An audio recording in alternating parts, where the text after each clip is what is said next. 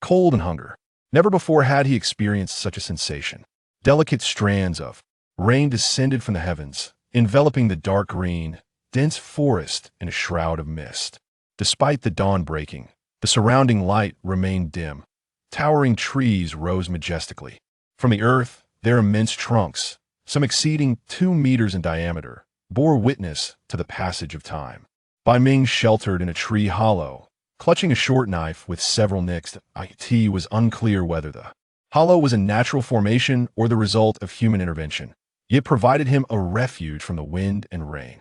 In one corner of the hollow lay some damp wood, suggesting that the rainy season had arrived. Since his arrival a week ago, he had observed nearly incessant rain. The wet branches were impossible to ignite. He had attempted to set them alight, only to be rewarded with a cloud of thick smoke. The humid air clung to his skin, making the coarse fabric of his clothing feel uncomfortably sticky. Though it offered little warmth, it spared him from the indignity of nudity, providing the most basic protection against the cold, preventing him from succumbing to the frigid night outside. The entrance of the hollow lay several leaf cups crafted from broad leaves and roots, each collecting the fine rainwater that dripped from above. Compared to the puddles on the ground, Bai Ming deemed the rainwater to be considerably cleaner. Once the leaf cups held a sufficient amount of water, Bai Ming carefully retrieved one. From beneath his shirt, he extracted 2 palm-sized pieces of dark yellowish hardtack. To be frank, he could not discern the exact composition of this sustenance. Its color and shape were repugnant, reminiscent of human excrement. Yet, no matter how distasteful it appeared, it was the only precious food he possessed to sustain his life and strength. The direct contact with his skin rendered the hardtack slightly warm, yet biting into it did nothing to soften its hardness. It resembled the type of dry bread he had once consumed, tough and unyielding. After some effort in breaking it apart, he discovered its bitter, slightly salty flavor and unpleasantness that amplified its texture. Bai Ming sensed that it was primarily composed of wild vegetables, dominating the mixture by at least 80%. The unpalatable taste triggered a physiological aversion within him, a desire to vomit. Nevertheless, Bai Ming suppressed the wave of nausea and managed to consume the 2 pieces of hardtack, swiftly raising the leaf cup to drink the water within. It was only after experiencing true hunger that one could fully appreciate the value of food. After a span of 10 minutes or so, the meager sustenance began to digest, transforming into energy to fuel his body, and Bai Ming felt a flicker of warmth spread through him. He exhaled, and in the damp, cold air, a faint white mist formed. The rain continued to fall. The sound of droplets striking the leaves and the ground was no longer the soothing symphony of nature he had known. Instead, it stirred a sense of irritation within him. Bai Ming felt his heart growing restless, troubled by his dire predicament and disheartened by his misfortunes. That he considered himself a person who had committed few grave misdeeds in his life, often indulging in small acts of kindness, though perhaps not worthy of great acclaim nonetheless. He believed he should not have fallen to such depths. His current predicament is somewhat bizarre, yet within the context of the past, it appears to be a rather common occurrence. It is merely a matter of traversing realms. However, in reality, Bai Ming feels as though he can scarcely endure any longer. Each moment is laden with trepidation for his life and the uncertainties of the future.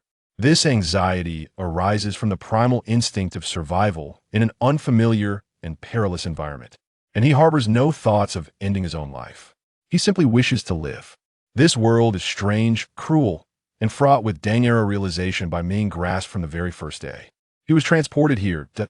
In a village steeped in ancient aesthetics, he encountered a multitude of human corpses, far exceeding 100, lying lifeless aside from the sickbeds. The bodies had swelled grotesquely under the relentless rain, their skins bursting, releasing a foul mixture of dark, viscous blood and decaying organs, with half-rotted eyeballs rolling from their sockets onto the ground. Witnessing such a scene, Bai Ming was unequivocally shattered. The stench of death and the grotesque sight compelled him to retch uncontrollably, expelling even the acid from his stomach. It was then that he comprehended how utterly inadequate his prior exposure to the deceased had been in preparing him for this horror. in a state of utter disarray, he fled, only to continually uncover the brutal realities of this world.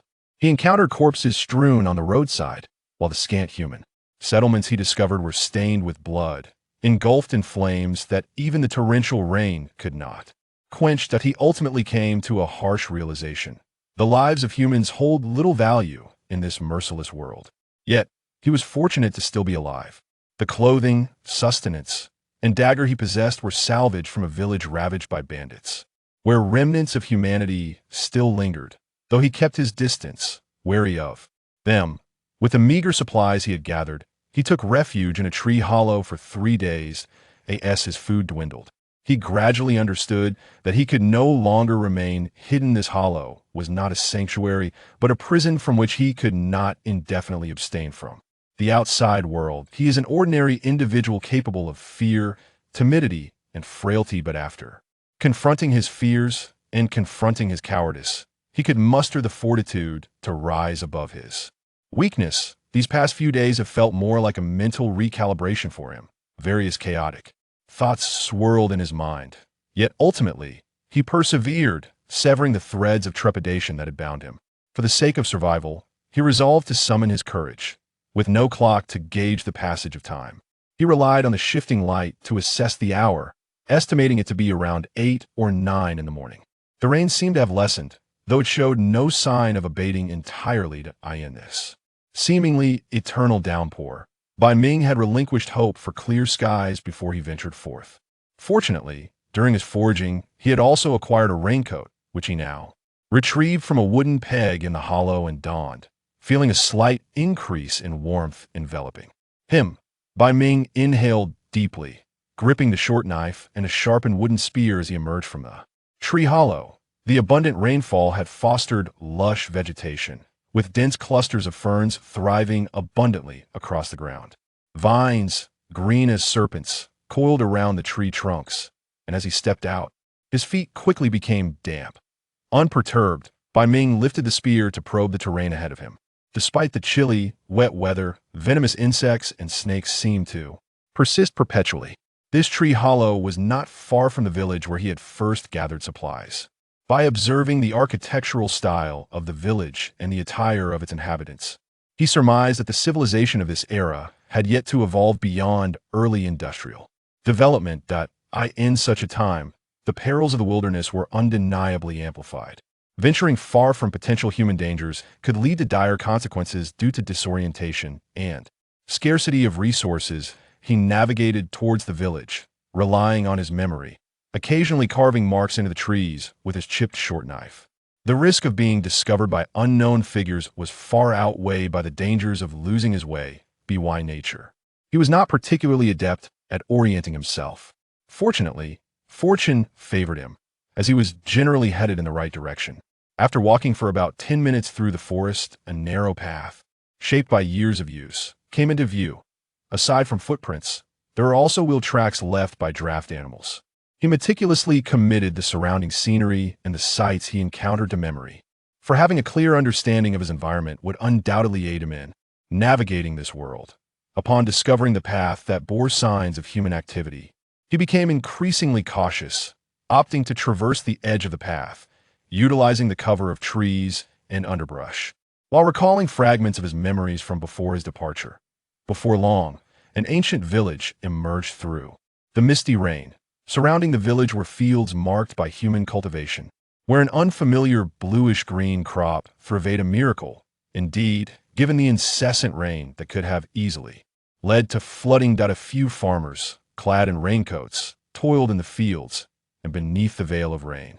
The village exuded a certain poetic charm, though the charred, blackened houses that lay within view shattered this aesthetic entirely. Bai Ming cautiously concealed himself in the grass, inching closer to the village to observe it all. That a surge of impulse stirred within him, an eager desire to step into this bastion of human civilization, where warm fires flickered, clean food awaited, sturdy shelters stood, and communication with others was possible. Yet the unease stemming from the unfamiliarity of the outside world compelled him to suppress this urge. That he silently scrutinized and analyzed everything he beheld. The village appeared to have a modest population, estimated at no more than 200 individuals based on the number of houses he could discern. The entire village appeared desolate and quiet beneath the curtain of rain. Few individuals he encountered were primarily hurried adult men, while the elderly and children seemed nearly absent from sight. As he lingered a bit longer, he discerned some ragged individuals seeking refuge under the eaves of the village's dwellings. They appeared to lack a place to call home.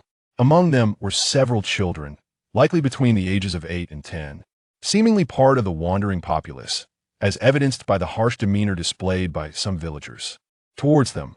This sight diminished the anticipation that had once stirred within him. Undoubtedly, this was a chaotic and dire world, and it was all too evident that in a place where material resources were scarce and survival was a struggle, the prospect of extending kindness to strangers was a distant hope. Subconsciously, he tightened his grip on the short knife in his hand, suddenly struck by a profound realization. The rain intensified once more, though the mist had somewhat dissipated. Lacking any currency or goods for trade, the scant supplies he possessed were all procured from this village. After dismissing the thought of entering the settlement, Bai Ming observed for a while longer before gradually departing. He did not rush back to the tree hollow. Instead, he ventured along a path cleared by human activity, seeking another direction. The raincoat shielded him from the rain while also insulating him from the biting cold, allowing his body to retain a modicum of warmth. However, the signs of human presence along the path would gradually fade with the relentless wash of the rain, compelling him to diligently search for areas where traces of activity lingered as directional indicators. He had not forgotten the vicious bandits he had previously encountered. It was likely safer in areas where humans congregated. The straw sandals he wore were painfully abrasive, and although his feet had somewhat recovered over the past few days, they were once again suffering. The delicate skin he had accustomed to was ill-suited for this torment, with every step causing sharp friction against his ankles. Perhaps it would be best to turn back. He contemplated retreat, battling an overwhelming reluctance to continue. Yet each moment of hesitation was followed by a resolute step toward the unknown. He was acutely aware that if he did not change his attitude, death would soon be his fate. As he trudged along, lost in memories, after about an hour, he stumbled upon another village shrouded in rain. Its size was comparable to the previous settlement he had envisioned, yet unlike the earlier village, this one had constructed a watchtower at its entrance, where a figure stood sentinel. As Bai Ming approached, he was spotted by the guard atop the tower, who sounded a piercing bamboo flute, prompting a cacophony of noise from within the village.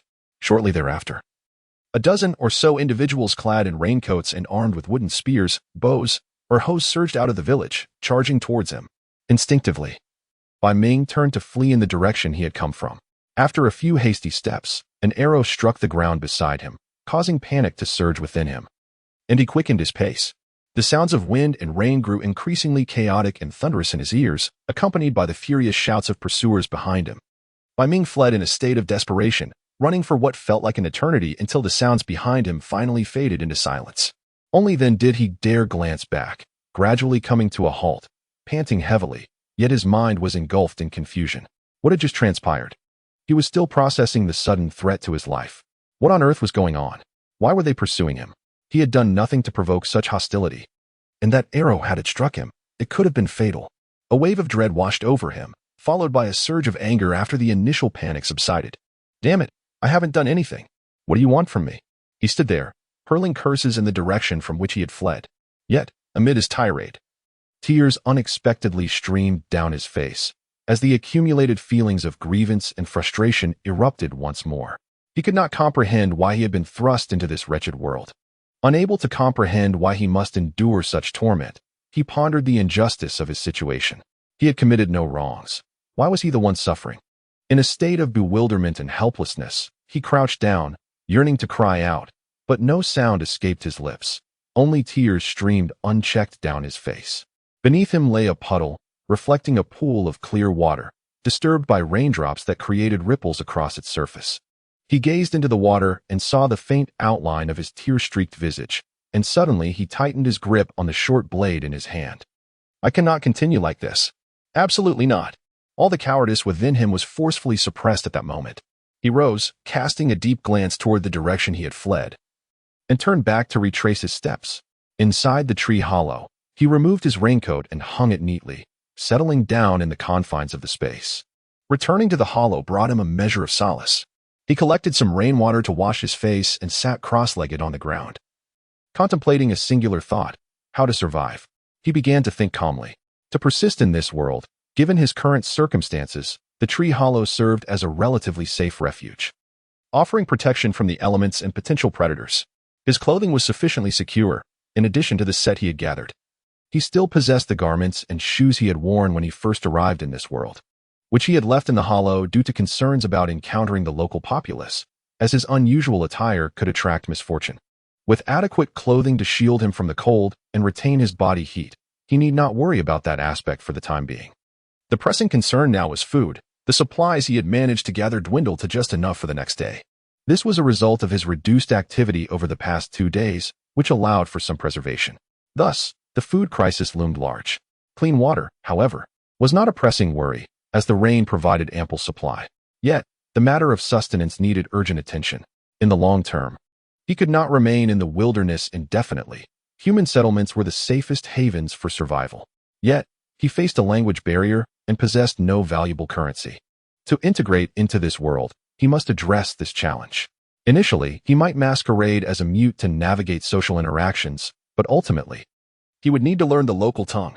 Moreover, he considered the possibility of enhancing his personal strength. In an era devoid of firearms, possessing formidable physical prowess could significantly improve his chances of survival. Beyond that, there was another element that might aid him.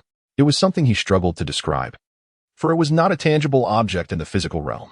He set aside a crude barrier woven from vines and branches to shield the entrance of the tree hollow, blocking much of the cold wind that would intrude. He removed one of his garments and wrapped himself in a worn blanket, grasping the knife in one hand while using the other as a pillow against the hollow, closing his eyes. Perhaps in a state of drowsiness, he unknowingly drifted into sleep. Consciousness, however, regained its clarity upon entering the realm of slumber. He found himself in a desolate landscape, shrouded in a gloomy haze. Shortly after his arrival, a figure materialized before him, akin to a virtual projection, hovering a mere 10 meters away. This time, he felt no trepidation or anxiety. Instead, he clenched the short dagger in his hand, yearning to advance, yet an invisible force restrained him, rendering him immobile. He remained still, awaiting what was to come. If one were to speak of acquiring a boon after traversing dimensions, then this enigmatic space might well be his. Each time he succumbed to sleep, he would manifest within this realm, where an identical figure would emerge to launch a relentless assault upon him, seemingly intent solely on his demise. In the beginning, he possessed no experience. Even with instinctual defenses, he was swiftly overwhelmed and met his end with a swift strike. In that moment, he believed he had truly perished. Yet after the beheading, he found himself resurrected once more. This cycle repeated itself. He was killed, revived, killed again, until he had met his demise a total of 9 times before he could escape this realm. However, the deaths within this space were not without consequence. They left him with excruciating headaches and a severely diminished mental state for the ensuing 2 days. After entering the space twice more, he finally discerned a semblance of pattern. This unknown realm could only be accessed when his mental state was relatively stable. Excessive deaths would deplete his mental reserves. Yet it was not necessary to die 9 times to exit, as he could choose to withdraw voluntarily, provided he possessed a clear intention. On his first foray, he suffered due to overwhelming panic, which led to his rapid demise on 9 occasions. The after effects were too burdensome to endure. Thus, after his first death during his 3rd entry last night, he hastily extricated himself. Initially, he had been daunted by the unfamiliar and the unknown. But now he began to shift his perspective. Since this mysterious space had manifested alongside his journey through dimensions, it must possess a purpose. If he wished to thrive in this perilous world, perhaps he could derive assistance from it. Undoubtedly, being slain by the entities within this enigmatic space was agonizing. The pain and the terror of impending death were in no way mitigated. It was precisely because of this stark and vivid shadow of death that he had hesitated to enter. Yet today's unexpected encounter and the piercing arrow revealed a profound truth to him. While the specter of death within that realm was terrifying, in reality, death was final. He was an ordinary individual, living in a time of peace, untouched by life and death crises. His greatest aspiration was to lead a life of idleness, indulging in greed and lust, often lacking discernment in his actions, engaging in trivial disputes, and expressing himself freely online. However, when confronted with genuine peril, The facade he had constructed around himself was utterly shattered. Since the time of our ancestors, a lengthy history of conflict spanning 5 millennia has unfolded. Inheriting their genes, Bai Ming possesses an inherent courage to risk everything. He has come to realize that his current predicament has awakened him to the stark truth. He is no longer in a safe world, and he must fight for his own survival. Believing that this mysterious realm may hold significance for him, exploration becomes inevitable. However, being slain each time he enters this space is simply untenable.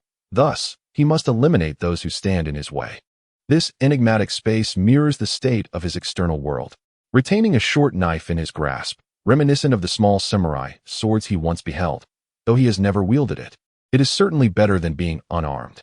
With a calm gaze, he observes the swiftly materializing silhouette before him, his grip tightening around the knife. Holding his breath, it is only after regaining composure that Bai Ming can discern the identity of the man who has fatally struck him multiple times. Clad in a brown and blue tunic, the figure resembles an ancient warrior, his robust physique akin to that of a butcher commonly seen in markets.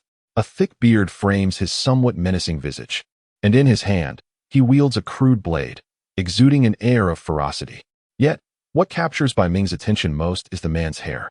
The top of his head is completely bald, resembling a monk at first glance, while a thin tail of hair dangles from the back, evoking a sense of absurdity in Bai Ming amidst the growing disdain within him. Although the reason for this man's relentless pursuit remains unclear, it has devolved into a mere struggle for survival. Having faced death 10 times, Bai Ming understands the terror embodied by this individual.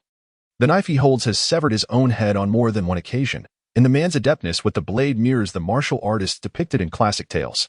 As a mere novice with no martial prowess, Bai Ming recognizes his minimal chances against such a formidable opponent. The transition of this space, from illusion to reality, is a process that seems to oscillate between slow and swift. Within mere seconds, a tangible giant emerges, and the binding force that restrained Bai Ming dissipates.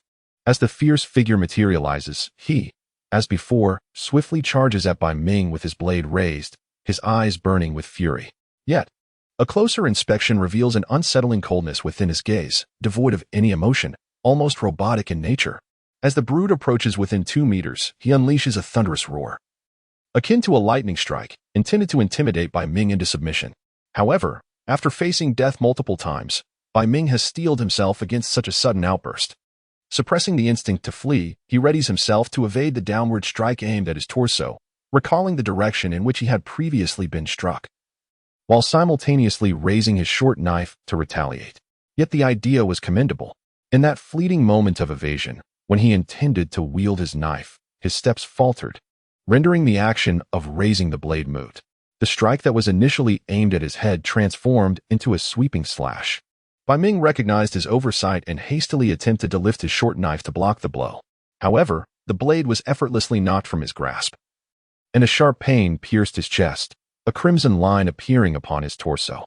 Before he could fully comprehend the situation, another strike landed upon his neck, plunging him into darkness and obliterating all awareness. Familiar darkness enveloped his consciousness, a brief buffer after death. Cursing his prior performance and the feedback acquired from their initial encounter, Bai Ming felt a wave of frustration. The disparity between himself and the burly man was stark. Beyond mere physical strength, there lay a chasm of experience. The adversary wielded the knife with remarkable skill, while his most intense confrontations had been mere skirmishes with classmates during high school. Acknowledging this gap initially left him disheartened. Yet he soon chastised himself. "You coward. After dying once, you wish to cower again? You are not truly dead, so fear not." After berating himself, Bai Ming rekindled his spirit. Just as he had scolded himself, if he faltered in this space where true death eluded him, his life would remain forever stagnant. Better to perish early than to languish. With a newfound ferocity, he embraced the reality of his situation. His momentary respite in darkness lasted scarcely a minute. Upon re-entering the space, the man before him was ready to engage once more. During the brief period of waiting for the restrictions to lift, Bai Ming began to strategize on how to best the opponent. A direct confrontation had proven futile, thus, he needed alternative approaches. Comparing his strengths and weaknesses against the hulking figure, he recognized that his knife skills paled in comparison, and the adversary's physical prowess far surpassed his own. Additionally, the man's speed and reflexes were superior. Attempting to flee this time, Bai Ming was swiftly pursued and dispatched from behind. Unlike the previous instance, he refrained from wallowing in despair. and continued his analysis. The current evaluation revealed a significant gap between him and his opponent. Yet he held on to the hope of discovering some advantage. On the third attempt, Bai Ming opted once more to evade, extending his survival by a mere 10 seconds compared to his last effort. The fourth encounter involved direct confrontation, while the fifth saw him retreating again. In the sixth, he faced his foe head-on.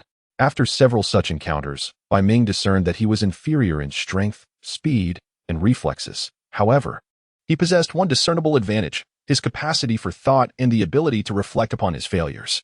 The adversary resembled a highly intelligent yet programmed automaton, executing the same initiation and attack patterns each time, lacking the ability to adapt or learn from previous exchanges, rendering him rather predictable. The discovery at this juncture greatly bolstered Bai Ming's confidence. It was akin to playing a game where, with sufficient experience, one could ultimately triumph over the adversary. However, under circumstances of external peril, he found himself lacking the luxury of time to refine his skills. The reality of his situation was dire, with imminent dangers lurking and dwindling supplies of sustenance. Having perished 6 times already, he recalled a pattern he had discerned: the greater the number of deaths, the more exhausting the toll on his vitality. He dreaded the headache that awaited him upon awakening the next day. After a moment's hesitation, he resolved to make one more attempt. Utilizing the brief respite afforded by his recent demise, he hastily devised a plan. For the 7th time, as he awaited his resurrection, he swiftly drew a blade across his left forearm. The body within that space mirrored his corporeal form perfectly until the moment of death. As the blade sliced through flesh, a torrent of crimson blood gushed forth. He took a mouthful of his own blood and swiftly tore a piece from his garment to bind his wounded arm. Just as he completed this task, the restraints dissipated, and the imposing figure before him lunged once more. With a fierce shout and a downward strike, Bai Ming unexpectedly advanced a step closer, raising his left arm to intercept. The sharp edge of the blade embedded itself into his arm, but thanks to the fabric's barrier, it did not sever his limb. Nevertheless, he had succeeded in closing the distance between himself and the giant. In that fleeting moment of obstruction, he spat the blood he had gathered directly into the giant's eyes, transforming it into a mist that surged toward him. Though the giant reacted with the rigidity of a programmed automaton, he retained some instinctual human reflexes. With the spray of blood, the giant instinctively closed his eyes, his grip on the blade faltering as it became momentarily ensnared in bone. The excruciating pain from the blade's cut nearly rendered Bai Ming immobile. Yet the agony and resentment from his previous deaths ignited a ferocity within him, momentarily dulling the pain. While his mind raged, it also remained lucid, enabling him to grasp the short knife in his hand. Seizing the brief seconds while the giant's eyes were shut, he swung at the giant's neck. Though the knife was battered and bore several nicks, it still served its purpose as a weapon. The pure physicality of the giant remained vulnerable before him. A thin line of blood appeared at the giant's neck. With renewed strength, the giant yanked the blade back into his grasp, his bloodied visage glowering furiously at Bai Ming. Yet he did not strike again. The trickle of blood from the neck quickly transformed into a gushing stream. With a powerful surge, blood erupted from the wound, and the giant's formidable frame collapsed heavily onto the desolate ground. Staring at the fallen body of the giant, Bai Ming stood momentarily stunned. Disbelief etched on his face as he gazed at the lifeless form before him. He had truly succeeded.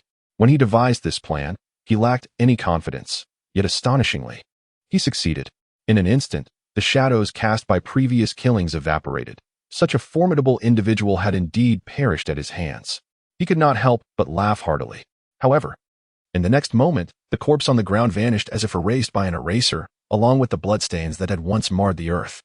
Bai Ming gazed in astonishment at this scene, only to realize that the wounds on his arm had also mysteriously healed, as if his condition had been refreshed. Yet, where the giant's body had once lain, 2 grayish-white orbs remained, enveloped in a misty haze that swiftly entered his mind.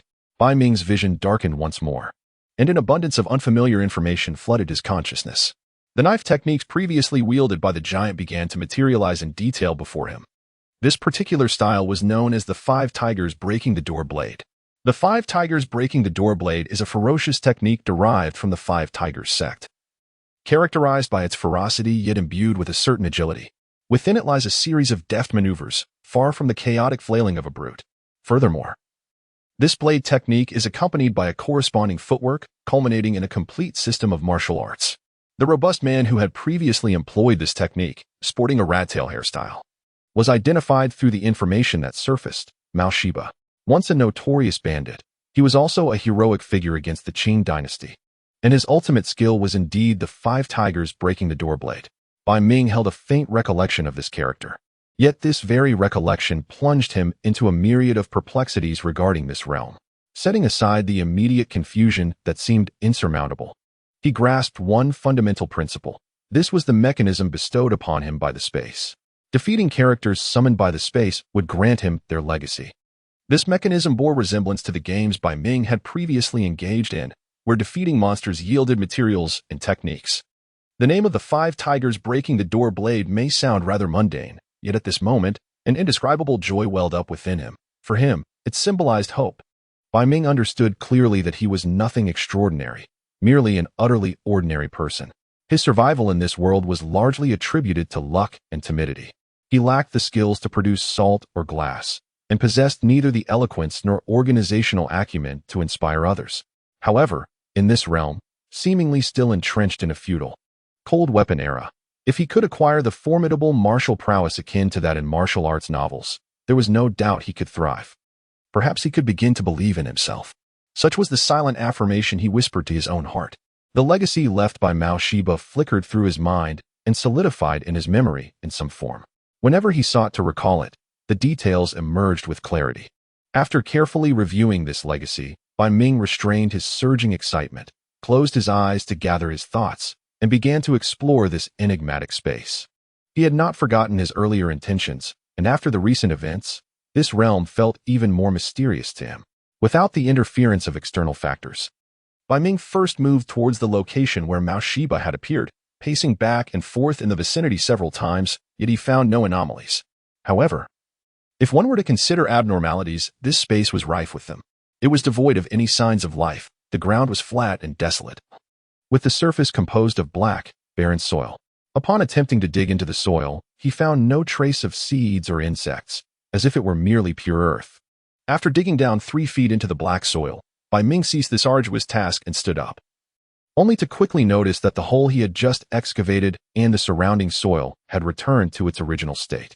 After several similar attempts, he surmised that this space possessed a certain refreshing mechanism, capable of restoring anomalies caused by external disturbances back to their original state, though the specifics of this mechanism required further analysis. On another note, this expanse lacked sunlight, bright moons, stars, or any other source of illumination, yet visibility remained remarkably clear. He chose a direction at random and walked forward, but after more than an hour, everything around him appeared unchanged, still vast and barren. Had he not sensed that he could exit this space at will, being confined within it would have been a source of profound despair. Abandoning the notion of continuing onward, Bai Ming glanced back at the path he had taken, but this realm bore no landmarks to guide him. What he believed to be a straight line had likely deviated from its course. After a moment of hesitation, he relinquished the idea of retracing his steps and also set aside the thought of pressing forward, choosing instead to remain in place. Recognizing the urgency of the situation, he began to study the 5 tigers break the door blade technique. It was imperative to enhance his personal martial prowess swiftly. This blade technique had been mysteriously imprinted in his mind by the space itself, yet memorizing it and applying it were 2 separate matters. Mastery could only come through diligent practice. This principle holds true across all fields. According to his understanding, the 5 tigers break the door blade was originally created with a total of 64 moves, but by the time it reached Mao Shiba, only 13 moves remained, which was all Bai Ming had learned. He initially practiced these 13 moves with his short blade, following his memory through 1 repetition, 2, and up to 10. He genuinely memorized the fundamental techniques of this blade style in a coherent manner, and then he began to study the knife skills within these 13 moves. The legacy described these techniques in great detail, and perhaps due to this, Bai Ming found his practice exceptionally smooth. Whenever he encountered something perplexing, he was able to validate his understanding immediately. The dagger felt excessively light, and after several practice sessions, he realized it was all too easy to swing the blade too quickly or to misdirect his strikes. Nevertheless, these external factors could only be momentarily disregarded. Without a clock, time within the space was unmeasurable. After what seemed like several hours, Bai Ming suddenly found himself enveloped in darkness, emerging from the enigmatic realm. The familiar sound of rain reached his ears, gradually sharpening into clarity. Upon opening his eyes, he discovered the cave was shrouded in dimness. Contrary to his expectations, he experienced no headache. Bai Ming surmised that after vanquishing Mao Shiba, his expended mental energy had undergone some form of restoration. Utilizing the faint light, he pushed aside the brush concealing the tree hollow, revealing a more spacious and illuminated interior. Though his arms and back ached slightly, the hollow's area was ample enough for him to curl up and lie down. The sky was considerably darker than when he had drifted into slumber. Based on Bai Ming's assessment, it must be around dusk. The rain continued to fall incessantly from the heavens, and Bai Muhai found himself pondering how such prolonged rainfall had yet to cause flooding. But he quickly chastised himself, realizing that if flooding did occur, he would be trapped in the wilderness with no means of escape, destined to await his demise. After moistening his parched lips, he fetched a few cups of water from a dripping point using a leaf cup, quenching his thirst and alleviating his hunger slightly, before gazing outside the tree hollow.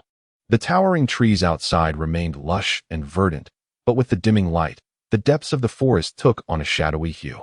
The vines entwined around the branches appeared to transform into serpents in the dusky atmosphere, and a sense of imminent peril began to emanate from the encroaching night. The dangers of the wilderness after dark were entirely disparate from those of the day. Civilization was still in its nascent agrarian stage, and although this area was near the fringes of human habitation, the risks remained undiminished. Over the past few nights, Bai Ming had taken refuge in the tree hollow, attuning himself to the ominous sounds of the forest after dark. Taking advantage of the remaining light, he consumed some water and stepped outside to stretch his limbs. He quickly relieved himself of bodily waste nearby before hastily returning to the hollow. Lacking omniscient vision, he knew that in the fading light, a moment's inattention could lead to a violent encounter with a ferocious beast. After securely covering the brush once more, he propped his poncho against it with a forked stick, leaving a narrow vent to ensure he wouldn't suffocate. Bai Ming retrieved 2 coarse grains, identical to those he had consumed in the morning, and meticulously chewed them. They were just as dry and unpalatable as before, yet this time, a flicker of hope for the future ignited within him. Following his meager dinner, Bai Ming, as was customary, sought to curl up within the tree hollow to conserve his energy, reminiscent of the winter routines of citizens shortly after the establishment of the nation. However, having begun to unravel some of the mysteries surrounding this space, he found his spirits unexpectedly lifted, and he felt no immediate urge to sleep. There were still matters that required his attention.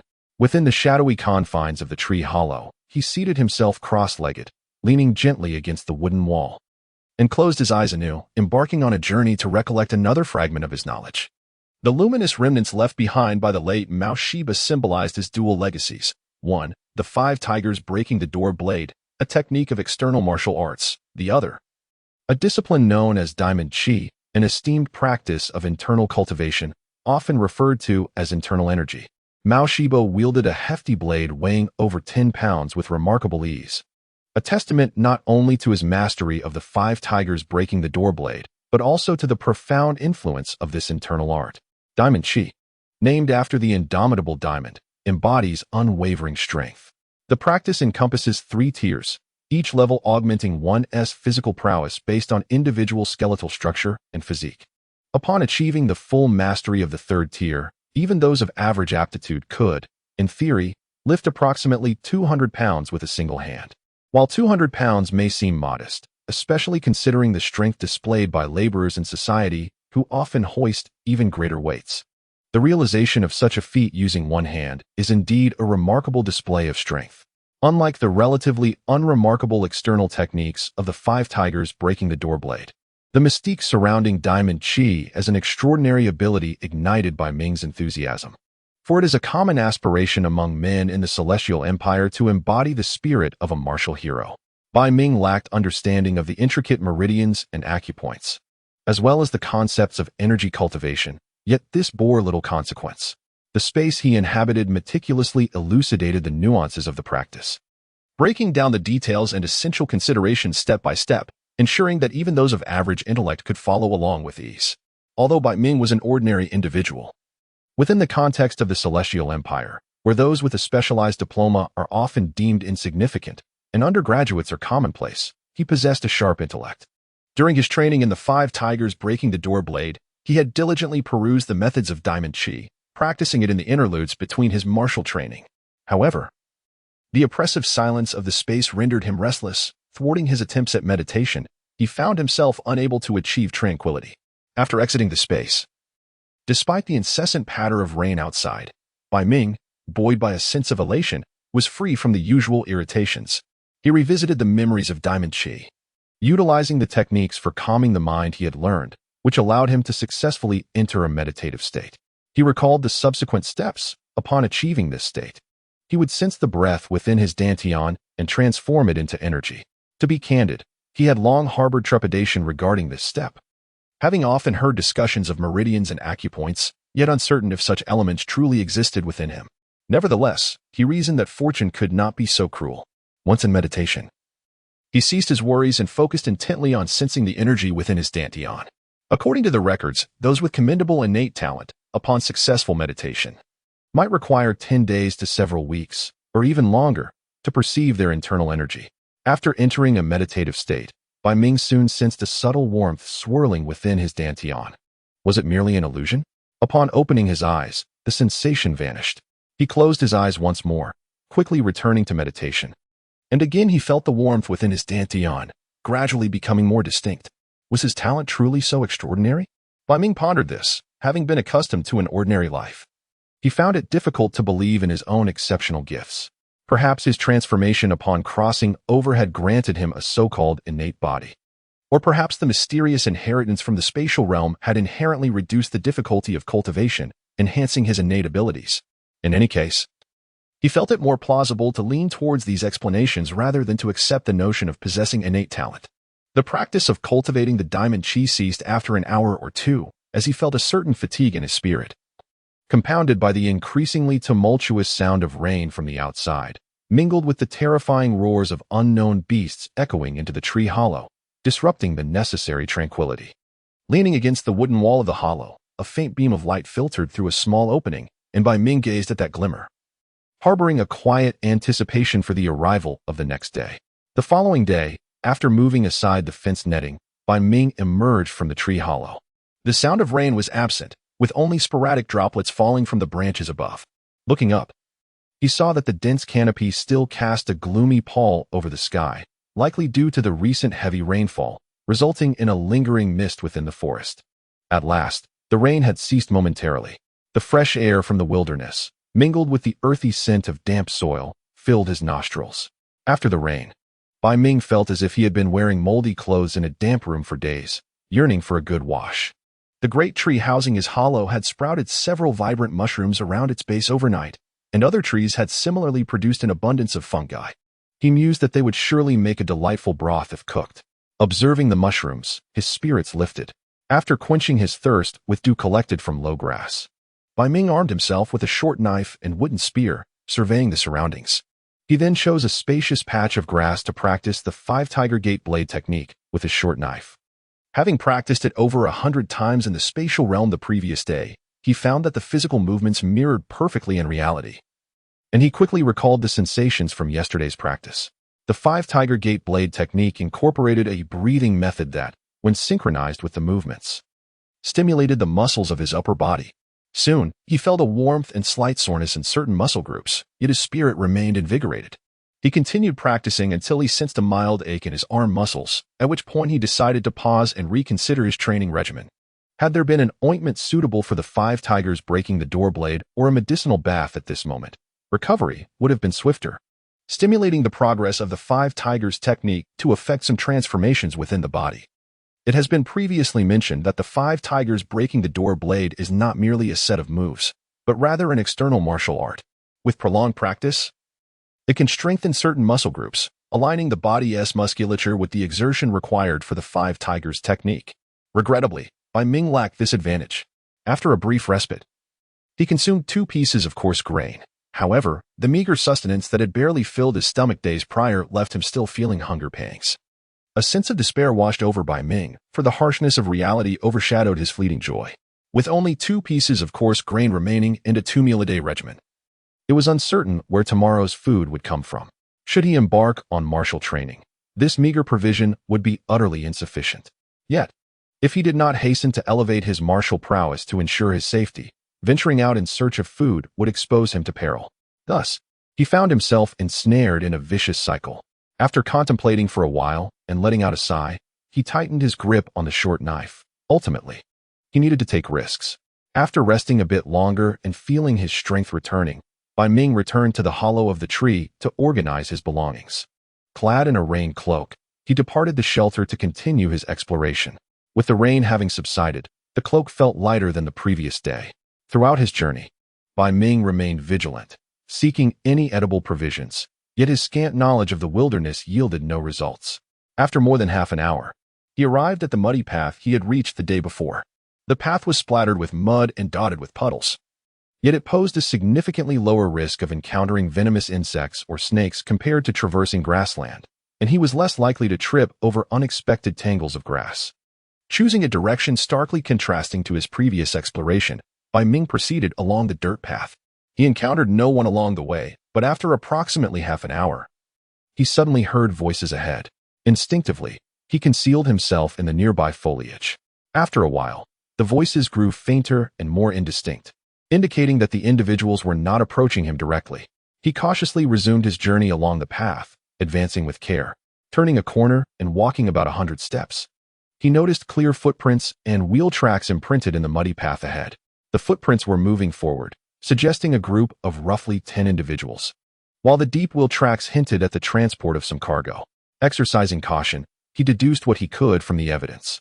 Following the footprints further, the dirt path wound through the woods, surrounded by tall grass that could easily conceal corners.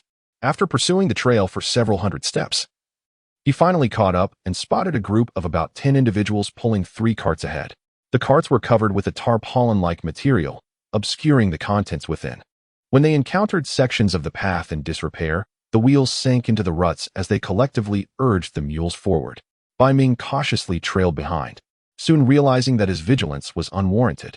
As he continued onward, the path gradually widened, connecting with numerous other routes, revealing traces of human activity.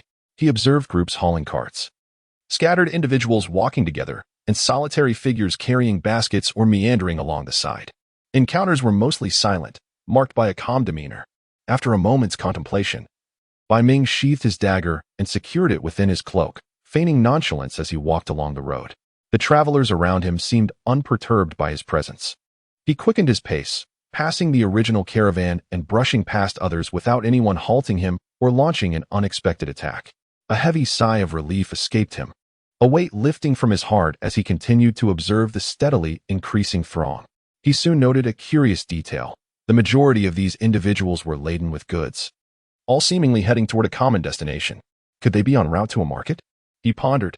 After following the crowd for roughly an hour, he emerged into a bright expanse beneath a canopy of gray clouds, where a small town materialized before him. This town lay upon a relatively flat plain, encircled by a towering concrete wall approximately 2 meters high. A long, broad road led to the town's entrance, its surface adorned with various small stones, meticulously flattened, devoid of the ruggedness and potholes of muddy paths. 2 straight chimneys soared into the sky, exhaling dark smoke that curled like poisonous mist from a serpent, enveloping the entire town. Bai Ming halted, momentarily lost in thought as he took in the scene, a sense of disbelief washing over him. In previous encounters, he had envisioned this as a feudal era characterized by cold weapons, untouched by industrial civilization. Yet, the towering chimneys belched forth black smoke, and even from his vantage point, he could faintly hear the hum of machinery. The town's structures predominantly comprised stone mixed with concrete, signaling that it had indeed begun its first industrial transformation. But what of the backward conditions he had witnessed earlier? Was this place a semi-colony? Had he traversed into Japan during the colonial period following the Black Ships incident? After experiencing the humanity of this world up close, and amidst the conversations of those around him, adorned in attire and hairstyles reminiscent of ancient Japan, he began to sense he had indeed crossed into a bygone era of Japan. Upon witnessing the town, with its industrial products indicative of transformation, he recognized that his previous notions of a feudal, cold weapon age needed reevaluation. Exhaling softly, Bai Ming temporarily quelled the tumult of thoughts within him, continuing to follow the flow of humanity. For now, he resolved to focus on addressing his basic need for sustenance before contemplating other matters. Given the town's scale and the influx of people, it seemed reasonable to assume a stable order existed within, and as long as he remained cautious, he should not have to overly worry about unexpected dangers. He hesitated slightly before deciding to enter, for he could not remain a wild man in the wilderness indefinitely. As he moved forward with the crowd, the path became somewhat congested. Bai Ming did not rush into the town. Instead, he walked leisurely, quietly observing the settlement before him. From his earlier vantage point, it appeared that the town would not be too large, likely accommodating several thousand inhabitants.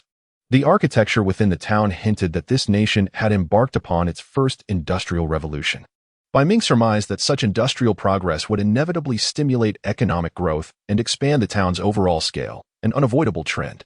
However, the town was encircled by a 2-meter-high wall, which seemed superfluous. From the perspective of the wall's purpose, it was meant to protect. Coupled with his previous encounters with fierce mountain bandits, it became evident that the world he inhabited, or perhaps the nation itself, was not tranquil.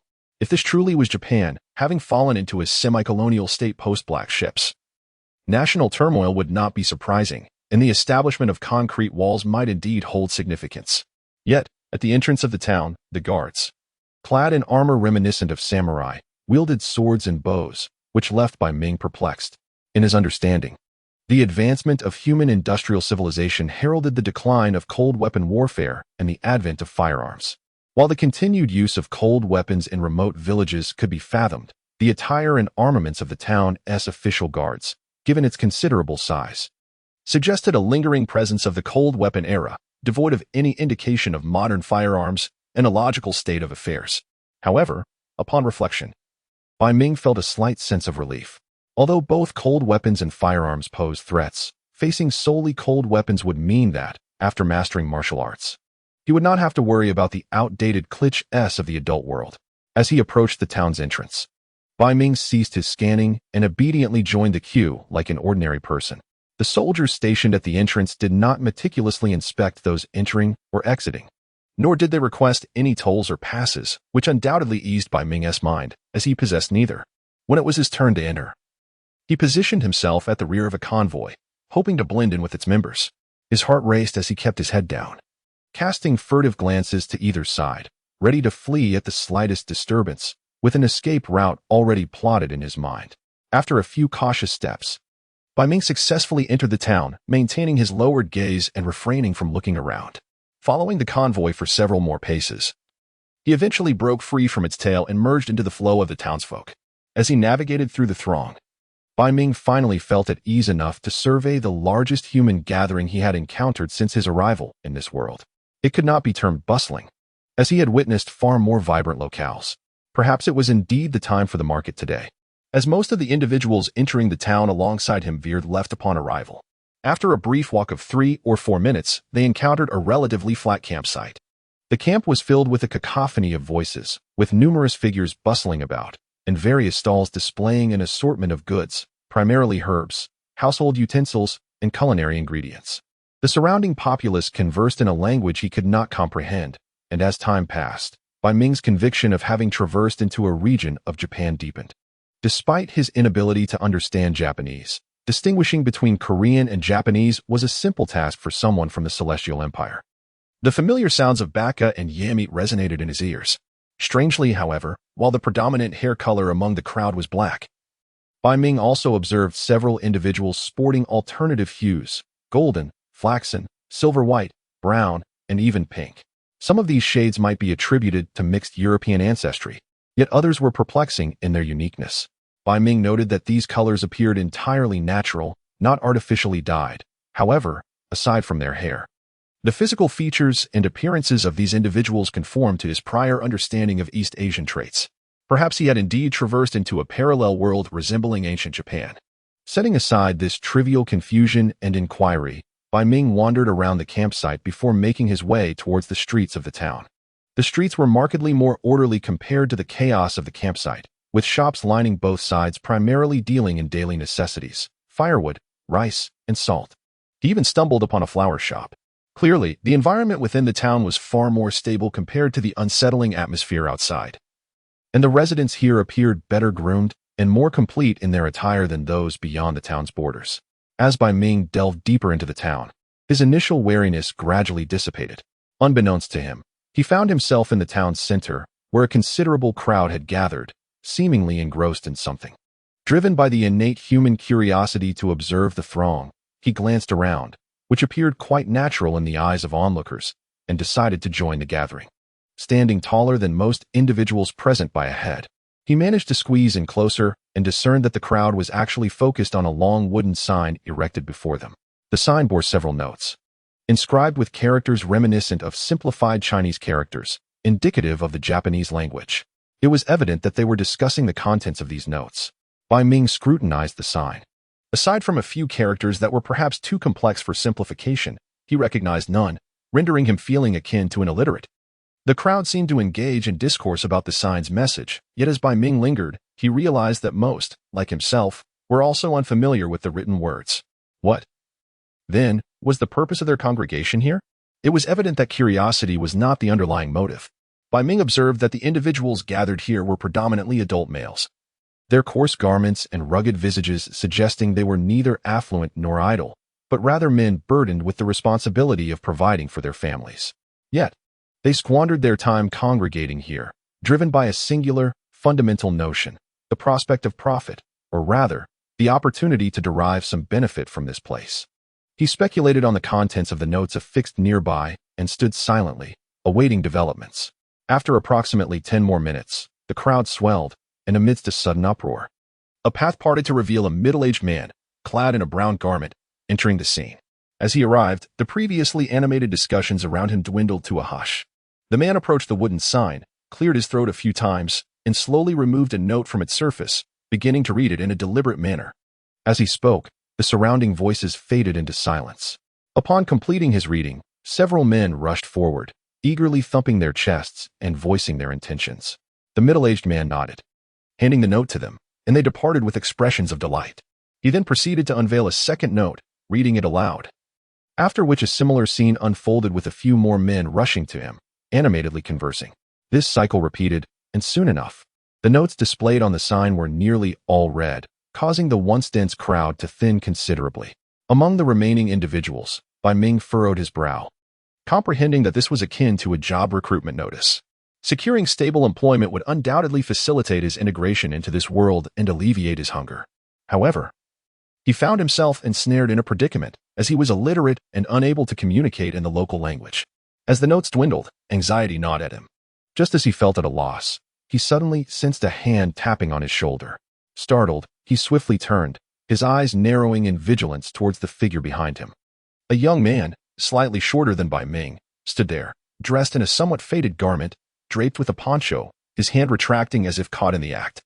Noticing Bai Ming's rapid and intense reaction, the young man stiffened momentarily, then awkwardly placed his hand behind his head, laughing nervously. "I'm sorry. I didn't mean to startle you," he stammered, introducing himself as Ping Zhe Aikir. Seeing no malice in the young man's demeanor, Bai Ming cautiously relaxed his grip on the knife handle concealed beneath his poncho, subtly lowering his left heel as he maintained a stoic expression. After a few forced chuckles, Ping Zhe Aikir felt a chill run down his spine under Bai Ming's unwavering gaze. Sensing an air of danger about him, he began to regret his earlier intentions. Yet, without a companion, he would be unable to apply for the job. After observing the scene for some time, it appeared that this solitary figure was the only one present who was both alone and physically suitable for the work at hand. He nervously swallowed, striving to present a warm and cheerful smile. My name is Aikir Harakawa. May I inquire if you're also here to seek employment?" The individual before him seemed to be pondering something, his gaze drifting towards the sign behind him. Lacking proficiency in both language and script, Bai Ming summoned his courage to engage with this new world while simultaneously harboring a profound wariness. To him, this world concealed myriad perilous traps, and a moment's negligence could cost him his life. Having unexpectedly communicated with a native of this world, Bai Ming recognized this encounter as a fortuitous opportunity amidst his vigilance. Thus, he chose not to depart but instead maintained a stoic expression, observing the facial nuances and details of the man before him with unprecedented scrutiny. The man conversing with him appeared to be in his 20s, likely already married with children in this era. His neck was slightly bent, his skin rough, and though he bore a smile, it could not entirely mask the hint of sorrow etched upon his face. His attire was patched in several places, and his wooden clogs revealed feet darkened by fresh mud. Ascending his leg, Bai Ming noticed a long scar that seemed to have only recently healed. In summary, this was clearly a destitute individual, much like the majority Bai Ming had encountered on his journey. Yet, why would such a person approach him? The most straightforward assumption would be one of self-interest. While conversing, the man also cast glances at the sign behind Bai Ming. As the notes dwindled once more, Bai Ming discerned the anxious expression on the man's face. Was he seeking collaboration? Ikir Hirakawa, observing Bai Ming's silence, grew increasingly anxious. For his recent injury had delayed him at home for half a month. His family was now on the verge of starvation, and without earning money to return home, they risked succumbing to hunger. Furthermore, this injury had cost him his previous work companions. The notices on the board were all job postings from the town, akin to casual labor. I am not a bad person. I am merely human. I see you too are seeking work. Would you like to join me? We can divide the earnings based on our efforts, Ikir earnestly invited. However, Bai Ming remained expressionless and unresponsive, causing Ikir to hesitate, contemplating seeking others to collaborate with instead. Just as disappointment began to set in, and he prepared to leave, Bai Ming finally reacted. He pointed at his mouth, then to his ears, and made a gesture of shaking his head. Ikir, puzzled, speculated, "You cannot hear or speak." Bai Ming reiterated his previous gestures. A look of realization washed over Ikir as he confirmed his assumption. Bai Ming then turned to indicate the notice board, pointed to himself and Ikir, and clasped his hands together, nodding vigorously. "You mean to say we can work together?" Ikir understood, instinctively gesturing back while speaking. In moments when language barriers arise, the significance of gestural communication becomes increasingly apparent. After some animated gestures between the two, they seemed to grasp each other's intentions. Hirazawa Ikir signaled for Hakazawa to follow him, prompting the latter to speculate as he trailed behind. After the middle-aged man recited a note, he hurriedly took Hakazawa along. "Matsuyama Dano, we wish to undertake this task." Hirazawa Ikir respectfully bowed to the middle-aged man, a familiar and obsequious smile adorning his face. "Ah, Hirazawa, your injury has healed," Matsuyama remarked, recognizing the young man before him and expressing satisfaction with his demeanor. "You have a new companion this time." He glanced at Hakazawa, who stood behind him, clad in the coarse garments of the impoverished, his face dirty and bearing a somewhat vacant expression. "I have not seen him before," he inquired casually. Hirazawa Ikir displayed a semblance of trepidation. "Thank you for your concern, Matsuyama Dano. This is my distant relative. Due to his condition as a deaf mute, my aunt sent him to seek refuge with me, hoping we might share our sustenance." "Very well," Matsuyama nodded, choosing not to pursue the matter further as he handed over the note he held. Matsuyama promptly led Hakazawa away from the crowd. Unaware of the fabricated identity conjured by Hirazawa Ikir, Hakazawa remained oblivious to the underlying motives behind this deception. In the town, the burgeoning population and economic development often necessitated additional labor, leading to the appearance of notice boards adorned with job descriptions. However, such opportunities were limited, frequently inciting competition, particularly for positions that offered substantial pay with minimal effort. In such a climate of scarcity, individuals striving to survive often exhibited hostility towards newcomers. Thus, Hirazawa Ikir's creation of an identity for Hakazawa was a means to mitigate potential troubles while also projecting a sense of authority to outsiders. Consequently, upon completion of their tasks, payments would be made directly to him for distribution. As Hirazawa Ikir guided Hakazawa through the town, he discovered that its expanse exceeded his expectations, encountering various novel sights along the way. After approximately 10 minutes, they arrived at their workplace, a textile factory in need of goods transportation. After a brief exchange with the person in charge, the two commenced their labor. Never before had Hakazawa engaged in such physically demanding work. It wasn't long before he felt a dull ache in his back. In contrast, Hirazawa Ikir appeared unaffected, his breathing steady and composed. Hakazawa remained silent, compelling himself to persevere alongside Hirazawa Ikir, occasionally pausing to take deep breaths in an effort to regain his composure before resuming the task of moving the cargo. Before long, a gentle rain began to fall anew. After transporting all the boxes, Hakazawa estimated that 2 to 3 hours had elapsed. He cupped his hands to catch the rainwater cascading from the eaves, taking a few sips before a chill settled in his stomach, overpowering the persistent discomfort he felt. The frail old man, who had received the two, slowly emerged after they completed their tasks. He was approached by Heisei Ichiro, who exchanged a few words with him before the old man handed over a small stack of banknotes and several coins to Ichiro. with a grateful smile. Ichiro bid farewell to the old man. Once the old man had vanished from sight, Ichiro spat in the direction he had disappeared and muttered a few curses. He then turned to Bai Ming, flashed a smile, and beckoned him to come closer as they prepared to divide the earnings at the factory entrance. There were 12 banknotes, each slightly smaller than his palm, marked with the numeral 100, adorned with a symbol resembling a rain cloud. There were no human figures depicted, and it appeared devoid of any anti-counterfeiting technology. Bai Ming, intrigued by this currency, wondered if paper money had become the mainstream form of currency here. Was it based on the gold standard? Ichiro distributed 5 banknotes and 3 coins to him, gesturing as if to explain something further. Holding the money, Bai Ming nodded in acknowledgement, waving his hand to indicate that everything was fine. He did not feel that Ichiro had been unfair in the distribution. He believed Ichiro had contributed more in their collaboration. Thus he accepted the division wholeheartedly. After all, humans are fundamentally creatures of self-interest. Seeing Bai Ming's agreement rather than dissent, Ichiro displayed an even friendlier smile, patting Bai Ming on the shoulder. Initially, he had some reservations about Bai Ming's height and work pace. But now he perceived Bai Ming to be quite reasonable. He gestured to Bai Ming, asking if he wanted to grab a bite to eat. Bai Ming nodded eagerly.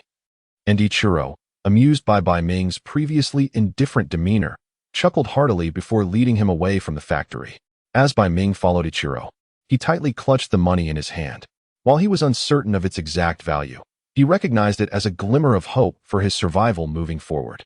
Ichiro brought Bai Ming to an izakaya, where the proprietor was a short, thin middle-aged woman, accompanied by a slender, dark-faced little girl who seemed to be helping out in the establishment. After ordering some dishes, Ichiro inquired about Bai Ming's preferences. Bai Ming gestured for him to order on his behalf, and Ichiro obliged.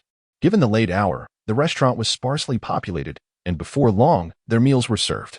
They were presented with a bowl of brown rice mixed with wild vegetables and a steaming hot soup containing radishes and more wild greens. Upon seeing the warm food, Bai Ming's eyes lit up, and he eagerly grabbed his chopsticks, devouring the meal voraciously. After finishing one serving, he still felt hungry and ordered another. Finally satisfied as he patted his belly. The concept of happiness can take many forms. Often, it blossoms after achieving a long-sought goal. For Bai Ming, this moment epitomized such happiness. His current joy lay in the simple pleasure of having a full stomach. What a hearty appetite he had. Ichiro Hirasawa gazed at the 2 empty bowls and chopsticks devoid of any remnants placed before Bai Ming, and with a smile, he expressed his admiration. However, he soon realized that Bai Ming could not hear his words, prompting him to shake his head and hasten his meal. When it came time to settle the bill, under Hirasawa's guidance, Bai Ming handed over a banknote to cover his dining expenses. Bai Ming estimated the value of the currency, finding it to be worth significantly more than he had anticipated, alleviating his immediate concerns about starvation for the next few days. With the matter of sustenance resolved, Bai Ming grasped Hirasawa's arm, gesturing for assistance in locating a place to sleep. He felt no attachment to the tree hollow, as the dangers of the wilderness loomed omnipresent, and that location offered him little solace. Initially, he had intended to secure new supplies to sustain his life, but now, having inadvertently entered this orderly little town, he was in no rush to depart. His priorities shifted. He aimed to find a safe place to rest, earn some money, and learn the local language to integrate into this new world. Compared to his previous existence as a wild man with no food, Bai Ming was willing to accept some risks. Upon grasping Bai Ming's situation, Hirasawa was slightly taken aback by his lack of accommodation but soon contemplated something, nodding in understanding. After all, he was merely a vagabond. Chaos had seemingly never strayed far from this country, and disasters could strike unexpectedly. Individuals like Bai Ming, stripped of everything, were not uncommon. They wandered like stray dogs, and the plight of a deaf-mute was undoubtedly more harrowing. The marks left by Bai Ming's week of hardship in the wilderness only reinforced his appearance as a drifter. He patted his chest, indicating to Bai Ming that he would take care of it. Though the two had already exited the izakaya, Hirasawa led him back, lifting the curtain at the entrance and re-entering. Bai Ming observed Hirasawa speaking to the proprietor, a short, slender woman, gesturing towards him. The woman appeared somewhat troubled, but ultimately nodded in agreement, her gaze towards Bai Ming softening with a hint of sympathy. Bai Ming surmised the situation, and after Hirasawa had finalized the arrangements, he began to gesture once more. Accommodation, of course, was not complimentary. After a series of gestures, he learned that staying for 4 days would require a banknote of 100, akin to the daily cost of a meal for lodging. Bai Ming had no objections and promptly nodded in agreement, handing the proprietress a 100 banknote without hesitation. After securing Bai Ming's lodging, Hirasawa prepared to take his leave. But Bai Ming produced 2 banknotes and extended them to him, performing a gesture of gratitude with his hands clasped together. Hirasawa was momentarily taken aback by Bai Ming's gesture, surprised to see the money in his hands, and he attempted to return it, insisting it was unnecessary. Bai Ming resolutely shook his head. Ichiro Hiranuma, observing the earnest demeanor of Bai Ming, nodded in acknowledgement, revealing a smile that was far more genuine than the feigned friendliness he had exhibited initially. The notion that assistance from others is neither expected nor necessary is a reality. Most relationships are maintained through mutual benefit, as only such interests foster amicable interactions. Bai Ming was acutely aware of this truth. For it is rare for individuals to harbor animosity toward those who can provide them with advantages.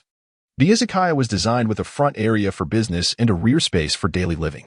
The establishment was sparsely populated. A petite, slender woman appeared to be the owner, guiding a young girl, presumably her daughter, who watched over the shop.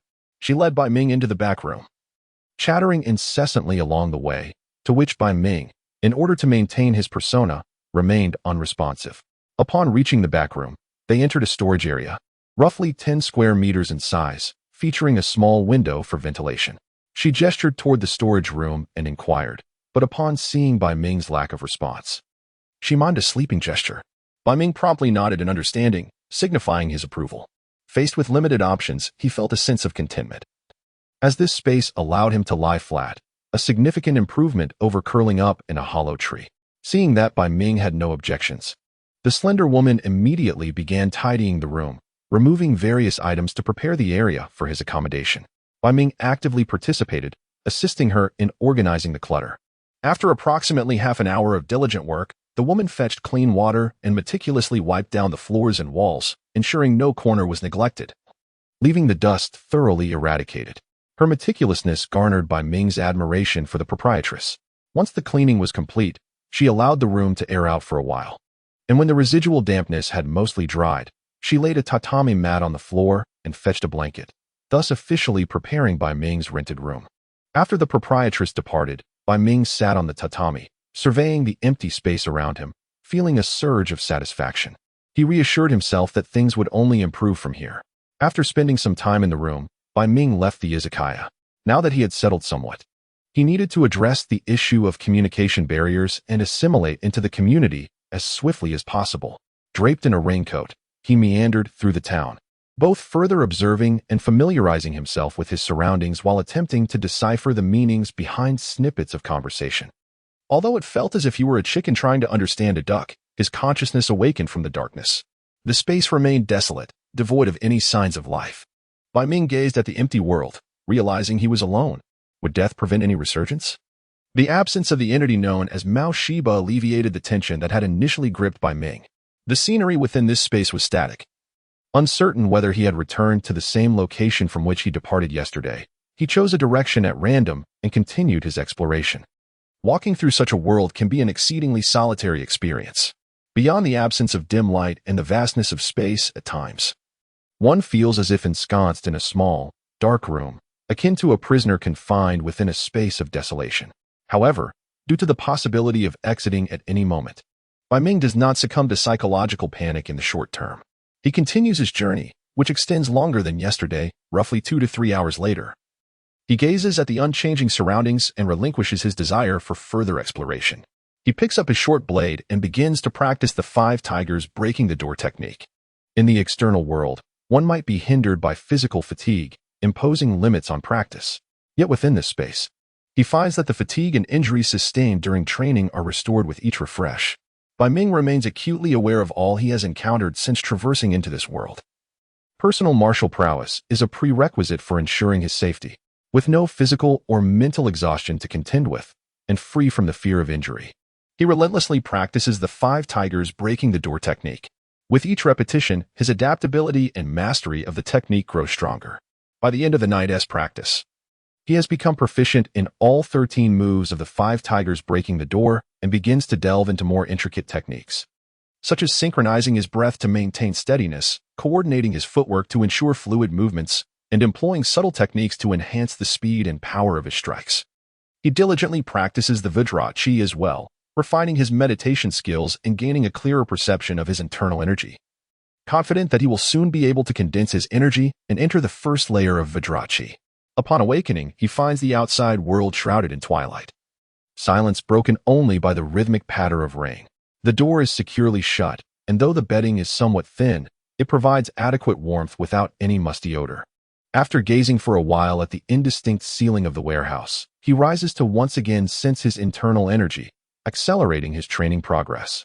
Practicing the 5 tigers breaking the door in the external world is temporarily unfeasible, as it would create too much commotion, necessitating a pause.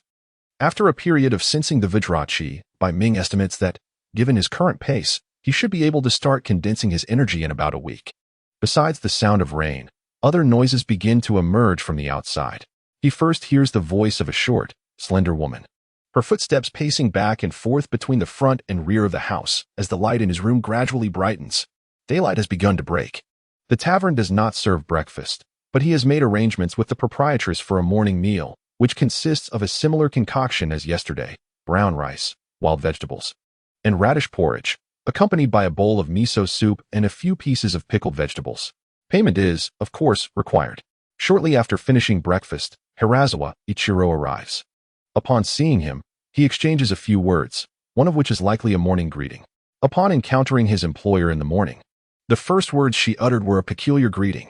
After responding to her, Bai Ming followed. He pings Ichiro once more to the notice board from the day prior, where a throng of people clustered, just as the day before. The notice board seldom featured long-term job postings. This time, the two accepted a task to clean up the town's refuse. Bai Ming gazed at the mountainous piles of trash, gritted his teeth, fashioned a cloth into a mask to cover his mouth and nose, and immersed himself in the labor. Earning money was not beneath him. Time appeared to adopt a more regular and stable rhythm. During the day, he toiled diligently, striving to master the language of this land, while at night, after succumbing to slumber, he practiced in the realm of meditation. However, not every day yielded work, and the compensation was often inequitable. Some days might pass without a single earning, while on others, he might only accrue a meager sum of 100 or 200 coins, barely enough to cover his daily sustenance and lodging. Yet, overall, this existence was vastly superior to a life of wandering in the wilderness. And Bai Ming was gradually acclimating to his new surroundings. The tranquil night was accompanied solely by the gentle patter of rain. In a moment of deep meditation, the sensation of a vital energy became increasingly distinct. In a fleeting instant, Bai Ming's thoughts stirred, and that clear energy surged forth with a rhythmic pulse akin to a heartbeat, condensing into a small orb the size of a soybean within his dantian. The energy had transitioned from the abstract to the tangible, departing from mere illusion. Bai Ming opened his eyes in delight. This time, even without entering meditation, he could distinctly sense the energy seed in his dantian. Thus, his cultivation of the Vajra energy had officially entered its first stage, and the subsequent practice would involve gradually strengthening the energy seed, nurturing more internal energy, and then opening the necessary meridians and acupoints. After the initial joy, Bai Ming reflected on his cultivation journey: meditation, sensing energy, and condensing the seed. These 3 steps had unfolded almost seamlessly, with minimal obstacles encountered. The space had analyzed the Vajra energy in a manner he could comprehend with remarkable clarity, and even in moments of confusion, he swiftly navigated through the trials presented by the space. It had only been about 10 days since he began his cultivation to successfully condense the energy seed, a fact that left Bai Ming thoroughly satisfied. Everything was improving, and it would only continue to get better. He gazed at the still dim and overcast sky, his eyes brimming with hope. Half a month had passed since the energy seed was condensed. In the evening, the ramen stall, adorned with lanterns, beckoned. After savoring the last mouthful of ramen from a large bowl, Bai Ming contentedly set down his chopsticks, wiping his mouth with his sleeve as he turned to the proprietor. The ramen stall owner, now familiar with this reticent patron, extended 2 fingers in acknowledgement. A total of 200 coins. Thank you for your patronage. Bai Ming silently nodded. Feeling a twinge of discomfort, he had understood the owner's words clearly, as terms related to money were the first he had learned out of necessity. The pork bone soup ramen, priced at 80 coins per bowl, combined with an additional serving of fried pork cutlet, totaled 100 coins. And though he had consumed 2 bowls, he still felt only moderately full. He let out a quiet sigh, and after settling the payment, He slowly rose and made his way towards the izakaya. His appetite had notably increased ever since the successful cultivation of his vital energy. He had observed a continuous rise in his food consumption, although the demands of manual labor contributed to this. The escalation in his appetite surpassed what would be deemed necessary by physiological standards. Over the past fortnight, his food intake had nearly doubled. Should he adhere solely to a vegetarian diet, his requirements would soar even higher. However, alongside this burgeoning appetite, his body was undergoing subtle transformations. The most conspicuous change was in his strength, which, compared to before, had seen a slight enhancement, making arduous tasks feel considerably easier. Furthermore, in terms of physical fitness, the persistent damp and chilly climate had previously left him feeling cold despite layers of clothing. Yet, following the solidification of his vital energy, that chill had dissipated, and his endurance had significantly improved. Bai Ming understood that this was a natural consequence of entering the first stage of his cultivation, nourished by internal energy, resulting in a robust physique. As he progressed in his training, these changes would not only be sustained, but would also amplify, with his heightened appetite necessitating greater nutritional intake to reinforce his body. Unfortunately, this increased consumption strained his finances further, rendering his already modest existence even more precarious, a source of helplessness. As dusk deepened, the streets became sparsely populated, with raindrops converging into rivulets that streamed along the elevated center of the concrete pathway, draining into the gutters on either side. The atmosphere within the town grew increasingly desolate as twilight settled in. Bai Ming traversed an empty alley when he suddenly heard rapid footsteps approaching from behind, seemingly drawing closer to him. Initially oblivious, he suddenly sensed something amiss. Before he could react, he was struck hard in the back, losing his balance and tumbling forward. He fell awkwardly to the ground, and before he could register the pain from his fall, a heavy presence pressed down upon him, pinning his head and kneeling on his back, stifling his instinctive resistance. "Be quiet," a menacing voice growled as it forcefully slammed his head against the ground. Bai Ming felt several jarring impacts, and his vision blurred, plunging into darkness as his mind went blank. As he sensed Bai Ming's struggle waning, his assailant began to rummage through his belongings. Upon discovering his purse, a glimmer of delight appeared on his face as he pocketed it. "Ugh!" He spat contemptuously on Bai Ming's head and delivered another kick. "Damn deaf fool, can't you behave?" He glanced at Bai Ming, who lay motionless on the ground, shook his head in disdain, and began inspecting the contents of the purse as he walked away. "Curse it, is this all there is?" Idida Masaneo poured the coins from the purse into his palm, revealing several hundred tael bills and a handful of copper coins. Just as he began to curse his meager haul, an arm suddenly emerged from behind, tightening around his neck with a vice-like grip. A wave of suffocating pressure surged through Idida Masaneo's throat, triggering an intense sense of asphyxiation in his mind. He immediately panicked, attempting to pry himself free from the grip on his arm. However, once his neck was ensnared, he found it impossible to muster any strength, resorting instead to futilely clawing at that arm with his fingers. The individual choking him showed no sign of relenting. The pressure from the arm only intensified. As 30 seconds elapsed, the strength in Itada's arm suddenly waned, his head lolling to one side as if it had lost all gravity. 1, 2, 3, 4.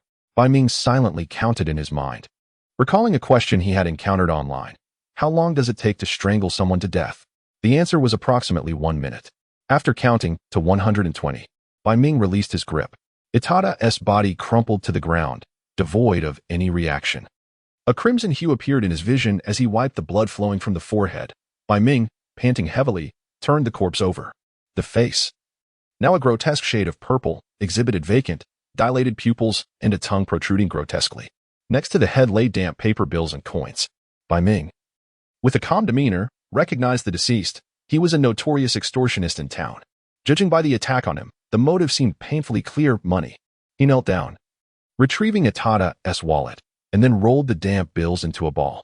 1 bill, 2 bills, first the paper currency, then the coins. All were stuffed into Itada's mouth. "Since you have such an affinity for money, consider this your ransom for life.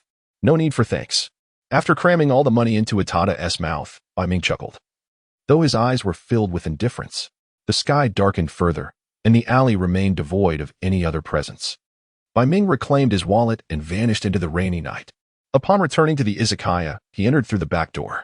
As he pushed the door open, the proprietress's daughter, Kiyo, was walking by with a lantern and upon seeing Bai Ming covered in blood, she gasped in shock. Bai Ming casually explained that he had accidentally fallen and requested her to prepare hot water for a bath. With money, many things can become convenient. After more than half an hour, the hot water was ready. He shed his drenched clothing, handing it to Kiyo for washing, and changed into a dry outfit before retreating to his room. Inside, the room had been furnished with a few additional items, a table, stools, and cups, sitting cross-legged within. Bai Ming grasped the short knife he had just retrieved.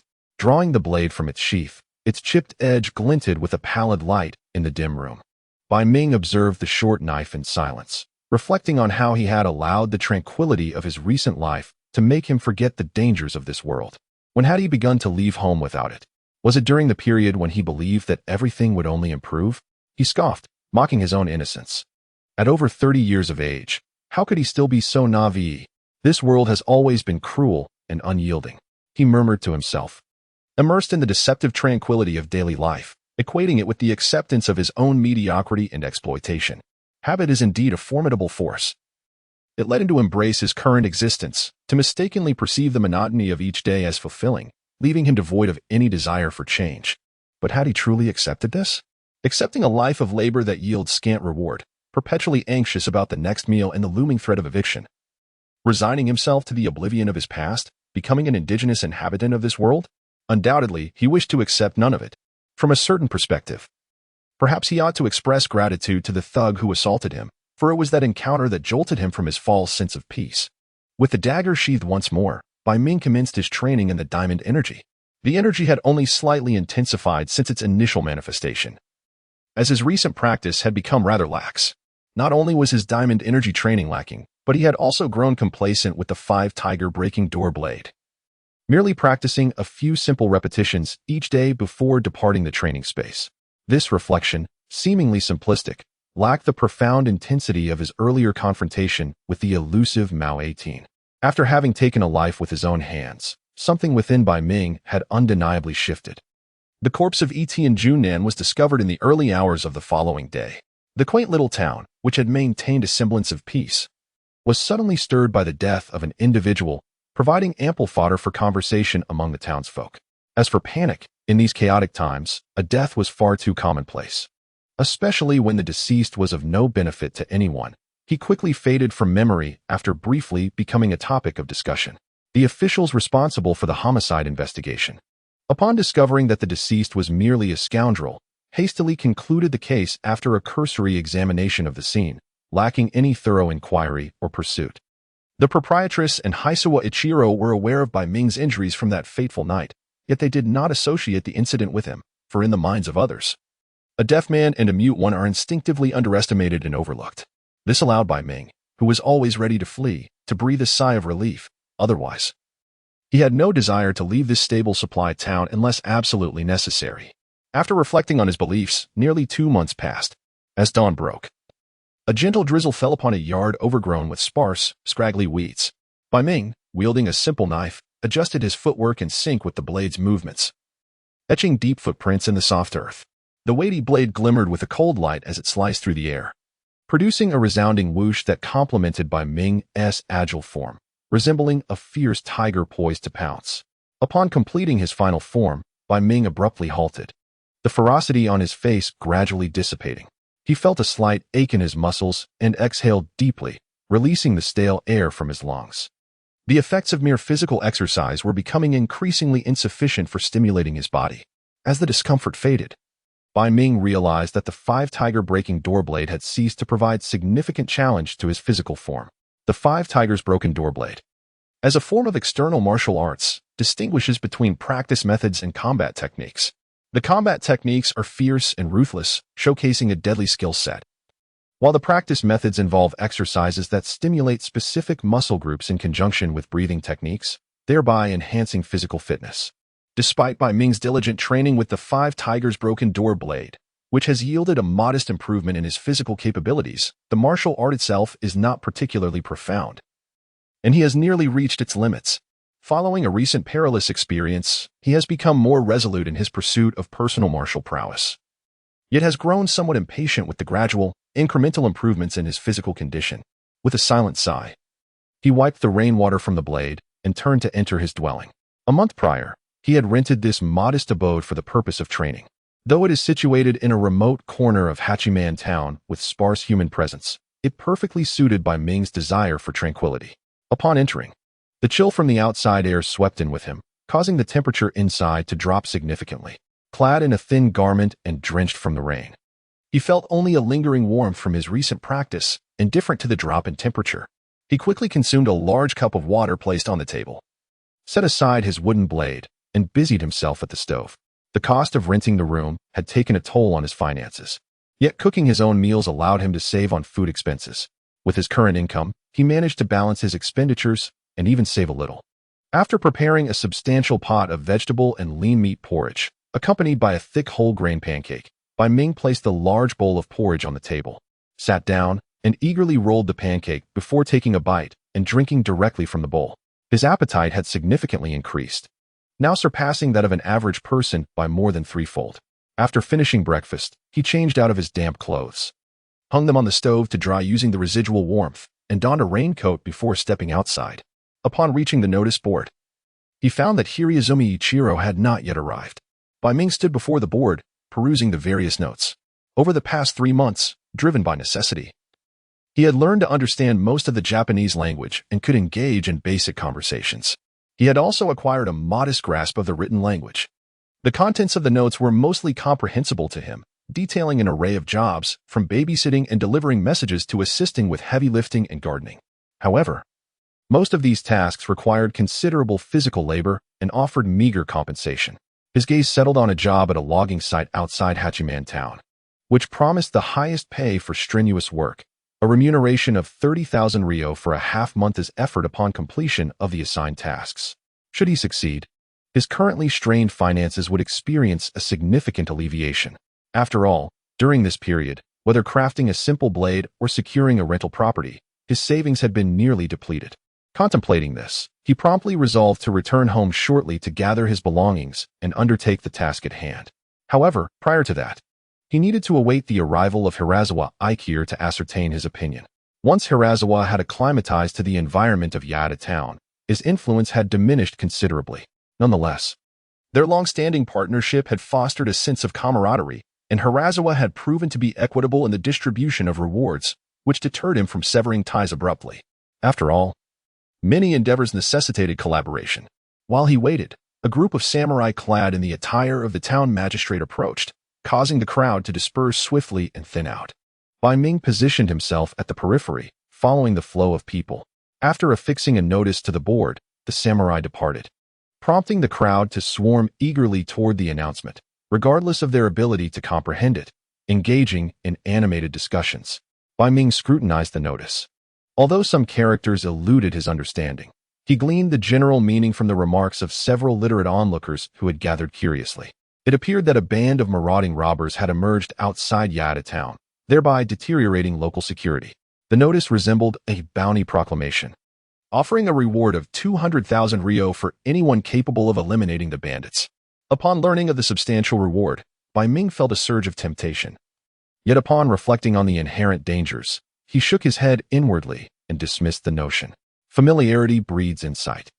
While he had mastered the 5 tigers breaking the door blade to an impressive degree, he lacked the vital experience of combat. The thought of facing an unknown multitude alone filled him with trepidation, and he surmised that a brief confrontation would likely result in his becoming mere fodder. The announcement of nearby robbers instilled a palpable sense of panic among the crowd, and Bai Ming recalled the village he had encountered upon his arrival, ravaged by bandits, along with various tales he had heard since. A weight settled upon his heart. Though his current existence was relatively tranquil, how long could this peace endure? After stepping away from the throng, he lingered for a while until Hirazawa Aikir hurriedly approached, his boots caked with mud. Residing in a small village on the outskirts of town, he would often arrive in the town after completing his share of agricultural duties. "Good morning, Bai." Hirazawa called out upon spotting him at the edge of the crowd, extending a hand in greeting. Bai Ming nodded slightly in response. "Good morning, Hirazawa." Having mastered the language of this land, he no longer feigned being deaf and mute. Although from a safety perspective, a former mute suddenly speaking might raise suspicions and draw unwanted attention, he realized he could not maintain the ruse indefinitely. To do so would render him truly mute and deaf, and relying on gestures for communication proved to be inefficient and cumbersome. Seizing an opportune moment, he cast aside his disguise, leaving Hiraizumi Aikir taken aback. He was acutely aware that Hiraizumi would harbor doubts about his identity, for it was he who had first encountered him. Yet, what of it? Their relationship was amicable enough, and through collaboration, they could mutually benefit. Bai Ming did not consider Hiraizumi to be so foolish as to let his curiosity about his true self jeopardize their rapport. Thus, Hiraizumi wisely refrained from probing further, and Bai Ming, naturally, chose not to broach the subject. What has transpired? Hiraizumi inquired, glancing at the throng of people gathered in disarray. His curiosity piqued upon hearing terms like robber. Moments ago, the town magistrate samurai had posted a bounty. Reports of bandits had emerged near Kiri village, where a merchant caravan had been attacked and plundered. Kiri village. A flicker of concern crossed Hiraizumi Aikir's face, for it lay perilously close to his own village. In response to his apprehension, Bai Ming reassured him, "Do not be overly troubled. Since the magistrate has issued a bounty, I trust the matter will be resolved swiftly." Yet, Hiraizumi Aikir's brow remained slightly furrowed as he hesitantly nodded and inquired, why did the magistrate's samurai respond so promptly with a bounty this time? In this era, the prevalence of marauding bandits was well known, and previously, the magistrate's men had largely turned a blind eye to such occurrences. However, given that this robbery had only transpired yesterday, the immediate issuance of a bounty seemed unusual. "I have heard that the bandits targeted the Takahashi family's caravan." Bai Ming lowered his voice slightly. Understanding dawned upon Hiraizumi Aikir. The Takahashi family was the lord of Yada town and a substantial swath of surrounding villages, effectively the unacknowledged monarch of the region. An attack on their caravan would undoubtedly be seen as a provocation, making the swift response entirely comprehensible. Still troubled for his own village, Hiraizumi sought further information. After discussing the lumberyard's hiring, Bai Ming's proposal was met with Hiraizumi's unequivocal agreement. They arranged to meet shortly, and Bai Ming returned to his modest dwelling to gather a couple of changes of clothes. The lumberyard lay far from town, making daily commutes impractical. He took care to bring all his remaining money with him. Although his residence was somewhat secluded, he was certain that if he were absent for half a month, it would be thoroughly ransacked. Once everything was in order, he secured the door and set off with his packed belongings towards the designated meeting point at the town's entrance. Upon arrival, he found Hiraizumi Aikir already waiting. After exchanging greetings, the pair had scarcely left Yada town when they spotted a group hastening towards the town entrance. At the forefront were a dozen samurai mounted on horseback, carrying saddlebags, followed closely by nearly 100 Ashigara clad in gray. Among the samurai, several bore a banner, while one Ashigara sprinted behind with an even larger flag. Each banner was emblazoned with a design resembling a thundercloud. The flags fluttered gracefully in the drizzle, harmonizing with the sound of hooves and the resonant cadence of footsteps, evoking an air of formidable presence. As some townsfolk witnessed the unfolding scene at the entrance of the town, a wave of panic surged through them, compelling them to flee towards the interior while shouting, "A battle is imminent! Run!" Bai Ming, equally taken aback by the sudden turn of events, instinctively sought to escape. However, he was restrained by Hirano Aikir, who, with a pale countenance, whispered urgently, "Do not run. That is the crest of Lord Takahashi's household. They are the Thunderstorm Brigade." Realization dawned upon Bai Ming as he observed the soldiers stationed at the town's entrance, who exhibited no signs of alarm. Instead, they dispatched some of their number to apprehend the fleeing civilians who were shouting in terror. He witnessed one unfortunate soul being overtaken and swiftly felled by a sword strike from behind, standing momentarily frozen before collapsing into a pool of blood. The samurai responsible for the indiscriminate killing glared menacingly at the surroundings, bellowing, "You foolish swine! That is Lord Takahashi's Thunderstorm Brigade. You are forbidden from running or shouting." The onlookers, gripped by fear, hastily distanced themselves from the pursuing soldiers, and the commotion that had nearly erupted was swiftly quelled, leaving the area in an eerie silence. Bai Ming and Hirano Aikir, who remained still, were merely shoved aside by the aggressive soldiers. The aforementioned brigade did not enter the town but halted in a small clearing at the entrance. A young samurai at the forefront, adorned with a red headband, dismounted. The previously belligerent men transformed their demeanor, bowing respectfully to this warrior, addressing him as Lord Susano. Bai Ming, standing quietly beside Hirano Aikir, caught snippets of conversation regarding the pursuit of bandits. After a brief interval, several black-clad magistrate samurai emerged from within the town, conversing briefly with Lord Susano. The latter's hearty laughter resonated as he turned to depart, accompanied by the Thunderstorm Brigade, their footsteps echoing through Yada town. Once the figures of the brigade vanished from sight, a collective sigh of relief escaped the remaining townsfolk. Bai Ming, gazing in the direction of their departure, quietly inquired, "Who is that Lord Susano?" "If I am not mistaken, he is the second son of the current lord of the Takahashi clan," Hirano Aikir replied, his face etched with apprehension as he regarded the corpses being dragged away. Still shaken by the close call he had just experienced, the second son of the Takahashi family?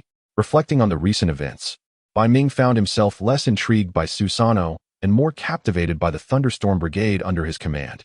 If he was not mistaken, there were no firearms among the brigade's ranks. Prior to the Black Ship incident, Japan had boasted so-called gunner units and variations of riflemen. However, every member of the Thunderstorm Brigade wielded purely cold weapons. Moreover, the foot soldiers seemed even more primitive, resembling farmers freshly emerged from the fields, armed with sharpened bamboo or wooden spears, an embodiment of raw simplicity. Despite the fact that this era should have already witnessed the completion of the first industrial revolution, the military here retained the aesthetics of a bygone age. Perhaps this world had never developed firearms at all, Bai Ming pondered, finding it exceedingly peculiar. Having spent nearly 3 months in this world, I have yet to hear of the so-called Black Ship incident. The nation I find myself in is known as the Land of Rain, renowned for its perpetual downpour. Adjacent to it lies the Land of Fire, a realm said to be even more powerful and prosperous than the Land of Rain. As for concepts such as the Eastern Isles or the Emperor, they are entirely absent here, though the notion of feudal lords does persist. Thus, I have increasingly come to believe that I have traversed into a parallel universe resembling Japan, entirely distanced from my homeland.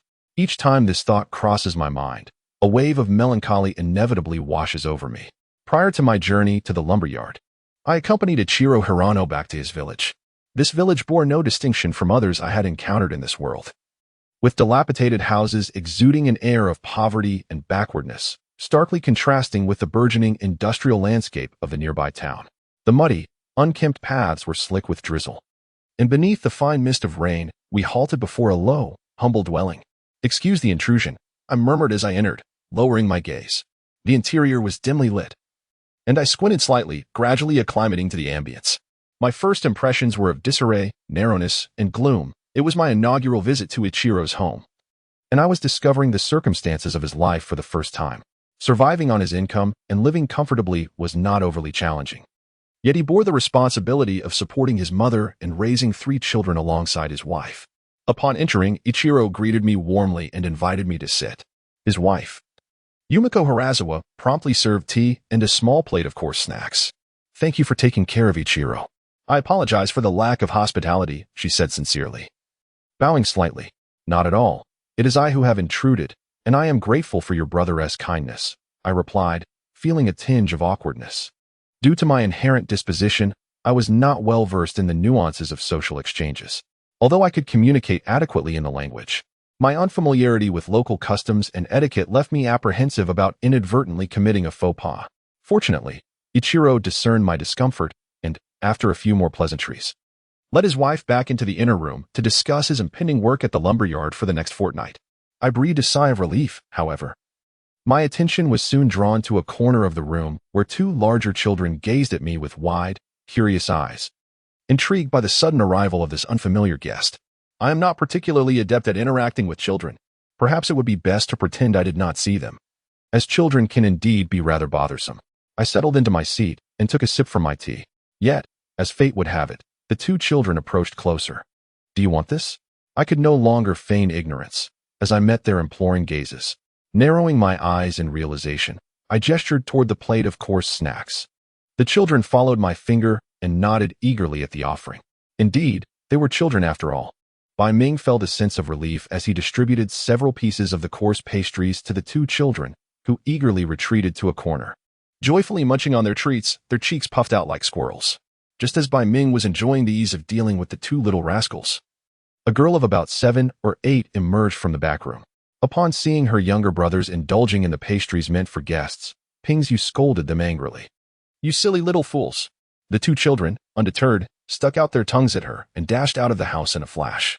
"Uncle Bai, I am Pingsu, the eldest daughter of the Ping's family. I apologize for my brother's rudeness. Pingzu immediately clenched her fists in frustration, intending to chase after them to give them a scolding.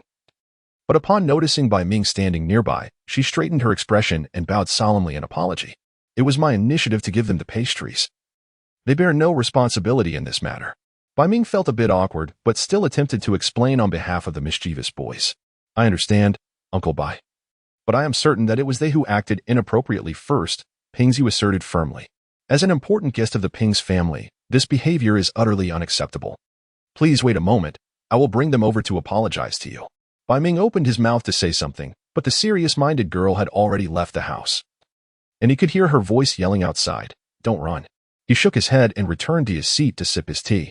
Eventually, the two boys, age 4 or 5, were caught by their sister and, in a rather subdued manner, came over to apologize to Bai Ming, who could only respond with an awkward nod. After spending nearly 2 hours there and enjoying a warm lunch, Ping Zichuro, accompanied by his wife, sent Bai Ming on his way with some homemade vegetable brown rice balls. The lumberyard was somewhat distant, and the two relied solely on their legs to travel, taking over an hour to reach their destination. The lumberyard belonged to the local merchant, Taihei Kichinasuk, and while it was not large, it had only 6 workers long-term. However, due to a sudden demand for a large quantity of timber, they had decided to hire a few extra hands. Without much to discuss, after meeting the overseer of the lumberyard, the two took a brief respite before being handed an axe to begin their work. In a land abundant with rainfall, it seemed that fine timber was never in short supply. Following the directions, Bai Ming found a tree and swung the axe down with force. Thud. The crisp sound of the strike echoed as Bai Ming, inexperienced in tree cutting, swung repeatedly, causing the bark to split open and reveal the white trunk beneath, with a small amount of sap oozing from the wound. Releasing the axe handle, Bai Ming found that the rain-soaked timber had considerable rebound force after several forceful strikes. He felt the vibrations resonate through him. He glanced around to see that everyone else was focused on their own work, and with no one to consult. He extinguished the thought of seeking guidance and continued to swing the axe.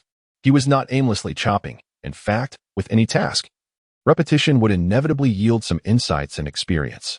Bai Ming, having almost completed his initial cultivation of the white diamond energy, was on the verge of breaking through to the second level. His strength had evidently increased by nearly double compared to before. Armed with this newfound vigor, he wielded the heavy axe with an ease reminiscent of plastic, relying on repetitive practice to accumulate experience. Initially, he struggled to grasp the nuances, but soon recalled the application techniques of the 5 tigers breaking the door blade. Although he had mastered the blade's techniques in theory, he had yet to engage in actual combat, rendering his knowledge somewhat superficial. As he began to chop wood, he encountered the challenge of recoil. Instantly, he remembered certain coordination techniques from the 5 tigers breaking the door blade. With a spark of inspiration, he endeavored to apply these skills to his woodcutting. While they pertained to swordsmanship, the underlying principles were fundamentally similar.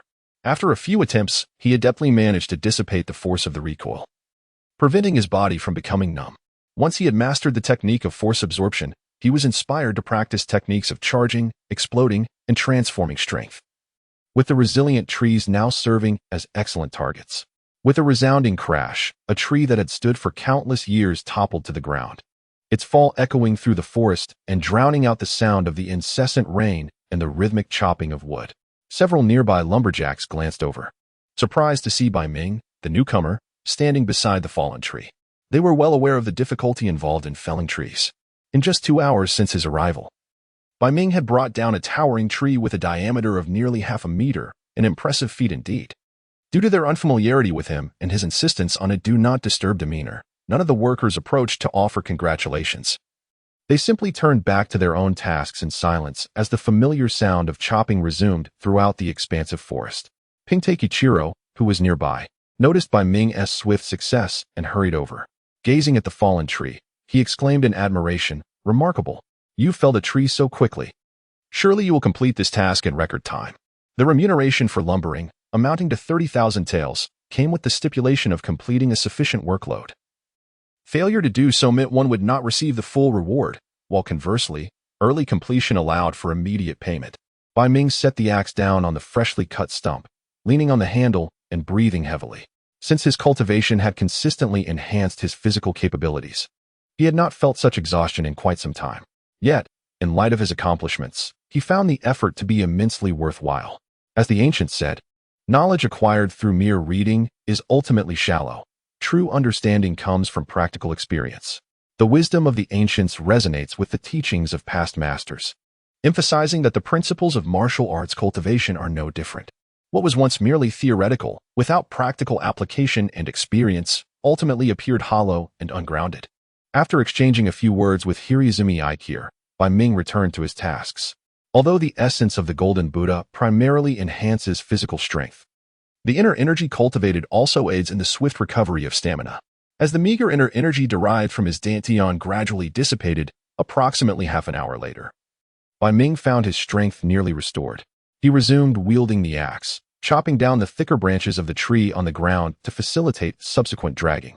After all, felling the tree was one matter, while transporting it back to the lumberyard was another. Unbeknownst to him, the sky began to darken without the herald of a sunset. The light simply faded gradually. Outside, the sound of rain pattered gently, and the oil lamps within the lumberyard flickered to life, casting a warm, yellow glow throughout the room. The central hearth blazed brightly, and the broth simmering in the iron pot on the rack bubbled, releasing an enticing aroma as the food cooked. A few individuals sat cross-legged on tatami mats. Hiraizumi Aikir distributed the charred brown rice and wild vegetable rice balls he had roasted, handing two to Bai Ming. The warmed rice balls, though lacking in flavor, were at least a comfort against the cold. In contrast to Bai Ming's taciturn nature, Hiraizumi Aikir exhibited commendable social skills, engaging cheerfully in conversation with the existing lumber workers after sharing his provisions. A woman among the hired hands ladled the thick soup from the iron pot into bowls, serving it to each worker. Bai Ming picked up his chopsticks to stir the food, blowing on the steam before beginning to eat. The dish consisted mainly of ingredients like radish and konjac, and the woman's culinary skills were commendable. The ingredients were thoroughly cooked, and the broth was rich and flavorful. However, as Bai Ming glanced at the dwindling contents of the iron pot, he sighed inwardly, realizing his oversight. The ancient proverb wealth and martial prowess, poverty and scholarship held true. His increased appetite from rigorous training was evidently not being met by the daily provisions from the lumberyard. He would need to devise alternative methods to address this. After dinner, the sky had completely darkened.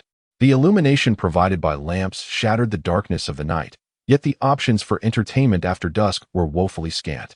Hiraizumi, would you care to join a game of cards? A square-faced man named Akagi inquired. Really?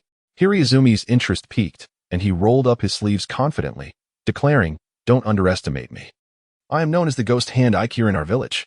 "Is that so?" Akagi responded, displaying the excitement of a gambler. "Then let me test your skills." Bai Ming shook his head, politely declining. "Thank you, but I am feeling a bit weary today and wish to rest early." Akagi's expression soured slightly at Bai Ming's refusal, and he simply nodded, calling another person to fetch the cards. As Bai Ming exited the room, he faintly heard Akagi's voice inquiring, "Is he always so unsociable?" The lumberyard housed several small cabins for the workers, and Bai Ming resided in one of the small shelters left vacant by previous laborers.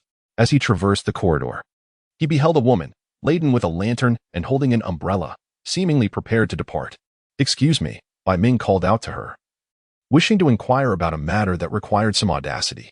The woman, named Asia, was the wife of a farmer from a nearby village, summoned to prepare meals for the workers at the lumberyard due to her culinary prowess.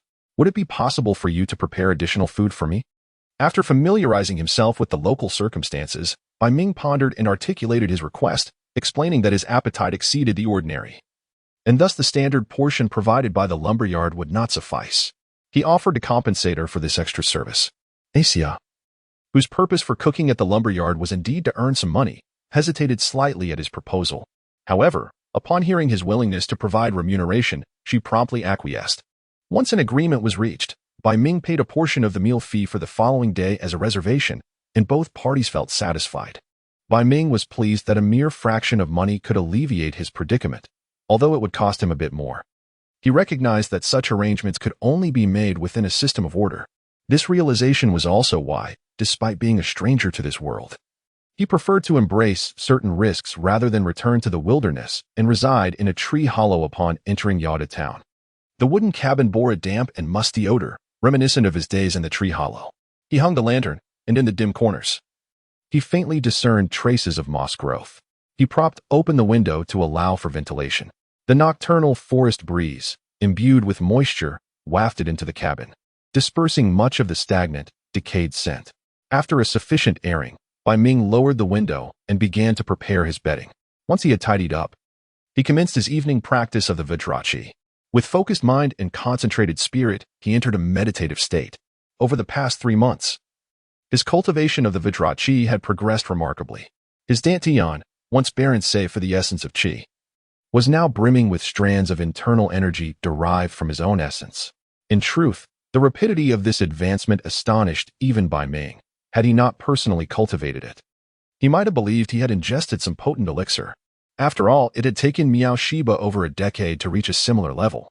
Yet he had surpassed it in just 3 months, advancing at a staggering pace, and was on the verge of breaking through to the first layer.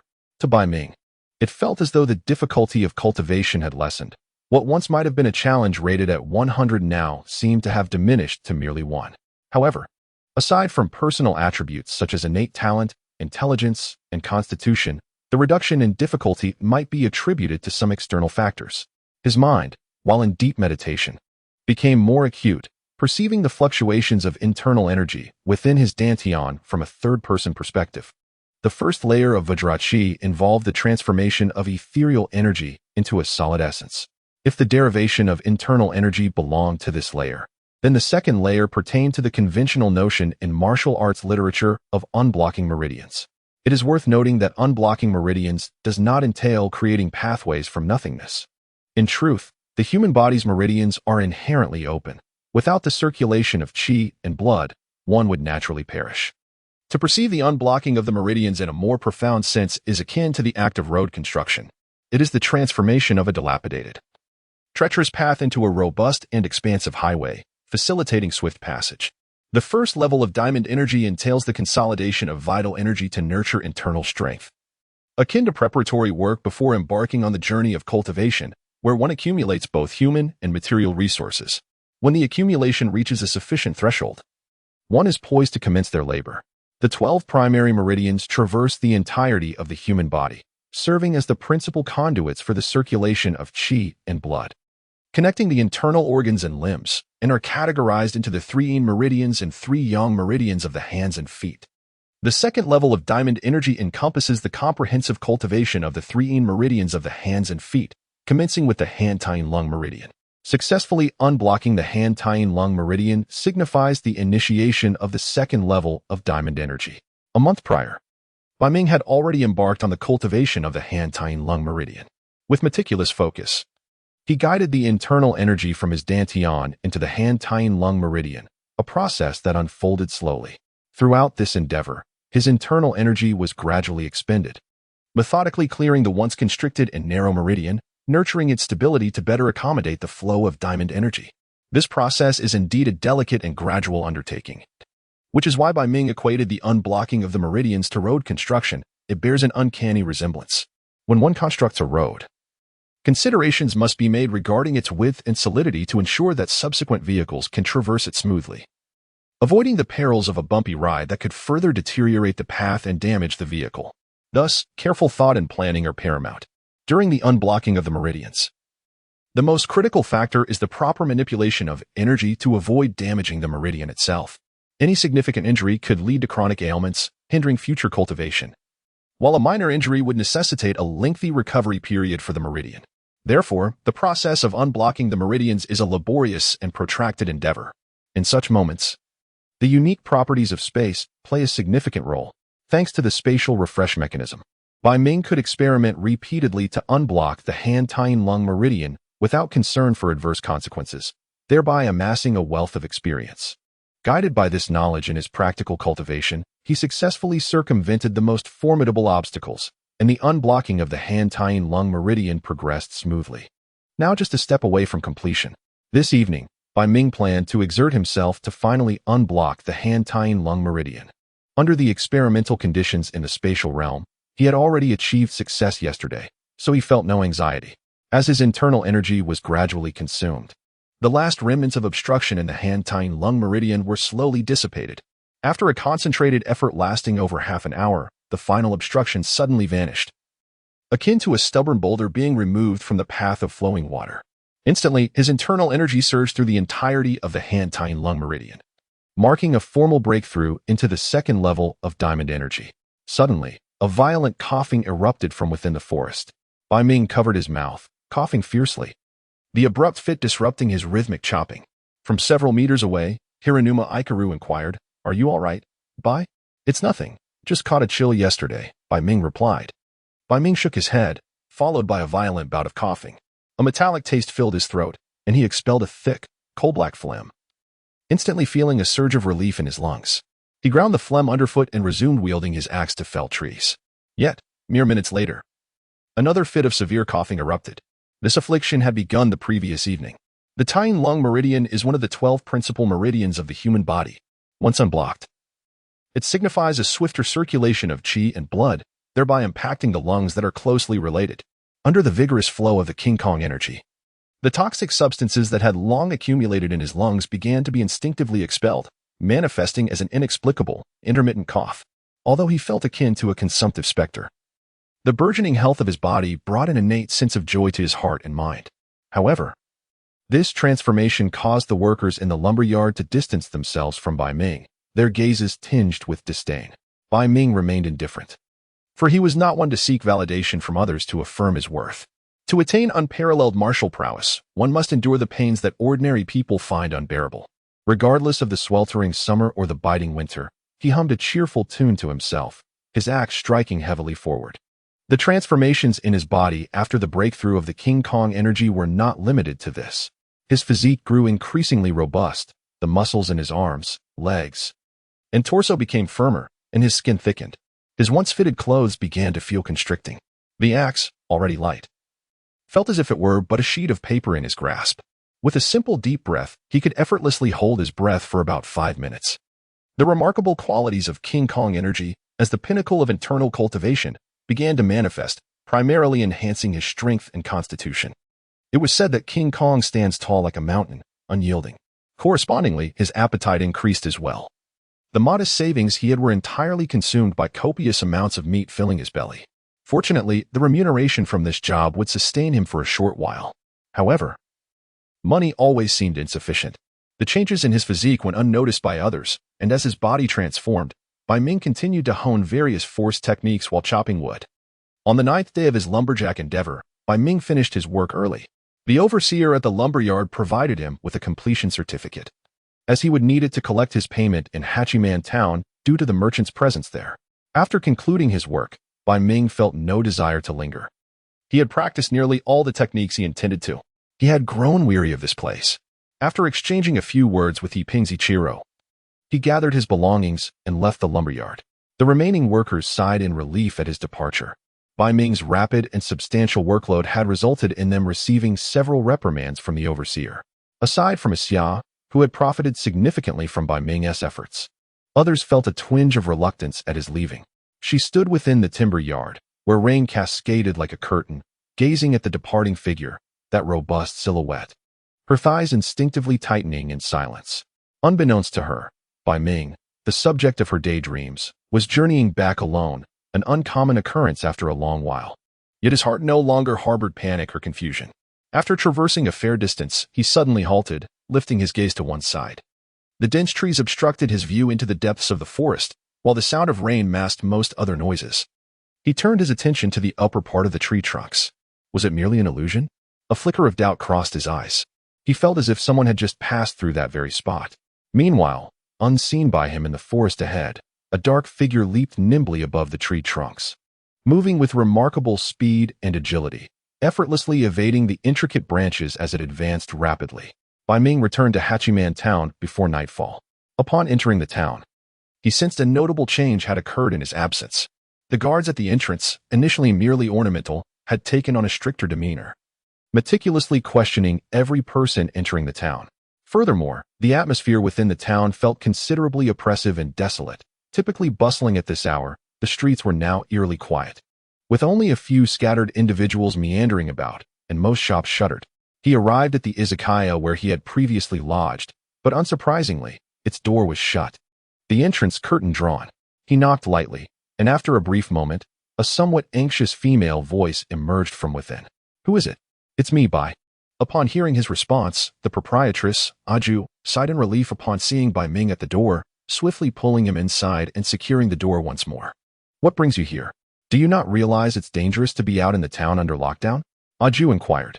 "Sister Aju, what has happened?" Bai Ming asked.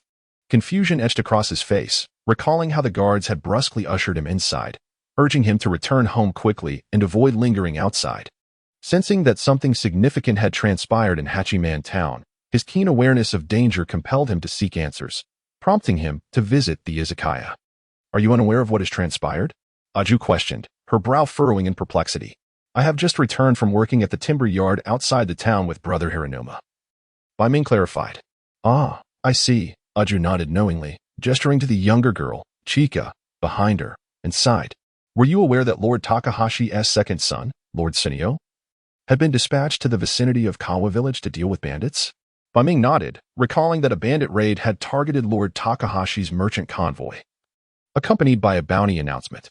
He had even witnessed Lord Sunio's departure on the day he set out. "That's exactly it," Aju sighed, her voice lowering.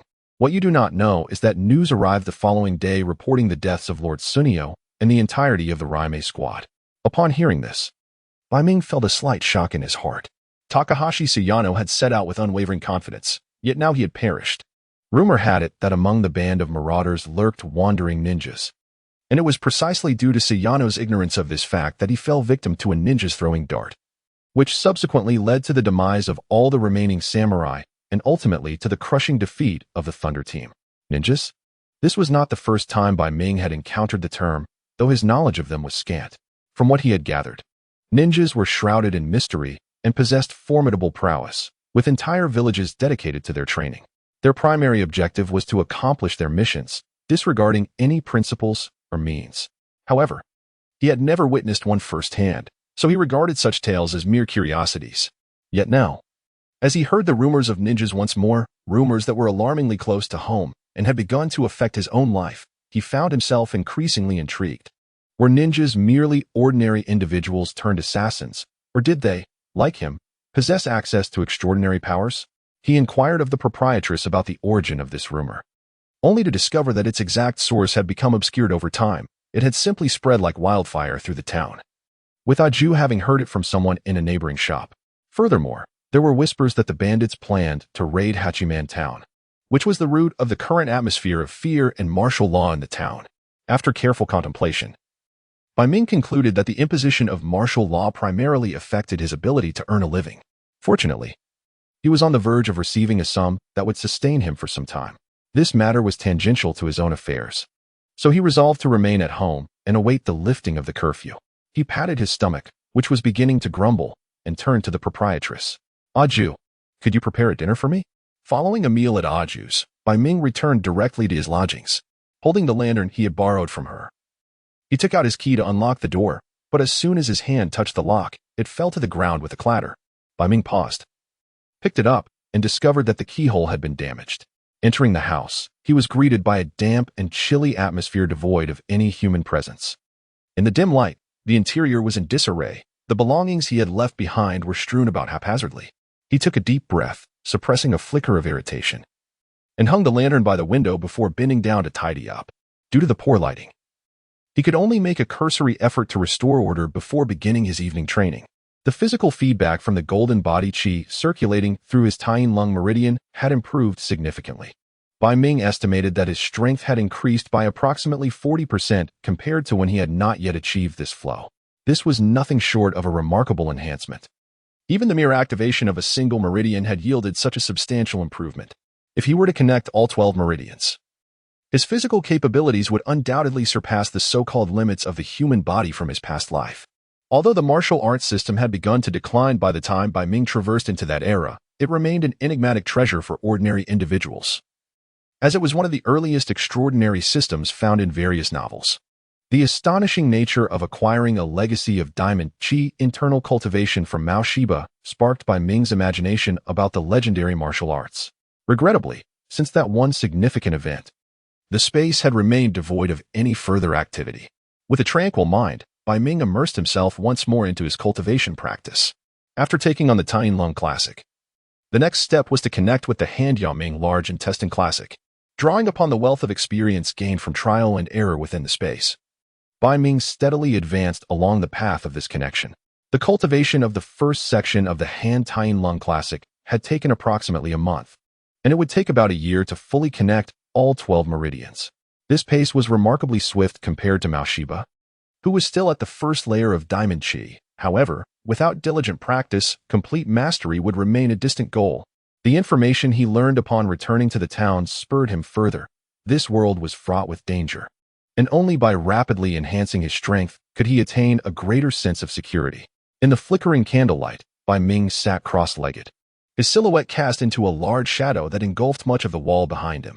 His breath was long and steady, resembling that of someone in deep slumber, and the room was enveloped in silence, save for the seemingly endless sound of rain. His consciousness revived once more, revealing an expanse of desolate, gray terrain. Habitually, he sought to begin his cultivation, yet a familiar sense of constraint held him back. Before him, a figure materialized, transitioning from ethereal to corporeal. This familiar scene instantly rekindled Bai Ming's memories. Gripping the wooden blade in his hand, he felt a mix of astonishment and joy. A new challenger had finally emerged. If his previous confrontation with Mao Shiba had forced him into a corner, this time, he welcomed the opportunity with eager anticipation. A new challenger symbolized a new legacy. Having already benefited significantly from the martial arts insights gleaned from Mao Shiba, Bai Ming held immense expectations for this new inheritance. He scrutinized the figure that had appeared in the projection. Compared to Mao Shiba, this new silhouette was considerably smaller, igniting Bai Ming's anticipation further, dispelling any lingering worries about a repetitive encounter. As the projection clarified, Bai Ming discerned the new figure within the space, a petite girl clad in azure garments. Seemingly around 16 or 17 years of age, with a somewhat sallow complexion, indicative of malnutrition. She bore no weapon in her hands. Bai Ming's initially eager spirit faltered, and he hesitated, contemplating whether to attempt communication. Although he had failed to connect with Mao Shiba previously, he felt compelled to try once more. However, the girl had already solidified from her ethereal form, plucking a silver hairpin from her hair.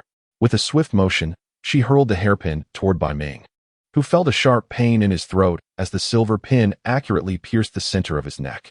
Bai Ming's mouth widened in shock as darkness enveloped him, plunging him into the liminal space between life and death. Confronted by the infinite void, a primal expletive escaped his lips. Damn it!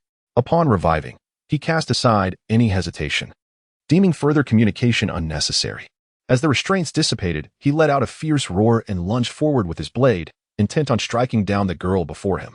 Yet, she deftly removed a silver hairpin, and pain surged through his throat once more. Damn it! Bai Ming's body faltered as he glanced helplessly at the silver pin embedded in his throat, stifling a pained yet elegant greeting. For the third time, upon resurrection, Bai Ming charged ahead, this time brandishing his blade upright towards the girl. Again, she lifted the silver pin to strike, causing Bai Ming to halt abruptly. He bellowed, expertly aiming his blade towards the pin's trajectory, yet it met only emptiness. Pain gripped his throat again as disbelief washed over him. He stared incredulously at the silver pin piercing his throat, and then at the girl, whose expression remained unchanged. With a weary sigh, darkness once again claimed him. On his fourth revival, Bai Ming refrained from hastily charging forward, instead choosing to remain composed in his stance. He had rushed too recklessly before, and this time, he resolved to be more calculated. The girl raised her hand, extracting the silver pin once more. Bai Ming swiftly swung his blade, delivering a fierce and rapid strike.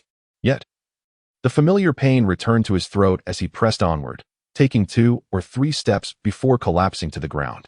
In his fifth resurrection, Bai Ming stood firm. Having learned from his past mistakes, he horizontally positioned his blade to guard his throat. Let us see how you'll pierce me this time. The girl's silver pin ascended. A chill ran through his mind as he touched his head, feeling the pin's presence. His body swayed, then fell backward. For the 6th time, Bai Ming raised his blade to shield both his throat and forehead. Suddenly, a sharp pain pierced his left chest as the silver pin plunged directly into his heart, rendering him powerless as he collapsed once more. Just before falling, he delivered a sharp slap to his own face. For the 7th time, damn it! Upon reviving, Bai Ming erupted in a fit of rage, driven by humiliation and frustration, recklessly charging forward as he had on his 2nd revival. He had briefly reveled in his own cleverness, mastering various techniques from chopping wood, and felt exhilarated by his recent breakthrough to the second level of Diamond Chi within just 3 months. However, this sense of pride was instantly shattered by the girl before him. Under the relentless assault of her elusive silver pin, he felt as foolish as a pig, utterly outmatched and unable to approach her.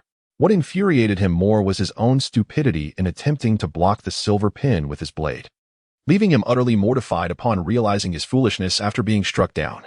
Yet, this sudden anger did not unleash any extraordinary potential within him. Once again, the familiar pain gripped his throat. Bai Ming shook his body, reversing the blade to deliver a heavy strike to his own head. This was truly too embarrassing. Hasten to pour out the confusion that fills your mind. The throbbing pain in your head is unbearable. Upon waking the next day, the lingering effects of multiple deaths manifest themselves. After lying in bed for a considerable part of the day, the headache gradually subsides, and I struggle to rise, intending to prepare a meal for myself. Alas, I discover that my home is devoid of any provisions. The meal I had at Aju's last night still weighs on my conscience. Fortunately, a source of income will soon arrive. Otherwise, my head would ache even more. Dressed appropriately for my outing and donning a raincoat, I grasp the task certificate entrusted to me by the lumberyard foreman and exit my home. Due to a broken lock, I simply close the door behind me and step outside, for there is nothing of value within. The merchant Taihei Kijinasuk, who commissioned the lumber task, resides in the eastern district of Yada, distinct from my current abode in the west. The residents of the eastern district are predominantly affluent merchants, samurai, and nobles. Upon entering the eastern district, one immediately notices the superior cleanliness of the environment compared to the other areas. The neatly paved streets are lined with gravel, and sturdy yet aesthetically pleasing houses constructed of stone and cement are surrounded by high walls. Living here, one need not worry about leaky roofs. In stark contrast, the western district, where I reside, is the most dilapidated area of Yada. It is home to a significant number of unemployed individuals and those of low income. The houses here are primarily wooden structures, and under the unique conditions of the rain country, even the sturdiest wooden homes are prone to various issues due to incessant rainfall. Leaky roofs are merely a minor inconvenience. The more alarming reality is that these dwellings are at risk of collapsing after a heavy downpour. In the month I have lived here, I have heard of 2 instances of houses collapsing. It is these very conditions that have allowed me to afford my current lodging with my meager earnings. Naturally, in a poverty-stricken environment lacking strong regulation, public safety is far from secure. Incidents of petty theft are commonplace, so while I return home to find my space ransacked by a thief, it is hardly surprising, as I have been a target more than once. After inquiring with passers-by, I arrive at the door of merchant Taihei Kijinasuk. Confirming my arrival by checking the wooden sign hanging nearby, I am pleased to find that this is indeed the correct establishment. My spirits lift as I consider that this will be my most lucrative earnings since starting work. If I calculate based on the price of 80 Rio per bowl of ramen, the 30,000 Rio I am due could purchase 375 bowls, sufficient to cover nearly a month's worth of meals at 5 bowls per meal. After performing this simple yet enlightening calculation regarding my purchasing power, the incessant pain in my head begins to ease. Who are you?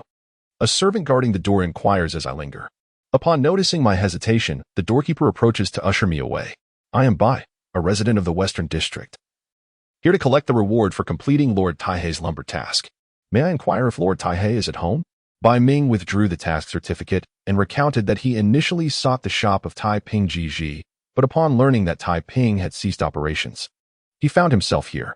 The servant guarding the entrance hesitated briefly before nodding, instructing him to remain outside while he went to inform Lord Tai Ping. As the servant entered the dwelling, Bai Ming patiently awaited his return. After 2 or 3 minutes, the servant emerged accompanied by a middle-aged man clad in a dark blue kimono. This man, with a round face and a slightly plump figure, cast a glance of disdain upon Bai Ming, who stood at the entrance in a gray outfit, draped in a raincoat, resembling a lowly commoner. You are the one who claimed to have completed the logging task? Tai Ping Ji inquired with an accusatory tone. Indeed, Bai Ming replied, a slight frown creasing his brow, perturbed by the man's contemptuous gaze, but choosing to remain silent as he handed over the task certificate. Tai Ping Ji took the certificate, squinting as he examined it closely before sweeping his gaze over Bai Ming once more. Suddenly, his expression morphed into one of fierce contempt as he hurled the wooden task certificate back at Bai Ming. Damn commoner! This is not the task certificate I issued. How dare you present a fraudulent document to deceive me? Do you possess no shame? Get out of my sight immediately. Bai Ming instinctively raised his hand to catch the certificate that had been tossed back at him, bewildered by Taiping Jiji's words. The rapidity of the man's speech made it difficult for him to comprehend, but as he finally grasped the meaning, disbelief washed over him. He was being cheated. Since he began working odd jobs, he had encountered individuals who deliberately sought to undermine his earnings, and although it irked him, he had always endured. Yet today, this contemptible man was unwilling to pay him a single coin, leaving him with nothing after days of labor and receiving nothing but scorn in return. This realization darkened his previously cheerful disposition, casting a shadow over him akin to the overcast weather. With bloodshot eyes, he glared at Taiping Jiji, suppressing his fury as he asked in a low voice, "Are you certain you will not compensate me for my rightful earnings?" Taiping Jiji regarded Bai Ming with disdain and retorted, "Commoner, do you wish to be imprisoned?" Bai Ming inhaled deeply, casting a cold glance at Taiping Jiji before turning to leave. Once Bai Ming had departed, Taiping Jiji concealed his disdainful expression, feeling a twinge of regret, but soon his mood brightened as he reveled in the prospect of saving 30,000 taels in expenses. These wretched commoners, he mused. Do they not realize who has provided them with sustenance? How dare they demand compensation? Meanwhile, the servant observed Bai Ming's retreat with a measure of sympathy, fully aware of the true nature of his master. He understood all too well the fate that awaited Bai Ming. Had he been a commoner from one of the other districts, he might have received a discounted payment. But residing in the West District meant that Bai Ming was among the most despised of the lowly, the most marginalized and overlooked. Bai Ming has indeed mastered the language quite well. However, he remains ignorant of the myriad cultures and common knowledge of this world. Consequently, he perceives the West District as a den of iniquity, oblivious to the fact that he has received no reward for his efforts. At present, a singular thought occupies his mind. He has been deceived. After enduring a brutal demise in the virtual realm last night, his throbbing head still aches. And what he anticipated as a substantial income has instead resulted in scorn. A multitude of vexing circumstances intertwines, amplifying Bai Ming's irritation. Simultaneously, he nurtures an unprecedented idea. Bai Ming has always been a man of integrity, characterized by his inherent kindness. Raised in a peaceful environment, the societal morals instilled in him have consistently restrained his actions. Even in the direst situations, he has never contemplated engaging in unlawful activities, choosing instead to toil diligently as a laborer, still harboring a respect for the law. However, the longer he remains in this strange world, the more susceptible he becomes to its pervasive influence, which subtly alters his perceptions. The most profound realization he has come to is that human life, in fact, holds little value. The previous life extinguished was worth merely 720 taels, or 50 yuan. He does not wish to ponder why Taiping Jiji is unwilling to offer him even a dime, perhaps attributing it to the avarice inherent in merchants. His mind is fixated on a singular notion, one he has never entertained before. Upon returning home, he grips a simple knife, hesitating over whether to act upon this thought. The idea is rather straightforward, to kill out of frustration. His lingering moral compass urges him to accept this injustice, yet after much contemplation, he suddenly bursts into laughter, an unexpectedly joyous sound, as he strikes the knife against the dining table. A resolution takes shape within him. He did not train in martial arts merely to endure humiliation, but rather to assert himself with the blade when confronted by fools. If he does not seek justice for the events of today, he risks becoming a coward. Yet, he is determined not to be a coward. The adage that a hero commits transgressions with their martial prowess has always held true.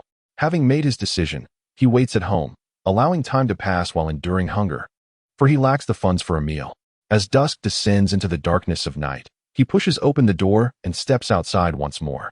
He navigates the familiar path to Taiping Jiji's residence, retrieving the knife concealed beneath his cloak. With the weapon firmly in hand, he gazes at the towering courtyard wall, effortlessly vaulting over it. With murder as his intent, Bai Ming enters the house, feeling no trepidation. Instead, he indulges in fanciful thoughts. His acrobatic skills are ill-suited for burglary or petty theft. However, he resolves that robbing unscrupulous merchants is a righteous endeavor for someone of his honorable disposition. As Bai Ming walked through the residence of Taiping Jiji, he marveled at the spaciousness, which exceeded his current abode by more than tenfold. Notably, the courtyard featured an artificial hill. The size of the house posed a challenge in locating individuals, especially since there was not a glimmer of light around. Fortunately, he was not afflicted by night blindness, and his enhanced physical condition had considerably sharpened his vision, while he could not perform infrared scans. Discerning the path and larger objects was certainly manageable. Almost forgetting, he suddenly recalled an important detail before proceeding. He approached the main entrance and disabled the lock, ensuring that it could not be easily opened, a precaution to prevent anyone from escaping. Gazing at the row of pitch-black houses before him, he pondered how to locate his target. This posed a dilemma. Searching each room individually would be rather tedious, and drawing attention with a grand gesture was unsuitable. Despite the rainy night, creating a commotion that attracted notice from other areas would be ill-advised. Thus, he resolved to proceed cautiously, inspecting each room one by one. Having made his decision, Bai Ming resumed his actions. While he intended to search each room diligently, he did not plan to start from the very beginning. Although he was not well versed in the architectural style of the residences, he could distinguish the general direction of the master bedroom. He identified a potentially suspect room and attempted to pull the door, only to find it securely locked from within. Intriguingly, despite the primary structure being constructed from cement and stone, the door was a rather traditional sliding type, which was somewhat fragile. Bai Ming raised his knife, poised to break the door down, but abruptly reconsidered his approach. Instead, he lifted his hand and knocked vigorously on the door. Moments later, the occupant within was stirred from rest, responding with a gruff voice. "Who is it?" The voice was unmistakable, a sound Bai Ming would not soon forget. Outside in the rain, a subtle smile crept across Bai Ming's lips. "This is not good, Tai Ping Darren. There's a fire in the kitchen." An anxious voice called from outside. "What? You bastards! What kind of foolishness are you up to?" Tai Ping G's voice erupted in anger, and there were sounds of rustling from within. After a brief moment, the previously dark room was illuminated by the flicker of candlelight. Tai Ping Gg, irritable and flustered, grabbed a candle and moved towards the door, oblivious to the possibility of deception due to his long-standing secure environment at home. Frustrated and enraged, he flung open the door, ready to reprimand the insufferable commoners. However, upon opening the door, he was not met by a trembling servant awaiting his reprimand, but rather by a tall stranger, whose face was revealed in the candlelight, dispelling the shadows. "Good evening, Tai Ping Darren," Bai Ming greeted with a friendly smile, surprised by the unexpected ease of his endeavor. "You." The fury of Tai Ping Gg dissipated in an instant, leaving him frozen in place as he recognized the knife Bai Ming held. With no signs of fire visible outside, he was no fool. On the contrary, having navigated the perils of a war-torn nation to reach this point, he had encountered numerous dangers, yet never had he faced the ferocity of a robber in his own home. The seemingly friendly yet mocking expression before him instantly alerted him to the perilous situation he found himself in. Instinctively, he took a deep breath. But before he could devise a means to extricate himself from this predicament, the blade in Bai Ming's hand had already pressed against his neck, simultaneously seizing the candle that nearly slipped from his grasp. The candle's flickering flame danced violently for a moment before stabilizing. "Do not scream, Lord Tai Ping." Bai Ming maintained his amiable smile, the edge of the blade applying slight pressure to breach the skin of his neck. Tai Ping Yoshinobu felt a chill run down his spine, and in a panic, he cried out, "Stop! Stop! If it's money you seek, I shall provide it immediately." "Now, that would be quite agreeable," Bai Ming paused, a tacit understanding passing between them.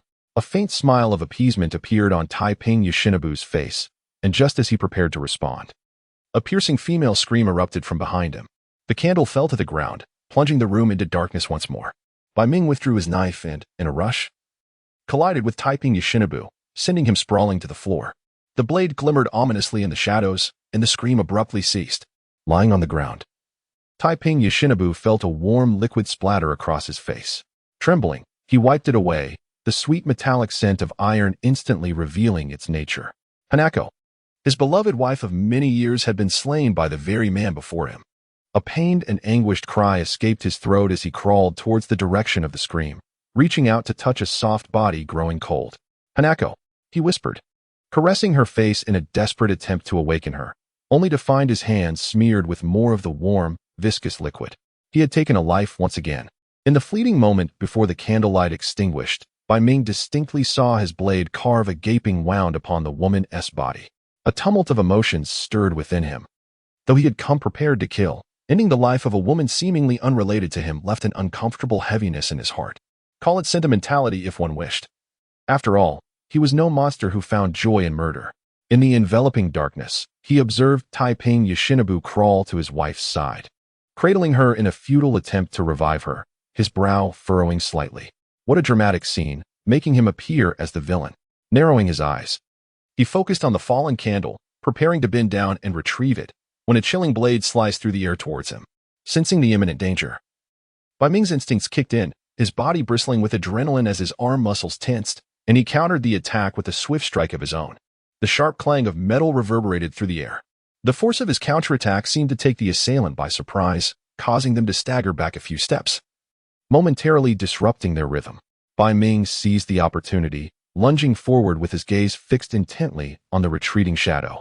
With a powerful swing of his wooden blade, he channeled his entire strength and unleashed a surge of internal energy from his dantian, amplifying his force. The roar of a tiger preceded the descent of his blade, causing the shadow, poised to evade, to momentarily falter. Bai Ming's blade descended upon it. The shadow swayed slightly before collapsing with a resounding thud. A staggering wave of heat escaped from his breath, meeting the cool night air and transforming into an indistinct white mist. Bai Ming surveyed his surroundings, relieved to find that the acute sense of danger had dissipated. He exhaled, realizing the urgency of the situation. He had unwittingly created quite a commotion, and he estimated that help would soon arrive. Turning back into the room, he picked up a candle from the floor. In the dim light, he noticed a small object the size of a matchbox on the table. After confirming its identity, he reignited the candle, illuminating the room once more. Bai Ming took in the scene. Taihei Yoshinobu remained seated on the ground, blood splattered across his hands and body. Beside him lay a pale woman, motionless and silent. Holding the candle at the doorway, Bai Ming gazed at the lifeless form on the floor, a man in his 30s, clad in a white undergarment, sporting a moon-style haircut, and wielding a katana. His own strike had nearly cleaved the man in two, a gaping diagonal wound extending from his face to his chest, splitting his skull nearly to the nape. One eye gruesomely destroyed while the other bore an expression of disbelief at his own demise. Viscera slick with blood spilled from the wound onto the ground, filling the air with the metallic scent of rust. Bai Ming stared at the corpse with a shudder. He had come perilously close to death himself. He surmised the identity of the body. It was likely the warrior hired by Taihei Yoshinobu for protection. Having confirmed the demise of his assailant, Bai Ming returned to the room, where Taihei Yoshinobu glared at him with eyes filled with hatred. With a casual flick of his blade, Bai Ming regarded him coldly. Now, will you settle the debt you owe me? Go to hell, you cursed executioner. Enraged, Taihei Yoshinobu unleashed a torrent of curses, seemingly incensed by Bai Ming's words. With a swift motion, Bai Ming severed several fingers from Taihei Yoshinobu's left hand, his expression remaining impassive. You have 2 chances left. Taihei Yoshinobu's face contorted in agony from the searing pain, yet he continued to hurl vile insults at Bai Ming. The cold glint of the blade fell once more. His left shoulder was cleaved off, and he crumpled to the ground, overwhelmed by pain. Blood gushed from the severed limb, mingling with the blood of his deceased wife on the floor. You have one last chance. Had he not been concerned about making too much noise, Bai Ming might have chosen a gentler method to torment him, but now, such considerations were unnecessary. Taihei Yoshinobu watched as Bai Ming raised the blade once again, as if awaiting confirmation of something. He understood what Bai Ming meant by one last time. In an instant, the overwhelming terror of impending death obliterated all his rage. He trembled, his body shaking violently, and despite excruciating pain, he managed to rise and point towards the location of the money. Please, do not kill me. The money you seek is in the second drawer of the left cabinet. Bai Ming paused, the knife poised to strike, halted momentarily before plunging down again, eliciting a look of disbelief and terror from Taiping Jiji. With a sickening thud, a bloodied head fell to the ground, staining it further. Such is the nature of so-called nobility. Bai Ming sheathed his knife, crimson droplets cascading from the blade's tip. He had never intended to spare Taiping Jiji, nor had he made any promises. He had thought he would be more resolute, though he knew well that facing such a situation, he would not fare any better. Without cleaning the blood from his weapon, Bai Ming approached the cabinet where Taiping Jiji had indicated the money was hidden. He opened the drawer and found it filled with numerous banknotes, a quick estimation confirming it would certainly amount to his rightful reward. Swiftly, he stuffed the money into a pouch and tucked it into his garments. Hearing the approach of more people, he blew out the candle and hurriedly fled. Though the 2 martial arts he practiced were relatively rudimentary, primarily enhancing physical strength, they belonged to the orthodox school of martial arts. The comprehensive benefits to his physique were evident, despite one aspect being particularly pronounced. To other martial artists, such as the girl he had encountered yesterday, his movements might appear clumsy and easily decipherable. Yet, in comparison to an ordinary person's physical capabilities, his speed was astonishing. In a matter of breaths, he dashed to the front courtyard, effortlessly leaping over the courtyard wall along his pre-planned escape route. The servant, finally arriving with a lantern, was met with the horrific scene of death, screams echoing from within the residence. Lord Taiping has been murdered. Bai Ming, already long gone, did not indulge in the bad habit of lingering to listen for sounds inside. A competent criminal swiftly vacates the scene of the crime and never returns. On that rainy night, clad in a raincoat, he sprinted through the narrow, convoluted alleys, encountering few people, perhaps due to the late hour. He did not return to his abode, which held no value for him. After taking a life, he would not be foolish enough to remain in Hachiman Town. He had resolved to flee. From the moment he decided to eliminate Taiping Jiji and reclaim his hard-earned money, he understood that a peaceful existence in Hachiman Town was unattainable. He placed no faith in contemporary investigative techniques being underdeveloped, nor wished to rely on fortune. As he had previously, he had no attachments to this town and was no longer a stranger to its world, capable of communication. With money in hand, he could go anywhere.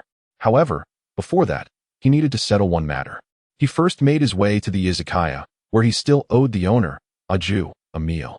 Originally, he contemplated scaling the wall to awaken the proprietress, a Jew, in order to repay her face-to-face. However, upon reflection, he deemed this course of action inappropriate.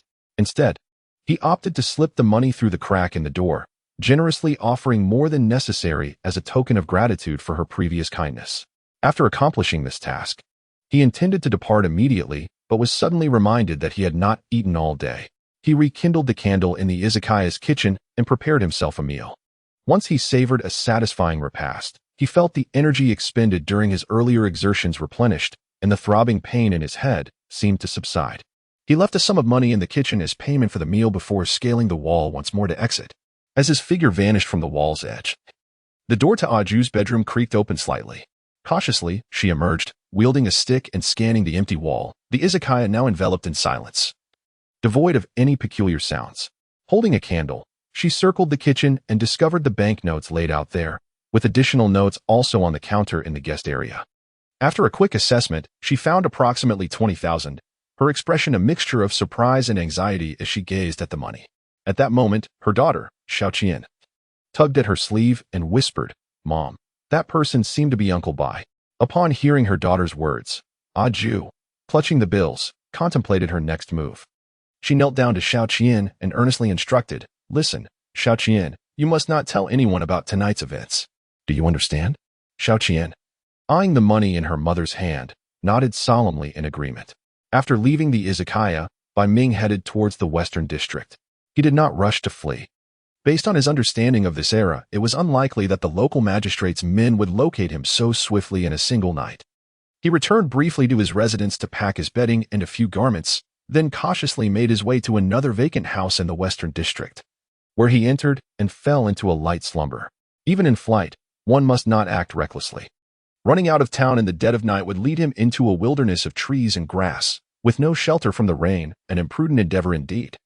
After resting for a while, his ingrained biological clock roused him at dawn. He contemplated his situation, and his frugal mindset prompted him to take his meager possessions with him as he walked openly towards the town's entrance. At this early hour, the gates of Hachiman Town had just opened, with few individuals entering or exiting. A few guards, yawning and somewhat drowsy, stood watch. And upon noticing Bai Ming carrying his trifling belongings as he exited, they merely cast a languid glance his way, showing no intent to impede his passage. Thus, he was spared the need to scale the wall. Once he had traversed a distance beyond Hachiman Town, Bai Ming glanced back. In the faint morning light, much of Hachiman Town remained shrouded in darkness, resembling a slumbering behemoth. He continued onward, lifting a hand to wave back towards the town in a gesture of farewell. Thud! Hiraizumi Ichiro lowered his axe, his arm sore, and approached the tree where the water jug was placed, intending to take a sip and rest for a moment. What was this? He noticed a small black bag wrapped in waterproof oil paper beneath the tree. Upon opening it, he was taken aback. Money. Inside lay 50 to 60,000 taels, a sum he would typically take half a year to earn under normal circumstances. Instinctively, he glanced around. The vast forest was devoid of any presence, save for the gentle patter of rain and the distant sound of lumberjacks at work. This must mark his farewell to the village of new life. After departing from the lumberyard, Bai Ming slung a large satchel over his shoulder and began contemplating his next destination. The incessant rain of the rain country, which seemed to fall perpetually, filled him with disdain. He had heard tales of the neighboring fire country, renowned for its favorable geography. Perhaps a visit there would prove worthwhile. Yet, he pondered whether he would need to learn a new language upon arrival, a thought that caused him some trepidation. Moreover, he would require a suitable identity to navigate this new land. There were many considerations to weigh, but there was no need for haste. After deducting what he owed to Ping Zei Churo and the proprietress Aju, he found that he still possessed approximately 227,000 taels. Among them were several 1,000-tael banknotes, which he had never encountered before. If he exercised caution, this money would suffice to cover his expenses for the next 6 months. Having left behind a place that had begun to feel familiar, Bai Ming felt a tinge of disorientation, but he quickly resolved where he intended to go next. He decided to head north to Tsuya, a town he had heard was one of the few bustling cities in the rain country. Unlike the indigenous folk who toiled endlessly in the fields, his vision was not confined. He yearned for more civilized and prosperous locales, eager to learn more about the world. Determining the northward direction with his budding navigational skills, he observed the route ahead and embarked upon his unfamiliar journey. Meanwhile, in Yada town, the military officer Ase Bunta meticulously questioned the servants of Tahii Yoshinobu, inquiring whether he had recently offended anyone. To sever a head, preventing the victim from dying completely, was an act reserved for those filled with profound hatred. Ase Bunta learned that, due to the recent state of emergency, Tahii Yoshinobu had not left Yada town. If there was indeed a vendetta, it was likely of recent origin. The samurai hired by Tahii, Nakashira Kayataro, was no less formidable than himself. The individual who had confronted him and inflicted such a horrific wound must be a man of considerable strength. The bloodied footprint on the tatami and the loud cries heard by the servants the night before attested to this fact. The assailant was undoubtedly another samurai, tall in stature. Ase Bunta soon remarked that if it had been a ninja, those fearsome beings would not have caused such a commotion. The servants, trembling under Ase Bunta's piercing gaze, struggled to articulate their thoughts. Sensing their fear, Ase Bunta furrowed his brow and shifted his approach to questioning. He instructed his servants to recount everyone that Taihei Yashinaka had encountered in recent days. The servants stammered as they shared what they knew. When Kota Jiro mentioned that a man named Hakumai had come yesterday to demand payment and was scolded and sent away, a particular detail piqued his interest. You said that man casually caught the task voucher that was thrown back? Indeed, Kota Jiro replied, fearing he might have misremembered, then nodded in affirmation. Noting the man's apparent anger, it was audacious for a commoner from the West District to exhibit such indignation. Ase Bunta nodded, sensing that Hakumai's suspicion had intensified. You mentioned he referred to himself as Hakumai, correct? Yes, my lord, Kota Jiro responded respectfully. Kimura, investigate this individual, Ase Bunta commanded, but proceed with caution. A samurai clad in armor promptly departed in response. Given the authority of the magistrate in Yada town, he swiftly acquired the information he sought. Within the hall where Taihei Yashinaka hosted guests, Ase Bunta listened to the gathered intelligence, his expression gradually growing grave. 2 months prior, the newcomer to the land of rain was initially thought to be deaf and mute, living off labor in the town.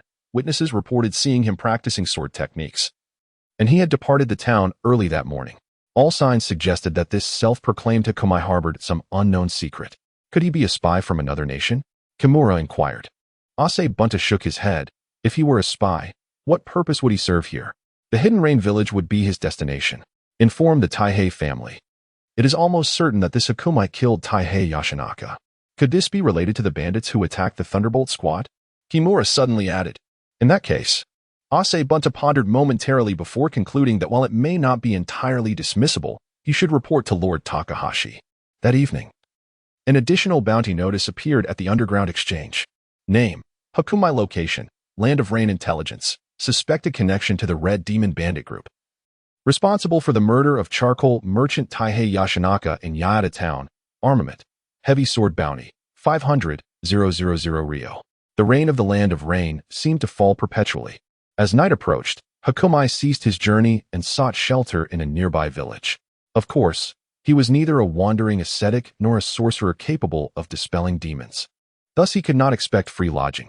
I apologize for the intrusion. The assigned room was meticulously cleaned, though the wooden structure inevitably bore a musty scent. The enhancements to his physical condition from breaking through the second level of the Vajrachi had nearly plateaued, and his appetite had diminished somewhat. After forcing down a meager meal, and with the mindset of concealing his wealth, Hakumai secured the door and began his customary evening training.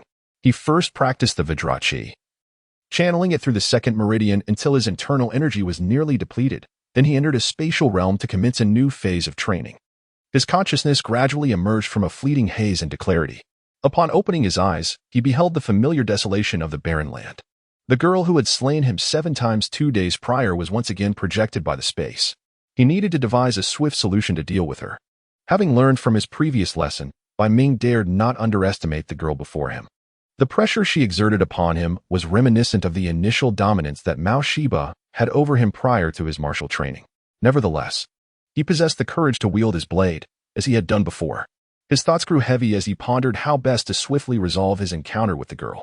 This was not merely for the sake of a new inheritance. It was also because without prior experience in the spatial realm to accumulate the necessary force to open his meridians, his cultivation speed in the real world would inevitably lag. Today, despite engaging in the same training routine, his progress had dwindled to a mere third of what it had been previously. It implied that what he could have accomplished in nearly a year, mastering the 12 primary meridians, would now require 3 years to complete. Such a prospect was utterly unacceptable to him. Before entering the space, he had contemplated various strategies. For instance, he considered utilizing the spatial projections characteristic of embodying his state while asleep to create a wooden shield to counter the girl's silver hairpin. However, upon further reflection, he abandoned this notion. The mechanics of the space dictated that one must defeat the projected adversary to acquire their inheritance. From this perspective, it was undoubtedly a trial. While no one explicitly restricted him from employing external factors to navigate the trial, Bai Ming believed that crafting a wooden shield would merely be a display of cunning. If he could resort to such clever tactics against an opponent of similar strength, what would happen when he encountered a stronger projection in the future? He was painfully aware of his own lack of practical experience. Although he might currently surpass Mao Shiba in martial prowess, he estimated that engaging in a straightforward confrontation without resorting to trickery would greatly increase his chances of defeat. Moreover, the real world was fraught with danger. Even a mere merchant's guard had nearly brought him to his demise, and it was only through sheer brute force and luck that he had managed to overcome him. This underscored his inadequacies in actual combat experience.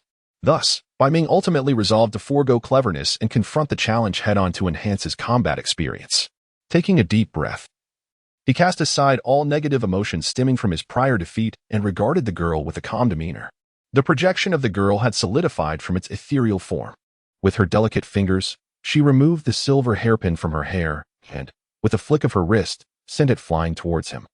Bai Ming's gaze sharpened as he focused intently on her movements. His pupils dilated momentarily before constricting again.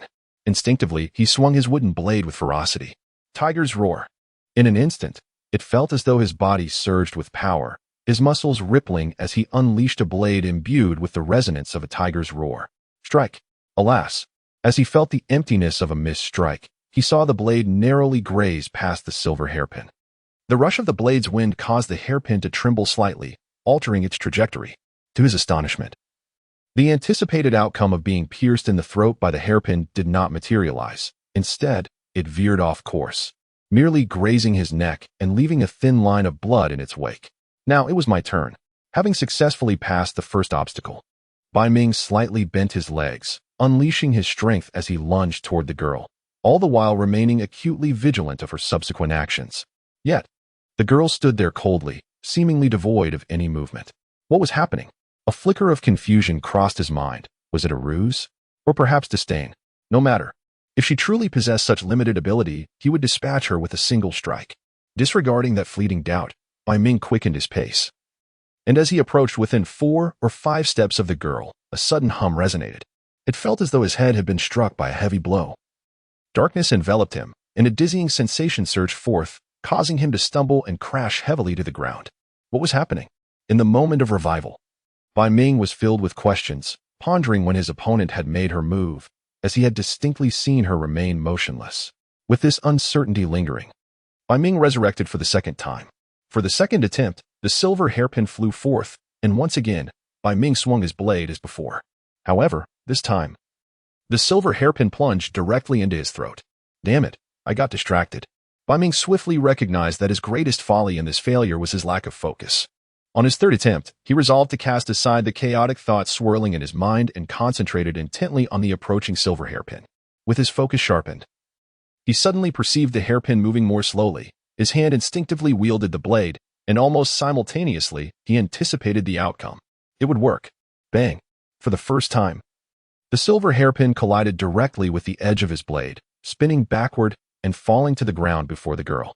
Taking a deep breath, Bai Ming charged forward once more, yet the girl remained as she had during his initial encounter, her expression frigid and her demeanor unchanging. As he approached within 4 or 5 steps of her once again, he instinctively hesitated for a moment, only to be engulfed by a wave of dizziness. Once more, darkness descended upon him, and he found himself unable to control his body as he crashed to the ground.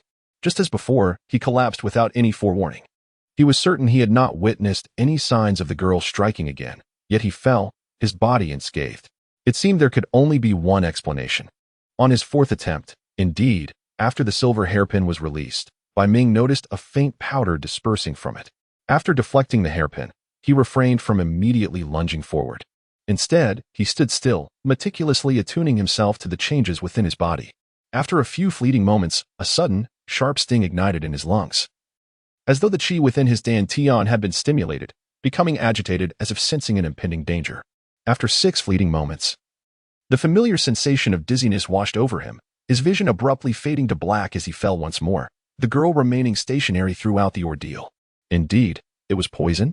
For according to his understanding, there could be no toxins that caused instantaneous demise without contact. Rather, they would incite violent reactions within the body, revealing their presence. Yet, he had not felt any significant abnormalities, which had led him to overlook this possibility at first. As I reflect upon it now, I realize that I had underestimated the situation.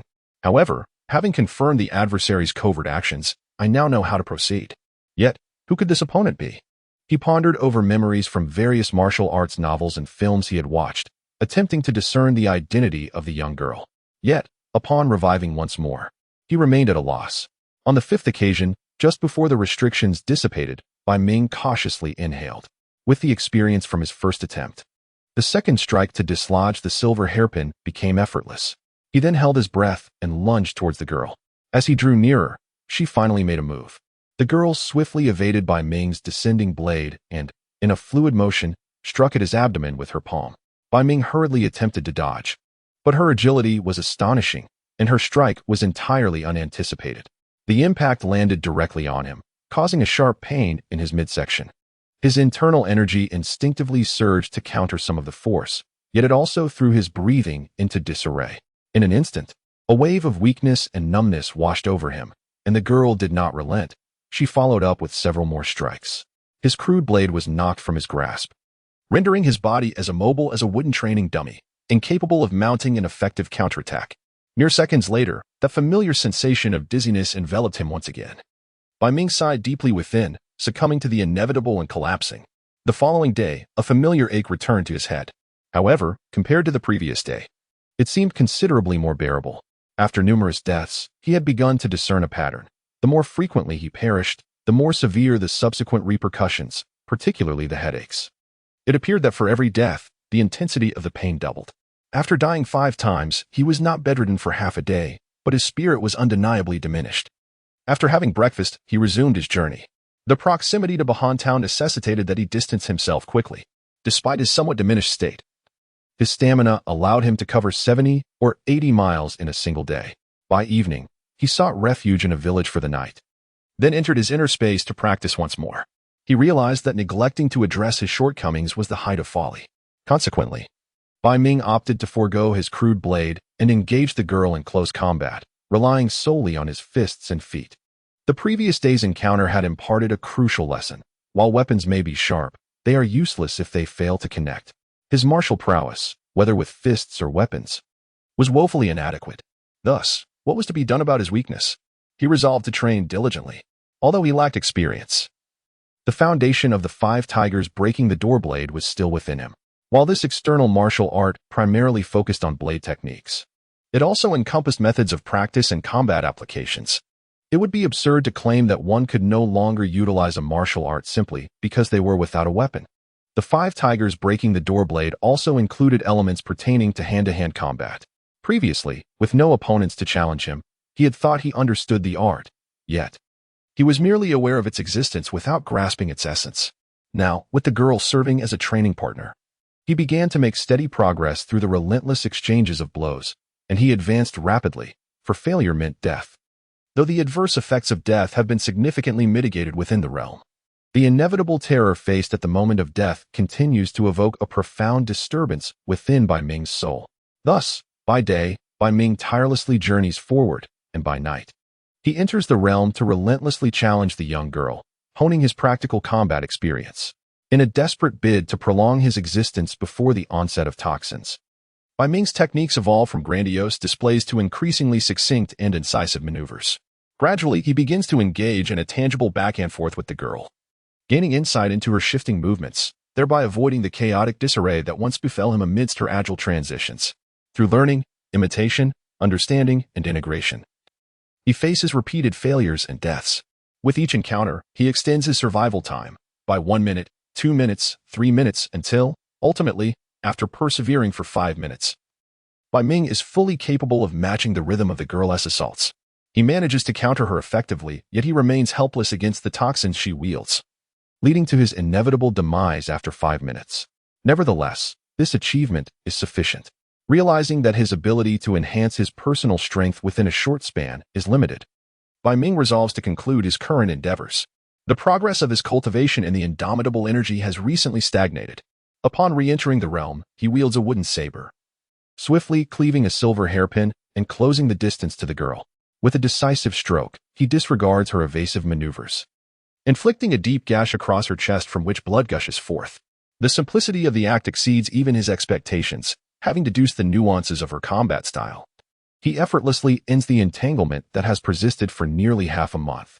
As the bloodied form of the girl collapses to the ground, Bai Ming gazes upon her in silence. Soon, her body, akin to an eraser being wiped away, along with the stains of blood, fades into nothingness. A faint white light and a grayish mist rise from the spot where her corpse vanished, both merging into Bai Ming's consciousness.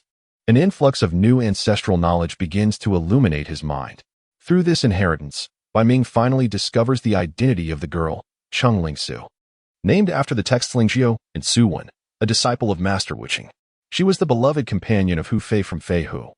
Renowned for her exceptional medical and toxicological expertise, residing in the Yuwang village of Beima Temple. A kind-hearted and meticulous young woman, she tragically perished while saving Hu Fei. Among her legacy is the Yaowang Shen Pian, authored by her master, Wuching. However, this inheritance also encompasses her extensive knowledge of medicine and poison, rendering it a dual gift.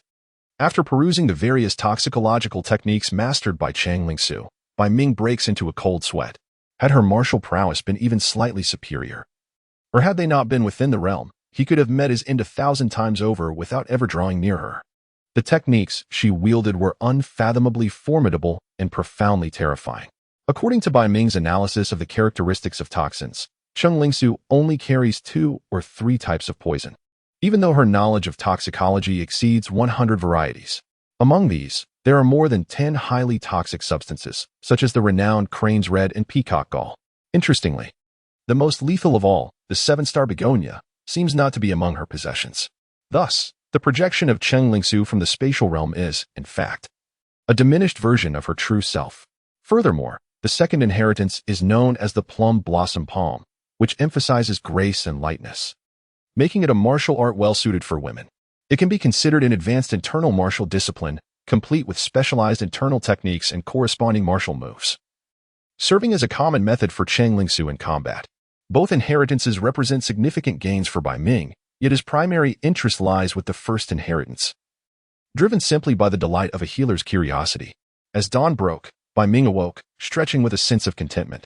Recently, he had been plagued by persistent headaches upon rising, which, although not severely impacting his daily life, left him feeling unwell.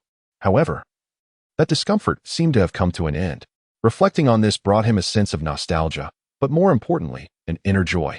In light of this newfound happiness, he even paid a little extra for his lodging. After a simple breakfast, Bai Ming resumed his journey with no intention of pausing. On the contrary, he believed that quickly finding a suitable place to rest would benefit his cultivation. His initial destination upon leaving Bawatan was Hazuka, which, according to inquiries, was not far from his current location. Barefoot, he traversed the muddy path, finding wooden clogs or straw sandals uncomfortable, thus adapting to walking barefoot after departing from Bawatan. Upon passing through a small patch of reeds, he encountered a fishing boat anchored at a rudimentary shore. "Could you take me across? I wish to visit Takizan. Uncle Shurha mentioned you could provide passage, and I am willing to pay for your services," Bai Ming said as he approached the boat, eyeing a middle-aged fisherman clad in a short, gray outfit who was mending his nets. The fisherman glanced at Bai Ming and remarked, "You are the one who stayed at Shurha's house yesterday, inquiring about the route to Hazuka." "Indeed," Bai Ming replied. "What business do you have in Hazuka?" the fisherman asked. Intrigued, "I simply wish to see it, as I have heard it is quite lively," Bai Ming answered candidly. The fisherman, somewhat skeptical, chose not to press further. Tossing aside his net, he declared, "Very well, but it will cost you 500 taels to take you to Takizan."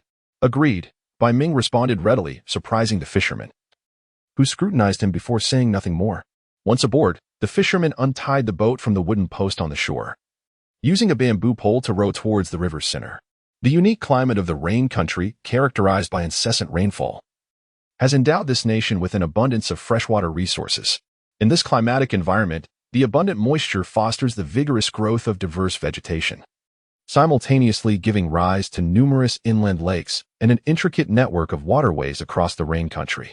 Within this geographical setting, the land area of the rain country is susceptible to being torn apart, making water transport via boats the preferred means of saving time when traversing from one place to another. The river before them spans approximately 50 meters in width. A gentle breeze caresses the surface, rendering it mostly undisturbed, yet the incessant drizzle creates countless ripples across the water. Lush aquatic plants flourish along the banks, and occasionally, birds resembling herons or storks swoop down to hunt freshwater fish, claiming a hapless catch as their meal.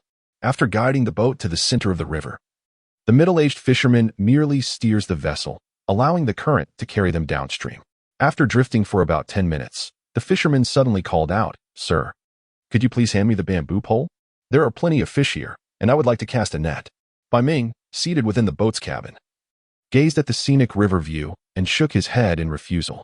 "I do not oppose your fishing, but kindly wait until we reach Jitong town. But by then, the fish will be gone." The fisherman replied with urgency, "That is of no concern to me.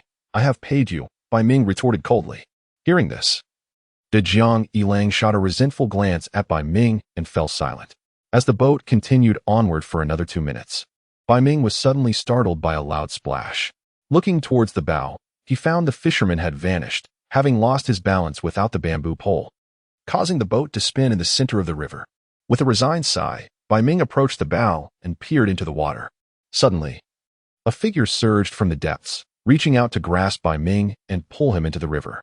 In a swift motion, Bai Ming seized the outstretched hand, yanking the fisherman back aboard.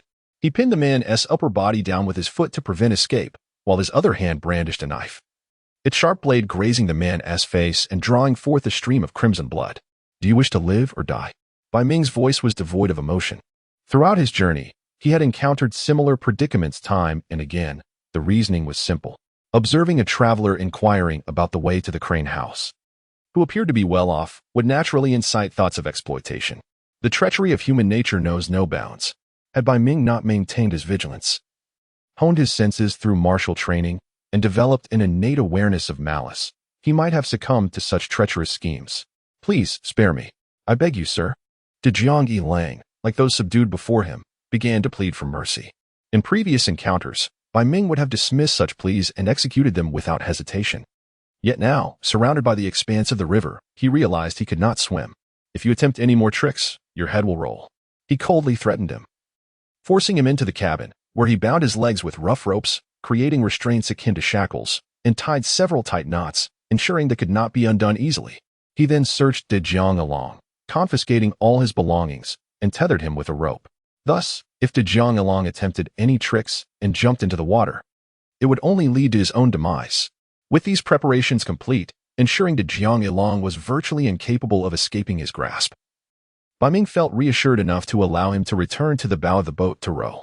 After this series of actions, De Jiang had relinquished any thoughts of resistance, diligently focusing on rowing, though he occasionally cast fearful glances at Bai Ming. The boat continued downstream for about half an hour, gradually revealing other vessels of similar size navigating the river, all heading in the same direction. Upon reaching a fork in the river, the once turbulent waters became calm, and as they rounded a cliff, a picturesque scene unfolded before them, a bustling little town built along the water's edge. In the distance, a steamship belching thick black smoke was making its way further along. Bai Ming stepped out of the cabin, gazing at the approaching town of Jianlong, feeling a twinge of sentimentality. Soon, he would board the daily steamship to Tsurui, marking a temporary conclusion to his journey. As the small boat neared the banks of Jianlong, another small vessel departed from the shore, heading in a different direction, passing by Bai Ming's boat at a mere distance of 5 or 6 meters. However, Bai Ming suddenly adopted a grave expression, fixated on the receding boat. On that vessel, he had spotted 2 men clad in black ninja attire, their faces obscured by masks. Instinctively, upon seeing these 2 figures, Bai Ming became alert. He sensed an imminent danger. These individuals exuded a menacing aura.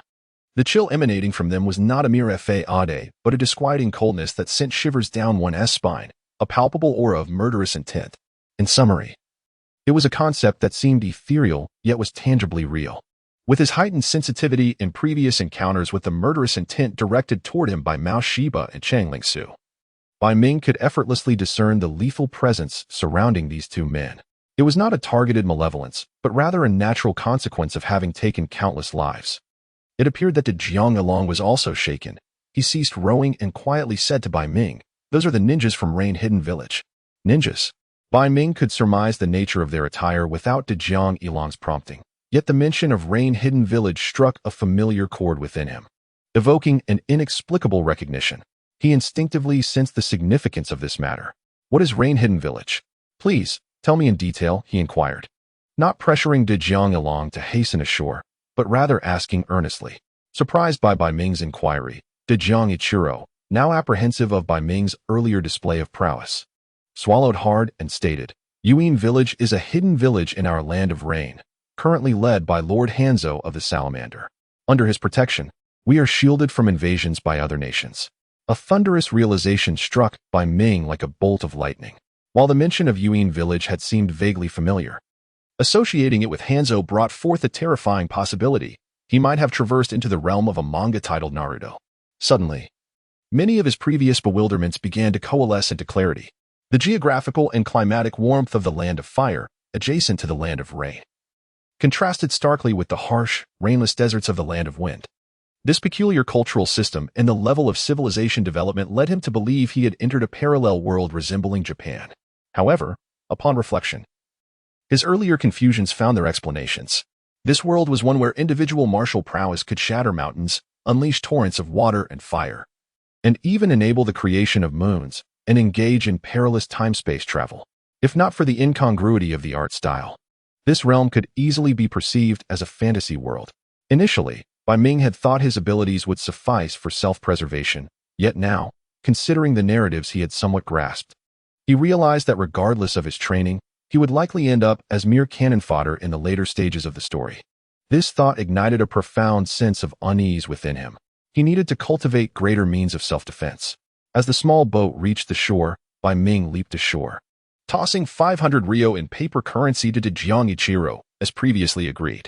He lacked any inclination toward underhanded tactics and decided to let him be for now.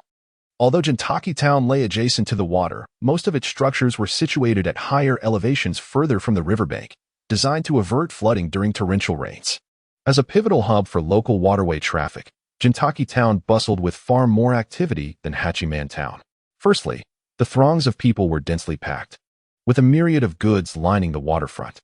Small boats frequently arrived and departed, creating a vibrant marketplace at the town's edge. As soon as Bai Ming disembarked, he was swept into the crowd, soon sensing hands reaching toward him amid the throng. He merely brushed them aside. These attempts at thievery were likely connected to the local underworld. Though unafraid, he wished to avoid complications, especially now that he was aware of the world he had entered, prompting him to remain vigilant. Even if he could fend off these ordinary individuals, the risk of being targeted by hired ninjas loomed ominously. Thus, he resolved to maintain a low profile. Departing from the bustling marketplace at the waterfront, Bai Ming ventured into the heart of the town. Compared to Yada Town, the level of industrialization in Jialing Town is undoubtedly more profound. In the distance, one can observe numerous plumes of black smoke rising above the land. Most of the buildings are primarily constructed of concrete and steel, robust enough to withstand the ravages of rain. The various hues adorning the structures are quite pronounced, not merely confined to the monotonous gray of concrete, but enhanced by the vibrant signs and inscriptions of various shops, hinting at a burgeoning modern town ambience. Within the town, there are dedicated inns catering to the accommodation needs of merchants, samurai, and travelers from distant lands. Bai Ming had already inquired about the steamship Tetsuya, learning that only one departs daily, the very vessel he had seen on the river earlier, prompting him to secure a room at the inn. After all, regardless of the unfamiliar locale, it is prudent to arrange one's lodging first to facilitate subsequent endeavors. Leaving behind his meager belongings of clothing and bedding at the inn, Bai Ming meandered through Jialing Town with a sense of lightness, spending the better part of the day acclimatizing to his surroundings, during which a notion began to take root in his mind. After dining out, Bai Ming returned to the inn.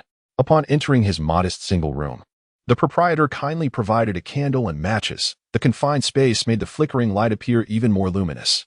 As he lay with his hands under his head, he could faintly hear enticing gasps and moans from the neighboring room, likely the result of a merchant summoning a performer from the flower street. Indeed, Jialing Town is uniquely distinguished from Yada Town by its flower street, which Bai Ming glimpsed from the entrance, bustling with activity. Disturbed by the peculiar sounds, he sat up restlessly, gulping down several mouthfuls of cool water from his bamboo tube, and opened the window, allowing the damp, cold air to wash over him, which surprisingly clarified his mind. He had been persistently troubled by the circumstances surrounding his transmigration into the world of Naruto. Rather than fixating on the reasons for his arrival, he accepted the absurdity of his existence, recognizing that even he had mastered martial arts that once belonged solely to the realm of imagination. Thus, his presence in a world originally defined as a mere comic was not so peculiar after all. What truly preoccupied his thoughts was the inherent danger of this world. Since his arrival, the unfamiliarity of this realm had enveloped him in a profound unease. Although he had gradually familiarized himself with the language and acquired some self-defense skills, the resurgence of that unsettling feeling had only intensified his anxiety. Based on what little he understood of this world, stability had never been a hallmark. In a mere few decades, multiple extensive wars had erupted. If it were simply a matter of ordinary people facing off, it would be one thing. However, the involvement of superhumans known as ninjas, killing machines meticulously honed through various missions, undoubtedly escalated the brutality of warfare to unprecedented levels. According to his own recollections, the Land of Rain serves as a stronghold for a formidable antagonist during the mid to late stages of the narrative. Presently, Hanzo of the Salamander still exists, indicating that he is several years away from the so-called main storyline. Currently, there appears to be no palpable sign of an impending war, yet it is presumed that it is not far off, perhaps just a few years in the future. After all, the frequency of warfare in this world has left a profound impression on him, giving rise to a cadre of villains claiming to seek world peace. Moreover, the true architects of this realm have orchestrated events known as the First and Second Shinobi World Wars. At this juncture, one cannot ascertain whether it is before or after the conclusion of the First Shinobi World War. The precise temporal context remains unclear, however. Hanzo seems to have already earned the title of demigod, suggesting that the Senju brothers, Hashirama and Tobirama, have likely passed away. It is recalled that Hanzo began to rise to prominence after the demise of those two brothers. Thus, one can deduce that the so-called First Shinobi World War has concluded, while the second may either be impending or already resolved. Nevertheless, due to the scarcity of intelligence, further information must be gathered. He commits this matter to memory, for the upheaval of the broader environment could significantly impact his quest for a tranquil existence. As he begins to untangle the complex and chaotic thoughts in his mind, Bai Ming comprehends what he must pursue next. Naturally, it is to enhance his own strength, for there is nothing else of greater importance. In this world, it seems that ninjas are employed for monetary gain, and attaining wealth would ostensibly ensure safety. After all, these so-called ninjas can be manipulated into slaughtering each other under the influence of the mighty dollar. However, contemplating this notion, one might reference the maritime overlord Kaido, whose ability to blockade an entire nation's economy renders the loss of life utterly devoid of value. Thus, in this realm, Only strength, specifically formidable personal prowess, can secure a better chance of survival. The martial arts he practices, while remarkable, pale in comparison to the chakra of this world. Yet, should he acquire the martial disciplines from realms of higher prowess, or even those of intermediate caliber, he need not fear the threats posed by this world. Furthermore, it is imperative to gather pertinent information regarding chakra and ninjutsu, ideally discovering methods of cultivation for comparative analysis. In summary, although this world is fraught with peril, those who possess the capacity to annihilate mountains and earth are few. Moreover, while certain aspects of this world may align with the characteristics of a Shinsha realm, those wielding such formidable might still seem to retain human frailties and physiological vulnerabilities, excluding matters of will and temperament. Their bodies do not appear significantly different from those of ordinary individuals. They remain susceptible to injury and death by common metallic objects. From Bai Ming's perspective, ninjas represent a somewhat grotesque manifestation of the current extraordinary system that has evolved in this world. However, to harbor such thoughts may indeed reflect an arrogance on his part. Bai Ming swiftly gathered his scattered thoughts and engaged in self-reflection. He came to realize that he was merely an ordinary weakling. Furthermore, if he arrogantly perceived himself as a godlike figure viewing humanity as mere primitives, he would be nothing short of foolish. A tangible world cannot possibly be encapsulated by a mere comic's depiction, no matter how elaborate. Oh. His morning meditation was abruptly interrupted by the peculiar cries of the woman next door, cursing under his breath. Bai Ming felt a surge of anger and almost resolved to pound on her door, but ultimately abandoned the notion. He glanced down at himself and noted that since his arrival in this realm, he had indulged less in self-entertainment. After embarking on his martial training, he found himself rising each morning with renewed vigor. It appeared that his martial arts were advancing rapidly, and he had grasped the essence of his practice. Yet, he pondered whether he should venture to the pleasure district to seek companionship.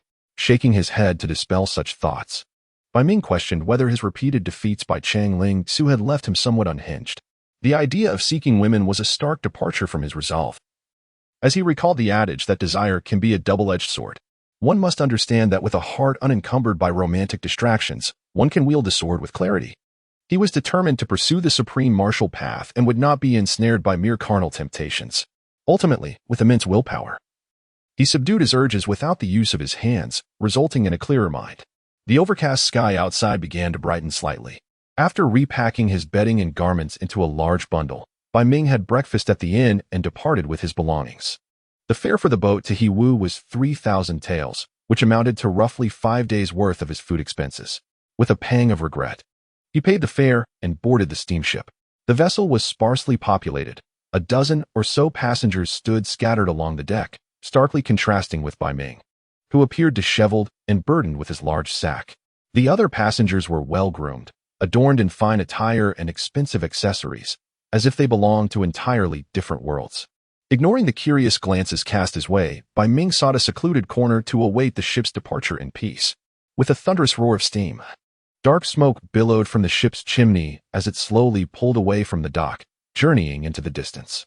After observing the river's scenery for a brief moment, Bai Ming retreated to his cabin as the rain began to intensify.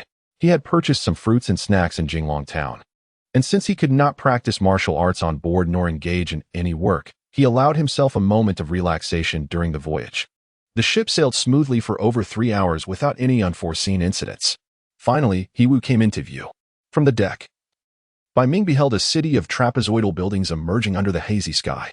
At the urging of the crew, he disembarked. If the towns of Hachiman and Jinglong had evoked a sense of early black and white cinema with their dull pallor, then Hiwu undeniably illuminated the scene with its vibrant presence. The perennial gloomy weather seems to have no impact on this city. Even during rainfall, it exudes a vibrant and bustling energy. Upon disembarking, a throng of adolescents swiftly approached the newcomers, eagerly offering their services as guides. As the steamboat docked, several other vessels, accompanied by the resounding blast of their whistles, gradually made their way to shore, while fishing boats ventured towards the horizon. Perhaps due to Bai Ming's rather shabby appearance, only 2 youngsters approached him. Yet he easily sidestepped them and continued into the city. Upon entering the Crane House, the entire city appeared to have undergone a transformative industrialization. With all structures uniformly constructed from concrete and steel, meticulously arranged to form orderly streets. The town even featured laid tracks, where steam locomotives clattered along, transporting goods. occasionally dropping lumps of coal that elicited cheers from groups of children rushing to collect the fallen debris in their baskets. The broad streets were alive with the passage of carriages, their wheels splashing water, amidst a cacophony of lively shouts and calls. The shopfronts, with their transparent glass, displayed an array of dazzling goods, including fashionable attire and clean, sweet-smelling foods that wafted enticing aromas. The scene before him felt eerily familiar, and for a fleeting moment, Bai Ming felt as though the villages he had traversed before arriving at Crane House were but a gray and indistinct blur of unreality. After spending 2 days in Crane House, he departed without a trace of nostalgia. While the living conditions in Crane House were undoubtedly commendable, aligning with the aspirations of many in this era, such quality of life came at a price. With his limited funds, sustaining himself in Crane House would deplete his resources at a rate double his initial estimations.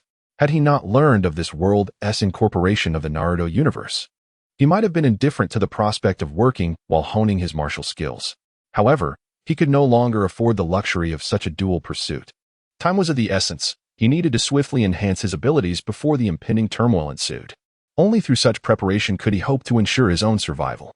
As for the improbability of remaining unscathed, Bai Ming never placed faith in fortune. He was acutely aware of his own limitations, knowing the existence of ninjas in this world.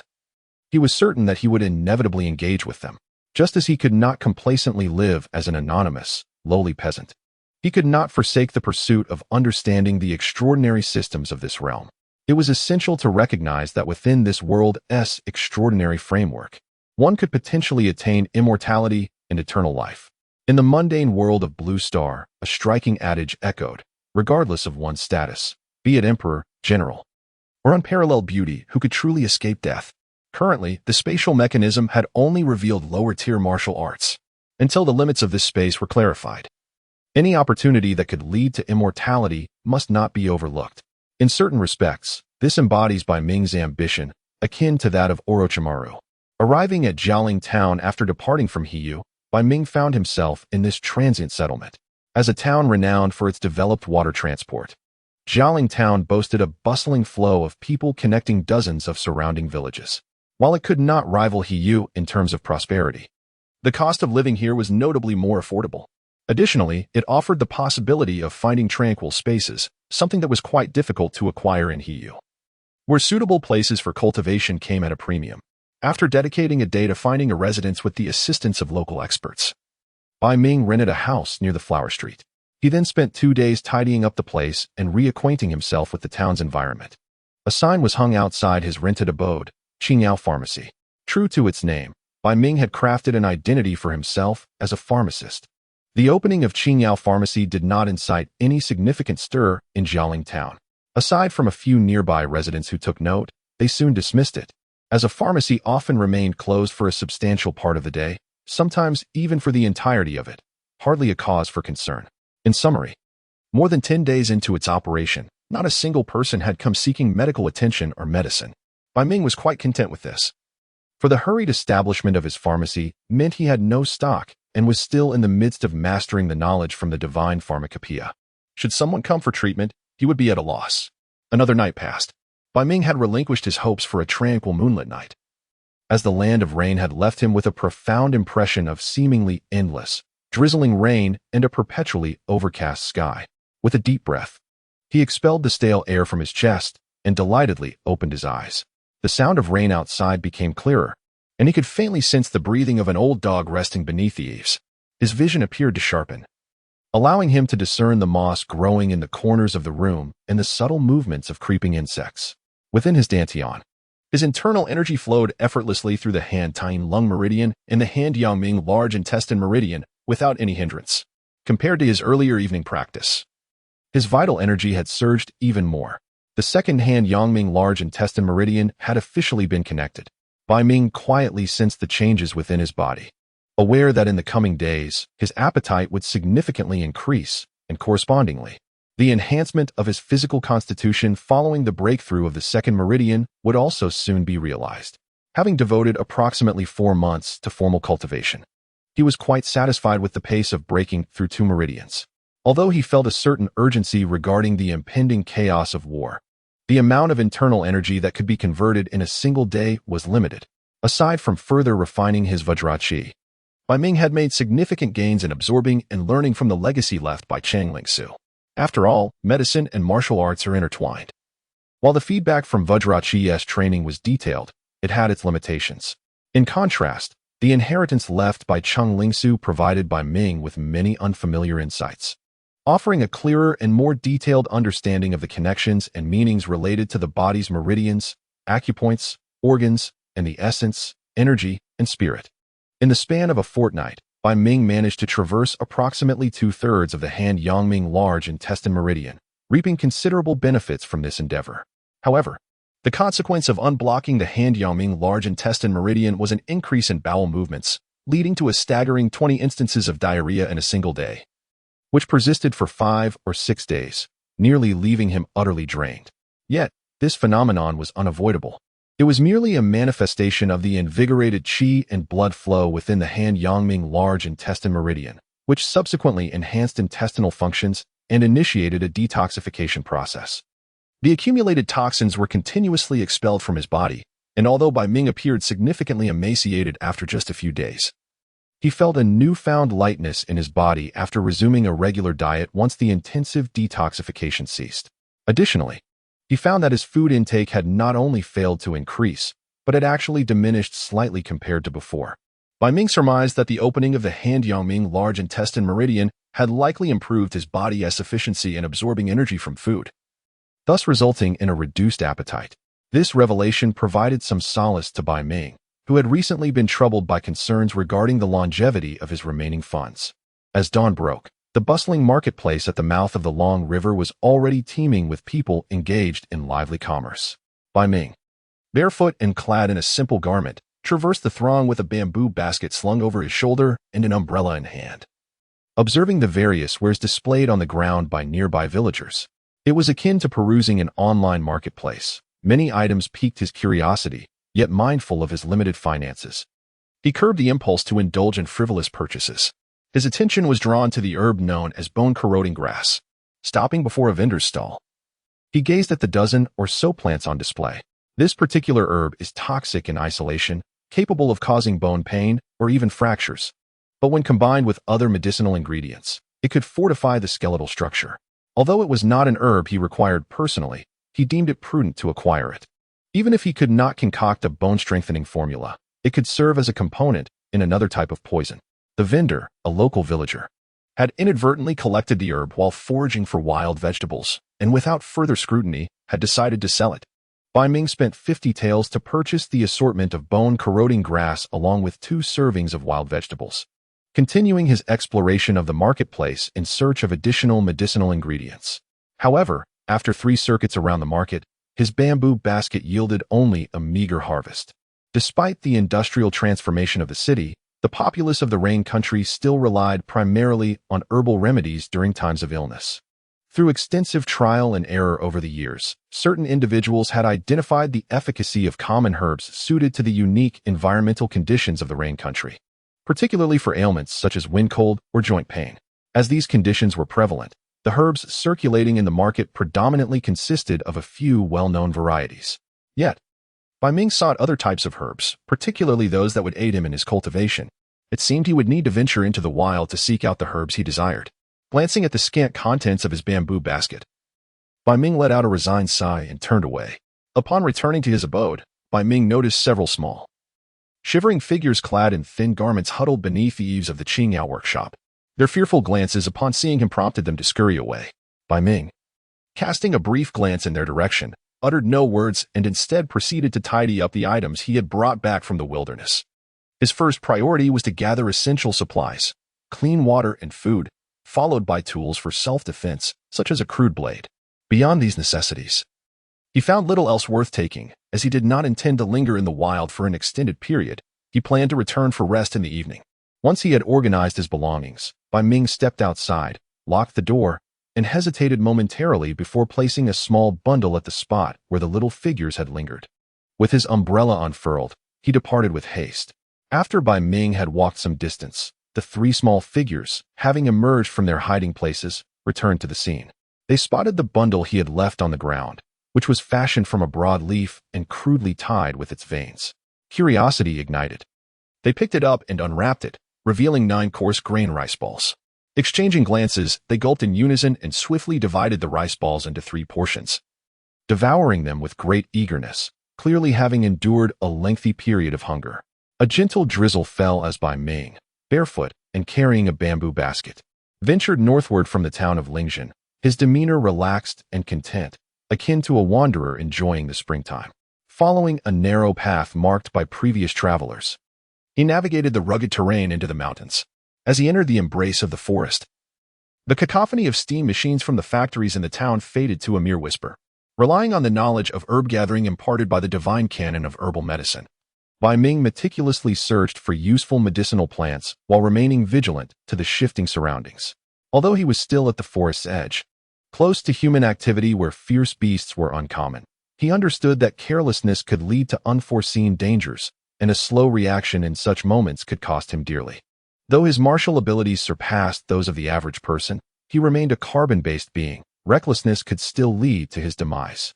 The rain country, known for its perennial downpours, provided an abundance of moisture ideal for the growth of diverse flora.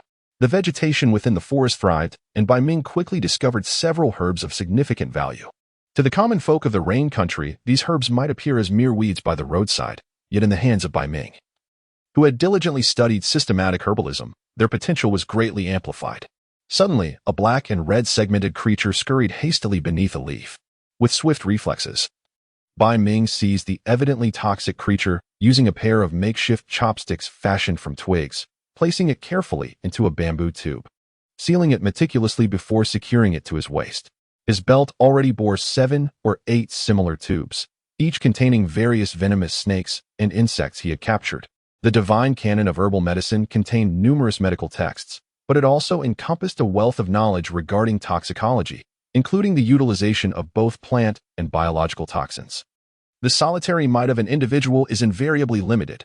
However, the ability to concoct the poisons chronicled in the pharmaceutical sovereign scripture undoubtedly offers a greater assurance of personal safety. He has not forgotten the numerous occasions when Changling Su, utilizing a mere handful of toxins, had dispatched him with alarming ease. As he ventured deeper into the forest, the ambience grew increasingly tranquil. The lush canopies of trees obstructed most of the rain, revealing even patches of surprisingly arid ground. The once audible chirps of birds had faded into silence, rendering the area eerily quiet. Realizing he had ventured too far, Bai Ming became acutely aware of the unsettling stillness surrounding him. He scrutinized the towering trees, devoid of any traces of human activity, and comprehended that he had unwittingly entered the heart of the woodland. Heightening his vigilance, he cautiously retraced his steps, grateful for the markers he had left along the way, which prevented him from becoming lost. After a 10-minute trek, the sounds of the forest seemed to awaken once more. The distant calls of birds and the rustling of small creatures scampering through the underbrush reached his ears clearly. Bai Ming quickened his pace, hastily making his way back to the forest's edge. Suddenly, a ferocious roar from an unknown beast reverberated through the air, shaking the branches and leaves around him, as if a torrential downpour had begun. Glancing back towards the source of the sound, which was in the direction he had just departed from, he felt a sense of relief, thankful for his timely escape. Had he encountered that unknown ferocious creature, his chances of survival would have been slim. With no curiosity compelling him to return and unveil the beast's true nature, he took a moment to rest before resuming his wanderings along the forest's periphery. After filling his bamboo basket with a satisfactory amount of herbs, he reluctantly departed the woodland. For Bai Ming, this forest was akin to a treasure trove, occasionally yielding fresh herbs. Even if he did not personally require them, the knowledge of their uses and the continuous gathering brought him immense satisfaction. Akin to collecting resources in a game, watching as wood, stone, and ores incrementally accumulated. Upon returning to the town, he noticed that the sky had darkened without his awareness. The streets, once bustling, had thinned in pedestrian traffic, while the flower street, contrary to its daytime desolation, now flourished with activity. Lanterns glowed a vibrant red, and women adorned with rouge paraded under umbrellas along the thoroughfare. The dulcet tones of shamisen wafted from the geisha houses, and a beautifully attired dancer captivated a crowd gathered around a tall structure on Flower Street. Qingzi, Qingzi, came the fervent cheers from the audience. Amidst the evening rain, Bai Ming returned to the Qingyao workshop. To his surprise, he noticed a bouquet of pale yellow flowers placed at his doorstep, untouched by mud, indicating they had not been carelessly discarded. He picked up the flowers, hesitated in silence, surveyed his surroundings, yet found no clues before stepping inside the house. After he entered the room, the heads of 3 little imps peeked out from a nearby corner, watching with joyful expressions as Bai Ming took away the flower. Life, it seems, always follows a certain order. In the time that followed, aside from his daily cultivation, Bai Ming devoted the remainder of his hours to the meticulous study of medicine. However, to describe his endeavors as research might be a touch presumptuous. He felt more akin to a humble student, absorbing the legacy of knowledge passed down to him. As he grew increasingly familiar with the medical teachings left by Chang Lingsu, Bai Ming began to regularly venture into the mountains every 2 days to gather herbs. Without engaging in any productive labor and focusing solely on his cultivation, he made continuous progress in both the mastery of his inner strength and the study of medical and toxic arts, albeit at the cost of his dwindling finances. In the midst of a desolate space, Bai Ming gazed at the dark medicinal concoction before him. The restoration of the space was commendable. As steam still rose from the potion poured from the gourd, his expression wavered, betraying a moment of hesitation. The concoction was brewed from a formula for replenishing qi and restoring vitality, derived from the god of medicine scriptures. Yet, lacking 2 essential herbs, the efficacy might be diminished. And without prior experimentation, he couldn't ascertain whether his brew was a success or a failure. Should he, a self-taught healer, concoct a remedy that proved harmful, it would indeed be a source of embarrassment. However, entering this realm was precisely to prevent such mishaps. As the uncertainty faded from his visage, Bai Ming mustered his courage, lifted the bowl, and gulped down the bitter potion in one swift motion. The taste was indescribably harsh. Yet, after the tincture slid down his throat, he seated himself cross-legged, closing his eyes to attune to his body's condition. After approximately half an hour, he detected no significant discomfort. Rather, a warm sensation began to rise from his abdomen, spreading throughout his body. It was a sign of success. A flicker of joy danced upon Bai Ming's face, as this mirrored the effects of the Pei Yuan decoction recorded in the medical texts. He promptly commenced his inner strength cultivation. The source of inner strength does not emerge from thin air. It adheres to the law of conservation of energy. The process of refining qi involves transforming essence into energy, and the human body possesses a finite capacity for such transformation each day. Overindulgence in this process can lead to a depletion of vital energy, ultimately harming the body and failing to fulfill the fundamental purpose of nourishing and strengthening it. However, after consuming the Pei Yuan decoction, as the medicinal properties were continually absorbed and transformed within his intestines, the inner strength in his dantian began to increase. With a surge in inner strength, the duration available for cultivating the meridians also extended, naturally accelerating the progress of his mastery of the Vajra Qi. Having confirmed the effectiveness of the Pei Yuan decoction through his own experimentation, Bai Ming began to incorporate the potion into his cultivation routine in the real world. With the assistance of the medicinal brew, his cultivation speed accelerated, doubling compared to before. In just a month's time, he successfully bridged 2 meridians, the stomach meridian of the foot Yangming and the spleen meridian of the foot Taiying. The unification of these 2 meridians brought about new transformations. The stomach meridian significantly enhanced his digestive capabilities. Bai Ming tested this and found that he could digest 3 to 4 pounds of meat in just half an hour.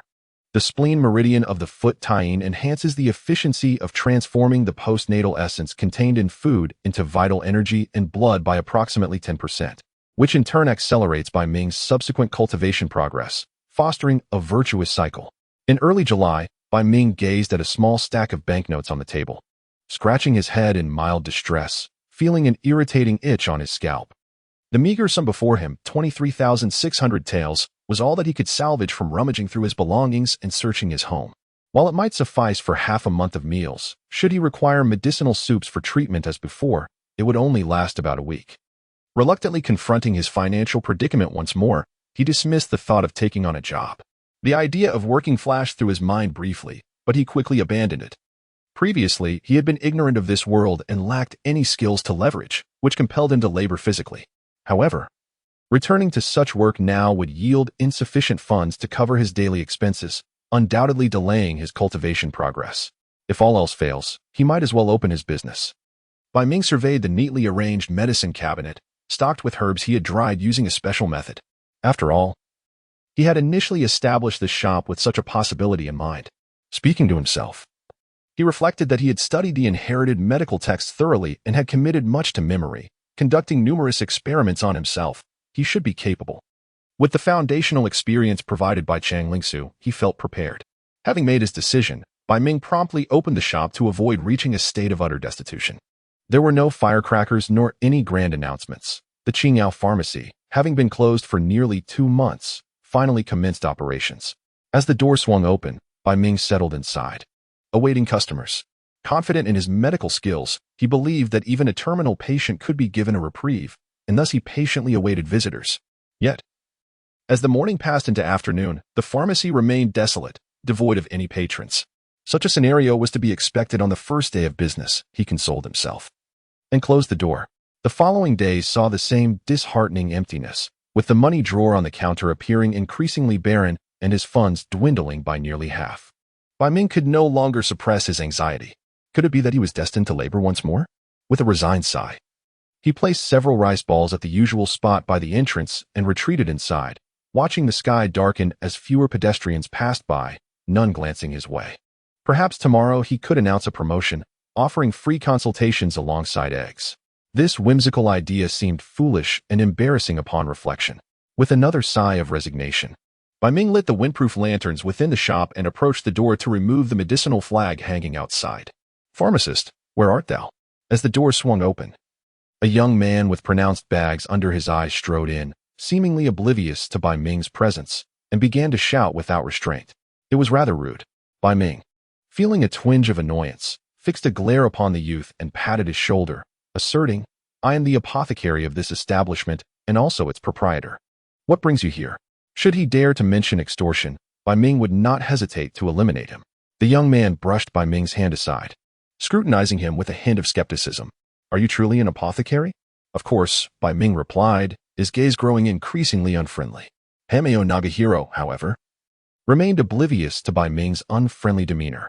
After a moment's hesitation, he decided against returning home for medicine. Lowering his voice slightly, he inquired, "Do you have that particular medicine here, esteemed apothecary?" Bai Ming, initially perplexed by his vague query, quickly grasped the underlying intent upon observing the man's furtive expression. Fury surged within him. How dare this individual come to him, seeking a tonic for virility? Did he hold no respect for the esteemed lineage of the Poison Hand King?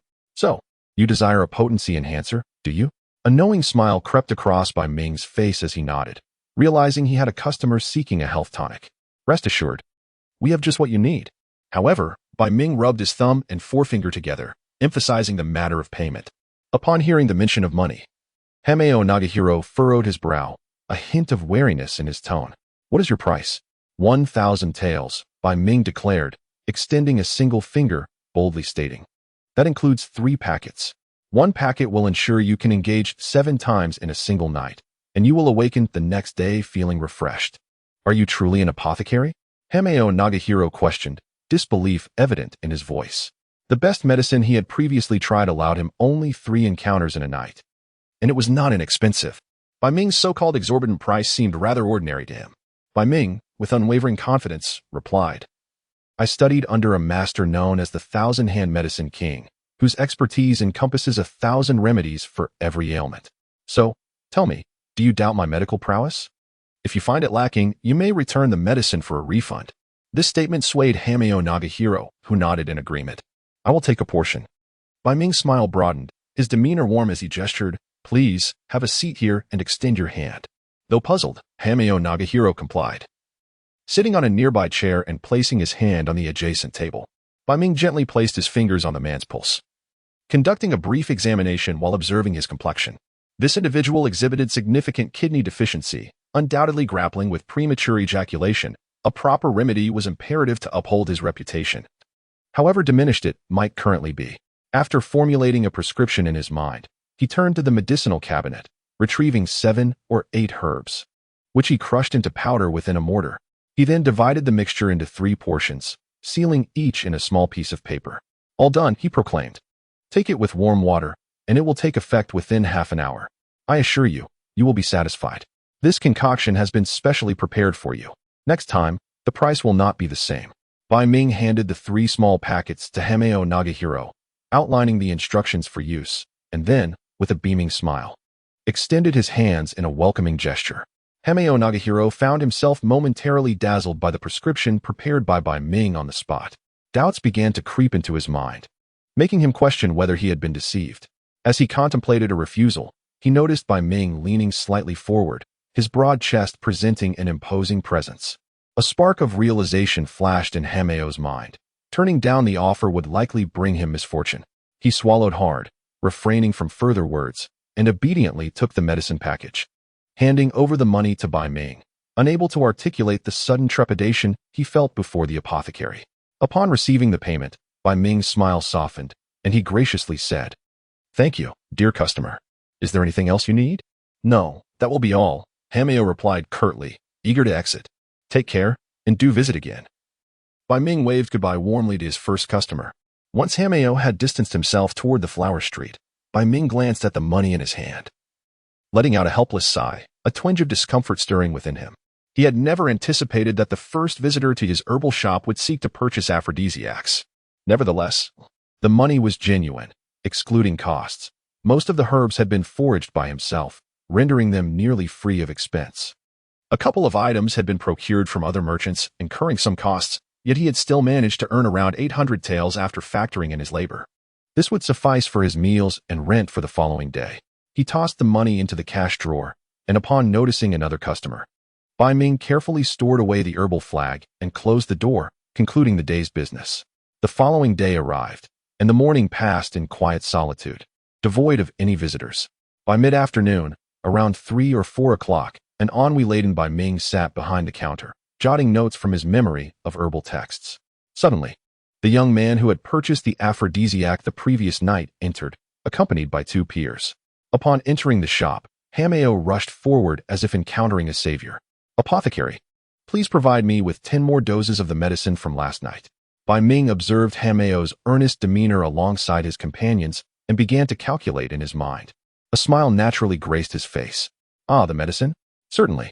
However, as I mentioned yesterday, that particular concoction was specially prepared, and since it was my first sale, I sold it at a loss. If you wish to purchase more, the price will differ from yesterday." "What is the price?" Hameo inquired, his composure slightly wavering at the mention of an increase. 3,000 taels, Bai Ming announced, doubling the price. "Agreed," Hameo responded decisively upon hearing the price, as his family operated a sugar factory in town and was not financially constrained. "I will take 10 doses. "Very well," Bai Ming replied, his demeanor growing friendlier at Hameo's generous attitude. Though he was a young man with apparent deficiencies, he seemed quite amiable. "By the way, apothecary, my 2 friends would also like to purchase some medicine." Hameo gestured towards his companions.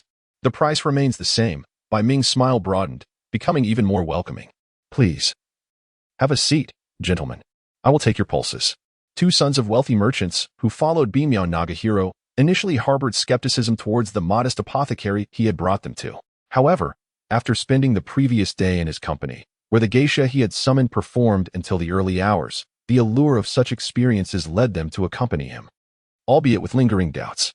Upon encountering the disheveled pharmacist before them, they instinctively resisted belief, yet the mere possibility compelled them to take a seat.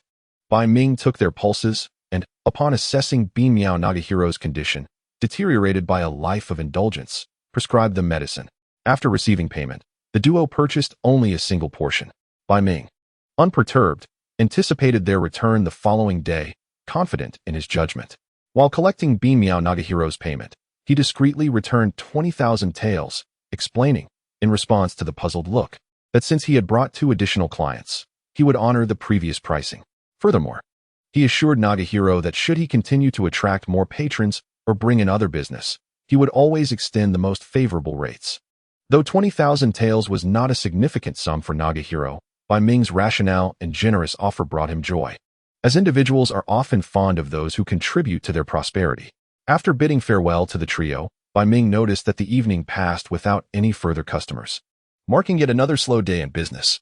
Nevertheless, he was not overly anxious, as this reprieve pushed back the looming threat of starvation by a few more days. As anticipated, the following day, the other 2 returned, each purchasing 10 additional portions of the potency-enhancing medicine. This influx of income provided Bai Ming with the necessary funds for training resources and sustenance for the next 10 days. Over the subsequent fortnight, bolstered by the first-hand accounts of the 3 men, the The clientele at the clinic gradually increased. Consequently, Qingyao Pharmacy's reputation in Jillingtown surged, not for its ability to treat complex ailments, but for its exceptional potency-enhancing elixirs. With a population of tens of thousands in Jillingtown, many of whom enjoyed comfortable means, dozens, even hundreds, flocked to the pharmacy, while no other ailments were addressed. The potency-enhancing medicine alone sold in the range of 200 to 300 portions. Had there been sufficient medicinal materials, sales could have easily doubled. Bai Ming calculated that, after accounting for various expenses, he would net over 600,000 taels, a remarkable profit, far more expedient than laborious work. Indeed, possessing a specialized skill and seizing market demand made earning considerably easier. At least for the next few months, he need not worry about the costs of his cultivation. With the financial crisis momentarily alleviated, Bai Ming's clinic returned to its erratic rhythm of sporadic business. Although he had ample experience in the field of medicine to draw upon, he recognized the necessity of continual study and research. Only through his own discoveries could he truly lay claim to his knowledge. Conversely, his progress in the cultivation of the Vajra Qi remained steady and methodical, while he refrained from practicing the plum blossom palm as a novice in martial arts. He understood that mastery in any discipline requires depth and purity of focus. The irregular hours of Qingyao Pharmacy's operation meant that when the potency-enhancing medicine was temporarily out of stock, the influx of visitors diminished significantly. Bai Ming found joy in his current circumstances. The opening of the clinic had not only enriched his experience in pulse diagnosis and amassed funds for his future cultivation, but it also allowed him to recalibrate his mindset. Prolonged seclusion and relentless training had rendered him increasingly reclusive, manifesting in a growing indifference towards others and a palpable detachment from the world around him. He even began to resist interactions with the outside. While he relished the solitary pursuit of martial arts and the independent study of medicine and toxicology, he recognized that complete withdrawal from society was an impossibility. He was merely a somewhat fortunate, albeit unfortunate, wanderer in a foreign land. After adjusting his attitude, he did not seek to rediscover his original aspirations. Yet he found that his mind felt remarkably clearer during his practice, which was an unexpected boon. As the end of July approached, the weather grew more oppressive, compounded by the perpetual rains of this land, rendering the humid heat almost unbearable. Mold infested various corners of the herbal workshop, despite his efforts to clean. It reappeared the next day, forcing him to abandon the task and merely keep a vigilant eye on his herbs to prevent their ruin by the wretched weather. After concluding his morning practice, Bai Ming began to prepare his breakfast: a small pot of congee, a hefty meat pie, and a small plate of pickled vegetables. He gulped down the remaining congee in one go and devoured several pieces of the meat pie, letting out a contented belch. With newfound wealth, his humble morning meal of coarse grains and wild vegetables had transformed into a sumptuous meat pie fried in oil, a delightful change in texture and flavor. Following breakfast and a brief exercise, Bai Ming donned a simple outfit resembling that of an ordinary herbalist, gathering his hoe and sickle before stepping outside. Today, once again, he did not hang the medicinal flag to signal the clinic's opening. He placed the oil paper-wrapped meat pie at the usual spot by the entrance and departed without a second thought. This had become a regular act of kindness he performed for a few unfortunate souls, offering them sustenance to stave off starvation, though he would never entertain the idea of taking them in or caring for them, as that would entail a responsibility he was unwilling to shoulder. The rain and mist enveloped the mountains and fields, varying from light to heavy, from delicate to dense. This unique climatic condition transformed what should be rare natural phenomena into commonplace occurrences. While Bai Ming appreciated the ethereal beauty of the mist-laden scenery, he soon found that venturing into the foggy areas left his thin garment drenched, resulting in an unpleasantly clammy sensation against his skin. Upon entering the forest, the cacophony of the wind subsided, replaced by a tranquil ambience where only the sound of raindrops hitting leaves, the gentle calls of birds, and the distant echo of footsteps remained. Oblivious to the world around him, Bai Ming continued onward until he reached his usual practice clearing. The footsteps behind him grew impatient, quickening in pace to catch up. "You seem a bit too hasty," Bai Ming remarked, abruptly halting and turning to face the newcomer with an expression of calm neutrality. Trailing behind him was a man in his 30s, adorned with a pointed hat and clad in a plain gray garment, a sword hanging from his waist. As he approached, Ziazizi Sanlang halted in his tracks, a shiver running down his spine. He regarded Bai Ming with a solemn tone, inquiring, "How did you discover my presence?" "Quite simply. I found you because I desired to," Bai Ming replied with an air of calm nonchalance. Through the countless times he had been slain by Chung Ling-su, his senses had gradually developed an instinctive awareness of danger, allowing him to roughly gauge the malevolence directed towards him and assess the level of threat posed by others. The man before him had unexpectedly begun following him the previous day. Uncertain of the stranger's intentions, Bai Ming refrained from acting rashly and instead ventured into the mountains early this morning under the pretense of gathering medicinal herbs. Had he sensed multiple pursuers closing in, he would have utilized the terrain to escape. However, if it were merely a single individual, or if the follower did not evoke an overwhelming sense of peril, he would adopt a different approach. Naturally, in light of his cautious disposition, initiating conversation to disrupt the adversary's rhythm was a form of psychological warfare. Although he had seldom employed this tactic before, the absence of a sense of security in this critical moment prompted him to devise strategies in his mind for potential encounters with foes. This psychological maneuver was a concept he had pondered. Based on the current reaction of his pursuer, it appeared to be quite effective. Infuriated by Bai Ming's dismissive demeanor, Zaya Azuzi Sanling retorted, "You arrogant scoundrel!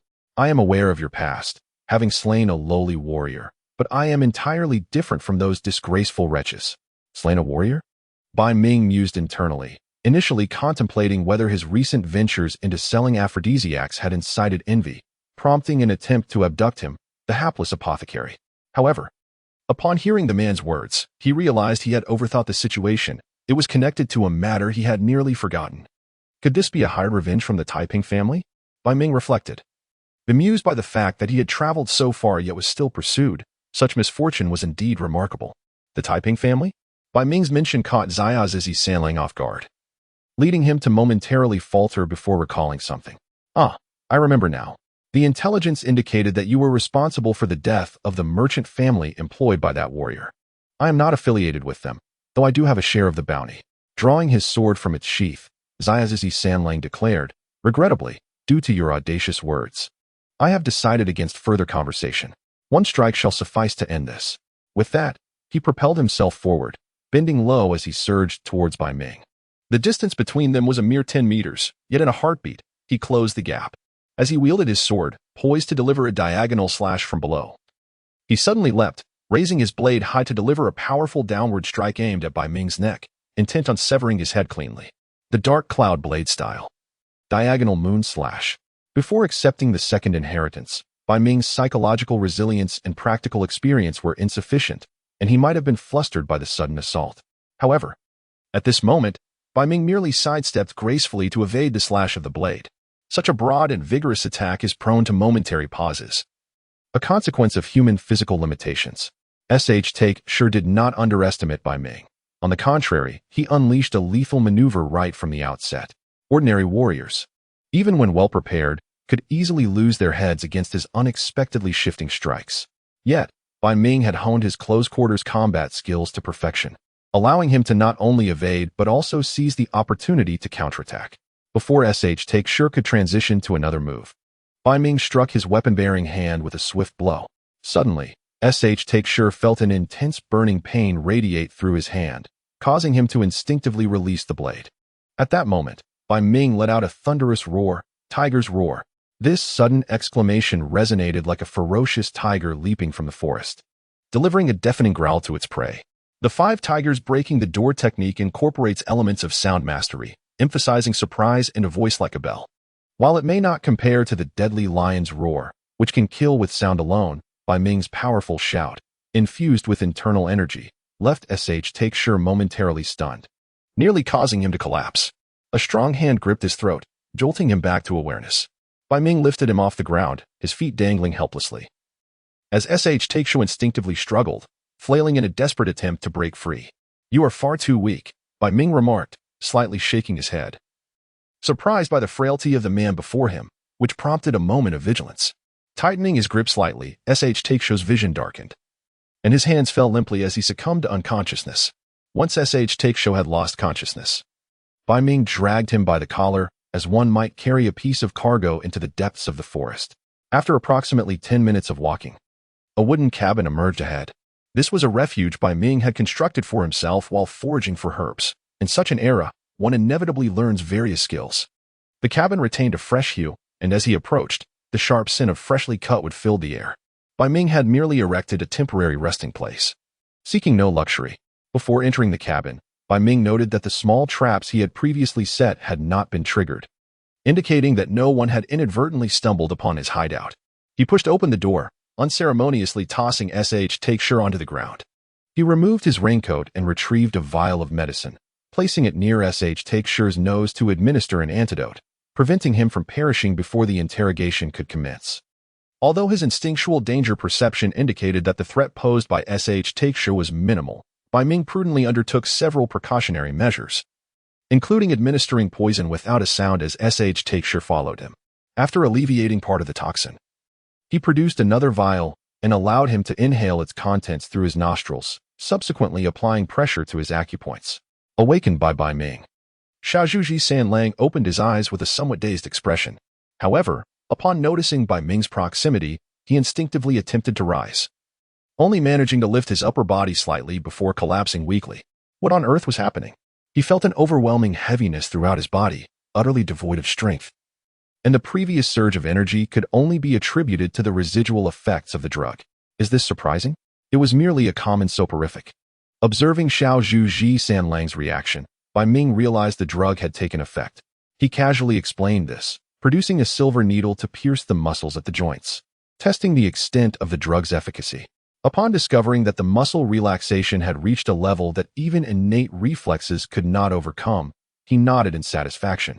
Propping Xiaozhuji Sanlang against the wooden wall, holding a short knife, he crouched down, a gleam of excitement in his eyes.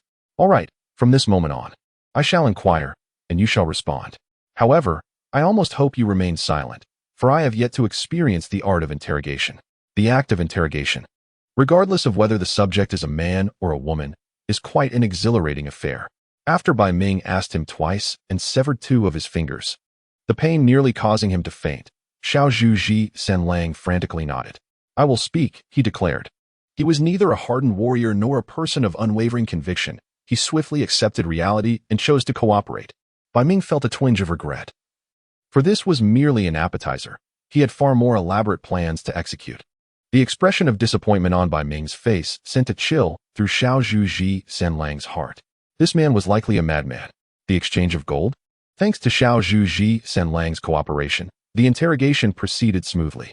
Out of caution, Bai Ming mixed up the order of his questions, repeating them several times and demanding quick responses. Ultimately, he confirmed the veracity of the man's words and understood why he had fled so far only to be discovered. The primary reason was his inclusion on the bounty list of the Exchange of Gold. The Exchange of Gold was an underground organization, the very nature of which necessitated secrecy. Its existence resembled that of an assassination task platform, where individuals commissioned the exchange of gold for killing assignments. In turn, the organization utilized its intelligence capabilities to assist bounty hunters in completing these tasks, taking a commission in the process. Its vast network spanned multiple countries, and according to Xiaozhuji Sanlang, even towns with a slightly larger population would have a branch of the Exchange of Gold. Both Jianlong Town and Crane House had their respective branches. The intelligence that led to Bai Ming's discovery had been leaked from the Exchange of Gold in Jianlong Town. Had Bai Ming maintained his previous reclusive lifestyle, perhaps he would not have been detected so swiftly. However, after he gained notoriety in Jianlong Town due to his involvement with a vitality-enhancing drug, he found himself on the Exchange of Gold's bounty list. Consequently, his information was swiftly gathered and confirmed by the organization's intelligence personnel, leading to Xiaozhuji Sanlang being assigned to monitor him. According to Take-Sure, who obtained the recently updated intelligence while passing through Mitaki Town the day before yesterday, he is currently the only one who has approached me. However, once his information spreads to other regions, it is inevitable that more bounty hunters will come to assassinate him, driven solely by the desire for the bounty of 500,000 Rio, a substantial sum indeed. Initially bewildered by his inclusion on the underground assassination organization's list, Bai Ming realized that the situation was more dire than he had imagined upon hearing this.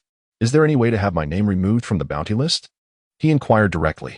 Take-Sure trembled slightly, fearfully responding, once a person is on the bounty notice, there is no way to remove them. Even the late god of ninjas from the shinobi world was not exempt. This is troublesome, Bai Ming thought, understanding that his previously stable and tranquil life was about to be shattered. although it had already begun to unravel. The consequences of his earlier resort to violence were now evident, and he found himself confronting an opponent who could not be vanquished through brute force. Yet, upon realizing this, he quickly dismissed the thought, harboring no regrets about his choices. He sought no justification nor spoke of fairness. At that moment, he simply wished to kill, to resolve his issues through bloodshed. It was convenient and cathartic. However, he had never anticipated being placed on the bounty list, nor being mistakenly regarded as an accomplice in the robbery of the Takahashi family, which added further misfortune to his plight. Should I find a new location? He pondered, overwhelmed by the prospect of incessant attacks looming ahead. As Take Jizuber had informed him, the bounty hunters at the exchange were primarily composed of wandering samurai and fleeing ninjas. Although he was steadily enhancing his personal strength, he felt uncertain when it came to dealing with ninjas from this world. Even a mere genin instilled little confidence in him. After all, the abilities exhibited by even an ordinary ninja were extraordinarily fantastical.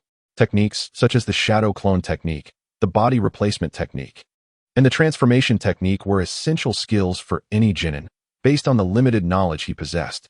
The two martial arts he had been training in were merely third-rate skills from the realm of martial arts, lacking the marvel that the ninjas possessed. His understanding was woefully insufficient. His fear of ninjas stemmed from both the knowledge he had acquired and the vast unknown that still lay before him. Although he had previously mentioned the need to gather relevant information, he had been hindered by his limited experience and environment, as well as his obsession with training, which had delayed his efforts. However, it was now imperative to collect information on ninjas without delay, as it was unclear when an attack might suddenly arise. With this thought in mind, Bai Ming turned his gaze back to Take Jizuber, a man who had long traversed the gray and black areas of society and should possess some understanding of ninjas. Disclose all you know regarding ninjas. Depending on your level of cooperation, I shall determine whether to spare your life. Take Saba, having succumbed to fear, though puzzled by Hakumai's inquiries regarding information on ninjas, complied obediently and divulged all that he knew. Observing the now unconscious Take Saba, Hakumai, to ensure that he would not awaken and flee before his return to the cabin the following day, deliberately increased the dosage of the sleeping potion, ensuring he would remain in a deep slumber until morning. Hakumai had already extracted all conceivable intelligence from Take Saba. Among the information gathered, the insights concerning ninjas presented an unexpected revelation. Hakumai's personal combat prowess was, in fact, comparable to that of an ordinary genin.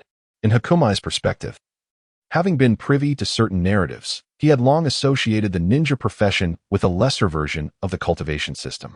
As a practitioner of a modest martial art, it was widely acknowledged that, at the initial levels, cultivators could effortlessly defeat lower-tier martial artists. Holding on to this belief, and recognizing the remarkable capabilities of ninjas in this world, Hakumai perceived even the most ordinary ninja as a formidable and perilous adversary. Yet, according to Take Saba, the ninja profession had supplanted the samurai on the battlefield over a century ago, with the 5 most powerful factions evolving into the military organizations of the present 5 great nations.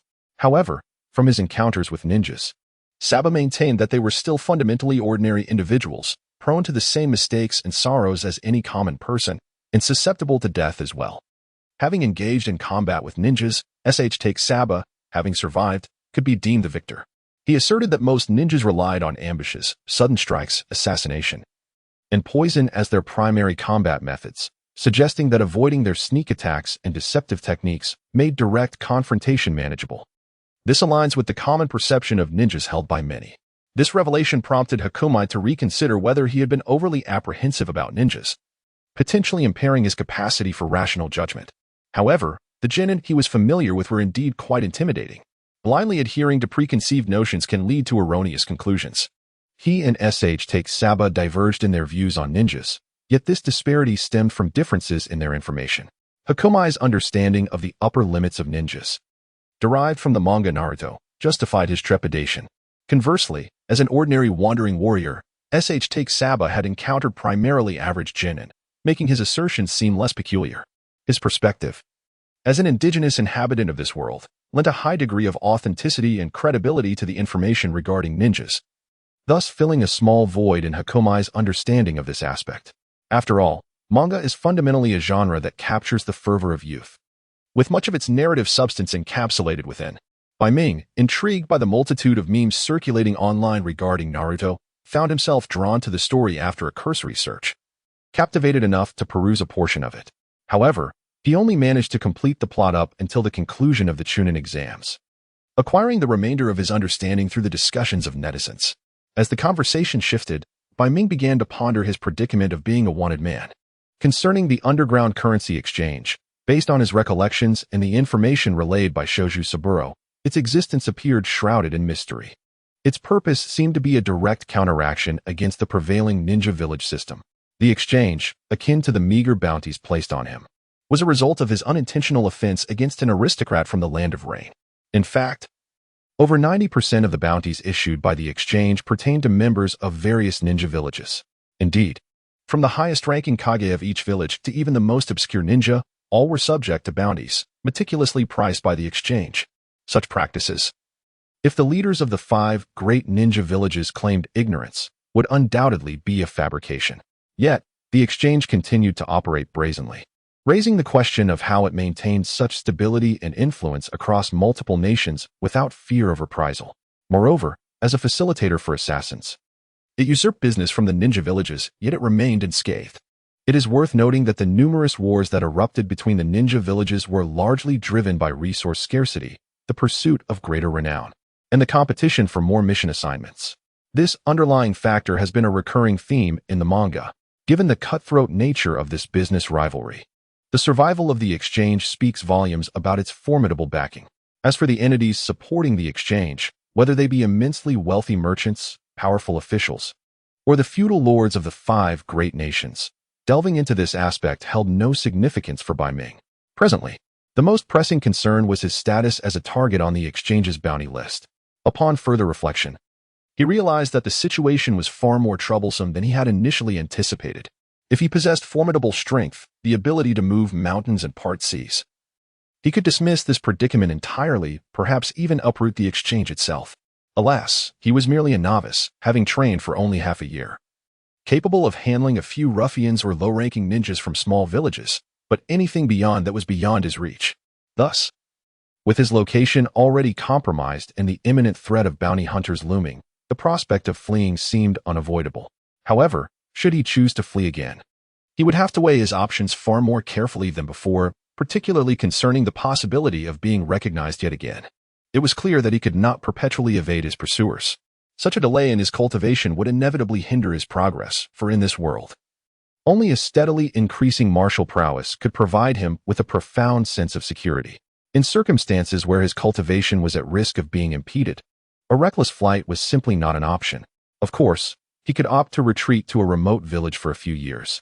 Considering that his recent exposure was entirely accidental and his bounty was relatively modest, merely a small fraction of the thick bounty notices posted at the exchange. According to Xiao Zhu's third brother, had he not revealed his location, no one would have given him a second thought. However, with his whereabouts exposed, he would undoubtedly become a target for those seeking easy prey. Yet, if he chose to hide away in a secluded area to cultivate, his progress would still be stymied. He might even struggle to procure the meat required for his training, let alone the medicinal broths essential for refining his abilities. Many herbs simply could not thrive in the climate of the Rain Country, and it was only through establishing connections with a few herbal merchants that he managed to gather a reasonably complete array of materials. Naturally, with his current medical and toxicological expertise, he could utilize some mildly toxic substances to alter his appearance and perhaps re-establish himself in Misty Lake Town or another bustling city. However, instinctively, Bai Ming recoiled from such a notion. Having trained in martial arts for approximately 6 months, he had managed to cultivate a modicum of inner strength. Otherwise, he would not have so boldly approached others to demand his wages. Not wishing to disguise himself, nor retreat into the depths of the mountains for seclusion, and certainly not wanting to be perpetually on the run, Bai Ming returned to the Qingyao pharmacy, where he pondered for a considerable time, grappling with several vague and immature ideas. For instance, he contemplated faking his own death to have his bounty removed from the exchange, then relocating to another area to live. Yet, the skills required for such a disguise were only somewhat familiar to him through 2 legacies he had inherited, and they fell short of achieving a complete transformation. Alternatively, he considered identifying a member of the exchange staff, coercing or enticing them to assist in removing his bounty, and then, when the time was right, eliminating them to erase any evidence. However, such a course of action could lead to even greater troubles. After much deliberation, he realized that each idea bore its own limitations, rendering them difficult to execute. As his frustration mounted, he pushed open the window. The gentle rain continued to fall outside, and a fine mist brushed against his face. The night wind, imbued with a penetrating chill, caressed Bai Ming's skin, gradually soothing his agitated emotions in harmony with the sound of the rain. He recognized that he had been overly preoccupied with his fears. In truth, aside from his life, what else was there to fear losing? Ultimately, it was the recent tranquility of his days in Misty Lake Town that had granted him a long-lost sense of security, making him instinctively reluctant to leave and prompting a flurry of excuses and fanciful ideas. If relocating meant the risk of being recognized and pursued by rogue ninjas or samurai, then perhaps he should seek refuge in a place they dared not tread. As a counterpoint to the underground exchange, the various ninja villages represented a relatively safer alternative. Moreover, driven by an insatiable curiosity to uncover the myriad secrets of the ninja system, one cannot shy away from close encounters. In this world, it is improbable to traverse a day without facing some risk. After reaching a resolute decision, Bai Ming swiftly determined to depart from Jianlong Town, with the next destination being the Rain Ninja Village. Thanks to the recent assistance from the kind-hearted uncle at the Qingyao workshop, Toma felt a significant improvement in his health. The long-term malnutrition resulting from a life of wandering seemed to have been somewhat compensated. This was evident from the tightness of his clothing and the snug fit of his shoes over the past few days. Yet, compared to the pangs of hunger, this felt like an overly blissful dilemma. Emerging from a makeshift dwelling fashioned from discarded cement pipes and cardboard, the damp chill of the rain in the air prompted a sneeze. Alongside him, his companions, Kyoko and Ryoichi, also emerged from the cement pipe. "Good morning." They greeted one another, and the youngest, Ryoichi, spoke with anticipation. "I wonder what we will have for breakfast today? The meat pie from yesterday was delicious.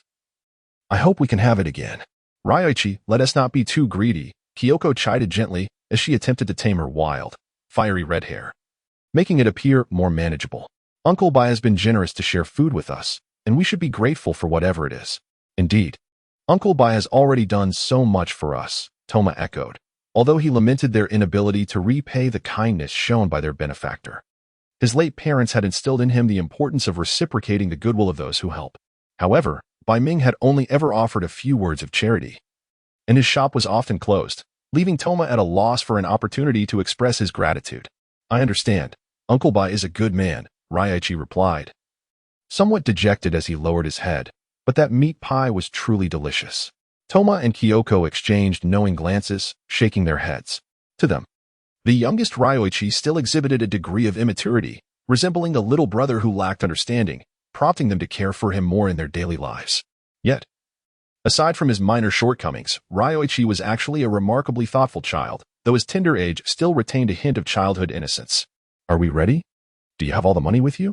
Toma inquired after securing the cardboard against the cement pipe to prevent rainwater from soaking their resting place. "Ready." The three homeless children departed from the half-abandoned wasteland, making their way swiftly toward Bai Ming's Qingyao workshop. There, they could partake in their first meal of the day.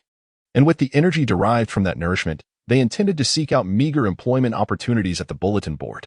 Due to their tender age, they struggled to find suitable employment in the town. Any jobs they occasionally secured were laborious and poorly compensated.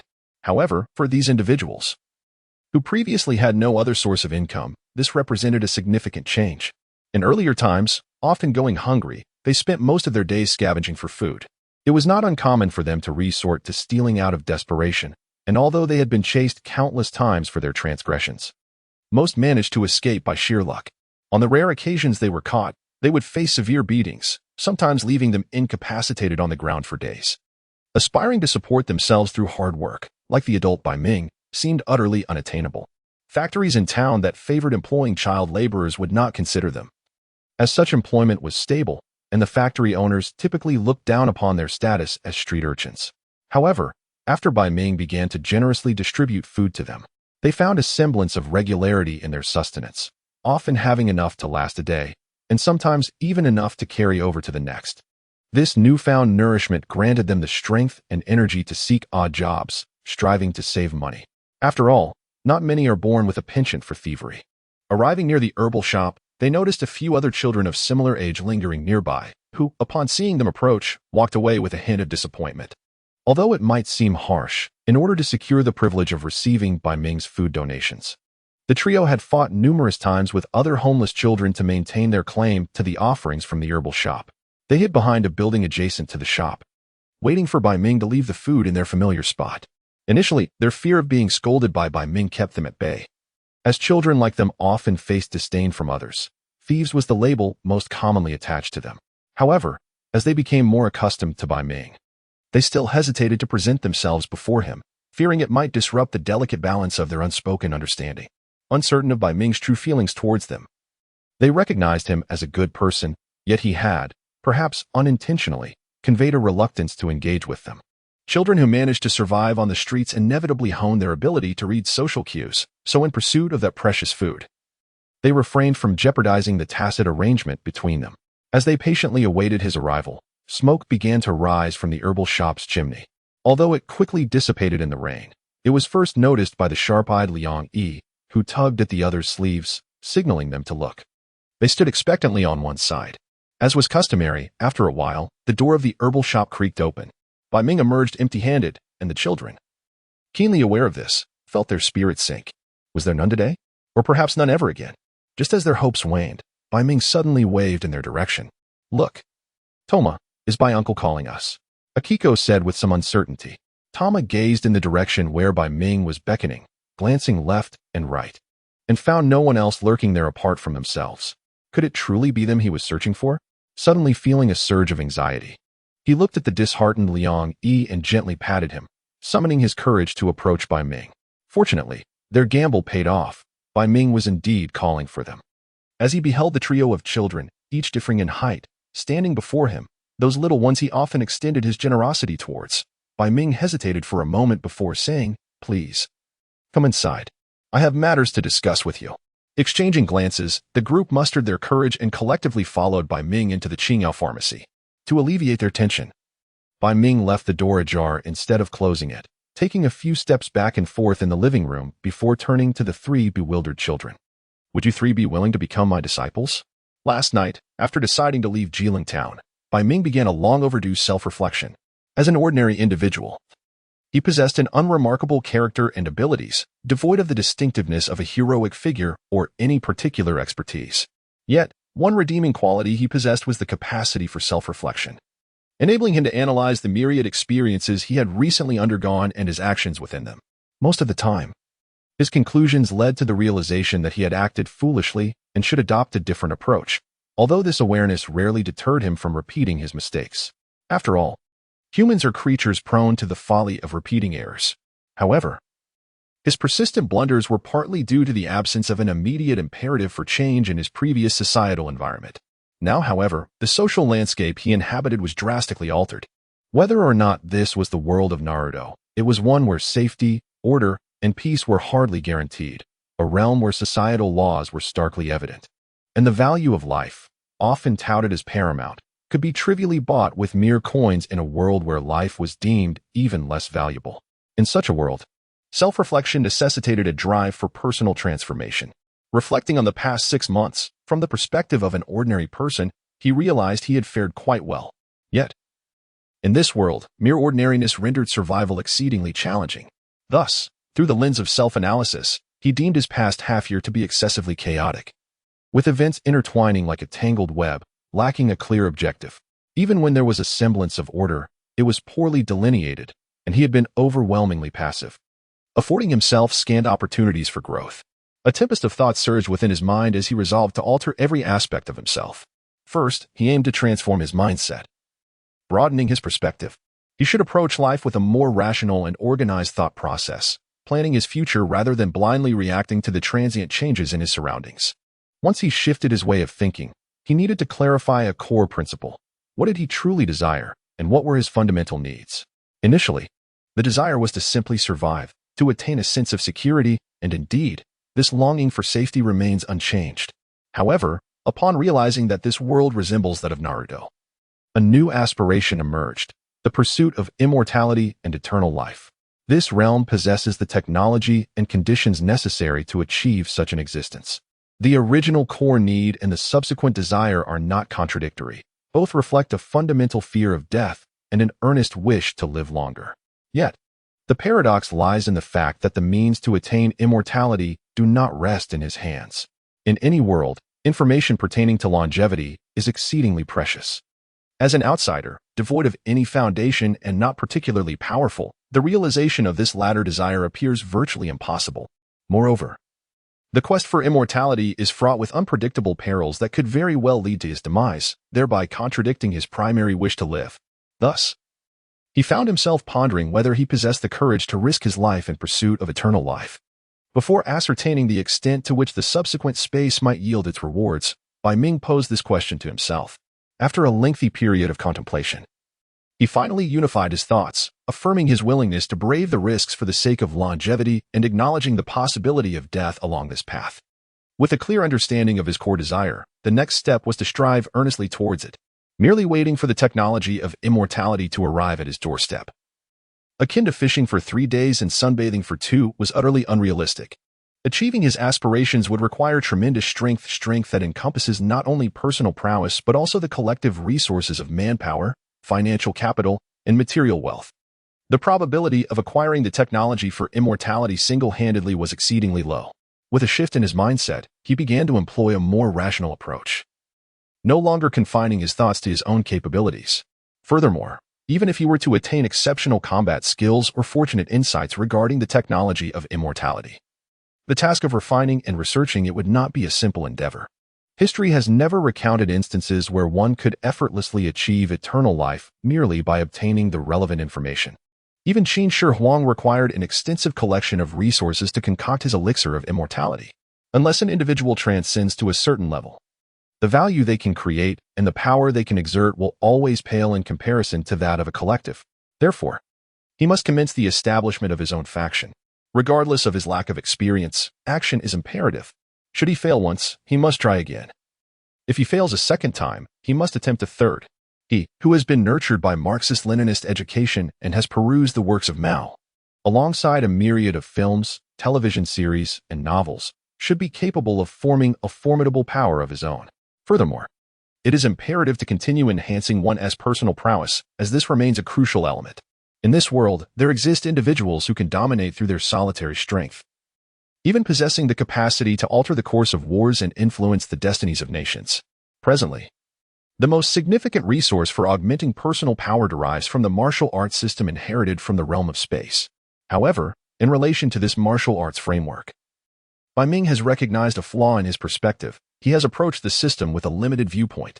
Despite having cultivated his skills commendably, he has persistently viewed them through the lens of an ancient warrior, a perspective that is undeniably superficial.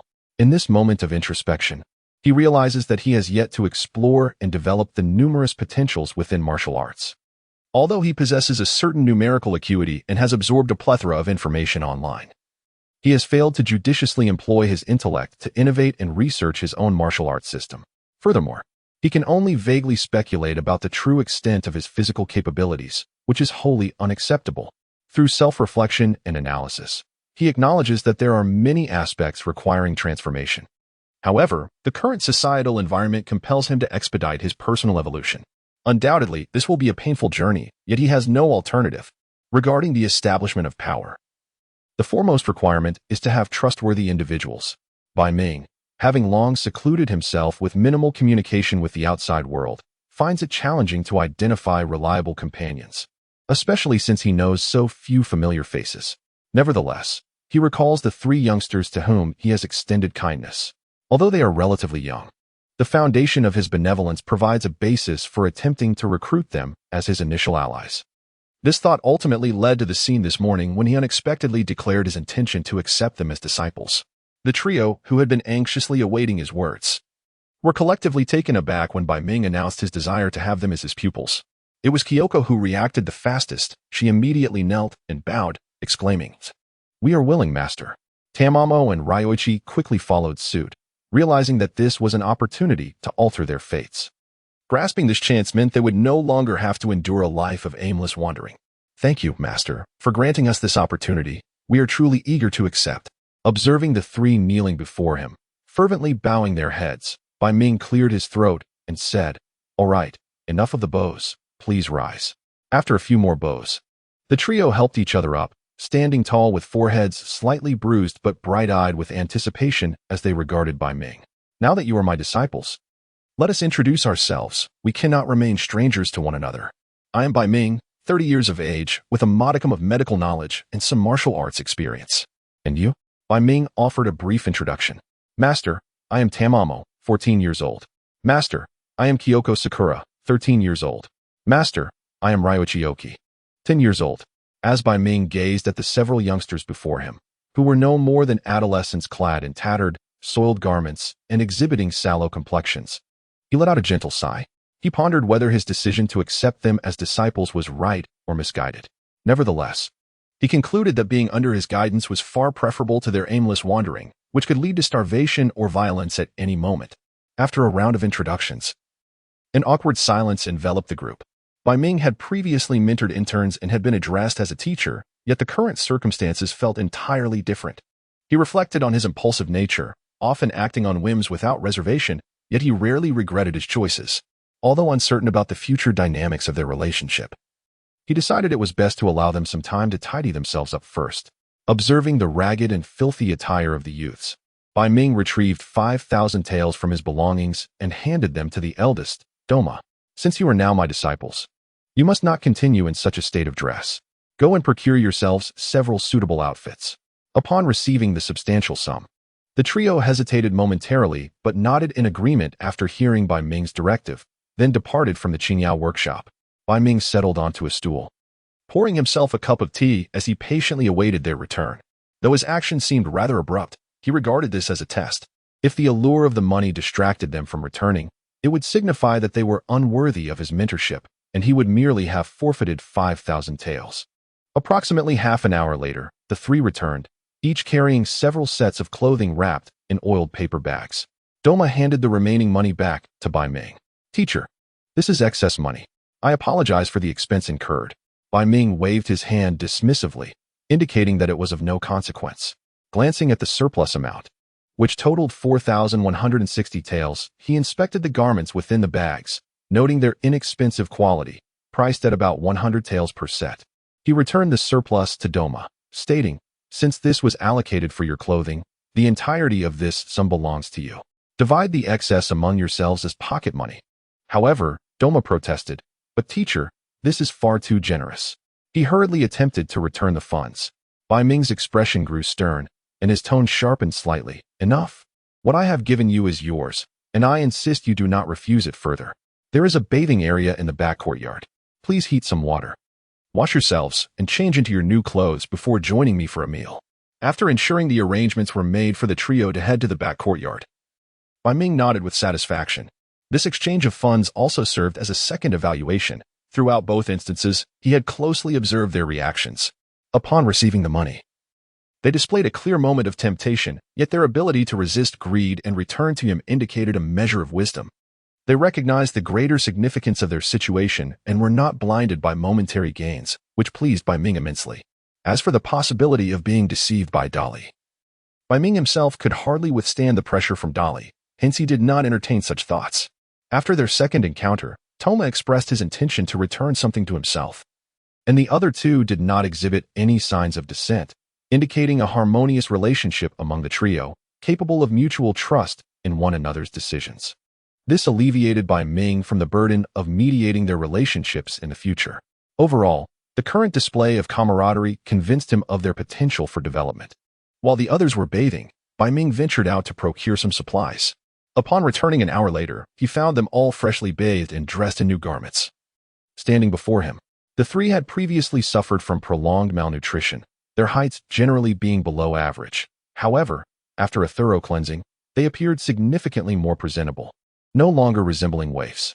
Perhaps due to the earlier onset of development, Kyoko and Toma were approximately the same height, around 1.50 m, while Ryuichi was the shortest, measuring only about 1.30 m. After donning their new clothes, all three exhibited expressions of pure joy, with traces of tears still lingering on Kyoko's face, suggesting she had shed tears earlier. "All right, having bathed, let us proceed to dine. You must not have eaten this morning," Bai Ming said. feeling somewhat at a loss for words. Though he intended to cultivate a warmer, more caring demeanor to win the hearts of the three young ones, his words remained succinct. Focusing on the essentials, he prepared breakfast for them, and once it was ready, he summoned the three to him, stating plainly, "I have offended someone due to personal conflicts. And now that they are aware of my presence in Mitaki town, I intend to leave. You now have a choice. Following me will expose you to various dangers, where a moment's lapse could cost you your lives. You may choose to accompany me or remain behind. If you choose not to follow, consider my earlier offer to accept you as disciples void. You may take the sum of money I provided earlier and leave as a token of our past connection. However, should you choose to accompany me, I must inform you of the risks involved. Should you wish to leave in the future, it will be seen as an act of betrayal, and those who betray." Bai Ming ceased his statement, yet the implication was clear to the three. They exchanged glances, still reveling in the joy of having just become disciples, no longer having to sleep in concrete pipes or worry about hunger. Yet, their teacher had just informed them of the impending departure from Mitaki town and the ensuing dangers, delivering a serious message. "Will we continue our apprenticeship?" Without hesitation, Toma and the others resolutely declared, "We are willing to follow you, teacher." For children like them, who had experienced the harsh realities of being outcasts, survival in this world was a daunting challenge. Before Bai Ming had offered them breakfast, they faced the constant risk of peril lurking in their surroundings. Whether due to illness, hunger, or the cruel fate of being killed for theft, they have witnessed many peers, some even younger than themselves, quietly perish in this world. Regardless of how terrifying the teacher's words may be, they find solace in Bai Ming, who embodies their hope for survival. A hint of satisfaction graced Bai Ming's stern visage as he instructed, "Very well, you few, assist me in organizing our belongings. We shall depart tomorrow." Early the next day, Bai Ming and the trio from Doma boarded the steamship destined for Tsuruya. To expedite their journey to Rain Village, they could transfer to another steamship at Tsuruya, which would take them to the nearest town to Rain Village. The vessel stirred ripples across the river's surface as the three stood in awe at the stern, marveling at the propeller's rotation amid the thunderous roar of the steam engine, churning the waters into frothy waves. Bai Ming, meanwhile, gazed into the distance, watching the increasingly blurred outline of Jianliang town fade away. Though it was his decision to leave, it felt like yet another instance of being compelled to depart. As Bai Ming momentarily drifted into thought, several female passengers aboard the ship cast glances in his direction, their eyes betraying an inscrutable expression. In stark contrast to his previous journey, where he faced rejection and neglect, Bai Ming now attracted considerable attention upon boarding. Previously, his travel-worn attire had rendered him disheveled, and his unkempt hair added to the rugged appearance of a man in his 30s. However, during the previous night, he had meticulously shaved the beard he had grown for quite some time and cropped his hair short. Now, appearing to be in his mid-20s, his eyes sparkled with vitality. His features were harmonious, and his skin, having expelled toxins through physical exertion, appeared somewhat fair. Coupled with his tall stature and muscular build, strong arms, legs, chest, and back, he exuded a strikingly masculine presence. Such a figure stood in stark contrast to the aristocracy of various nations, who often resorted to makeup to enhance their appearance, particularly in the perpetually rainy realm of the Rain Country, where such robustness was a rarity. The three disciples, initially astonished by their teacher's sudden transformation from a disheveled middle-aged man into a vigorous young man, exchanged incredulous looks. Amidst their companions' astonished cheers, Akiko discreetly glanced back at Bai Ming, her cheeks tinged with a faint blush. After 3 hours on the steamship, they arrived at Tsuruya around midday. Upon reaching Tsuruya, Bai Ming procured several medicinal herbs unavailable in Jianliang town and spent the night there. The following morning, he switched to a steamship heading to a small town near Rain Village. The ship docked at a bustling town reminiscent of Jianliang around 3 or 4 in the afternoon. Given that Rain Village lacked direct river access, they had to walk to reach it. After spending another night in the town, Bai Ming hired a guide and, under the guide's direction, finally arrived at Rain Village, also known as the Village of Rain Hiding. The rain clouds here appear to be darker than those in other regions of the Rain Country, with a relentless downpour drenching the vast expanse of towering, somber-hued steel structures. Through the surrounding walls, the diverse facades of the buildings reveal that the hidden Rain Village is far grander than one might envision, despite its designation as a village. It is, in truth, a city capable of accommodating over 100,000 inhabitants. Naturally, the walls are only constructed near the entrance roads. As the village cleverly utilizes the mountainous terrain for its architecture, erecting barriers solely at crucial checkpoints. Presently, Bai Ming and his companions stand outside the entrance of the hidden rain village. Before him stands a cold-eyed ninja, adorned with a breathing filter mask and a forehead protector marked by 4 vertical lines. In this close proximity, Bai Ming's keen sense of danger alerts him to the threat posed by this individual. You are not a local of the rain country. Are you outsider? What brings you to the hidden rain village? The gatekeeping ninja inquires icily. I was once a pharmacist living in the land of grass. In pursuit of enhancing my skills, I chose to wander through various nations. These few are my disciples I gathered in the rain country. As for my reason for coming to the hidden rain village, it is somewhat to evade misfortune, Bai Ming responds. Evade misfortune? The ninja narrows his eyes, displaying a hint of suspicion, seemingly oblivious to the scrutiny. Bai Ming scratches his head. About half a year ago, I encountered bandits near the tailed beast and lost all my money. To survive, I worked odd jobs in Hachiman Town, but a merchant named Taihei refused to pay me. In a fit of rage, I ended up killing him. Subsequently, the local lord, the Takahashi clan, linked me to the bandits who attacked his second son and placed a bounty on my head in the underground exchange. I learned of this after being attacked once myself. Knowing that the ninjas of the hidden rain village are exceptionally powerful, I figured the bounty hunters would think twice before approaching, hence my desire to seek refuge here for a while. Of course, I am willing to commission a task for you to ensure the safety of myself and my disciples. The hidden rain village maintains a strict policy of isolation, seldom permitting outsiders to enter. Bai Ming initially contemplated fabricating a reason to blend in. However, upon reflection, he realized that deception could easily be exposed and might lead to suspicions of ill intent. The troubles he faced hardly warranted concealment. He decided it would be best to speak candidly about his situation. Moreover, it was a casual remark from Sh Sabor that provided him with a valuable insight.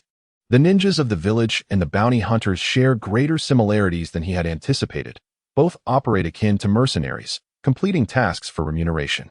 Recalling the peculiar tasks he had learned about, such as the 2 youths, Sasuke and Naruto, engaging in trash collection, farming, and childcare, he suddenly grasped an important truth. There was no need to excessively fear the ninjas. As long as he refrained from probing into their secrets and maintained a respectful distance, he could, to a certain extent, navigate this world with the influence of wealth.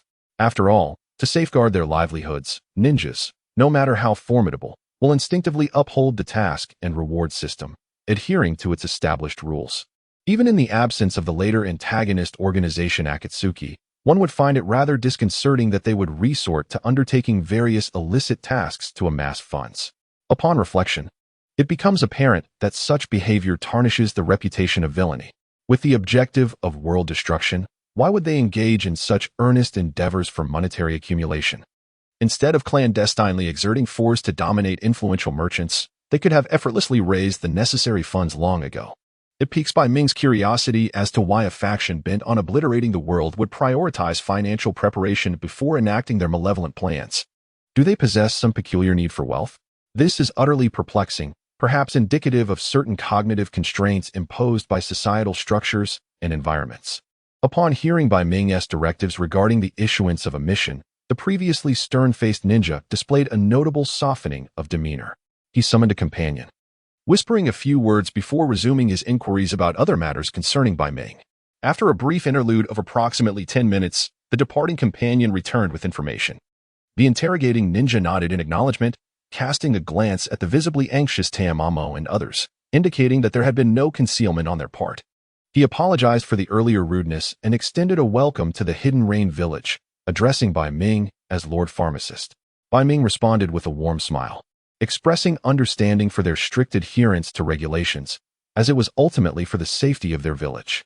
The gatekeeping ninjas relaxed slightly at Bai Ming's words, allowing him passage as they prepared to let him enter. However, after taking a few steps, Bai Ming abruptly halted, and amidst the puzzled gazes of the ninjas, he inquired, "Excuse me, could you kindly direct me?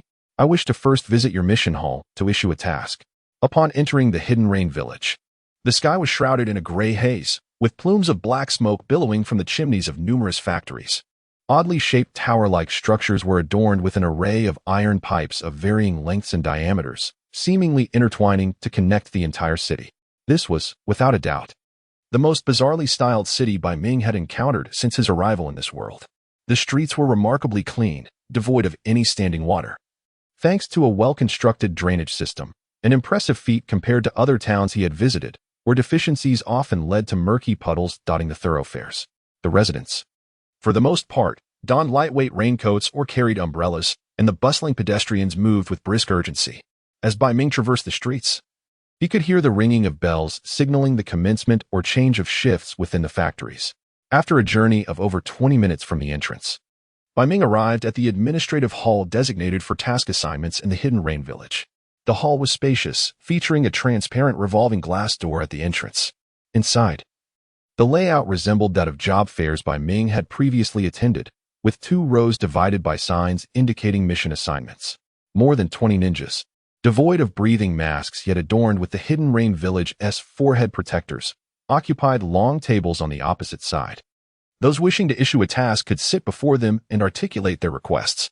This marked Bai Ming's inaugural encounter with the venue where ninjas accept assignments, and naturally, he was filled with curiosity. However, he quickly discovered that the number of individuals issuing tasks within the Rain Ninja Village was considerably fewer than he had anticipated. With merely a handful, no more than a dozen, entrusting others with assignments, and those tasks typically offered modest rewards. The types of tasks available ranged from assisting in the transportation of grain to taking care of children and delivering messages, seemingly mirroring the assignments he had previously procured from notice boards. Over time, the system established within the ninja villages for fulfilling employers' requests and subsequently receiving compensation had evolved into a highly detailed framework. Based on Bai Ming's recollections and the intelligence he had extracted from Koizuki Saburo, he understood that ninjas generally categorized tasks according to difficulty, which in turn determined the distribution of assignments among elite, intermediate, and novice ninjas. The remuneration assigned to these tasks varied significantly. For instance, a D-rank task yielded between 500 to 10,000 Ryo, while a C-rank task netted between 10,000 to 50,000 Ryo. Tasks involving combat typically ranged from 50,000 to 150,000 Ryo, and those entailing large-scale battles commanded between 150,000 to 2 million Ryo. Frankly, after gaining insight into the ninja task system, Bai Ming felt that the costs were remarkably low. With just 150,000 Ryo, one could hire a ninja to fight to the death on their behalf, which seemed exceedingly advantageous, especially without the burden of subsequent compensation for injuries. If he were the employer, hiring ninjas would undoubtedly be a shrewd investment. However, upon closer examination, he realized that these prices were not as economical as they first appeared. To illustrate, for a sum of 10,000 Ryo, a typical adult male labor would require about a month of work in a factory to earn such an amount, culminating in an annual income of roughly 100,000 Ryo. Yet, this figure represented income alone, excluding expenses, particularly in the rain country, where arable land was scarce and over 90% of food had to be imported, rendering sustenance exorbitantly expensive. Coupled with the high taxes owed to local lords and various other costs, such as clothing and fuel, it became evident that while an annual income of 100,000 Ryo might seem substantial, most lower-class citizens would consider it a success if they managed not to incur losses. Thus, the ninja's assessment of compensation within the task framework was also influenced by economic factors. Bai Ming's recent fortune in amassing a considerable sum appeared deceptively simple, as it had stemmed from engaging with affluent merchants who were not particularly financially constrained. In contrast, the destitute underground populace was vastly poorer, making it rather commonplace for capitalists to possess wealth exponentially greater than theirs. Wouldn't it be reasonable for them to exploit the impoverished, lest they diminish their own medical prowess? The ninjas in the task delegation hall exhibited a markedly more amiable demeanor than the typical ninjas of Rain Ninja Village, approaching those seeking to commission tasks with humble smiles. After all, even if the commission fees were modest, these clients were their lifeblood. After observing the process by which others entrusted tasks, Bai Ming gleaned a fair understanding of how to issue a commission. Thus, for his inaugural task, he sought to find a quiet yet conveniently located residence within the Rain Ninja Village, offering a reward of 10,000 Ryo. His choice to come to Rain Ninja Village was driven by personal motives. Beyond evading potential bounty hunters from the exchange, he harbored other intentions. Certainly not merely to meander for a few days before departing. As the de facto authority of Rain Ninja Village, the mission assignment issued by Bai Ming could be regarded as a straightforward means of generating income, effortless and convenient. Within approximately half an hour, a ninja arrived to inform him of suitable housing options. "I am Honda Kohei. I have found several appropriate residences for you to consider, esteemed apothecary. A young boy, possessing a doll-like face and a somewhat diminutive stature, approached Bai Ming, bowing respectfully. In terms of appearance, he bore no distinction from the ordinary youths Bai Ming had encountered on the streets. However, the forehead protector he wore indicated that he was indeed a ninja of Rain Ninja Village. To have become a ninja at such a young age is quite impressive, Honda-kun. To Bai Ming's compliment, Honda Kohei appeared somewhat bashful, unlike the older ninjas who often exuded a cold demeanor. Being an amiable interlocutor, Bai Ming casually inquired about various aspects of ninja life, posing questions that fell within the realm of common ninja knowledge, thereby ensuring that the other party would not perceive his inquiries as attempts to extract intelligence. After conversing for over half an hour, Bai Ming arrived at the first location directed by Honda Kohei. It was an independent tower-like structure, not merely a single or double unit, situated behind a commercial street. It seemed to have some years behind it, yet it was remarkably quiet, with the nearest factory located over 500 meters away. The soundproofing was quite effective, as no noise intruded upon the room. With minor renovations, the first floor could easily be transformed back into a medicinal workshop. This will do. I am quite satisfied. Bai Ming was not one to be overly particular. Sensing it was adequate, he promptly confirmed the arrangement and called for the property owner, a retired ninja from Rain Ninja Village due to injury. They settled on a rental of 10,000 ryo per month for a duration of 6 months, with a total accommodation fee of 60,000 ryo exchanged. All parties involved were quite content, and Bai Ming proceeded to propose 2 additional mission assignments. One was to assist in renovating the first floor, which was spacious enough to reopen the medicinal workshop.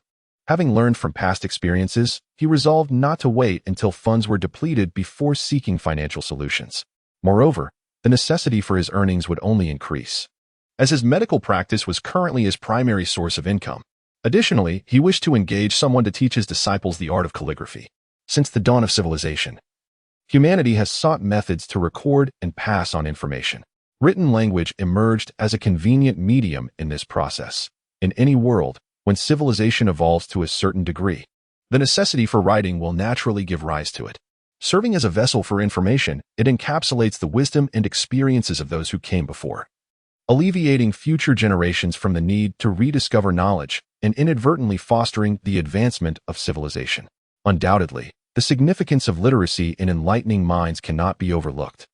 It cannot be said that an illiterate person is inherently foolish. However, a literate individual possesses the ability to actively absorb diverse information from the outside world, engage in contemplation, enhance their knowledge, and evolve. Since Bai Ming has accepted the 3 individuals from Toma as his disciples, he would not merely assign them the role of ordinary laborers, as that would be a squander of human potential. Thus, he sought individuals to instruct them in the art of calligraphy. With financial backing, the following day in Rain, a suitable construction team arrived to undertake renovations on the first floor, and concurrently, a new instructor for calligraphy also made her entrance. I am Kawaguchi Chika, and I look forward to your guidance. Kawaguchi Chika bowed, yet a sense of unease lingered within her. Since her father's injury at the factory, the family had lost its source of income. This job represented a timely boon, enabling them to barely sustain their expenses and avert the disintegration of their household.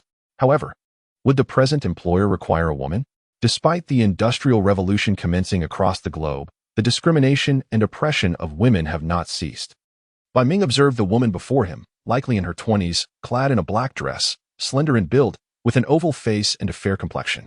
Yet, she seemed to be grappling with some recent hardship, as a shadow of sorrow lingered in her brow. He sensed no danger emanating from her. Although her figure was aesthetically pleasing, certain muscle contours suggested a lack of physical training. Just an ordinary person? Bai Ming contemplated, initially expecting to send someone to further assess her, but it appeared he had overthought the matter. After all, he considered himself merely an ordinary apothecary. Bai Ming nodded gently, a smile gracing his face. Then I shall trouble you, Teacher Kawaguchi. The first floor renovations necessitated moving the lessons to the second floor to minimize noise. And upon closing the door, the clamor from below diminished significantly. Kawaguchi Chika retrieved a book titled The Collection of 100 Songs to begin teaching the Toma trio their letters.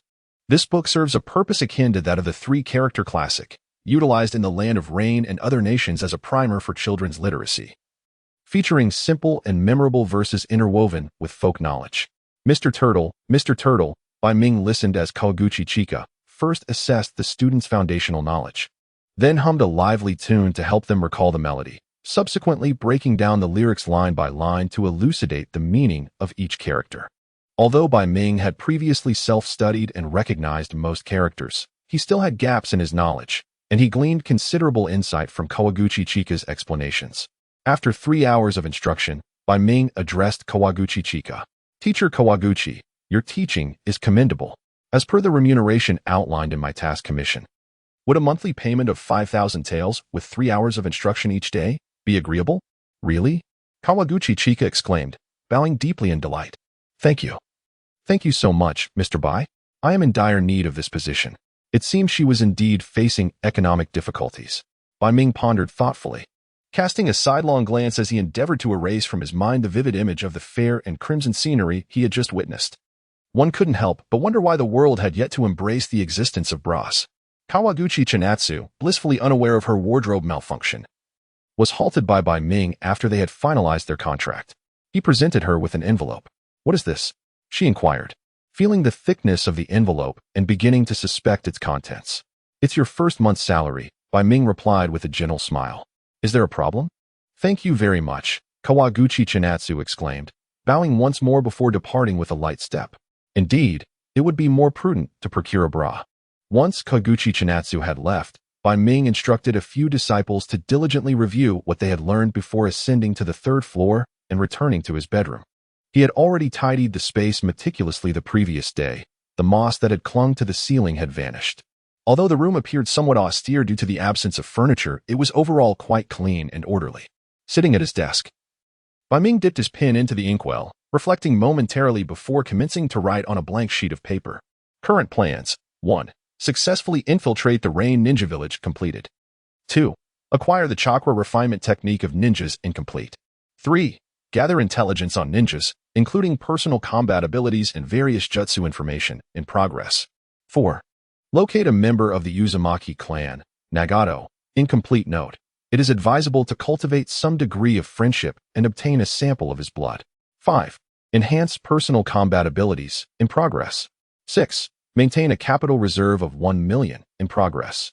7. Establish and cultivate a personal organization, in progress. Note: current members total 3.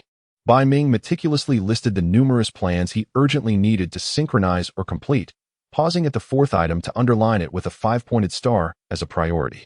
Though his recollections of the Naruto storyline were fragmented, his impression of Nagato remained vivid, especially as he was once a prominent figure among those who initially engaged with the narrative. From his interactions with the shady dealer, Takazuka Saburo, he learned that the first great ninja war had transpired over 20 years ago, and according to his fragmented memories, the second great ninja war seemed poised to erupt just over 20 years after the first.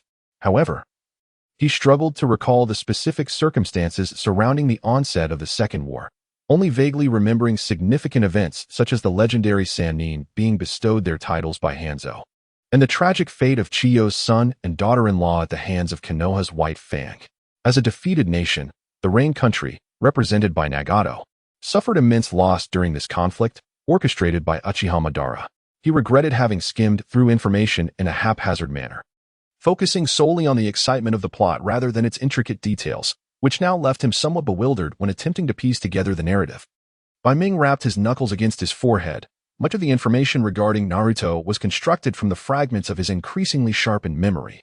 Although the precise timing and reasons behind the eruption of the Second Shinobi World War remain uncertain, one fact is indisputable: time is of the essence. It is imperative to make the most of this fleeting period in the Land of Rain and strive to accomplish several ongoing plans, particularly the one concerning Uzumaki Nagato. If not completed now, it will become increasingly challenging in the future, especially since it pertains to the Eye of Rebirth, which holds the key to perfect reincarnation. After meticulously scrutinizing the outlined plans, Bai Ming discarded the paper, tearing it into shreds and swallowing it whole. With his formidable digestive capabilities, he would dissolve the fragments in gastric fluid within 10 minutes. Once he had consumed the paper, Bai Ming rose from his seat, pacing around the room to stretch his limbs. He opened the window to let in the crisp air, refreshing the atmosphere before securely closing it again. Given the current weather, even a slight crack could render his bedroom damp by nightfall. Descending to the second floor, he glanced at the children diligently practicing their characters, none of whom displayed any impatience or discontent. Having endured countless hardships, they understood the rarity of this opportunity. Even the youngest, Yoshiyuki, remained focused, quietly reciting the rhymes and memorizing the characters taught that day. After observing the children, Bai Ming retreated to the kitchen to prepare lunch. He delivered a portion to the renovation team downstairs and called a few of the children for their meal. After satisfying his own hunger, he returned to his room. Resuming his seat at the desk, Bai Ming dipped his steel pen into ink and retrieved a notebook he had bound for transcribing medicinal texts. He began to rewrite the characters in Chinese. Although he had memorized the knowledge, transcribing it served as a meaningful reinforcement and learning exercise. During this process, he also penned his reflections and insights, transforming his writing into a personal study journal. The sound of rain from the outside world was effectively muffled. The sky remained shrouded in darkness. In the bedroom, Bai Ming gathered the inner energy he had just broken through and channeled it into his dantian. Upon opening his eyes, the dim room flickered as if illuminated by a flash of lightning. A smile graced his face. Despite the recent delays in his cultivation of the Vajrachi due to travel, he had successfully connected the hand, sun, and small intestine meridians. The second tier of Vajrachi cultivation was now complete. If he could clear the remaining 6 primary channels for the third tier, he would reach the pinnacle of his training. Based on Bai Ming's estimations, with the assistance of the Guiyuan decoction, he anticipated completing the third tier of Vajrachi cultivation in approximately 2 months, or even less. This is linked to the intrinsic properties of the inner power derived from Vajrachi, which enhances his physique and strength. As his physical attributes improved through the cultivation of Vajrachi, his capacity to harness and convert vital energy would also increase, thereby accelerating the speed of his training. This is where the superiority of all orthodox martial arts lies. Although the diamond chi is merely a third-rate martial art within the deer and the cauldron, its cultivation accelerates significantly in the later stages. Coupled with the ability to continuously experiment and accumulate vast amounts of training experience, any potential bottlenecks in progress pose no real challenge to him. Once the small intestine meridian is fully connected, the invigorated flow of vital energy stimulates Bai Ming, leading to bouts of diarrhea throughout the day. Despite feeling weak and fatigued, his mental state improves remarkably. On another front, the once gradually stagnating growth of his physical strength has commenced a new phase of enhancement. He advances through his training at an astonishing pace, often completing the connection of a meridian within a fortnight. This rapid progress, however, means that the enhancement of his physical constitution and strength through the diamond chi's inner energy has yet to stabilize before new breakthroughs lead to further growth. This seems to trigger a chain reaction, keeping the stimulation from the diamond chi in a consistently active state, thereby unlocking greater potential and maximizing its effects on the body.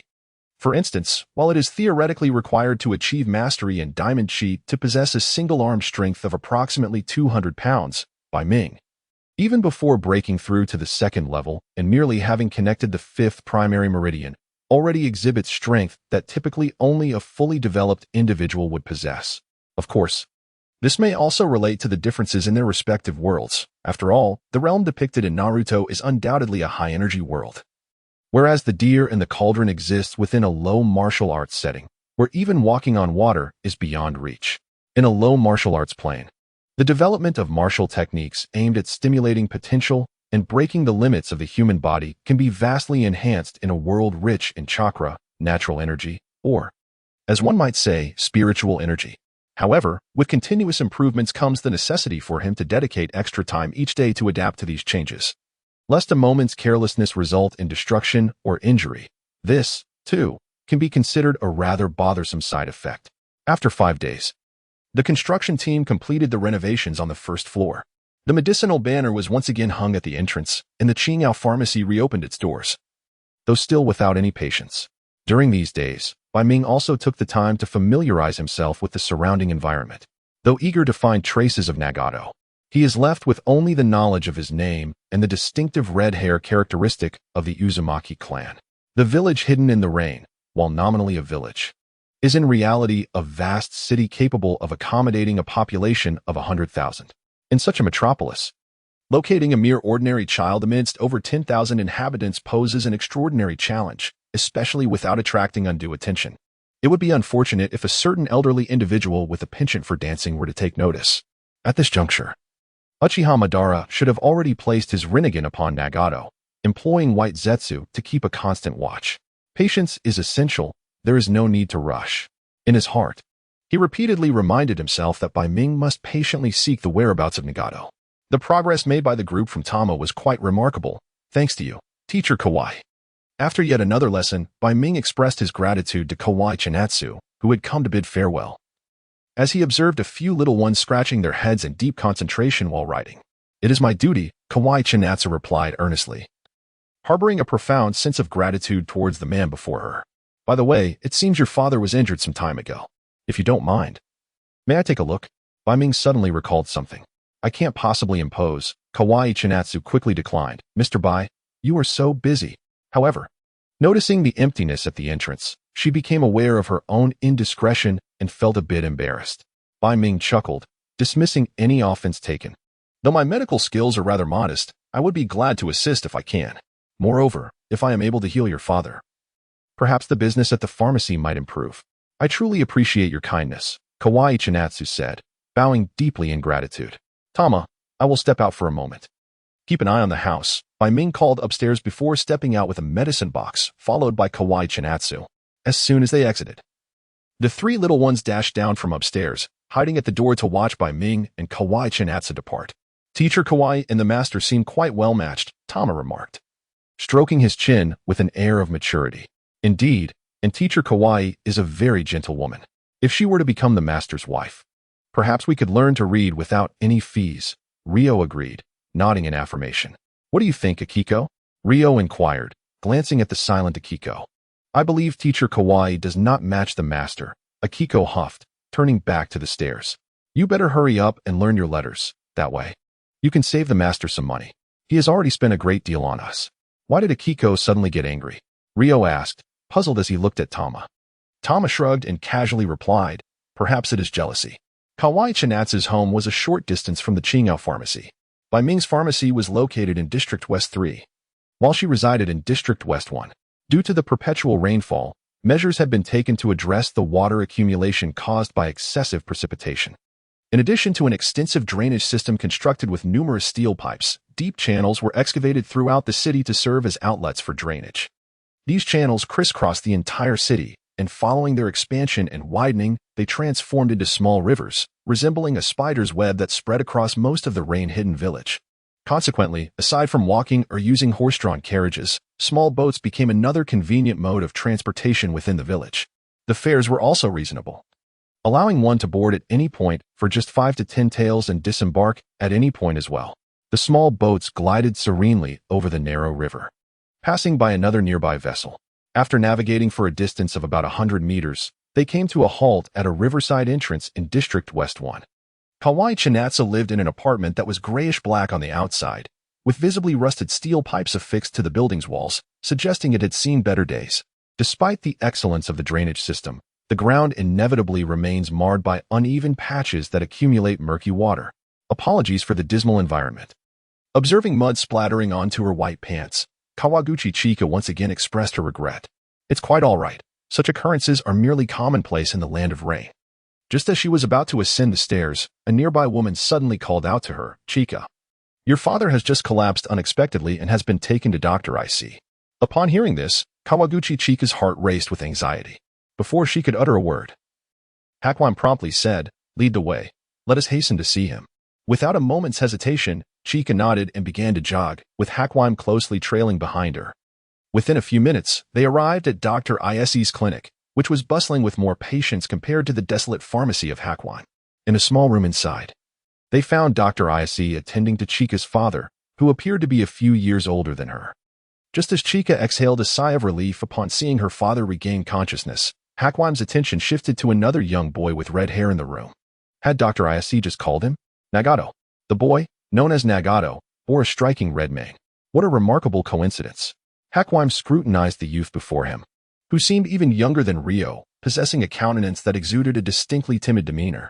Aside from his crimson locks, he bore no resemblance to the villain from the videos Hakwam had encountered, who had once proclaimed his strength while lugging a sack of rice up several flights of stairs. Yet, given the age assumptions, there appeared to be a rough correlation. Hakwam's mind wandered back to the knowledge he had regarding Nagato, An orphan from the Hidden Rain village during the Second Shinobi World War, his parents had been slain by the ninjas of Konoha amidst the chaos. If one were to indulge in cliché, his tale belonged to that of the tragic hero whose parents were sacrificed at the onset of his journey. He bore the rinnegan, implanted by the legendary Uchiha Madara during his youth, reminiscent of the archetypal protagonists found in early domestic web literature. After wandering for a time post-tragedy, he encountered companions Konan and Yahiko and became a disciple of Jiraiya, who had received the title of Sannin from Hanzo following the war. This led Hakuim to a moment of incredulity. What manner of mindset permits one to apprentice under an individual associated with the very institution responsible for their parents' demise? Nonetheless, the world of Naruto was rife with elements that defied conventional morality, or at least his own. After a period of training under Jiraiya alongside his companions, they united with a shared vision of world peace to establish the Akatsuki. However, the fervor of youth soon clashed with the harsh realities of betrayal and ambushes, resulting in the loss of vital comrades and the crippling of his own leg. In the wake of such overwhelming trauma, he succeeded Yahiko as the leader of the Akatsuki, transforming it into a formidable organization of terror. If one could deem the path of villainy as possessing a certain allure, it was further complicated when the so-called true protagonist rekindled the flames of his original aspirations through mere rhetoric. It is worth noting that as a villain, being defeated by the protagonist in a surge of power is not shameful. However, being vanquished by mere verbal taunts is indeed a disgrace to the realm of antagonists. The notion of a character becoming a mere caricature among the grotesque is not without reason. Yet, setting aside the questionable merits of such experiences and character traits, the power he possesses is undeniably authentic. This genuine power has reached the pinnacle of ninja prowess, and if one were to acquire such strength, perhaps one would no longer be plagued by insecurity. The young man before him, when viewed from any perspective, appears to be exceedingly ordinary. Bai Ming sees nothing remarkable in him. However, in many respects, there is a sense of familiarity. And Bai Ming's heart subtly inclines toward the notion that this young man might be the very person he has been seeking. If indeed it is him, then it is possible that he is currently under surveillance by White Zetsu, dispatched by Uchiha Madara. Instantly, Bai Ming sharpens his focus, ensuring that he reveals no hint of peculiarity. Should he pique the curiosity of that ancient monster, his current means would afford him no chance of survival. He skillfully diverts his gaze, momentarily skimming over Nagato, and instead concentrates on the man lying on the hospital bed. The man, in his 40s, appears severely emaciated, his body and features bearing the marks of malnutrition, with deep hollows under his eyes. Lying there, if not for the faint rise and fall of his chest, one might almost suspect he was a lifeless corpse. His eyes, devoid of spirit, stare blankly at the ceiling. Father, Kawaguchi Chika approaches cautiously, calling out softly. Kawaguchi Shikua seems to regain his senses, turning his head slightly to look at his daughter, his weary spirit struggling to appear somewhat animated. Chika, I've caused you concern again. It's all right, father. Kawaguchi Chika takes his hand and expresses her gratitude to Dr. ISC, who stands nearby. Thank you once more. Dr. IC, just fulfilling my duty. IC replies with a sigh, rising to provide the two some space. It appears to be more serious than I had anticipated. An unfamiliar voice interrupts ISC's musings. Turning toward the source, he sees a rather peculiar-looking young man, barefoot and clad in a simple garment, with a robust physique. The youth carries a medicine box and exudes a faint herbal scent. A traditional apothecary? He seems to have entered alongside Chika. May I inquire who you are? I apologize for my rudeness. I have yet to introduce myself. My name is Bai Ming, a pharmacist from the newly established Qing Yaofeng in the West District. It is a pleasure to meet you, and I hope for your kind guidance. A hint of apology graces Bai Ming's expression as he introduces himself. I am Dr. IC of the IC Clinic. I look forward to working together. IC replies amiably, extending his hand. The two shake hands, and Bai Ming elaborates. I learned of teacher Kawaguchi's father's condition while he was teaching my disciples, and I thought I might offer some assistance. Ah, I see. IC nods, displaying no hostility typical of professional rivalry, and begins to detail Kawaguchi Shikua's condition with great care. Regarding the condition of Hujin Shakuhachi, it initially stemmed from an unfortunate incident approximately a year ago, where he was struck on the head by a component propelled by a steam explosion in the factory. Though he was fortunate to survive, he has since endured lingering after effects.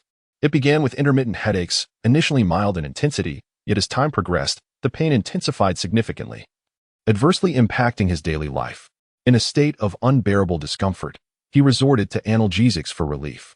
After beginning the use of painkillers, he experienced a temporary stabilization. However, as the duration of use extended, he developed a tolerance to the medication, necessitating increasingly larger doses. Under the influence of substantial quantities of analgesics, he became susceptible to addiction, and the side effects further deteriorated his mental and physical well-being. Now, he finds himself in a dire state. A professional, Bai Ming, possessed a certain understanding of Hajian Shakuhachi's affliction and contemplated the situation as he observed Qianxia Hajian softly soothing Hajian Shakuhachi's distress. "Excuse me, teacher Qianxia. May I conduct an examination?" Hajian Qianxia wiped away her tears and expressed her gratitude. "Thank you, Mr. Bai Ming." Bai Ming seated himself and first conducted a general examination of Hajian Shakuhachi's body, noting numerous tiny puncture marks on his arms, deep in thought, before settling down to take his pulse. His medical expertise was rooted in a modern scientific system. However, in the absence of appropriate equipment and medications, the efficacy of his approach in the current context was limited. The medical knowledge of Chung Lingsu effectively supplemented his methods, providing him with new insights into various ailments from an alternative perspective. As Bai Ming began to assess the pulse, Hajian Qianxia, despite her previous disappointments in seeking treatment, couldn't help but harbor a glimmer of hope. Once Bai Ming withdrew his hand, she eagerly inquired, "What do you think, pharmacist Bai Ming?" "I believe I have discerned the issue," he replied, pausing briefly before continuing. "It is treatable." "Really?" Initially braced for yet another disappointment, Hajian Qianxia found it hard to believe Bai Ming's assertive response. "Your father's persistent headaches are a result of trauma, leading to stagnant blood within the cranial cavity that exerts pressure. By addressing this specific issue and dissipating the swelling in his head, we can effectively cure his headaches. I will prescribe 2 sets of medicine, and with daily acupuncture, he should experience relief within half a month, and potentially a complete cure in about a month." Though Bai Ming spoke with confidence, he himself felt a tinge of uncertainty. He estimated that a complete resolution might be achievable in approximately 10 days. Yet his apprehension of unforeseen complications prompted him to extend the time frame he communicated. "Please, esteemed pharmacist, save me," implored Hajian Shakuhachi, tormented by pain. The instinct for survival stirred within him at Bai Ming's confident words. "I am friends with teacher Hajian. I will ensure your recovery, so do not worry," Bai Ming reassured, patting his hand gently. Upon hearing Bai Ming proclaim his ability to heal, Kawakami Chinatsu immediately seized upon that glimmer of hope and placed her faith in him. In such moments, as long as a flicker of optimism remains, she had no one else to believe in but Bai Ming. Perhaps she could be considered the very first patient to officially step through the doors of this world. Observing Kawakami's forced, tearful joy, Bai Ming's thoughts began to wander. Of course, the previous clientele seeking vigor-enhancing potions did not count. Caution was warranted. He silently reminded himself that having boasted of his impending success, he must not bring shame upon himself. After all, he was a man who valued his dignity. After administering acupuncture to Kawakami once more, Bai Ming politely declined the invitation to stay for dinner at her home, seizing the opportunity to leave the dim, dilapidated apartment building while daylight still lingered. He traversed a brief stretch of sewage-laden area, escaping the slum and emerging onto a cleaner, broader street in the West District, where several children donned raincoats and played with boats fashioned from paper, gleefully shouting as they chased their makeshift vessels down a shallow gutter. Among them, a boy with crimson hair caught Bai Ming's attention. After all, he was the one he suspected might possess the Rinnegan, and with focused scrutiny, Bai Ming noticed him despite his inconspicuous presence among the playing children. Yet, after a fleeting glance, he continued on his way. He had previously taken too much for granted. Upon encountering someone resembling Uzumaki Nagato, he realized how unprepared he truly was. Setting aside the challenge of obtaining a blood sample from Uzumaki Nagato without being detected by White Zetsu, he lacked appropriate preservation methods for such a specimen. Moreover, the pursuit of unraveling the secrets of the Rinnegan from the blood sample remained an uncertain endeavor, fraught with the need for knowledge and technical expertise that he currently lacked. To risk everything for something that bore no immediate benefit was not the action of a wise man. Thus, having regained his composure, Bai Ming chose to heed his heart and temporarily relinquish his quest for the Rinnegan. As he boarded a small boat at the riverbank, a gentle sweep of the bamboo pole sent ripples dancing across the water's surface as fine rain fell. The boat glided beneath arching stone bridges, while a woman clad in a flowing kimono, holding an umbrella, strolled along the path. The sound of the rain muffled much of the surrounding clamor, rendering the world even more serene. Upon returning to the Qingyao pharmacy, he found the door ajar, and a tall, slender youth was hunched over the counter, engrossed in writing. "Master," the boy exclaimed, lifting his head with keen alertness upon Bai Ming's entrance. He hurried from behind the counter to take the medicine box from Bai Ming's hands. "You've returned, master," he said. "Tomoya, has anyone come by during my absence?" Bai Ming inquired. Tomoya shook his head, a hint of worry crossing his face. "No one has come to seek treatment, master." "I see," Bai Ming nodded in understanding. Noticing Tomoya's anxious expression, he affectionately ruffled the boy's hair and reassured him. "Do not fret. We now have our first patient. Once I have treated her, others will surely follow. How have you fared with the assignments given by teacher Kawakami?" Bai Ming asked again. "I have completed them, and I remember all the characters you taught me," Tomoya replied earnestly. "You have all done remarkably well." After Bai Ming offered a compliment, he casually inquired about Liang Yi and Xingzi. Have they returned from gathering ingredients for dinner? Observing the dimming sky outside, he contemplated whether to venture out and search for them. Just as he was about to do so, Xingzi and Liang Yi rushed in, clad in raincoats. Their voices filled with excitement. "Master!" Upon spotting Bai Ming standing by the door, their exuberance waned, and they called out somewhat awkwardly. "Tama, fetch the dry towels." Tama promptly turned and retrieved 2 towels from the back room. Bai Ming accepted the towels and carefully dried their drenched hair. Once satisfied, he nodded and cautioned them. "Next time, don't run too fast. Getting caught in the rain can lead to a chill." "Understood." The 2 squinted their eyes instinctively and nodded earnestly. "Now, hand me the ingredients. I shall prepare dinner." Accepting the basket from their hands, Bai Ming made his way to the kitchen. "I'll help you, master." Xingzi chimed in, bouncing eagerly after him. "Me too." Thomas stood still, holding the towels, a hint of envy crossing his face as he touched his own head. Entering the desolate space, a familiar sense of restraint enveloped him. Ahead, a figure began to materialize, shifting from obscurity to clarity with remarkable speed. Based on previous encounters, he calculated that challengers would refresh every 3 months. With the knowledge gained from earlier experiences, Bai Ming quickly grasped the situation. A flicker of anticipation ignited within him. The inheritances from the past had endowed him with significant abilities, and he wondered what new character and legacy awaited him this time. As he pondered, a young man with a prominent braid appeared before him. Why do all the refreshed characters seem to be connected to whips? Is the space only capable of manifesting figures from the braided era? The young man had a slightly dark complexion and a shorter stature, his thick brows and large eyes conveying an underlying ferocity. Bai Ming had little inclination to dwell on the identity of this individual. As the space's restrictions lifted after an hour, the young man suddenly lunged forward, delivering a fierce punch aimed directly at Bai Ming's heart. No longer a novice devoid of combat experience, Bai Ming adeptly stepped back and retaliated with a straight punch of his own. Their fists collided, each stepping back a pace. What tremendous strength! Bai Ming was taken aback. He was acutely aware of his own power, yet the young man's force matched his own. They exchanged blows for several rounds, and Bai Ming gradually discerned that the young man's fighting style bore a striking resemblance to his own. However, it was characterized by speed and brutality. Each strike aimed precisely at vital points. Despite having honed his close combat skills under the guidance of Chung Ling-su, the young man's technique was evidently far more refined. Bai Ming's own moves were effortlessly countered, and the few punches that landed on the young man only resulted in painful reverberations in his hands. This person has likely trained in some form of hard martial arts, a realization dawned upon Bai Ming. But he was swiftly caught off guard as the young man exploited a gap in his defense, unleashing a flurry of punches to his chest in rapid succession. Thud! A mouthful of sweet, metallic blood spilled forth, and Bai Ming felt the strength within him beginning to wane. With a resigned sigh, he acknowledged that his internal organs had been shattered. Darkness enveloped his vision as he descended into the abyss of death. Indeed, each new character that emerged from the space was invariably stronger than the last. He had begun to discern a pattern within this realm. Upon resurrecting once more, he found little to complain about and engaged the youth in combat anew. There was no greater catalyst for enhancing one's practical experience than battling opponents who surpassed oneself, free from the burden of lingering after-effects.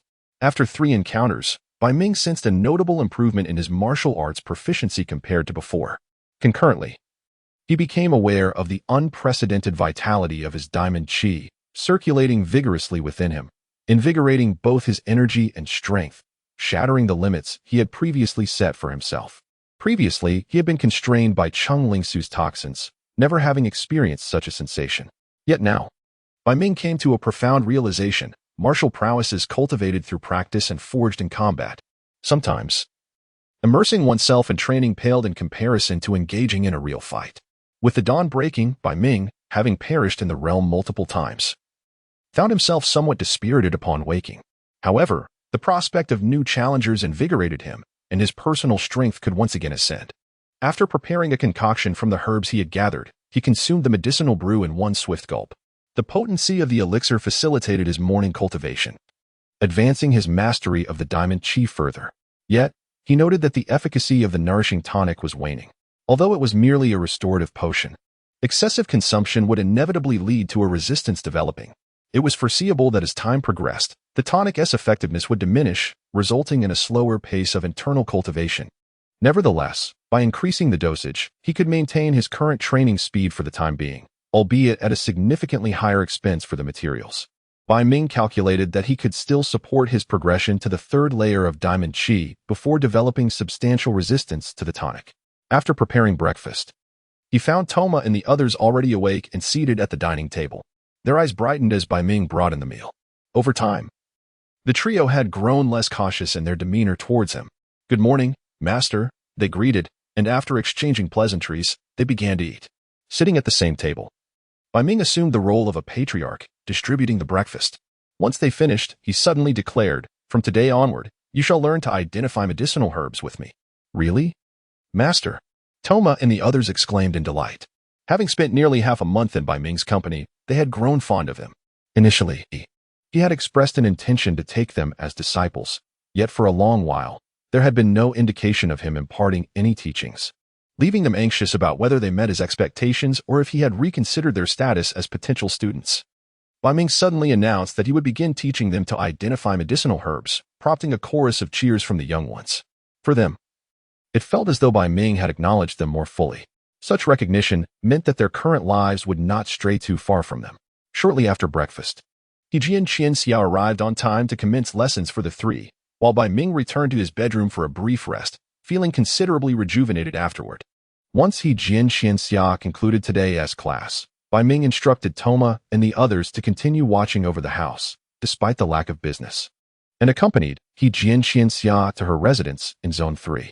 Situated in a slum, the tenement building's stairway was slippery, and the corridor was dark and damp, with residents piling various items of questionable value at the corners. He Jian Xianxia retrieved her keys and opened the door, leading him inside. The interior was cramped, yet the absence of certain furniture and common household items rendered it rather empty. He Jianqi Ba lay on the bed, his frail frame unchanged since Bai Ming had first encountered him days prior. Yet his expression had markedly improved from the previous numbness and despair, now revealing a burgeoning desire for health. "Have you experienced any headaches today?" Bai Ming inquired about the condition following his treatment yesterday. "Only twice, and the pain was significantly less intense than before." He Jianqi Ba expressed his gratitude. "That is good to hear," Bai Ming said, checking his pulse again. "Your body remains too weak. You must endeavor to consume more nutritious foods." After providing He Jianqi Ba with another acupuncture treatment, Bai Ming returned to Qing Yao Fong as usual. From the cabinet, he retrieved several common herbs and called for Toma and the others, imparting detailed knowledge about the properties and growth locations of these herbs. Once he completed the lesson on several herbs, Bai Ming handed each of them a small booklet, instructing them to summarize the information in their own words. "I will assess your understanding tomorrow, so do not be lazy." He admonished the three youngsters before heading to a dry room in the basement, specifically designated for storing and preparing medicinal materials, to begin concocting some remedies. While Bai Ming was fully engrossed in his preparations, an unidentified white entity stealthily exited from beneath his room and swiftly traversed the subterranean depths, as if the heavy soil were insubstantial. In a dark cave, this white being emerged, possessing a pallid form with human features and limbs, appearing to be male at first glance. However, in reality, Bai Ju lacked any sense of morality. The cave was dimly lit, with the light from outside seemingly devoured by the darkness. Sir Ban, I have returned," Bai Ju declared cheerfully after surfacing from the cave's floor. A cough echoed within the dark cavern, followed by an aged voice asking, "Jew, what have you discovered about the pharmacist who came into contact with Nagato?" Though his voice may seem unremarkable, reminiscent of an ordinary elderly man's tone, delving into his identity reveals a presence in the ninja world that cannot be overlooked. That apothecary, not a ninja, mind you, White Zetsu, bending over as if engaged in some exercise, is a creation summoned from a golem, yet his personality is remarkably lively. Not a ninja? Indeed, I did not sense any chakra emanating from him, White Zetsu replied. However, I did detect an energy akin to that of samurai. Energy? Uchiha Madara's voice carried a hint of skepticism. Could it be that the people of the Iron Country have uncovered something and sent spies? Although he has remained in the shadows, he has never lost grasp of the current situation in the ninja world, and many events have been intertwined with his covert manipulations. The current environment of the Land of Rain appears relatively stable and peaceful. Yet, as a borderland among three nations, true peace is an illusion. Various undercurrents of chaos have persisted. As a nation plagued by harsh weather conditions, the Land of Rain lacks expansive arable land for agriculture, necessitating that most of its grain be imported from outside. This has relegated the Land of Rain to a position of dependency, often labeled impoverished. Following the First Shinobi World War, the Land of Rain began to vigorously develop its industry, enabling its economy to gradually improve and begin to catch up with other great nations. The ninjas of the Land of Rain, under the guidance of a leader fond of wearing a breathing mask, have established a commendable reputation across various countries. However, this enhancement of national strength has begun to threaten the interests of larger powers such as the Land of Fire. In recent years, nations like the Land of Fire have subtly begun to plot against the Land of Rain in the shadows. Meanwhile, the rise in the Land of Rain's power has sparked new ambitions. Uchiha Madara's agents embedded within the Rain Ninja Village likely gleaned insights into the discussions between the current leader, Hanzo of the Salamander, and the daimyo. Thus, at a time when over 2 decades of stability were on the brink of collapse, when the powder keg was just waiting for a spark, White Zetsu coincidentally arrived in the Rain Ninja Village. Amidst this looming crisis, Uchiha Madara harbored his own considerations. Upon arriving in the Rain Ninja Village, White Zetsu soon had close encounters with Nagato, immediately capturing the attention of Uchiha Madara, who had been monitoring Nagato closely. As a ninja, Uchiha Madara fully understood the significance of intelligence. Thus he promptly instructed White Zetsu to uncover any potential secrets surrounding White Zetsu. As a peculiar creation of ninjutsu, White Zetsu is inherently adept at gathering intelligence, possessing superb sensory abilities and the capacity to traverse underground at high speeds using the dandelion technique, enabling him to uncover numerous hidden secrets. During the investigation of White Zetsu, it was not long before White Zetsu discovered the presence of a unique energy akin to internal power emanating from him. Before the ninja and chakra became the prevailing extraordinary systems in this world, it was dominated by the samurai and onmyoji, who harnessed the energy known as chi. However, with the rise of ninjutsu and chakra, these ancient practices have largely fallen into obscurity. Nevertheless, the samurai system remains a crucial societal hierarchy across various nations, ensuring that the cultivation of chi has not completely vanished, with a select few samurai still adept in its practice. Bai Ming's internal energy bore a striking resemblance to the chi of this world, as perceived by Baiju, leading to its classification as such. In terms of chi cultivation, beyond the venerable clans of samurai in different nations, it is most commonly found in the Land of Iron. Thus, upon hearing of Bai Ming's potential mastery of chi and connecting it to the recent unstable circumstances, Uchiha Madara immediately speculated that Bai Ming might be an envoy from the Land of Iron. He dispatched a clone to maintain surveillance over him. A week passed as a new challenger was summoned from the void, with a training partner whose strength surpassed his own. Bai Ming's hand-to-hand combat skills were incrementally enhanced each day, having mastered the nuances of mental exhaustion associated with death within the space. He ensured that his deaths did not exceed 3 per day.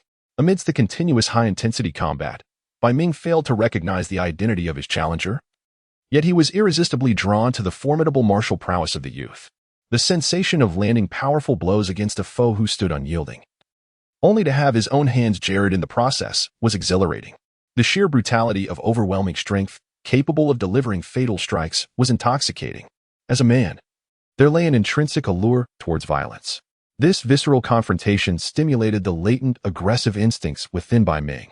With his combat strategies already contemplated, He found himself abandoning previous plans when faced with a stronger opponent, instead reveling in the raw, unrefined exchange of blows. Even in the face of repeated defeats, where he himself fell, the thrill of such brutal engagements captivated him. Carefully extracting the silver needles from the head of Hejian Shiba, Bai Ming placed them meticulously into a box, observing the faint flush of color returning to Hejian Shiba's face. This was the final acupuncture treatment. The hematoma within his skull had dissipated entirely, alleviating the headaches that had plagued him. "I am truly grateful to you," Bai Ming the healer, Hejian Shiba expressed, his voice brimming with appreciation. Initially approaching the treatment with a sense of desperate hope, he soon realized that the frequency and severity of his headaches were indeed improving day by day. This ignited within him a profound sense of optimism regarding his recovery. And upon learning of his complete healing today, immense gratitude welled up within him. At last, he would no longer be tormented by that accursed headache. Reflecting on the torment of his relentless headaches over the past year, which had rendered his existence nearly unbearable, he felt a lump form in his throat as he considered how his once modestly prosperous family had become burdened with insurmountable debt. Beside him, Qianxia Hejian and her mother could not contain their tears of overwhelming joy. Witnessing this poignant scene, Bai Ming felt a stir of emotion within him. Although his intention was to leverage this situation to enhance his own obscured reputation, his inherent empathy as a healer compelled him to care deeply for those afflicted by hardship. The ability to rekindle hope in a patient ensnared in despair also fulfilled a profound moral obligation within him. Yet, he found himself struggling to recall the solemn oath he had taken upon entering medical school.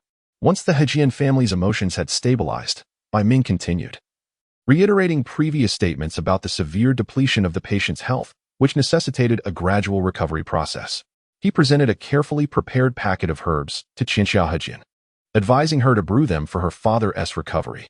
Observing the family's deepening gratitude, though it may evolve into something more complicated in the future, Bai Ming's actions were driven not by ulterior motives, but rather by a simple desire to cultivate goodwill. Human sentiment is the most unpredictable of forces, and the debt of gratitude is perhaps the most costly, as its repayment can sometimes far exceed what was originally given. After concluding the day's treatment, Qianxia Hejian escorted Bai Ming to the door. "Mr. Bai," she said, her demeanor slightly awkward, her hands nervously entwined. "May I inquire about the medical fees?" She had posed similar questions during the treatment, but Bai Ming had suggested discussing the matter only after her father's condition was fully addressed. With a gentle smile, Bai Ming, whose complexion had brightened as toxins were expelled, and whose vitality was unmistakably appealing, responded, "Just 1,000 taels." His intention was to create a sense of indebtedness. Demanding a higher sum would contradict his original purpose. 1,000 taels? Qianxia Hejian exclaimed in shock, her hands flailing in dismay. "That is far too inexpensive. Moreover, Mr. Bai, you have expended so much effort and provided numerous herbs to cure my father's ailment." 1,000 taels, Bai Ming interjected, his expression remaining warm and sincere. "Others might charge more, but for teacher Hejian, this is sufficient." His words left Qianxia Hejian flustered and uncertain as she grappled with the implications of their friendship. "Because we are friends," Bai Ming added. Friends? Though she had been anxious moments earlier, this revelation left her unexpectedly melancholic. "And yet, I have not fully cured Uncle Shiba." Bai Ming's eyes darkened momentarily. "I mentioned before that his poor health stems not only from the torment of his headaches but also from the side effects of prior analgesic misuse. More gravely, he has developed an addiction to painkillers. In light of this dependency, only his own willpower can lead him to cessation, and at present, I find myself at a loss to offer further assistance. However, Mr. Bai Ming, you have already addressed my father's most pressing issue." Qianxia, meanwhile, felt a sense of satisfaction. She was aware of the troubles Mr. Bai Ming referred to, as her father had been a supervisor in a textile factory prior to his unemployment. What was once a modestly well-off family found itself drowning in debt within a year, primarily due to medical expenses, with the most significant burden being the use of painkillers. In the Kingdom of Rain, there are no factories or companies producing painkillers. All such medications must be imported from other countries. Given the current challenging transportation conditions, the price of painkillers in the Kingdom of Rain is exorbitantly high. A single dose of a relatively weak medication could cover a meal at a tavern akin to that of the owner of Aju. As a result, the family has been compelled to continuously rely on painkillers, having switched to several stronger alternatives, which has nearly depleted their resources. Regarding Qianxia's sense of satisfaction, Mr. Bai Ming refrained from further comments, as the addiction to opioid-like substances is hardly distinguishable from drug dependence. One can only hope that He Qian Chiba can endure the impending withdrawal symptoms. Upon returning to the Qingao pharmacy, Toma was seen reciting something repeatedly while holding a processed medicinal herb. Upon entering, it became clear that he was imparting knowledge about a herb known as moneywort, which he had been teaching them over the past few days. Not long after his return, the out-foraging duo, Xingzi and Liangyi, also arrived. "Master, this is the strongest liquor available on the market," announced Xingzi, successfully executing Bai Ming's prior instruction to procure strong spirits. Bai Ming accepted the bottle, uncorked it, and inhaled the aroma, sensing it fell short of his expectations, but chose not to voice any further concerns. "Thank you both for your efforts." He had struggled to find liquor of sufficient potency, as a unique herb inherited from Cheng Lingsu had proven impossible to cultivate without it. "Mr. Bai Ming, this is the alcohol you requested, totaling 50 jin, amounting to 50,000 taels. Please confirm," said Honda Kohei, placing a large plastic barrel filled with the alcohol on the ground and presenting the receipt to Bai Ming. "You've truly worked hard, Kohei." Bai Ming glanced at the receipt before pocketing it, smiling gently as he remarked, "Indeed, it is quite convenient to entrust such tasks to you ninjas." "Thank you for your kind words, Mr. Bai Ming." Honda Kohei, who had previously met Bai Ming upon his arrival in the Rain Ninja village, smiled shyly. "May I ask, what purpose do you have for such a large quantity of alcohol?" "Certain special herbs require processing with alcohol," Bai Ming explained with a smile, "such as for medicinal wines. For instance. By the way, have you settled down, Honda-kun?" Honda Kohei waved his hands in a fluster. "I have only just become a ninja, so it's a bit early for marriage." "What a pity," Bai Ming remarked with a hint of regret. "If you were to settle down, I could gift you a bottle of medicinal wine with special properties." Although he had just turned 15, Honda Kohei quickly grasped the nature of the medicinal liquor that Bai Ming referred to and awkwardly remarked, "Mr. Bai Ming, that sort of thing is still too early for me." "Indeed," Bai Ming patted his forehead, acknowledging that Kohei was still a vigorous young man, and such substances were truly unnecessary for him at this time. Having often been regarded as a child by his peers, Kohei felt a surge of affection upon hearing this, despite the somewhat unserious nature of the remark. After engaging in a few casual conversations with Kohei, Bai Ming affixed his seal to the task commission and promptly dispensed the reward. The total, including the cost of procuring industrial alcohol, amounted to 55,000 ryo. "Thank you for this commission." Kohei expressed his gratitude to Bai Ming, holding the signed task commission and remuneration. Another record of completing a high-level task was added to his personal ninja documentation, and he believed he would soon be able to accept even higher-level assignments. As for the reward, according to regulations, he would receive 500 ryo, and the task had been quite effortlessly completed. What fortune! After bidding farewell to Kohei, Toma and Ryoichi approached. "Master, where shall we place it?" "I can handle it myself," Bai Ming replied casually, ruffling Toma's hair as he hoisted the plastic barrel onto his shoulder and ascended the stairs. He opened a door to find a room filled with a dozen flower pots, each containing unbloomed begonia plants. These were sheltered under a plastic cover, creating a makeshift greenhouse. The climate of the rain country was not ideal for the growth of begonias. Yet Bai Ming still wished to experiment with cultivating a particularly toxic flower, the seven-star begonia, which Cheng Lingsu had once successfully nurtured. In terms of toxicity and complexity, many poisons mentioned in the pharmaceutical King-S scriptures could surpass the seven-star begonia. However, few could match its unique property of being entirely colorless and tasteless after processing.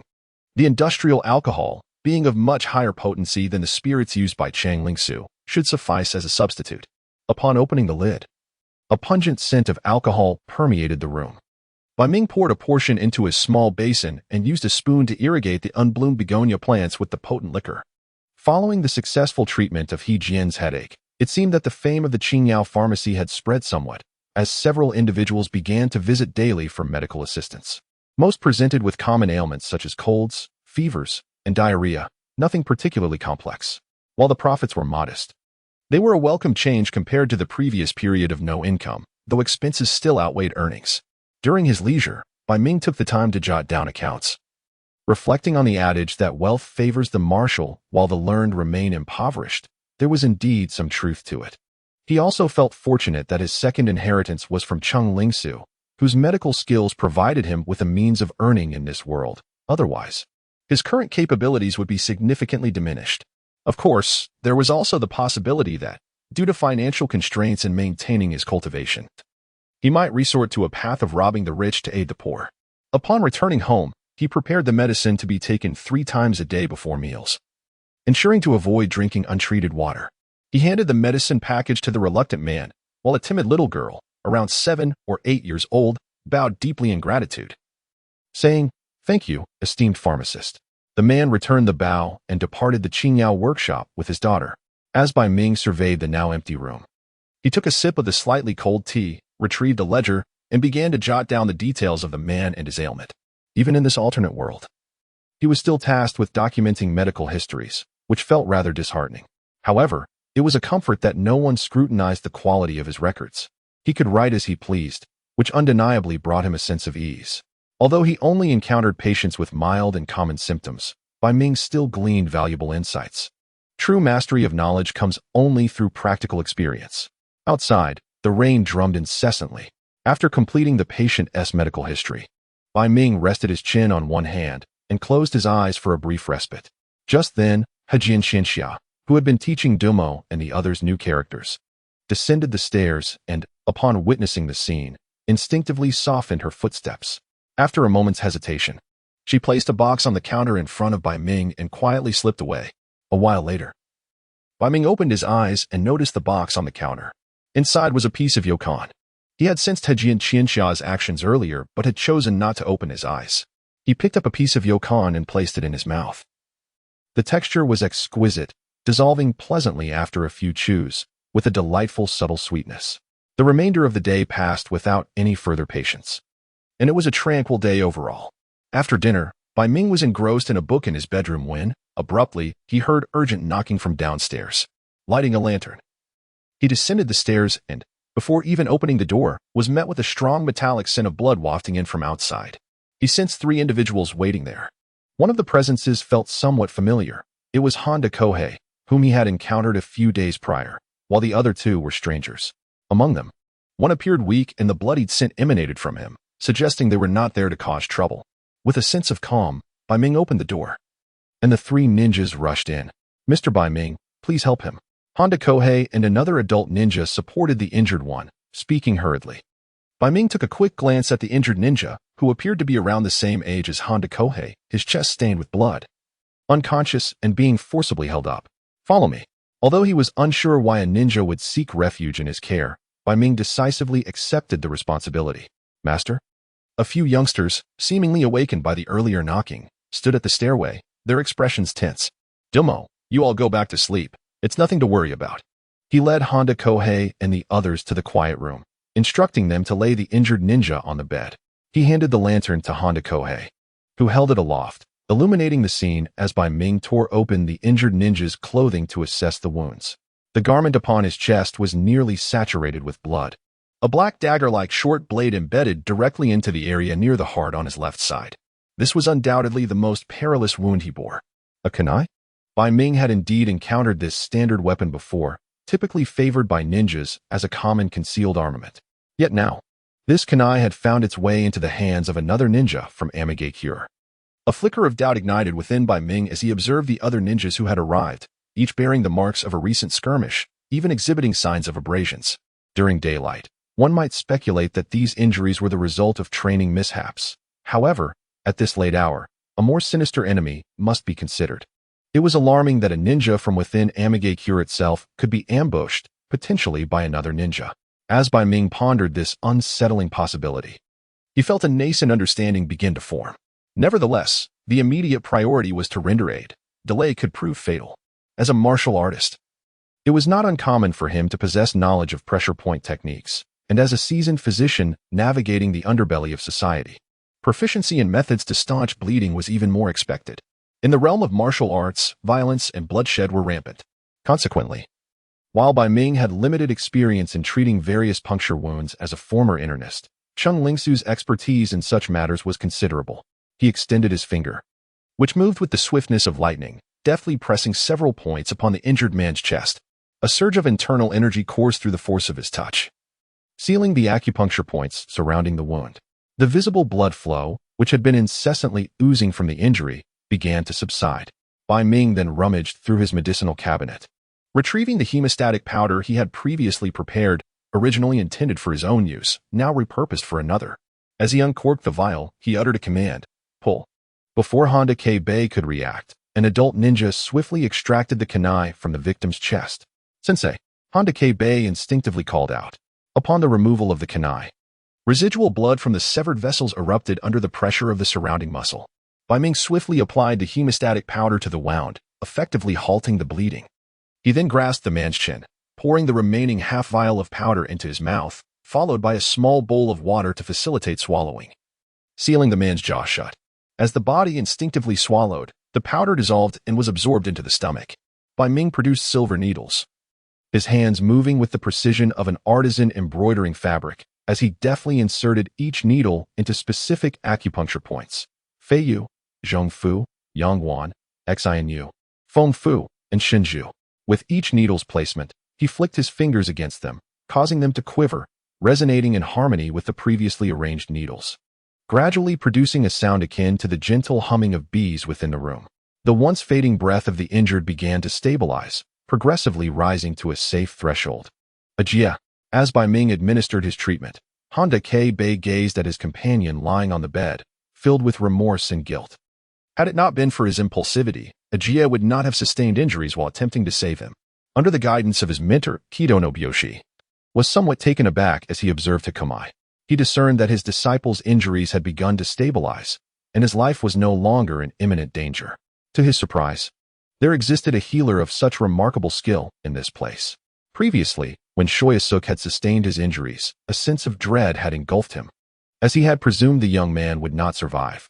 The world of ninjas is replete with extraordinary techniques, and their prowess surpasses that of ordinary individuals. However, barring a few monstrous exceptions, the physical vulnerabilities of typical ninjas are akin to those of common humans.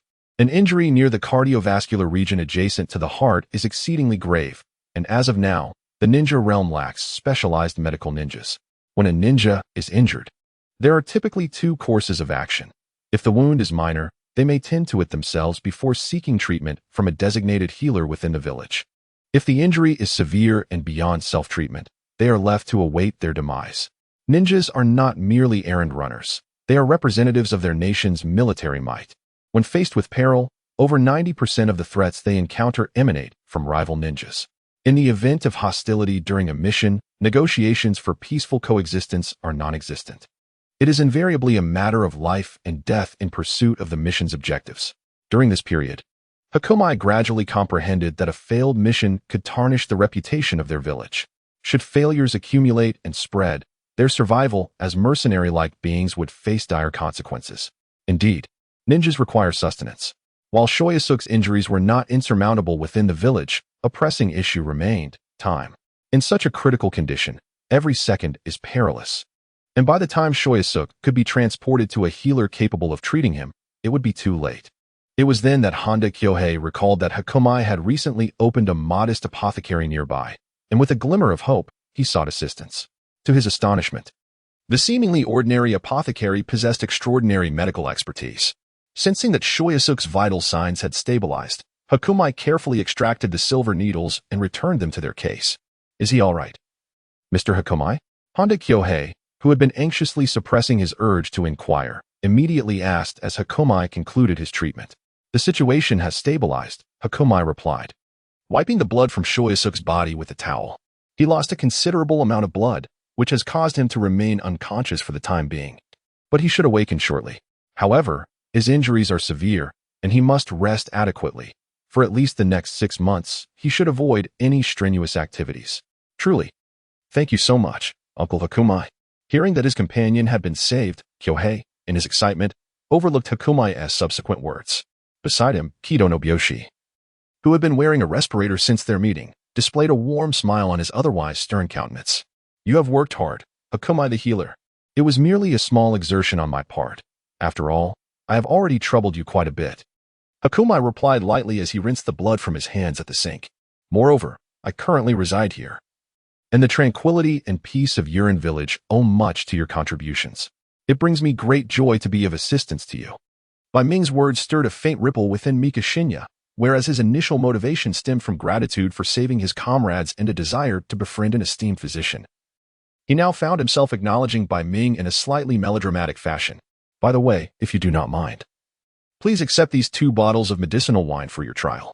Bai Ming produced 2 bottles of specially formulated medicinal liquor and handed them to Mikashinya, believing they might prove beneficial for certain injuries. Then I shall not be polite, Mikashinya replied, casting a thoughtful glance at Bai Ming before tossing the other bottle to Honda Kohei. After some time, Mikashinya departed Qingyao Fong, accompanied by Shima Yosuke and Honda Kohei. Once they exited, the establishment returned to its former tranquility. Bai Ming washed his hands, tidied the treatment room, and mopped the floor before ascending the stairs. On the second floor, a door creaked open, revealing Duma holding a candle, with 2 others standing behind him. Upon seeing Bai Ming approach, their expressions softened with relief. "Master, are you well?" Duma inquired, noticing that the trio had yet to retire for the night. Bai Ming paused momentarily, warmth blossoming in his eyes. "I am fine. I merely assisted in treating an injured ninja. You should all go to bed now. Children need ample sleep to grow tall." "Understood," the 3 replied, obediently extinguishing the candle before retreating to their quarters. Returning to his bedroom on the 3rd floor, Bai Ming closed the door and lit a candle, placing it on his desk as he began to document the treatment process in the medical records. He considered himself not particularly gifted, often requiring extensive contemplation to grasp concepts thoroughly. Previously, while delving into the realm of trauma treatment, he had conducted experiments on himself utilizing the mechanism of spatial refreshment to mend injuries. Although this hands-on experience had provided him with invaluable insights, the data he gathered lacked comparability, being derived solely from his own experiences. Shima Yosuke had enriched his understanding of trauma treatment, and then there was the matter of chakra. As the foundational element of this world's ninja system, Bai Ming's curiosity regarding chakra had never waned. With a living specimen adept in chakra cultivation before him, he was keen to seize the opportunity for exploration. During the treatment process, he subtly employed his internal energy to probe and sense the condition within Shima Yosuke's body. This peculiar energy appeared to be stored between several acupoints located within the skull and the tailbone, circulating through the body's meridians. In some respects, it bore a resemblance to internal energy, yet when compared to his own cultivated energy, it exhibited an astonishing vitality and sentience. Bai Ming's internal energy, when not consciously manipulated, lay dormant in the dantian like still waters, whereas Shima Yosuke's chakra spontaneously swirled around his wounds during unconsciousness, continuously stimulating blood vessels to constrict in an effort to staunch the bleeding. It also lingered near vital organs, invigorating their essential functions and preventing the body from spiraling into a vicious cycle, thereby fortifying his life force. Undoubtedly, the chakra capable of unleashing those wondrous techniques is far from simple. However, based on the brief interaction thus far, only this portion can be comprehended. The absence of these revelations documented on paper is prudent, for these ninjas are adept at espionage, and any inadvertent leak could provoke unnecessary complications. Extinguishing the candle, Bai Ming extinguished the light and reclined on his bed, re-entering his inner space to hone his skills. District East 1, the central area of Rain Ninja Village. After escorting Shintaka Island to the hospital, Mukushin also arrived here. In recent years, the power of Rain Ninja Village has steadily grown, establishing its own umbu, akin to the other 5 great hidden villages. The umbu serves as the intelligence agency within the political organizations of ninjas and is a gathering place for the elite among them. Every ninja who enters the umbu begins as a chunin, refined into a lethal force through various missions, capable of independently executing high-level tasks. Upon entering the umbu's domain, an eerie silence enveloped the place, save for the sound of rain from the outside. Pushing open a door, the interior was not dim. Dozens of lit candles illuminated the room brightly. The space was austere, furnished only with a chair and a wooden bed, upon which lay a corpse. The deceased had a pallid complexion, with a gaping, pale wound on the neck. Inoue Kazuki, the team leader of the interrogation unit, clad in black ninja attire, placed his hand upon the corpse's head. The pulsation of chakra emanated from his hand as he employed a secret technique to probe the memories of the deceased, seeking potential intelligence. This corpse was among those who incited a minor stir in Rain Ninja Village tonight, as a spy infiltrating from an external village. The individual was killed by Mukushin after their identity was exposed during a flight. It was this very ninja who had inflicted injuries upon Shintaka Island. Upon Mukushin's entrance, Inoue Kazuki seized his secret technique, Kazuki, have you discerned the identity of the individual? Inoue wiped his hands. His body bore a seal, which would obliterate the brain upon death, rendering any useful intelligence unattainable. Did you uncover anything during the apprehension? Muku Shin shook his head. The ninjutsu he employed was of a general nature, albeit his strength was not lacking, likely at the Chunin level. Inoue Kazuki pondered briefly before responding. Every ninja village has the capability to lay seals on their spies, yet only the 5 great hidden villages can execute such an impenetrable strategy. Which hidden village could it be? Upon hearing the mention of the 5 great hidden villages, Muku Shin's eyes reflected disdain. Considering the possibilities, both Konohagakure and Sunagakure were contenders. Muku Shin's expression shifted slightly. Could it be? Inoue Kazuki shook his head, dismissing the notion. There's no need for undue concern. Lord Hanzo's plans have long been known to these 2 villages. However, under Lord Hanzo's leadership, we shall surely achieve victory on the battlefield, establishing ourselves as a new great power. At this juncture, a fervor glimmered in Inoue's eyes. The current status of Rain Ninja Village on the international stage is indeed quite awkward, as a nation with power second only to the 5 great countries. It is incessantly monitored and constrained by them. Furthermore, the harsh weather conditions have perpetually subjected the region's food supply to external influences. In recent years, the population has surged several-fold due to a brief period of peace, leading to an even greater demand for resources. Under such circumstances, the prospect of war appears inevitable for the Land of Rain. The Second Shinobi World War, which Bai Ming had long forgotten, was indeed instigated by the Rain Village. By the way, how are your team members faring? After expressing unwavering confidence in the imminent conflict, Inao Ichiju casually inquired. The other ninjas who returned with the bodies mentioned that Shima Yosuke had sustained severe injuries. A hint of relief washed over Kido Nobuya's eyes. He was genuinely concerned for his comrades and disciples. Fortunately, he had encountered a newly arrived physician of remarkable skill in Zone 3, who managed to save his life. Zone 3? Inao Ichiju asked with curiosity. Is it the young doctor who operates a clinic named Qingyao Fong? Indeed, Kido Nobuya nodded, recounting the details of how Yosuke was treated, as Bai Ming, who had entered the Rain Village through formal channels during this peculiar time, would attract the attention of Uchiha Madara, so too would the Rain Village take notice. Information regarding him had already been meticulously investigated multiple times. Although the intelligence prior to his appearance in the Land of Rain could not be verified, it seemed unlikely that he was a spy, judging by his experiences within the land. After all, no spy would make themselves so conspicuous and disheveled, resorting to menial labor such as cleaning garbage heaps for survival, only to resort to killing an employer for unpaid wages, landing themselves on an underground bounty list. Naturally, the ninjas of the Rain Village would not concern themselves with the act of killing an employer over unpaid wages in a mercenary system.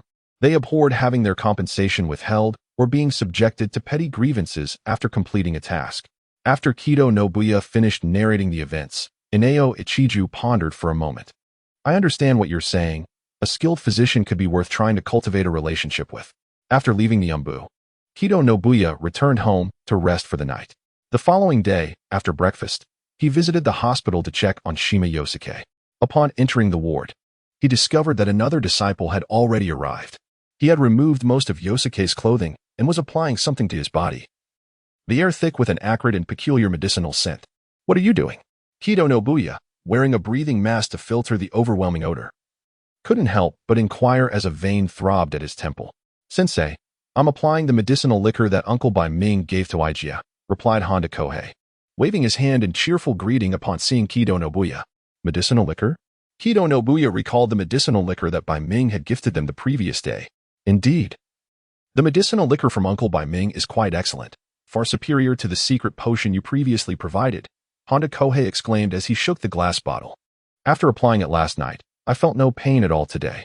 Igia mentioned some muscle soreness, so I thought I'd apply some to him as well. Originally, Mikuto Nobuyoshi had merely come to observe his disciple's recovery. However, upon hearing the conversation, his expression turned serious. He gazed intently at the golden liquid within the glass vial, pondering whether it surpassed the efficacy of conventional chakra restorative potions. As ninjas rely on a system of employment, they are required to constantly enhance their physical capabilities and hone their skills in combat. This rigorous training often results in muscle strains and soreness, necessitating specialized chakra recovery potions to alleviate such ailments. Though the medicinal concoctions he provided his disciple were already among the finest restorative elixirs in the Rain Ninja village, it was disconcerting to think that his disciple might deem a mere potion, concocted by an apothecary, superior in effect. Handbook, a somewhat naive and straightforward individual, did not suspect any embellishment in this claim. Yet, if this potion truly proved more effective than the chakra elixirs he had supplied, it would be a significant revelation. 5 days had elapsed since the treatment of Ishida Yosuke. A fine mist of rain drifted through the air, enveloping the Rain Ninja village in a hazy ambience. Shortly after the door of the Qingya pharmacy swung open, Doma prepared to hang the medicinal flag at the entrance when several ninjas entered. "Brother, where is Apothecary Hakamai?" Doma felt a sudden jolt of trepidation, glancing warily at the ninjas, recognizing them as the same ones who had sought his master during the previous night. He nervously glanced upstairs, recalling his master's earlier words. He had just stepped out. Mikuto no Byoshi furrowed his brow but had yet to speak when a voice echoed from above. "Doma, I will be a while longer before I can depart." Hakamai, clad in a white robe and barefoot, descended the stairs, his robust physique accentuating his muscular form and exuding a sense of vitality. "Welcome, Lord Mikuto. What brings you here?" Hakamai approached Doma, affectionately ruffling his hair while regarding the unexpected visitors with a warm smile. "Forgive the intrusion. We seek your assistance with a matter, and my disciple wishes to express his gratitude for your life-saving intervention." Mikuto no Byoshi gently patted the pale-faced, slender boy beside him, choosing not to mention Doma's earlier deceit. Ishida Yosuke took a step forward, deeply bowing to Hakamai and expressing, "I am Ishida Yosuke, and I cannot adequately convey my gratitude for your life-saving kindness. Should you ever require my assistance, please do not hesitate to ask." Hakamai assessed Ishida Yosuke's condition, although he appeared somewhat weakened. It was remarkable that he could now walk independently just days after sustaining severe injuries. Such resilience was indeed a testament to the miraculous nature of chakra. As a healer, one should always extend a hand to those in need. Hakamai's gentle smile radiated warmth akin to sunlight. "There is no need for excessive gratitude.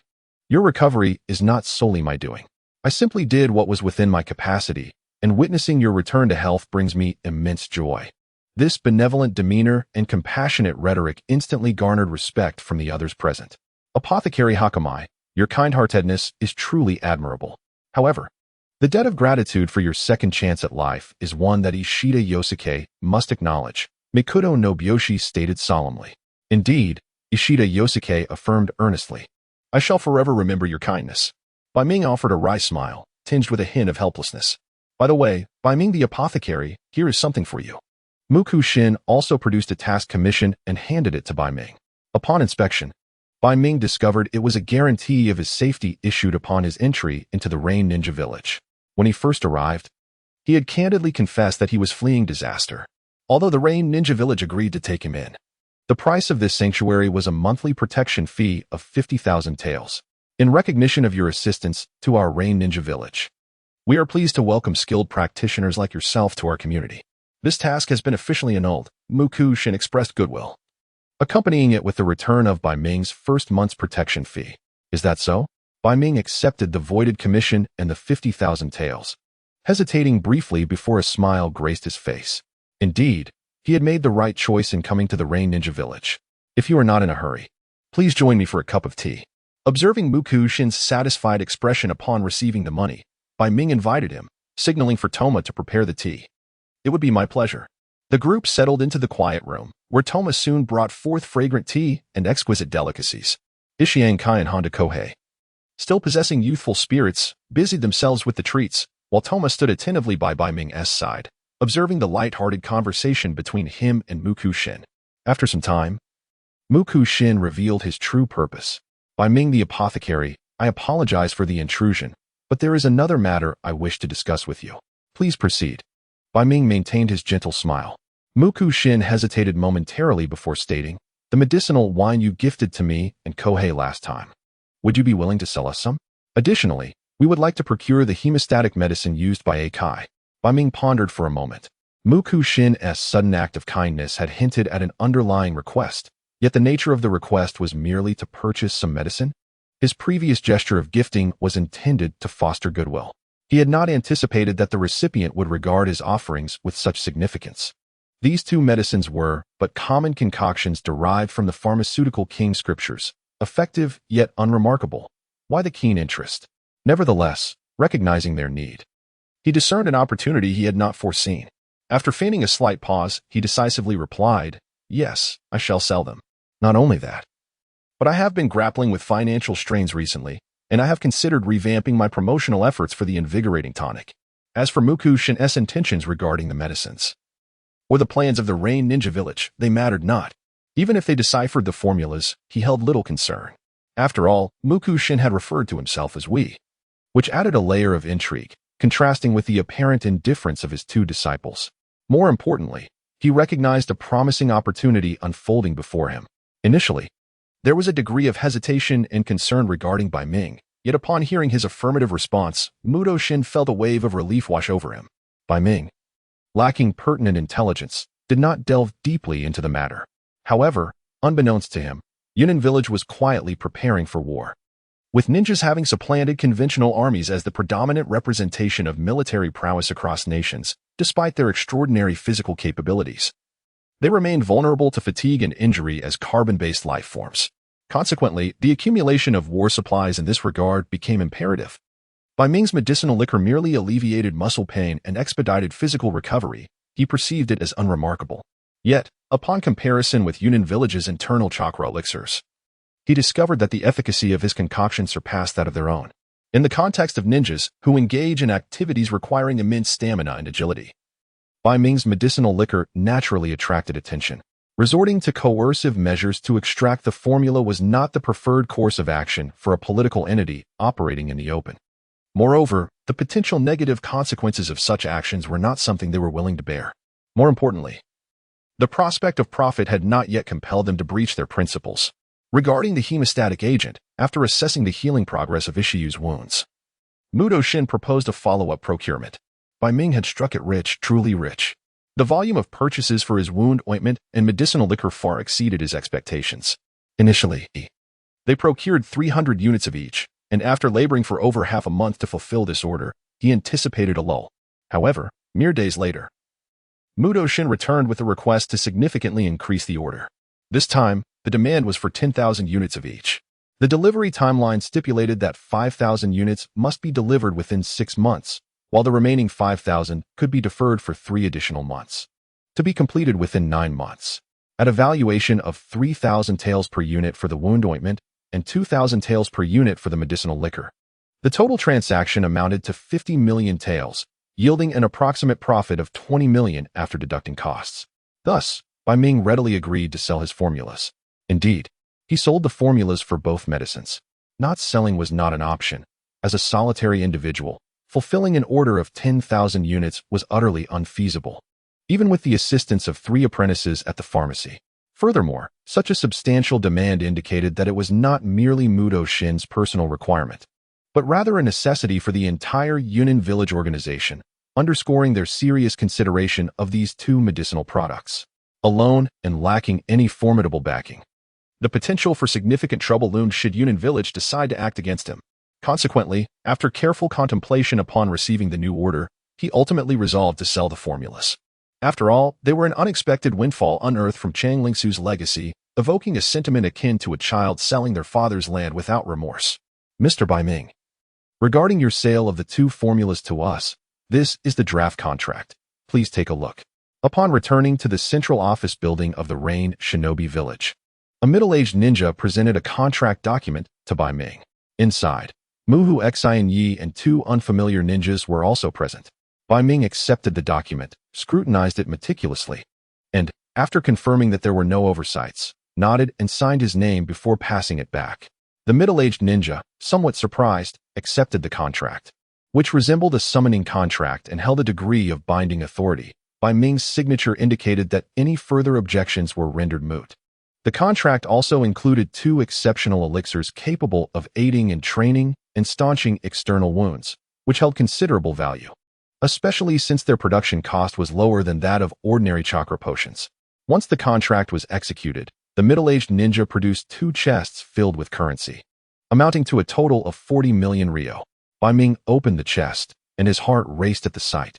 Even though the currency of this world seemed somewhat devalued compared to his previous life, 40 million Rio was still an astonishing figure, representing a wealth he had never possessed before. Reflecting on his recent struggles to clear debris and move boxes, earning merely 500 to 800 Rio in a day, he could not help but marvel at the significance of knowledge as true wealth. Just as the others in the room presumed the matter concluded, Bai Ming interjected, "Excuse me. May I propose 2 requests?" The middle-aged ninja, preparing to take the formula, looked puzzled and replied, "Mr. Bai, please proceed. As you can see, I have practiced some samurai techniques for self-defense," Bai Ming remarked, gesturing to his well-defined musculature.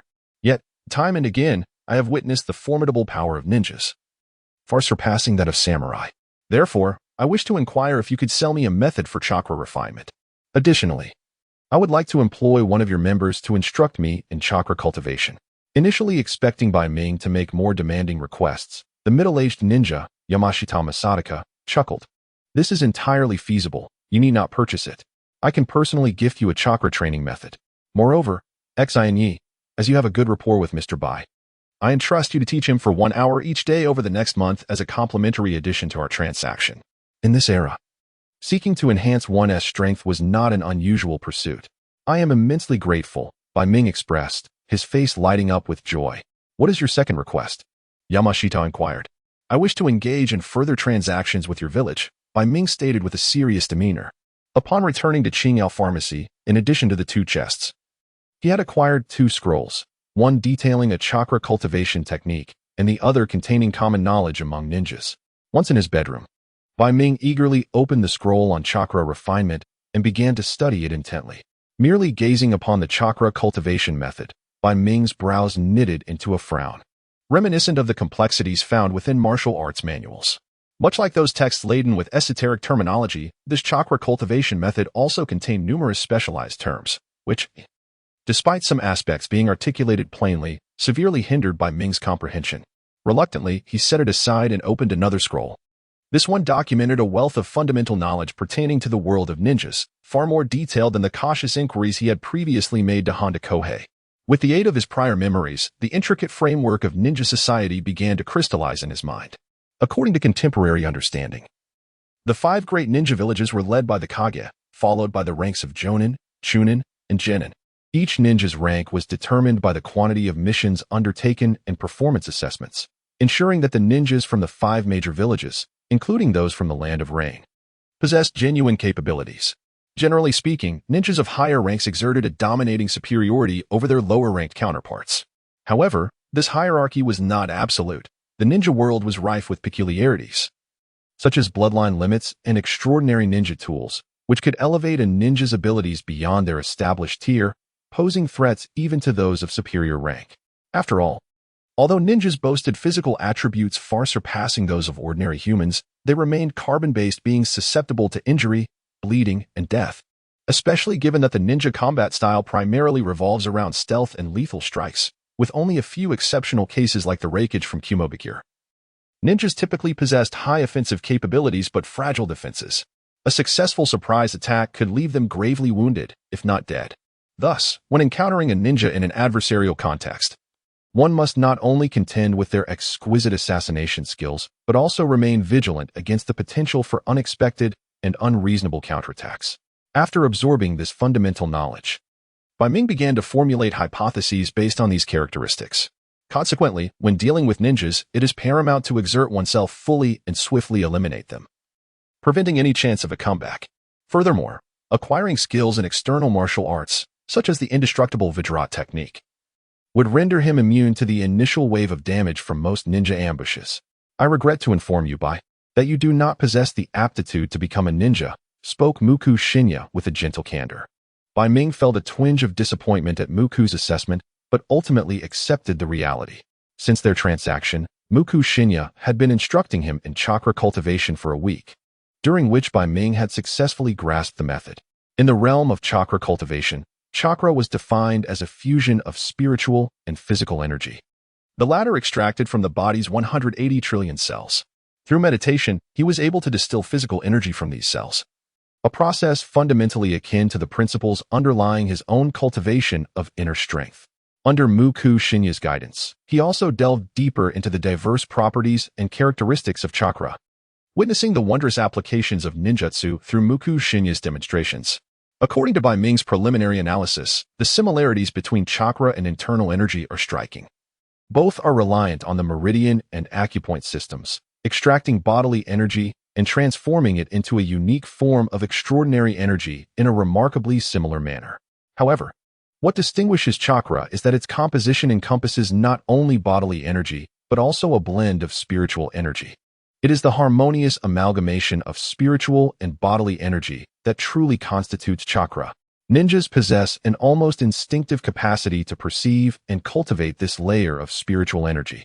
In contrast, Bai Ming's practice of internal energy, following the terminology of Taoist cultivation, remains at the stage of refining essence into qi, with several stages yet to traverse before engaging with the divine aspect.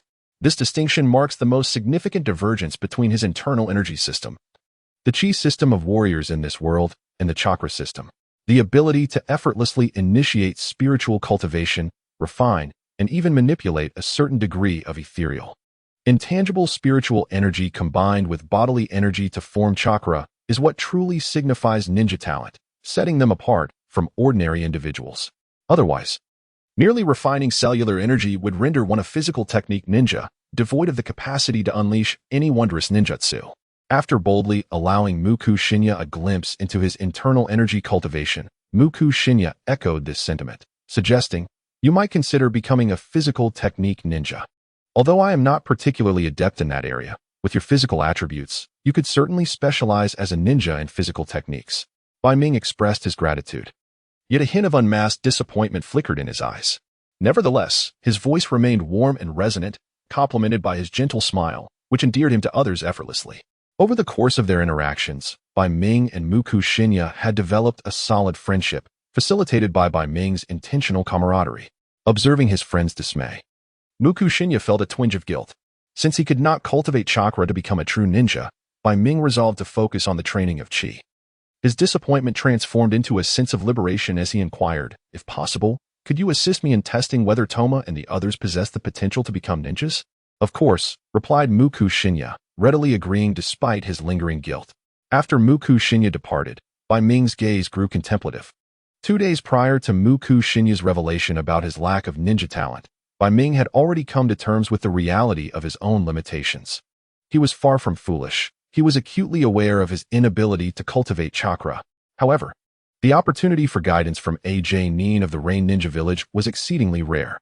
Since he could not cultivate chakra, he resolved to maximize this opportunity. Should he find a reliable individual capable of cultivating chakra under his guidance, it would significantly bolster his envisioned plans. As for the matter of ninja talent, it is inconceivable that ninjas, as members of a well-established extraordinary system, had not conducted thorough research into the source of their power, chakra. Especially in a world that has commenced the transformative journey of the Industrial Revolution, this metamorphosis transcends mere advancements in productivity, machinery, and energy. It encompasses progress across a multitude of disciplines, including humanities and biology.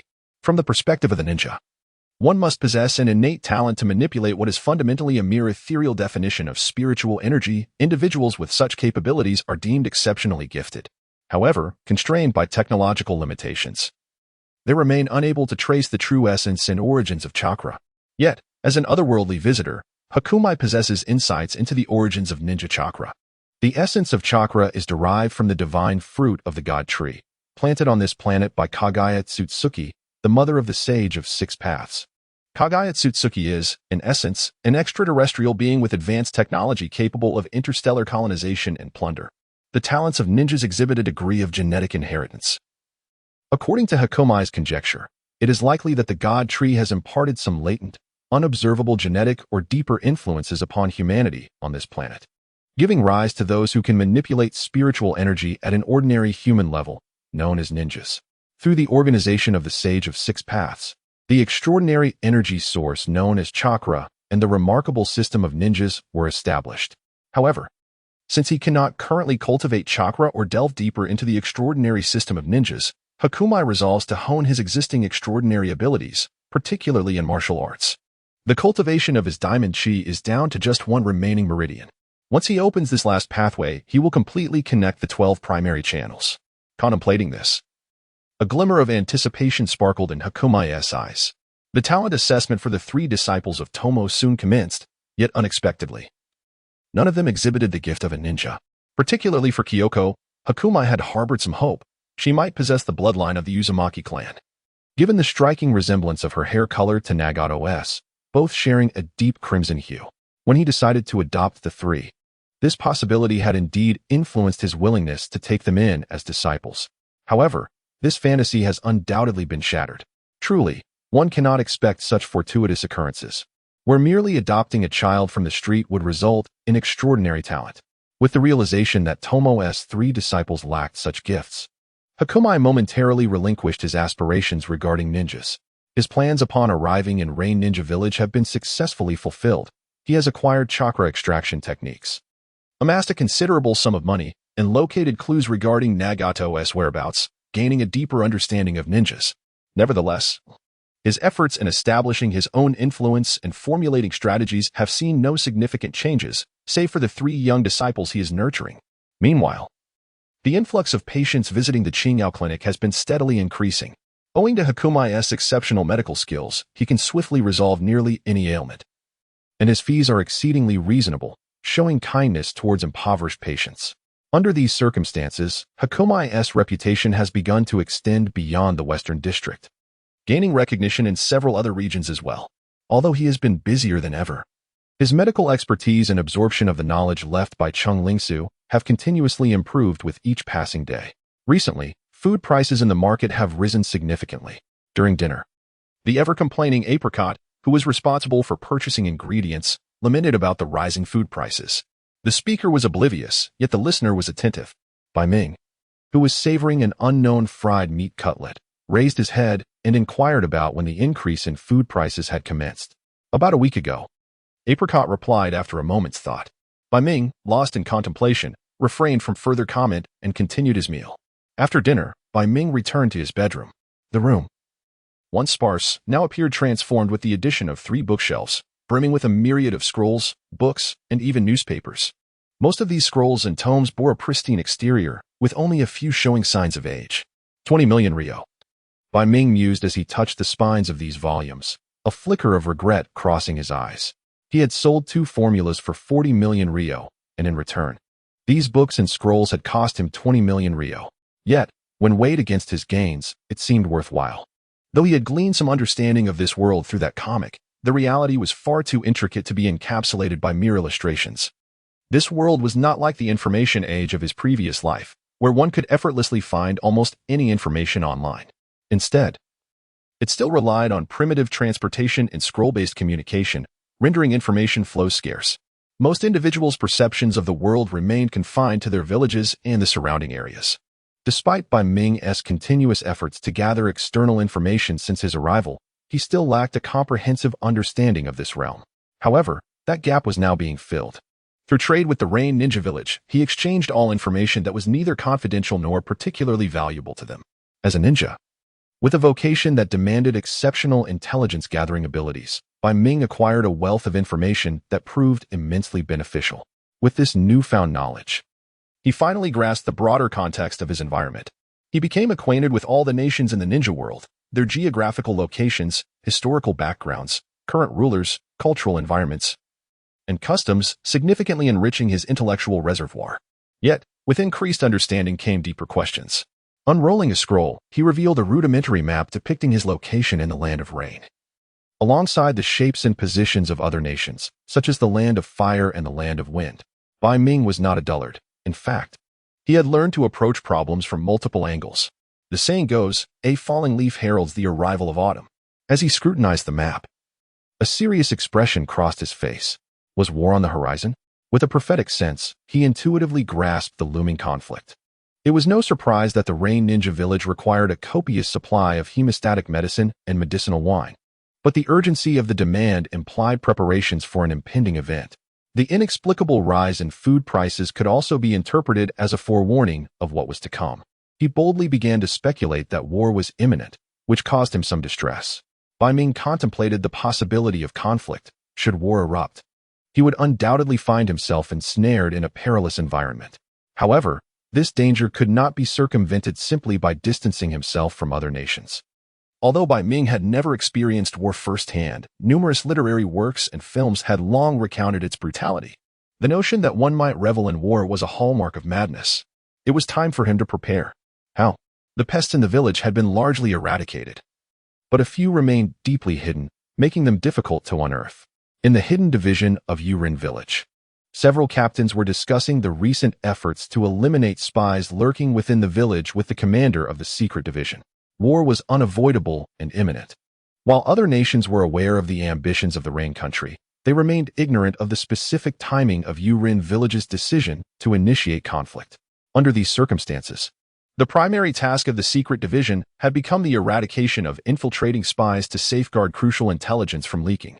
After concluding the current situation report, Yamashita Masataka, one of the few clerical personnel and intelligence analysts within the secret division, began to review a series of intelligence summaries regarding recent events in Yurin village. Upon encountering a report stating that the reputation of the Qing'ao pharmacy was gradually expanding within Yurin village, he paused. Recalling that the young man with whom he had recently conducted business was seemingly the owner of that very establishment. Although the individual's background was not thoroughly detailed, his origin from the grass country was a falsehood. His behavior did not suggest he was a spy. After all, no spy would provide Yurin village with 2 formulas for inexpensive medicines that could rival top-tier chakra elixirs on the eve of war. He remembered the brief impression left by their interaction. Despite certain enigmatic aspects, there was no doubt that the individual was intelligent, as evidenced by his decisive sale of the formulas and his substantial investment in certain intelligence. Was he a skilled physician? Did he offer low-cost medical services? Taking note of the key points mentioned in the intelligence, Yamashita set aside the documents. The prices of ingredients in the market continued to soar, with even greater increments. And not only that, but the costs of essential supplies like medicinal herbs were also rising, causing many to sense that something was amiss. After observing for another day, Bai Ming resolutely invested 1 million taels in cash to procure a large stockpile of supplies, feeling somewhat insecure. He then enlisted several merchants to co-sign a procurement contract worth 5 million taels. He offered them generous terms, but his sole request was for prompt delivery. He hoped it was not too late. Watching the merchants, who wore expressions of delight as they promised to deliver within half a month, Bai Ming suppressed a gnawing anxiety. The accumulation of living supplies was, in fact, no longer a concern. Yet, upon careful reflection, he realized that he had yet to prepare one crucial aspect. He did not possess any safe houses. The cunning rabbit has 3 burrows. Although the likelihood of being directly embroiled in the chaos of war is relatively low, it is prudent to prepare several safe havens as a contingency. As for leaving now, Bai Ming considers it rather unwise. After all, being situated in a military powers assembly zone, the early stages of war tend to be the safest. However, what form might the conflict among ninjas take? In the tranquil chamber, the simplicity of the room effectively isolates the subtle cacophony of the outside world, including the gentle patter of rain. The chamber is sparsely furnished, containing only a cushion. Sitting upon this cushion, Bai Ming closes his eyes and focuses his mind, allowing his thoughts to descend into the guiding force of his internal energy coursing through his meridians. Threads of energy, delicate and continuous, stretch the narrow pathways and integrate within, while the energy circulates through his body, causing a sensation akin to tiny creatures scurrying beneath his skin.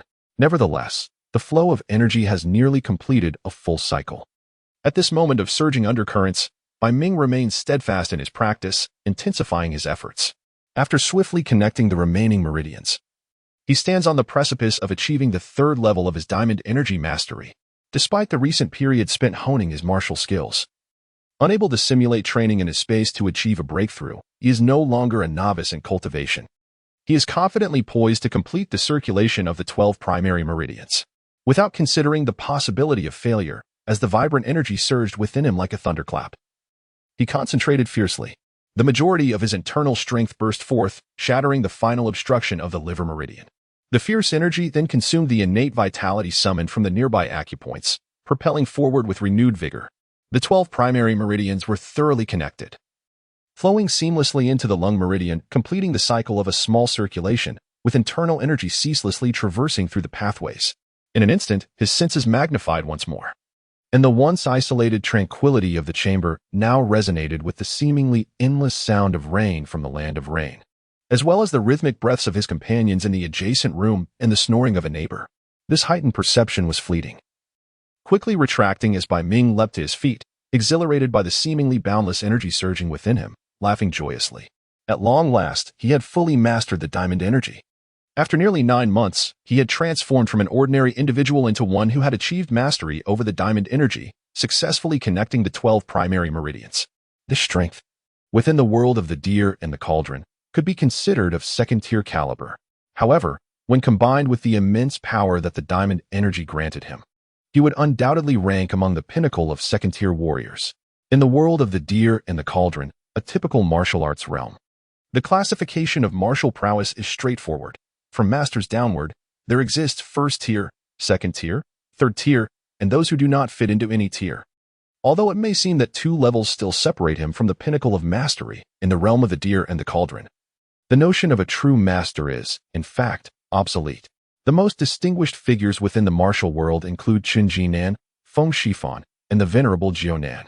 In terms of actual combat prowess, a secondary-tier martial artist can confront dozens of well-trained armored soldiers head-on, and in a suitable environment. It is not impossible for one to face 100. After a brief moment of elation, Bai Ming recalled his earlier sparring session with Mu Duxinye. According to Mu Duxinye's assessment, Bai Ming's strength had been merely average, reaching the level of a lower ninja. The variance in combat abilities among ninjas is considerable. While their ranks generally convey a rough estimate of their strength, each ninja specializes in distinct techniques and possesses unique bloodline limits. Despite having achieved mastery in his Vajrachi, Bai Ming likely still belongs to the lower tier of ninjas. In evaluating his strength against familiar counterparts, he surmised that he was only slightly stronger than a freshly graduated Sasuke. Thus, he reminded himself to remain humble and composed, gradually calming the joy within. After swallowing the last morsel of meat and savoring the sensation of fullness, he ceased his meal. Following the culmination of his Vajrachi, the changes in his body were more pronounced than ever before. Each breakthrough in his meridians had once again intensified the transformations corresponding to his internal organs. Each morning, he awoke to find a layer of black, oily residue accumulating on his skin, a sign that the impurities within him were being vigorously expelled by his invigorated vital energy. By his estimation, this process could be likened to a cleansing of the marrow. His appetite had doubled, and over the course of half a month, his weight had increased by 15 pounds, yet he appeared lighter rather than bulkier, having long ceased growing. He found himself gaining a few centimeters in height during this brief span, reaching a stature of 1.80 meters. Such bodily transformations could not escape the notice of his companions, but as Bai Ming chose not to speak of it, they dared not voice any inquiries. After dinner, with no trivial matters to attend to, his companions took care of all the chores, allowing Bai Ming to retreat to the bathroom for a cleansing. Steam billowed, and warmth enveloped the space. Since this morning, his skin had ceased to expel impurities, suggesting that the enhancement from his Vajrachi was nearing completion. Bai Ming felt a tinge of regret as the changes in his body began to slow, even stagnate. He realized it was time to seek his next path. To thrive in this world, he must relentlessly pursue his martial prowess. Chung Lingsu's plum blossom palm and his own Vajrachi belonged to the same tier of martial heritage. Any further enhancement of his strength would inevitably rely on future teachings, beyond the sense of security granted by his martial power. He had also grown fond of the transformative journey that training provided to his body. In his heart, a resolute decision was made. Rising from the bath, he let the hot water cascade off his body, wrapping a towel around himself as he stood before the mirror. As he gazed at the reflection, Bai Ming's footsteps, which were initially ready to depart, faltered. The figure in the mirror was both unfamiliar and familiar. Once, the reflection had always appeared dejected, head bowed, eyes dull and circled with dark shadows, exuding a spirit of fragility and timidity, yet harboring a penchant for grumbling and cursing behind closed doors. Now, however, the image in the mirror revealed bright, spirited eyes, a countenance marked by tranquility and composure, with fair skin and a robust physique, evoking a sense of surrealism within him. Is this truly myself? His gaze momentarily wandered, and he raised a hand to wipe away the mist on the glass, suddenly breaking into a smile. This smile, somewhat foolish, disrupted the poised image of the young man reflected back at him, yet it only prompted Bai Ming to laugh more heartily. Having cleansed himself of the tumultuous events of life, today he finally recognized his true self. With a thunderous roar, power surged forth, and a figure staggered back several steps, its fierce gaze dimming in an instant before collapsing to the ground. The form of this adversary began to blur and distort, but as it dissipated into a froth, only 2 ashen points of light remained. Bai Ming casually beckoned, and the lights ascended, merging into his palm and vanishing beneath his skin. It is finally over. As he absorbed the newly acquired legacy of knowledge, Bai Ming let out a soft sigh. Upon mastering the diamond energy, with an even more fervent flow of vitality coursing through him, not only had his physical prowess significantly transformed, but his strength had also undergone a remarkable enhancement. In sheer testing of strength, his right hand could lift approximately 600 pounds, while his left could manage around 500, culminating in what could be considered 1,000 pounds of power. According to various historical accounts, he was nearing the strength of a legendary warrior capable of lifting cauldrons. This achievement far surpassed the effects recorded during his practice of diamond energy, which, although belonging to the orthodox school, was merely a second-rate internal skill. With his current strength, those who once matched him or even held the upper hand now appeared feeble.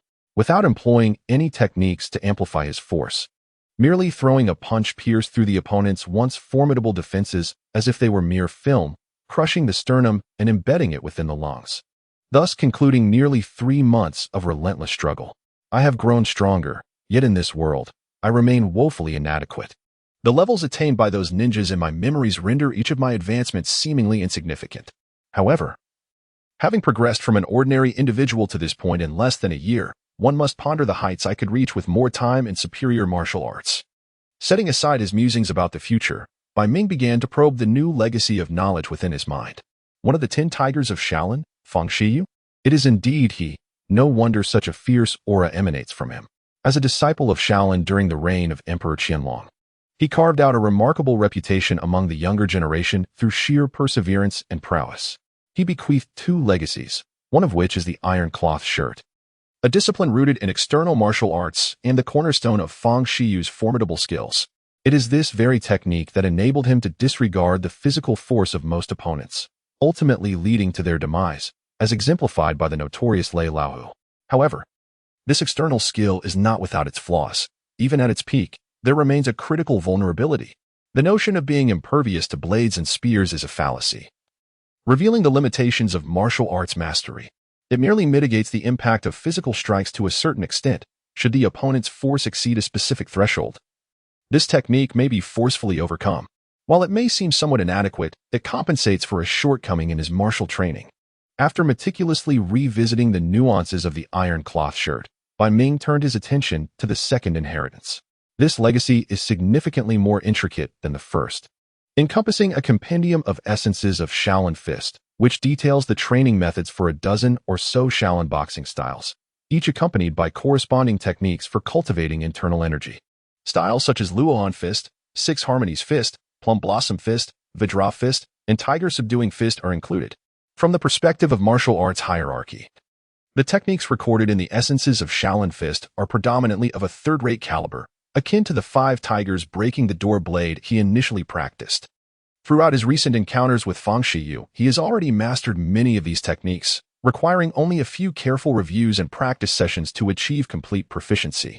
Thus, in comparison, the iron cloth shirt, which has the potential to elevate his abilities to a first-rate level, stands as the most valuable acquisition from this inheritance. Due to Bai Ming's preferences, the breakfast style at the Qingyao workshop is markedly distinct from that of this world. There are no salted fish, no wild vegetable dumplings, no rice, and no miso soup. As he rolled up a pan-fried meat pie, the aroma of the sauce mingled with the savory meat and the crispiness of the dough.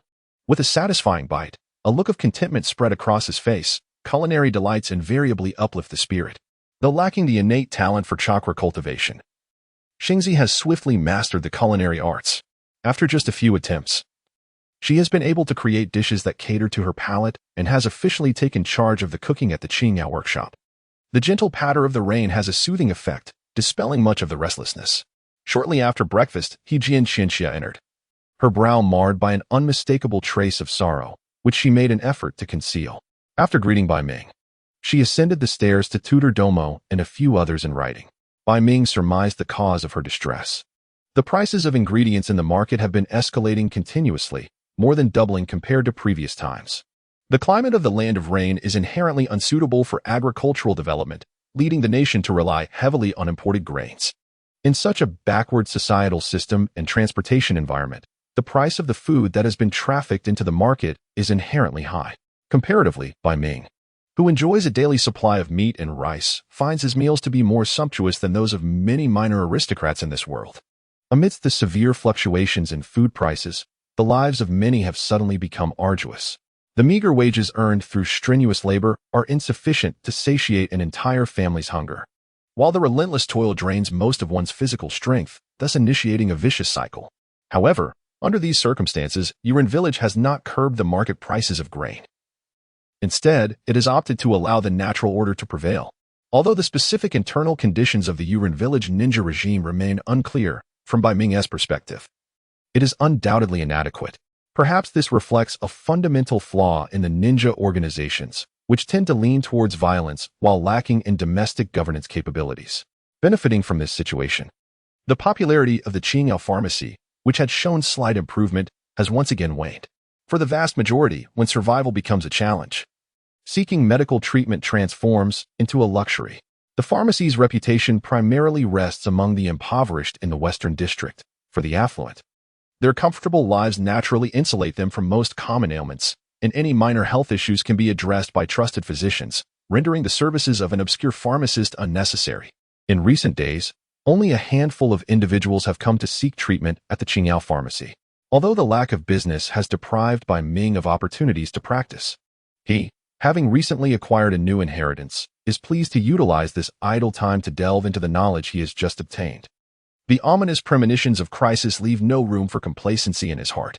Holding a book that he had meticulously illustrated from memory titled Essentials of Shaolin Boxing, he finds that despite the crude drawings, they remain accurate due to the mental comparisons he makes. As he contemplates the intricacies of various boxing techniques, the doubts and explorations he experienced during his earlier encounter with Fang Shiyu gradually become clearer. Regrettably, there is no one available to spar with him. Otherwise, his mastery could be accelerated. Outside, the sound of rain falls gently, while inside, the air is filled with a delicate fragrance of medicinal herbs. Around 10 o'clock, this tranquility is abruptly disturbed by the entrance of several individuals clad in raincoats. Leading the group is a middle-aged man with a round face, who greets Bai Ming with a cordial smile. Upon entering, he removes his raincoat and hands it to a servant, cheerfully stating, "My Lord Bai Ming, I apologize for the intrusion." Bai Ming sets down his book and steps through the barrier, recognizing Uncle Lu Chuan. No wonder the tea leaves I brewed earlier have begun to rise. "You are too kind, my Lord Bai Ming," Lu Chuan Junping replies, his round face crinkling into a smile characteristic of a savvy businessman. "To us, you are the true noble. It is your orders that allow us to earn a living. The goods you requested have all been prepared and are waiting outside on the cart. Shall we bring them in? Then I appreciate your efforts." Bai Ming glanced out of the window, observing a group of over a dozen individuals gathered around 3 carts brimming with goods at the entrance. Lu Chuan Junping immediately instructed his men to begin transferring the cargo into the Qingyao workshop. The items were meticulously sealed, their outer layers carefully wrapped in oil paper to shield them from rain. Under Bai Ming's guidance, the contents of the 3 carts filled the basement of the workshop to capacity. Once the workers departed, Bai Ming unwrapped and inspected the goods thoroughly. They remained dry and clean, consisting primarily of non-perishable foodstuffs such as flour, rice, and cured meats. Satisfied that there were no significant issues, Bai Ming felt a sense of relief. For the foreseeable future, he need not worry about provisions. Having experienced the harsh reality of hunger, Bai Ming possessed a keen sense of foresight and had begun stockpiling food supplies some time ago.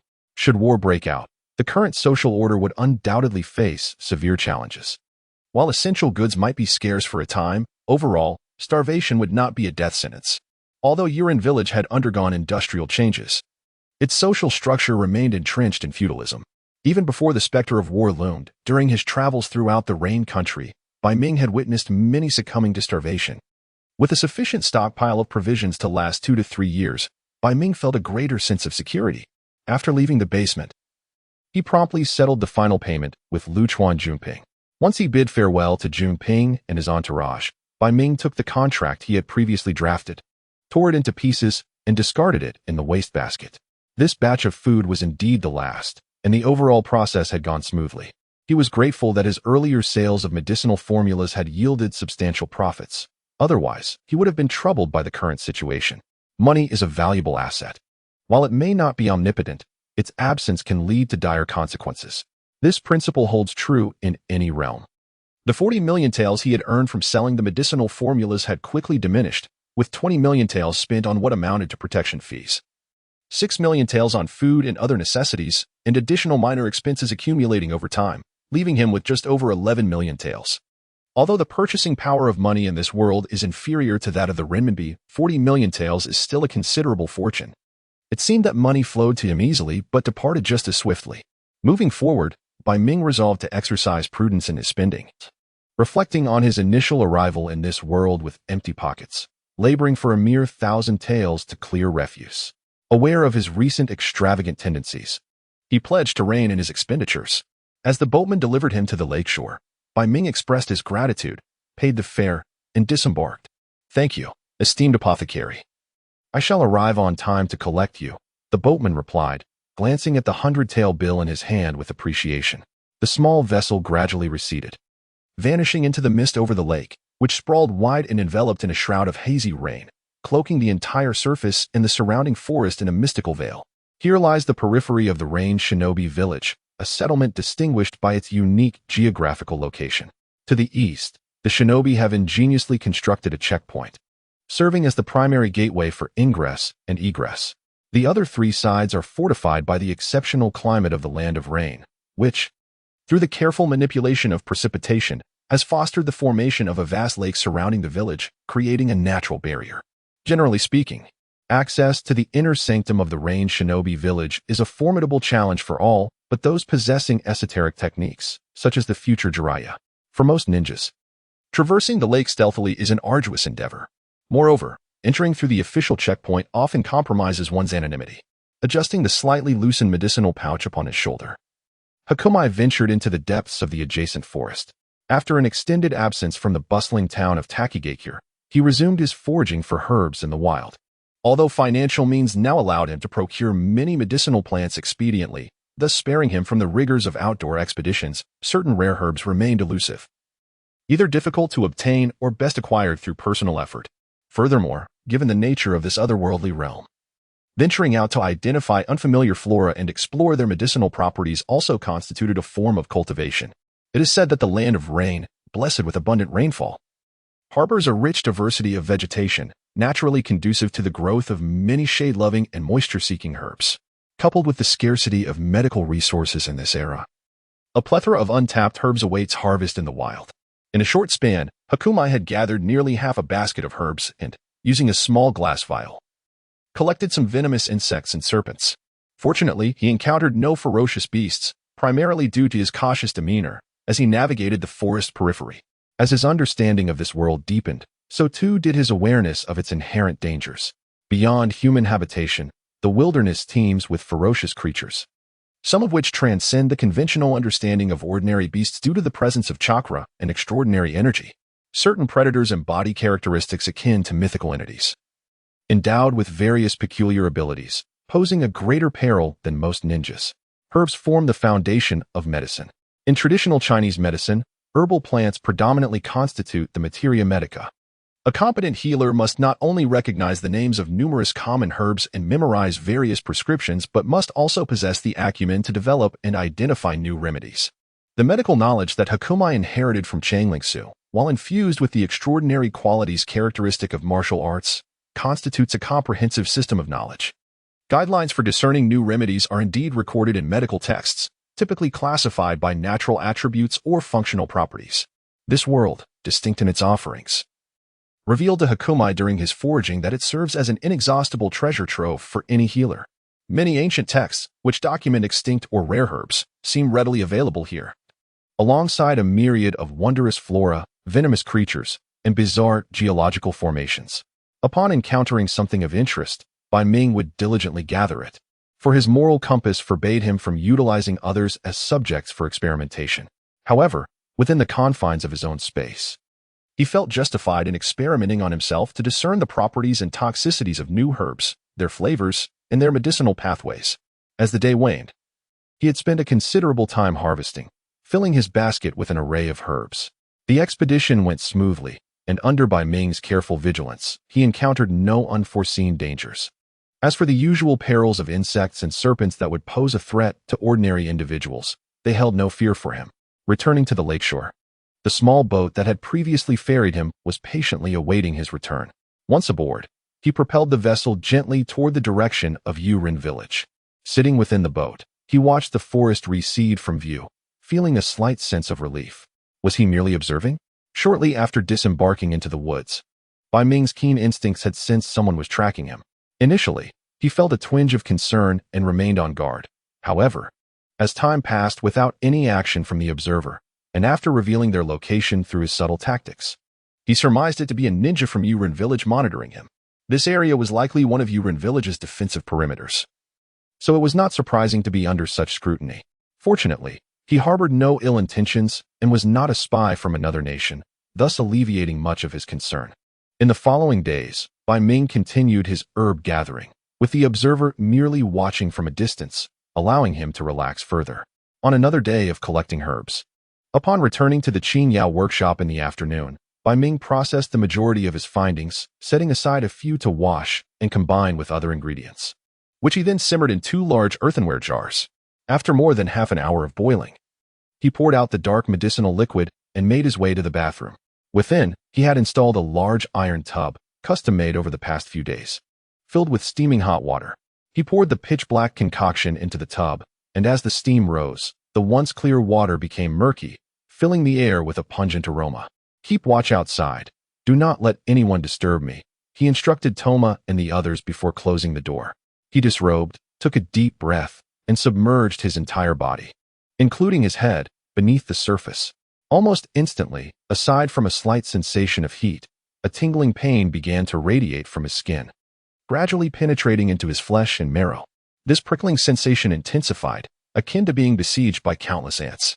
Bai Ming's tactile senses, already heightened from prior training, now compelled him to endure significant discomfort. As it appeared, he was engaging in a medicinal bath to assist in the cultivation of his iron cloth shirt technique. The King Kong Chi had reached its limit, and the transformative stimuli to his body had ceased. His current endeavor involved daily channeling of his vital energy to nourish his inner strength, striving to deepen and amplify his internal power.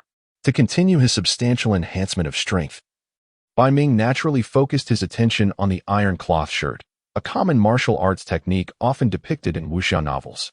Although often perceived as commonplace due to frequent mention, this martial art is, in truth, far from inferior. Upon mastery, it can indeed reach the pinnacle of excellence. The practice of this art is deceptively simple. Devoid of overly intricate techniques or esoteric breathing methods, it is a pure external skill, a form of hard martial arts.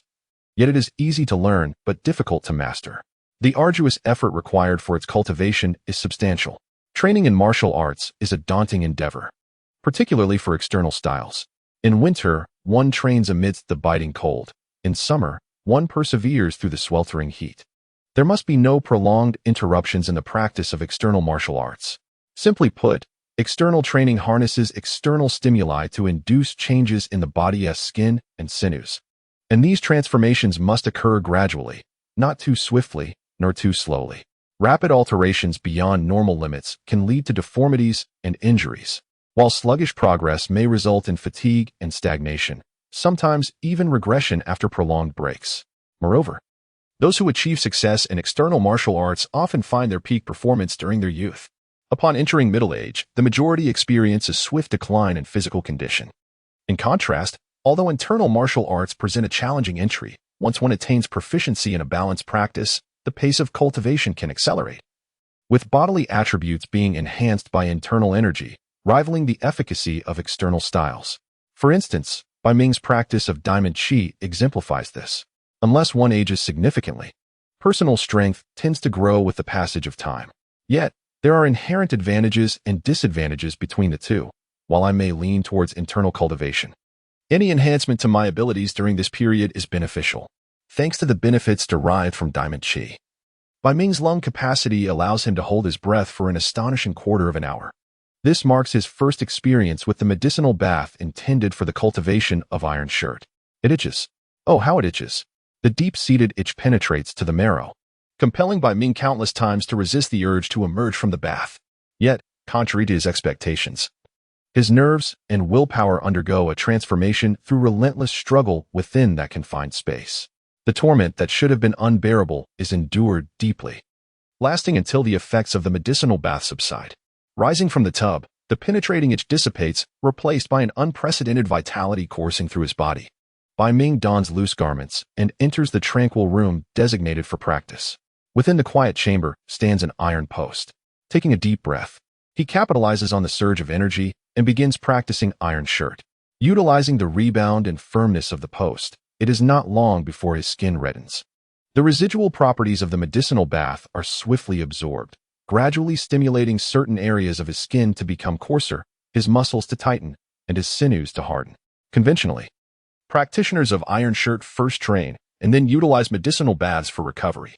However, Bai Ming defies this norm, for his physical condition surpasses that of the average practitioner, and his mastery of pharmacology enables him to accurately gauge his own state. This approach allows him to accelerate his training in iron shirt without excessively harming his body. War has erupted.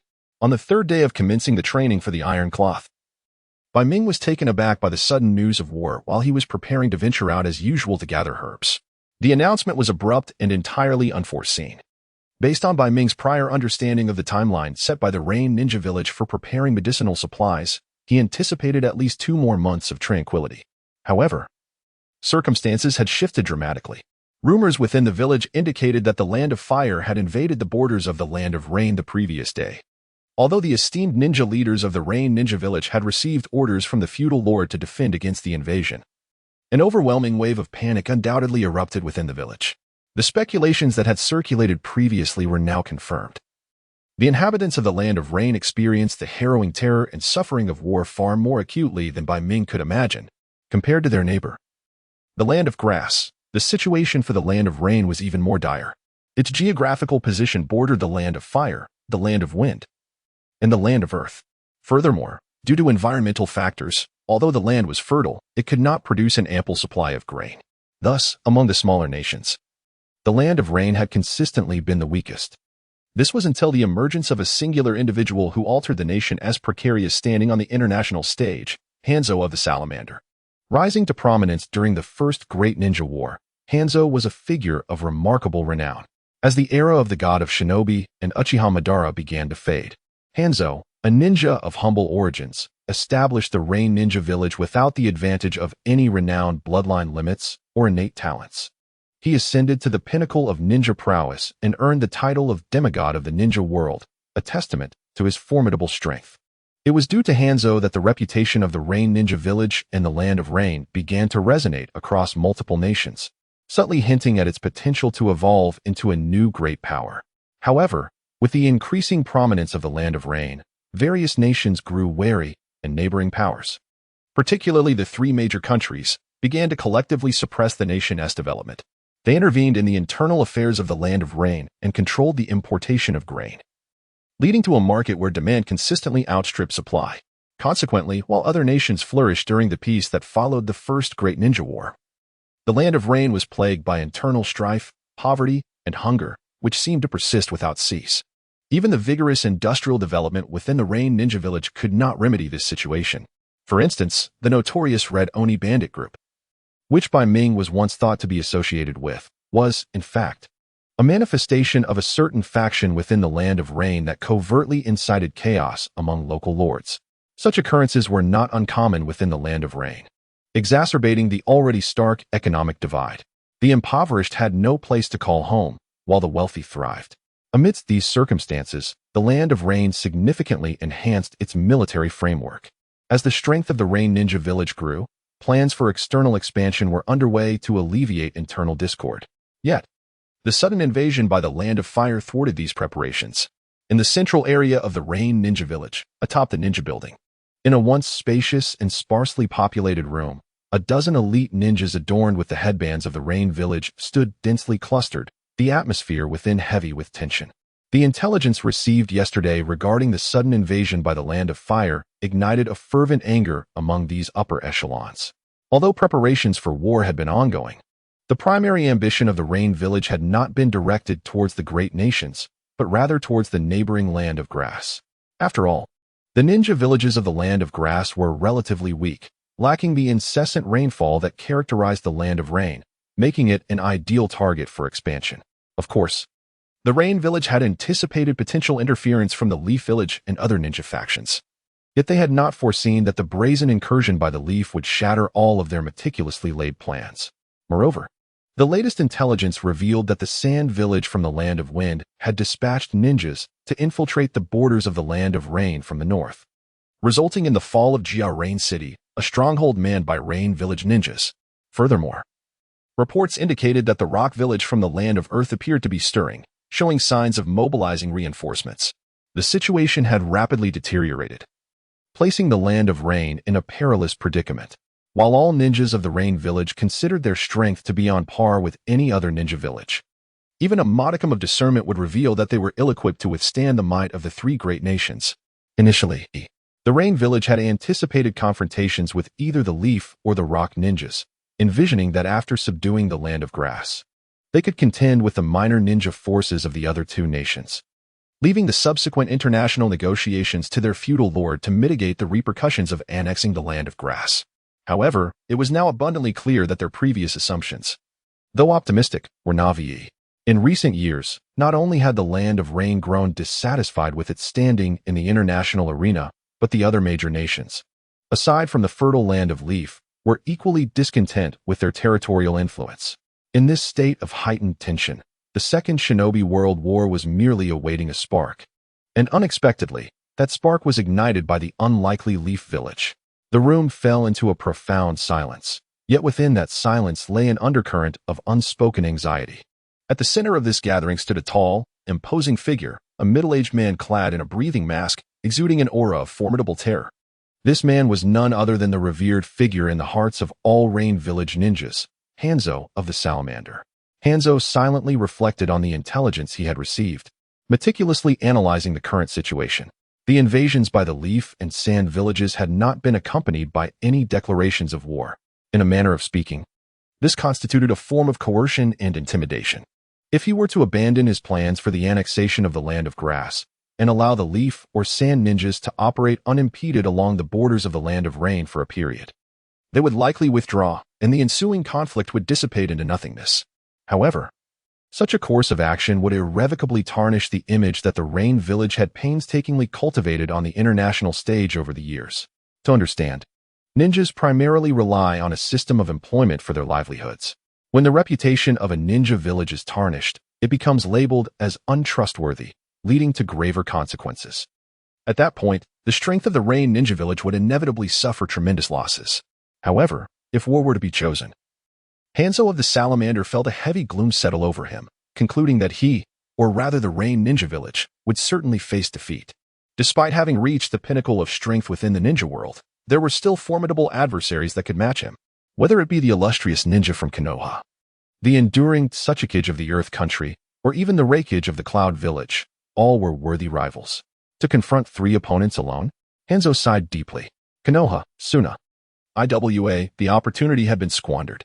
Had he decisively resolved to swiftly consume the Land of Grass before, rather than being misled by the intelligence loss into believing that the other major nations would hesitate to initiate war, he would not have found himself in such a precarious position. Yet now, the Rain Ninja Village was not a coward to be bullied. It would declare war against the three great nations. Under the overcast sky, Hanzo finally articulated his decision, his gaze turning fierce, exuding an aura of death. Once the declaration of war against the three great nations spread, the entire ninja world trembled. Konoha, Suna, and IWA all escalated their deployments of ninjas within the Land of Rain, while the Rain Ninja Village began to mobilize forces to encircle the invading ninjas. The flames of war ignited within the homeland, although the ninjas of the Rain Country could amplify their strength through their unique jutsu, gaining a home field advantage. The internal conflict imposed immense damage on the populace and the economy. War had erupted in full force. Upon hearing Hanzo's declaration, Bai Ming let out a sigh of realization. The narrative he was familiar with began to unfold for the first time. As a half-prophet, he understood the profound impact this war would have on the various factions.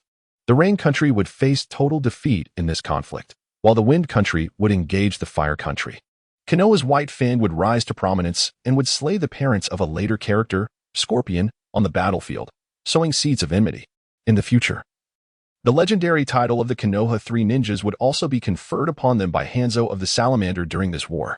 Yet for Bai Ming, everything felt painfully distant. He lacked the confidence to slay even a low-ranking ninja on the battlefield, and any attempt to intervene would only lead to his demise. Of course, he sensed that staying in the Rain Ninja Village after the outbreak of war was prudent. One reason was his uncertainty about how many nations would be involved. Without substantial strength, wandering about could lead to danger he might not evade, hindering his training. It was far more sensible to remain within the safety of the Rain Ninja Village, a military stronghold. On another note, he still remembered a target he had been observing, Nagato of the Uzumaki clan. If memory serves, he will face utter ruin in the impending war, and awaken the Rinnegan implanted in him by Uchiha Obito. Both the bloodline of the Uzumaki clan and the Rinnegan are items he is currently unable to touch. In discussions on the internet regarding the Rinnegan incident of Uzumaki Nagato, there arose speculation that the tragic fate of Uzumaki Nagato's family was deliberately orchestrated by Uchiha Obito. Although there has been no official statement on this matter, one thing is certain. Uchiha Obito has never ceased his surveillance of Uzumaki Nagato. What Bai Ming intends to do is not engage in reckless and self-destructive actions. Rather, he seeks to subtly establish a connection with Nagato, waiting until Obito's demise or until he himself becomes more powerful to execute his plans. As for the specifics of his plotting at that time, he does not possess the intellect of a genius, nor has he calculated that far ahead. In truth, he is merely taking it one step at a time, contemplating various plausible strategies for success and making necessary preparations. Regarding the outcome, he harbors little confidence within himself. With the onset of the Second Shinobi World War, the Hidden Rain Village currently experiences relative calm, yet the prices of everyday goods continue to soar. In such circumstances, Bai Ming, having prudently stockpiled ample supplies, commences foresight. With no patients to attend to and no concerns for sustenance, he can focus on honing his martial skills in seclusion. The progress of his training in the iron shirt technique is swift, under the stimulation of medicinal baths and the foundation of his previously enhanced physical condition. He has achieved a minor success in just a week's time.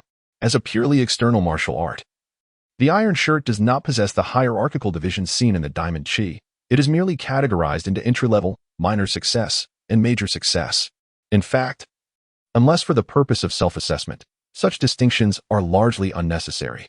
For an average practitioner of the iron shirt, the journey begins with 3 years of rigorous self-immersion in coarse sand and gravel, supplemented by external techniques to bolster physical strength and medicinal baths to heal internal injuries, before they can reach the entry level, which typically takes about 35 years. Once initiated, practitioners of the iron shirt often develop robust musculature and an imposing physique, with skin akin to pigskin, resistant to wear. At this stage, in terms of personal combat prowess, one attains a third-rate level, capable of warding off a dozen or more assailants and possessing sufficient experience to confront several armored soldiers from the cold weapon era. From entry to minor success, most individuals require approximately 5 to 8 years to reach this point, where their skin becomes as resilient as cowhide, able to withstand ordinary blades to a certain extent. In simpler terms, aside from mitigating the impact of punches and blunt force, they can reduce injuries inflicted by sharp weapons. If the medicinal baths are less frequent, their physique may further differentiate them from the norm, elevating their strength to a second-rate level. The individual Bai Ming defeated, Fang Xiu, belongs to this tier. Having undergone consistent medicinal refinement since childhood, his iron shirt has led to less pronounced physical differentiation, rendering his body more agile compared to those who train in the iron shirt conventionally. As for the achievement of great mastery, it typically requires an ordinary individual over a decade of dedicated cultivation. Upon reaching this level, one's martial prowess ascends to an elite tier. At this stage, the skin no longer exhibits roughness. Instead, it becomes refined, albeit with a slightly darker hue, a fact that contributes to the nomenclature of iron shirt. After attaining great mastery, practitioners find themselves impervious to the piercing arrows of a powerful bow, resembling the protection of iron armor. While complete invulnerability is unattainable, the distinction between superficial injuries and penetrating wounds becomes evident. It is important to note that invulnerability to blades and firearms is not feasible. This is the iron shirt, not the indestructible diamond technique. Moreover, upon reaching full mastery of the iron shirt, One's physique and stature far surpass that of an average person. Coupled with the augmented strength of one's sinews and the transformative enhancement of the skin, confronting 100 adversaries becomes an effortless task.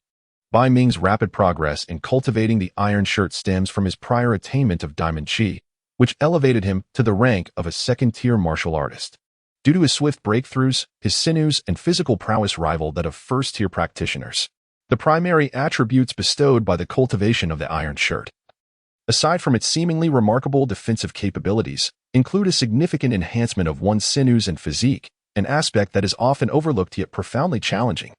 It is a form of external skill, a hardened technique. Should it merely alter the skin, it would scarcely qualify as even a third-tier discipline.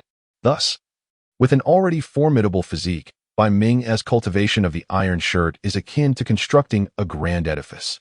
By leveraging his medical expertise to stimulate the skin's transformative changes, he seeks to induce beneficial enhancements.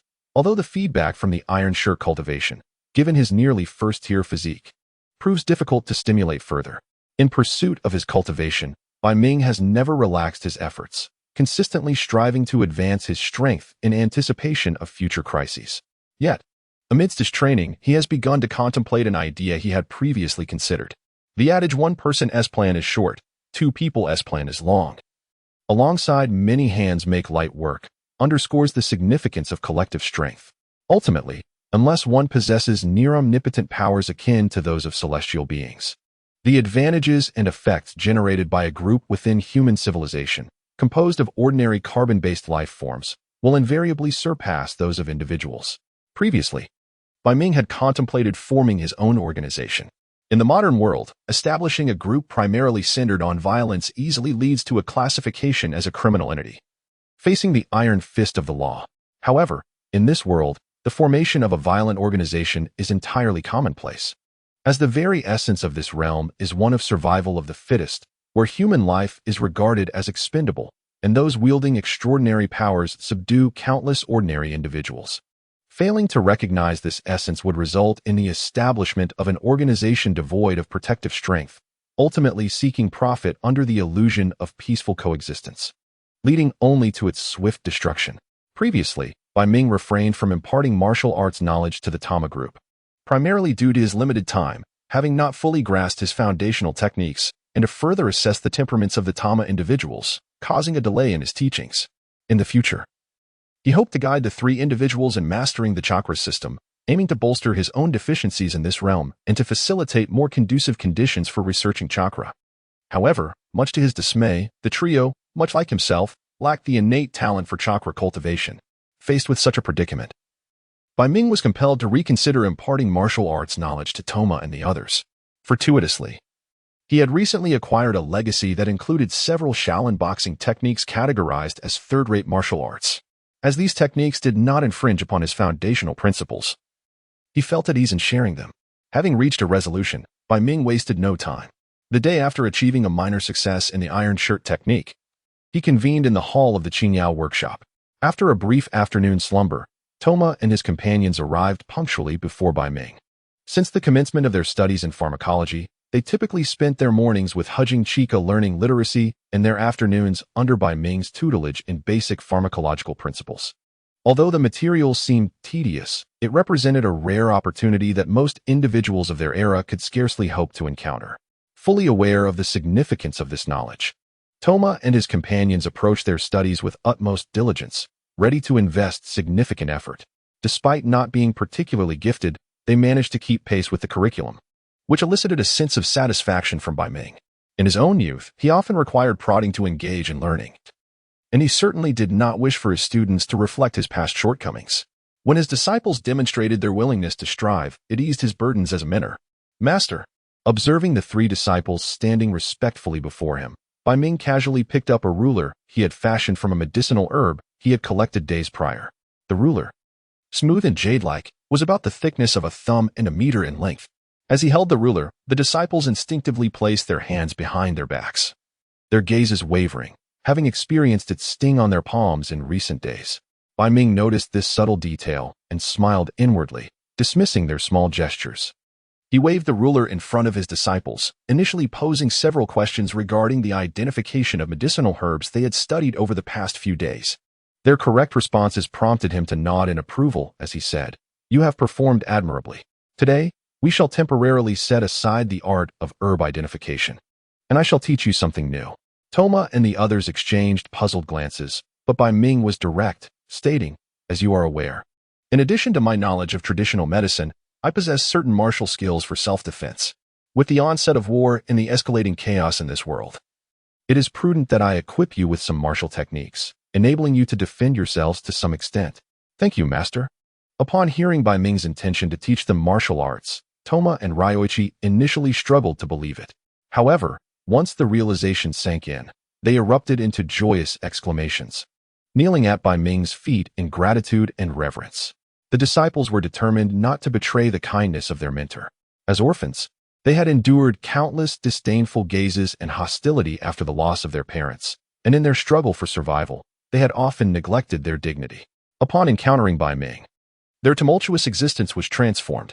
He provided them with the means to fill their stomachs daily, liberating them from the anxieties of biting winds and relentless rain, as well as the dread of enduring nights of hunger. For any adolescent, such a reality should be a fundamental right, yet in this dismal world, it appeared dreamlike. The pursuit of formidable strength is inherent to manhood, granting them a greater capacity for action than their female counterparts. Thus, upon learning that Bai Ming would impart martial arts to them, their eagerness, particularly in Xingzi, surged even further. Bai Ming had already contemplated the type of martial arts suitable for each of the three.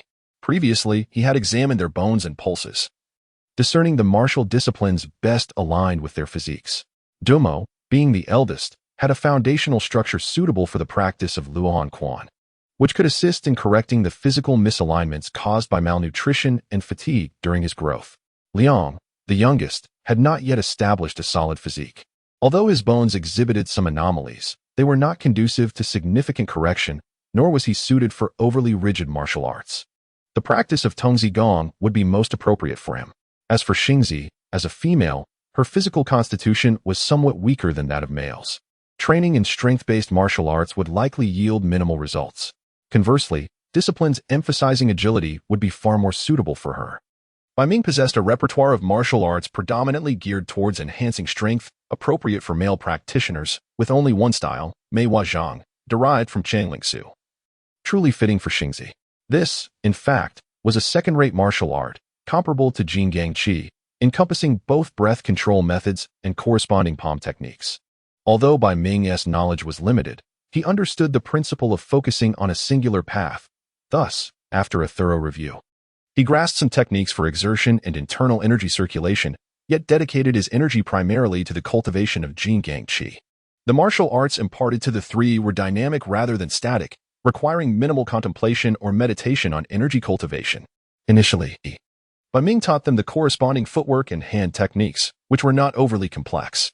Within 10 days, Dumo and the others had memorized all the moves.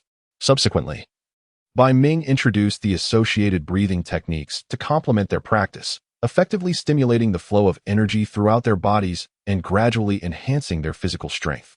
Once their breathing techniques harmonized with the movements and their energy became sufficiently vigorous, they could naturally sense the internal energy, marking their formal entry into martial training. Instructing Dumo and the others in martial arts occupied additional time in Bai Ming's daily routine. However, in his current circumstances, time was a resource he had in abundance yet simultaneously lacked. Amidst their regular training, he remained acutely aware of the external situation. The ominous shadow cast by war was becoming increasingly evident in the hidden rain village. The once resounding clamor of factory machines that had echoed throughout the village was gradually fading into silence. The market has descended into a state of increasing chaos and desolation, with the prices of essential goods rising daily. In this tumultuous climate, the ninja regime of the Rain Village has refrained from intervening, seemingly directing all its efforts towards repelling external threats. Consequently, the internal order of the village has inevitably deteriorated. Recently, Bai Ming has heard of several violent incidents occurring nearby, leading individuals to cast wary glances at strangers as they traverse the streets. Witnessing the escalating disorder, Bai Ming felt a vague sense of foreboding, yet upon deeper reflection, he found himself at a loss for clarity. He set such thoughts aside for the time being, dedicating himself to diligent practice of medical arts and mentoring his disciples, finding fulfillment even amidst the turmoil of war.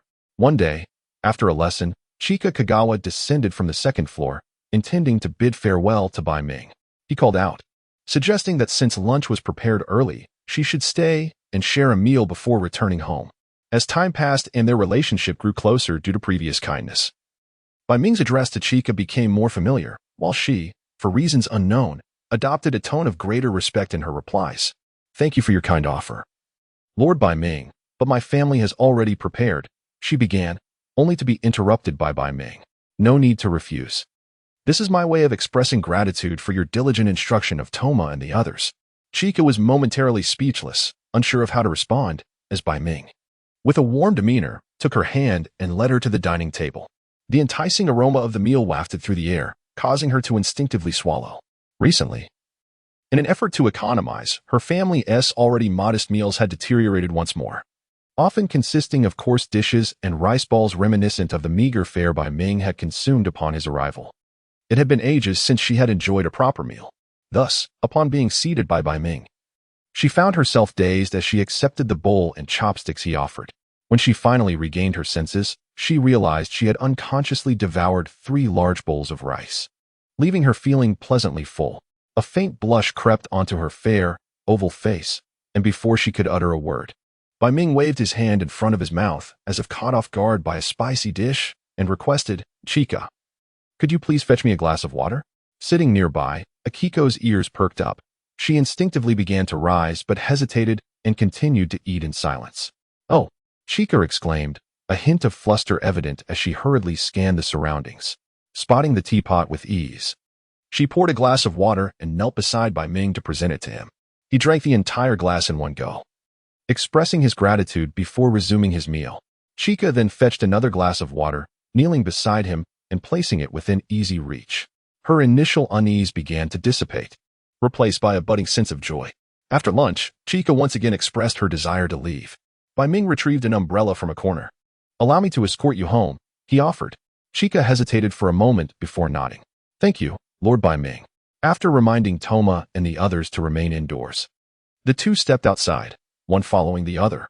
As the fine rain, reminiscent of cow's hair, gently cascaded down, it washed away the grime from the ground. Departing from the Qingyao workshop, I arrived at the West District Commercial Street, directly ahead. In stark contrast to the bustling vibrancy of earlier days, the atmosphere here had undeniably grown desolate. A beloved Baozi shop that Bai Ming frequently patronized had shuttered its doors. During these times of scarcity, many establishments had succumbed to closure. Several shop fronts bore gaping holes, revealing a chaotic interior marked by dark crimson stains of blood. A few steps beyond the commercial street lay a small square, paved with dark, slate-like stones. The notice board for labor recruitment stood forlornly, occasionally visited by individuals who left in disappointment. Nearby, an elongated gallows displayed 3 bloated corpses, their features obscured. These were the perpetrators of a recent violent incident, swiftly dealt with by the ninjas of the Rain Ninja Village in response to a faltering order. There was no proclamation, only judgment. In this era where industrial civilization had progressed, yet ignorance persisted, the sight of those bodies hanging from the gallows bore a striking resemblance to the pirates once displayed in Europe during Bai Ming's previous life. As the two conversed about trivial matters along the way, upon arriving at Hejian Qianxia's doorstep, Bai Ming retrieved 2 pounds of flour from the medicine box he carried. Having stockpiled a considerable amount of provisions recently, he ventured to ask, if you do not mind, could we convert your wages into food supplies each month? Hejian Qianxia's eyes instantly reddened, and she lowered her head, murmuring, Thank you, Lord Bai Ming. Observing her touched demeanor, Bai Ming offered gentle reassurances. Although his primary aim was to further win hearts, there lay a genuine intention to provide support. After all, he had already assisted her significantly. Had Bai Ming not intervened earlier, Hejian Qianxia might have become a different kind of mentor. Emerging from Hejian Qianxia's home, Bai Ming passed by Dr. Ise's clinic and once again caught sight of Nagato. He was engrossed in reading alone within the clinic, appearing merely as an ordinary child from any perspective. Now was not the time for engagement. Bai Ming casually glanced before continuing on his way. If his memory served correctly, according to the supposed unfolding of events, Nagato would encounter Leaf Village ninjas during the Second Ninja World War, leading to the tragic death of his parents, which would awaken the Rinnegan implanted by Uchiha Madara within him in a fit of rage. Should engagement be necessary, it would be more appropriate to do so afterward. However, as he pondered this, Bai Ming considered the implications of Leaf Village ninjas infiltrating Rain Ninja Village to kill Nagato's parents. It suggested that, in time, Rain Ninja Village might not be an entirely secure haven. He resolved to prepare more means to safeguard his own life. Upon returning to the Qingyao workshop, he fortuitously encountered Honda Kohei. "Ah, Kohei," Bai Ming greeted. "Uncle Bai Ming, it's been a while." "Indeed, it has been some time. How have you been lately?" Bai Ming reached out to touch his hair. "It's all right, uncle. I am here to bid farewell. Tomorrow I will accompany my teacher to the battlefield." Honda Kohei stepped back with a hint of dissatisfaction, liberating his head from Bai Ming's hand, and then exclaimed with excitement, "The battlefield." Bai Ming gazed at the exuberant Honda Kohei, a slight heaviness settling in his heart.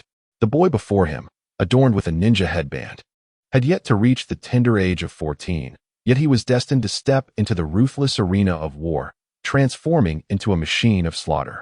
Although he had long understood the harsh realities of the ninja profession, Bai Ming could not reconcile this as a natural course of events. In the face of the impending assault from the three great nations, would this child return safely? Those despicable figures from Konoha, Suna, and IWA. I shall ensure they regret their invasion of the Rain Country. Despite the weight of his concerns, Kohei appeared exuberant as he animatedly recounted his plans for the battlefield. After listening to his incessant chatter for a while, Bai Ming composed himself. His perspectives and those of the youth diverged, and there was no need to manifest this difference. Youth is invariably spirited. Even when confronted with the perilous specter of death on the battlefield, Kohei prepared to take his leave after a lengthy conversation with Bai Ming. "Kohei," Bai Ming called out, pausing to reflect. "Wait a moment, I have something for you." "Eh?" Bai Ming returned to the apothecary, emerging shortly with a small package in hand. "What is this, uncle?" Kohei inquired curiously, opening the package to reveal 5 or 6 delicate porcelain vials. "These are a few small gifts I am giving you," Bai Ming explained, gesturing towards the vials. "This is heart protection powder. If your organs sustain damage, you may consume a dose, 1 packet per serving.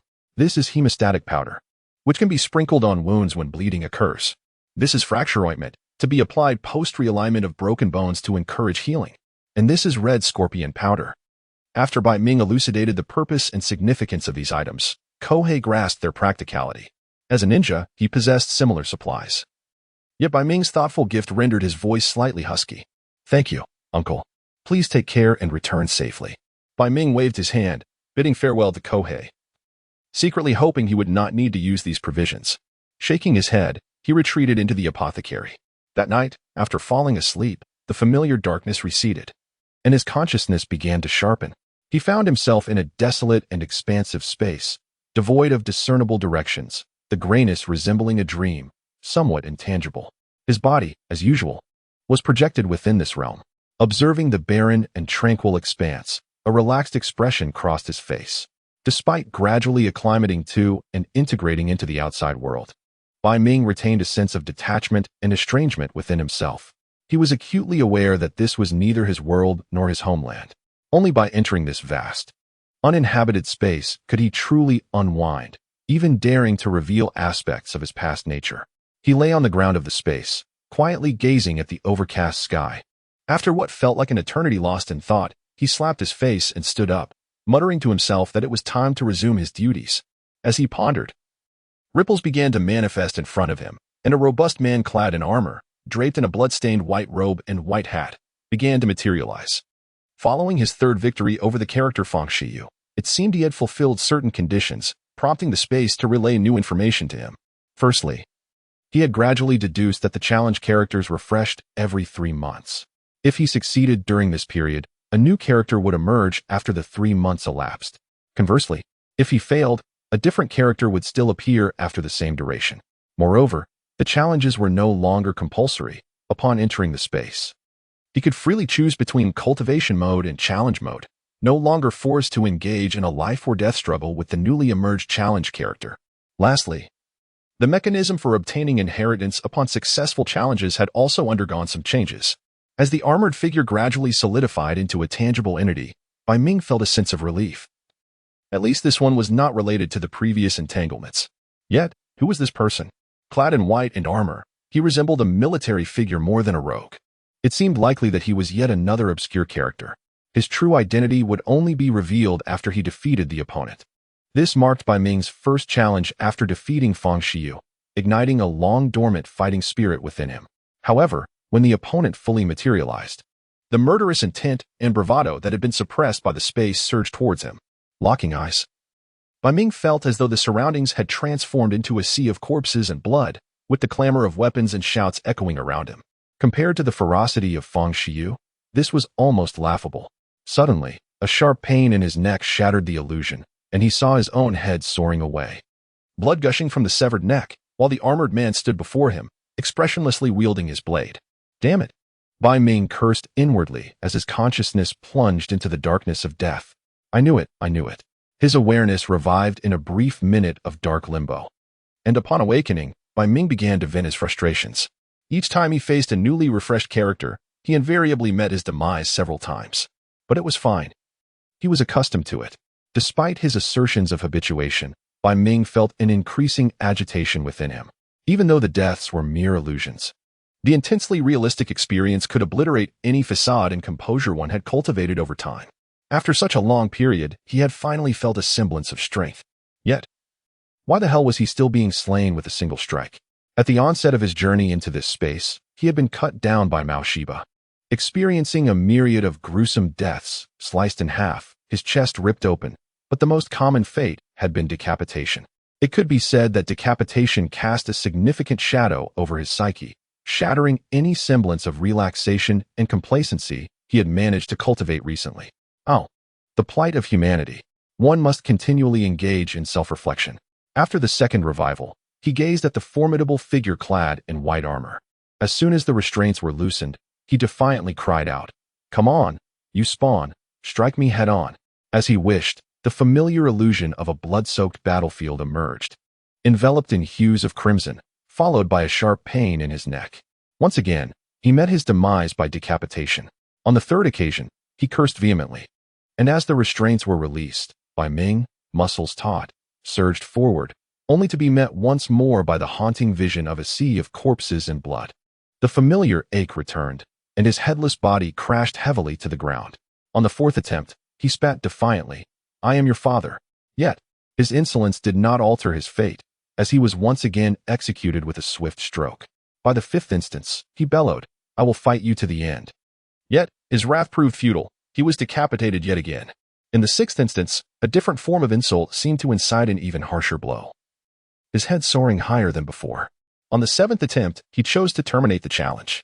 The gradually fading figure left him seated on the ground, staring blankly ahead. Today's encounter with a new adversary had been nothing short of a catastrophe. Unlike previous encounters, he found himself unable to mount even a semblance of resistance. The moment the restraints were lifted, he was swept away by the opponent's murderous intent, plunging into illusions and rendered utterly immobile, leading to his effortless execution. Such a demise felt exceedingly stifling. Having perished so many times, he had begun to discern the root of his predicament. The opponent had initiated a form of psychological illusion attack while their gazes met. Had he only closed his eyes beforehand, he might have evaded the assault. Yet, despite this faint awareness, he stubbornly engaged in a direct confrontation, refusing to yield. It was not mere obstinacy or a penchant for suffering that drove him. Rather, he understood that confronting and overcoming his previously unnoticed vulnerabilities was essential for his swift growth. In the external world, those ninjas wielded not only formidable jutsu but also enigmatic illusions. Bai Ming had acquired foundational knowledge of illusions through previous transactions. Although he could not yet employ basic techniques from that knowledge, he had grasped the principles of how illusions affected the human psyche. Essentially, they manipulated the physiological mechanisms of the brain through mental force to induce hallucinations. To counteract illusions, the most fundamental and straightforward approach was to fortify one's willpower. If one's will were sufficiently robust, one could disregard most illusions entirely. Each brush with death served as a tempering of his resolve. Thus, Bai Ming chose to endure to the very end, believing that he simply had not faced enough death yet. A few days of a familiar headache followed. Upon awakening, Bai Ming rummaged through a drawer in his bedroom and retrieved a porcelain vial, pouring out 2 glossy, ebony pills. With a slight pressure from his fingertip, the thin waxy shell of the pills shattered, releasing a faint aroma reminiscent of orchid essence. These were spirit-nourishing pills he had crafted to address his frequent energy deficits. Designed to calm the mind and restore vitality. The cost of refining a spirit-nurturing pill is approximately 100 taels. a sum he could only afford after receiving a considerable amount of wealth. Otherwise, he would have to endure the pain of mental fatigue. After swallowing the pill and sipping a cup of warm water, Bai Ming reclined back onto his bed, half closing his eyes to take a brief rest. After a short while, feeling somewhat rejuvenated, he sat up again, as the distant sound of copper bells heralded the commencement of work at the factories outside. Despite the recent economic downturn in the Rain Village due to the outbreak of war, which severely hampered transportation within the Land of Rain, the goods produced by the factories could not be sold and began to accumulate, placing immense strain on their economies. Many factories started to shut down or lay off workers. Yet a select few continued to operate, their work hours increasingly beginning earlier each day. Outside, the sky remained pitch black, devoid of stars or moonlight. Shortly after the copper bells rang, Bai Ming heard the hurried footsteps of several passers-by outside the Qingyao pharmacy. They were among the fortunate workers still able to find employment at the factories. Bai Ming adjusted the wick of a nearby candle and casually retrieved a book from the shelf to read. Moments later, faint sounds of doors opening and footsteps echoed from outside the bedroom. It seemed the individuals did not wish to disturb Bai Ming, as they quietly descended the stairs to commence their morning exercises. Although the interior of the Qingyao pharmacy was not particularly spacious, it was sufficient for 3 little spirits to engage in their daily training. After Bai Ming imparted a martial art to each of them, none of the 3 had the luxury of sleeping in, even the girl, Xingzi, who recognized the preciousness of the opportunity. After Bai Ming's initial lesson, they diligently rose early each day to practice. This earnest attitude towards training caused Bai Ming to regard them with greater significance. His intention in accepting them as disciples was not purely benevolent. He harbored ulterior motives for their potential utility. Over the days spent together, he had developed some affection for the little spirits, but it would be only natural for him to abandon them if they showed no ambition or value. As the sky brightened, over an hour passed. Once the light in the room reached a certain level, Bai Ming extinguished the candle, set the book aside, and made his way downstairs. At this hour, the air in the Qingyao pharmacy was filled with the aroma of cooking. "Master, good morning," greeted Damo and Liang as they paused their training upon seeing Bai Ming descend. "Continue," Bai Ming replied, picking up a ruler and standing to the side. The 2 little spirits shivered slightly, but obediently resumed their training. Despite the cold, damp weather, both were drenched in sweat, clearly having put in the effort during their previous exercises. Holding the ruler, Bai Ming corrected their postures whenever he noticed mistakes, guiding them back on track. Although martial arts such as Luohan Quan and Tongzigong were relatively simple and comprehensible, improper form could not only hinder the intended benefits of refining their bones, but could also lead to skeletal deformities and bodily harm. After more than half an hour of rigorous training, Bai Ming halted the session, declaring that the morning practice was sufficiently concluded, and urged them to prepare for a medicinal bath. The 2, fatigued from their exertions, ceased their movements, while on the other side, Xingzi had already set up 2 large tubs of steaming hot water. Opening a small compartment at the bottom of the medicine cabinet, Toma tossed 2 medicinal packets to Liang. They each cast their packets into the tubs, and as the clear water gradually transformed into a murky concoction rich with the scent of herbs, they braced themselves against the stinging heat and, grimacing, stripped down to immerse themselves in the medicinal bath.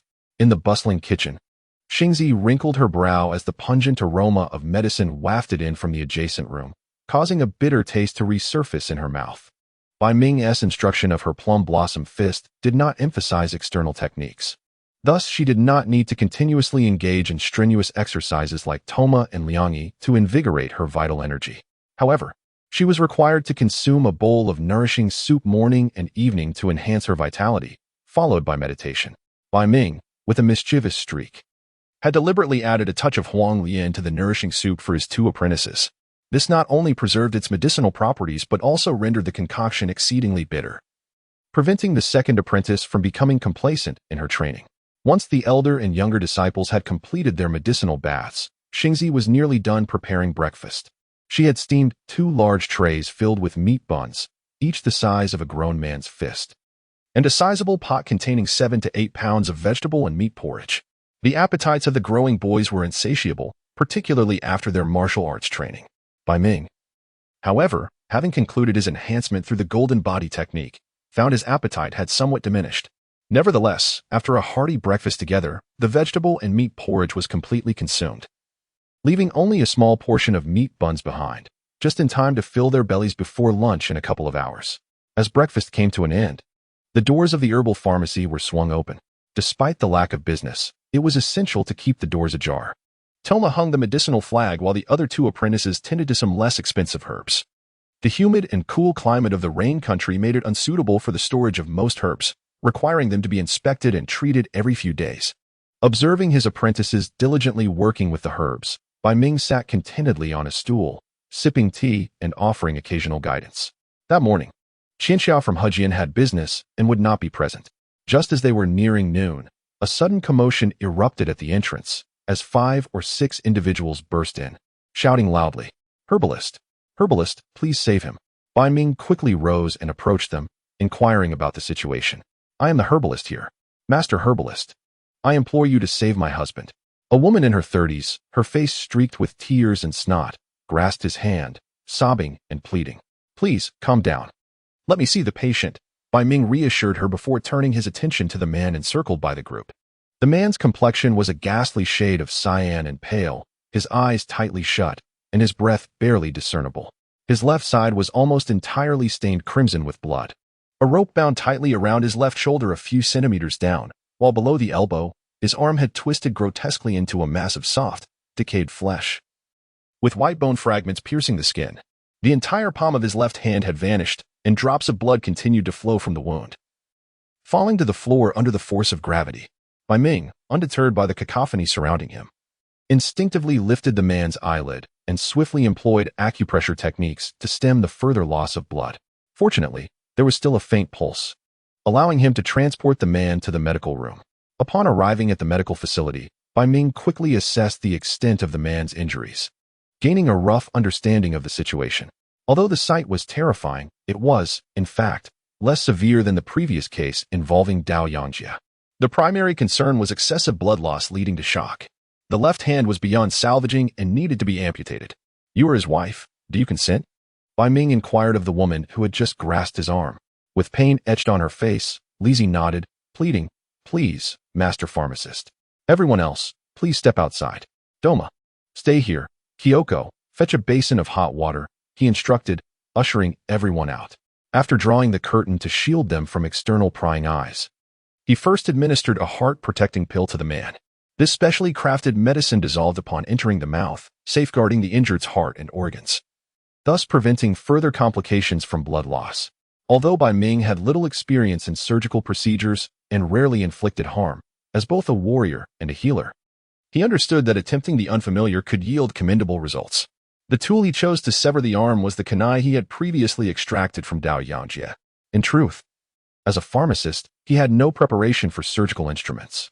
He had a plain knife in his bedroom, which would have been efficient for the task, but rather intimidating. After determining the incision point, Bai Ming sterilized the kunai with fire and, with a swift motion, successfully severed the necrotic arm. Blood gushed forth from the severed muscle, splattering onto Doma, who stood too close to evade it. Doma glanced down at her stained clothing, her expression unchanged as she handed Bai Ming the hemostatic powder. The pain from the amputation roused the unconscious man momentarily, but Bai Ming quickly applied acupressure to render him unconscious once more. After applying the hemostatic powder to the wound and bandaging it, Bai Ming utilized silver needles to pierce acupoints, channeling his internal energy to stabilize the man's vital signs. Approximately 15 minutes later, Bai Ming retrieved the silver needles and immersed them in alcohol for sterilization. Kyoko had returned with hot water, which they used to clean the soiled sheets discarded in the corner. Bai Ming then pulled back the curtain and stepped outside. The man's life had been preserved, and his condition had stabilized. He would awaken shortly. In the meantime, ensure he receives proper nutrition. Also, madam, please bring a clean set of clothes for your husband to change into. However, it seemed that no one was particularly attentive to his words, as several individuals had gathered at the bedside. As they observed the injured man's condition gradually improving, Lizzie felt the weight in her throat lift at last. "Thank you. Thank you so much, Master Pharmacist." The remaining individuals expressed similar praises, suggesting that they had underestimated the situation. Bai Ming could only continue to comfort the still agitated wife of the injured man before he gathered from the surrounding conversations the circumstances of the patient's injury. It was an ordinary factory accident, likely exacerbated by recent overtime work that left insufficient time for rest, resulting in his left hand being caught in machinery. Such incidents were commonplace during the Industrial Revolution in a past life. Fortunately, the man named Chow Tai had survived. Unfortunately, his and his family's subsequent days were not likely to improve. Moreover, they were indebted for their medical expenses. In a film Bai Ming cherished from his previous life, there was a line that resonated deeply. There is but one illness in this world, and that is the illness of poverty. When one is impoverished, even falling ill becomes a sin. The hope for life was palpable, yet one could only helplessly relinquish the despairing gaze that accompanied it.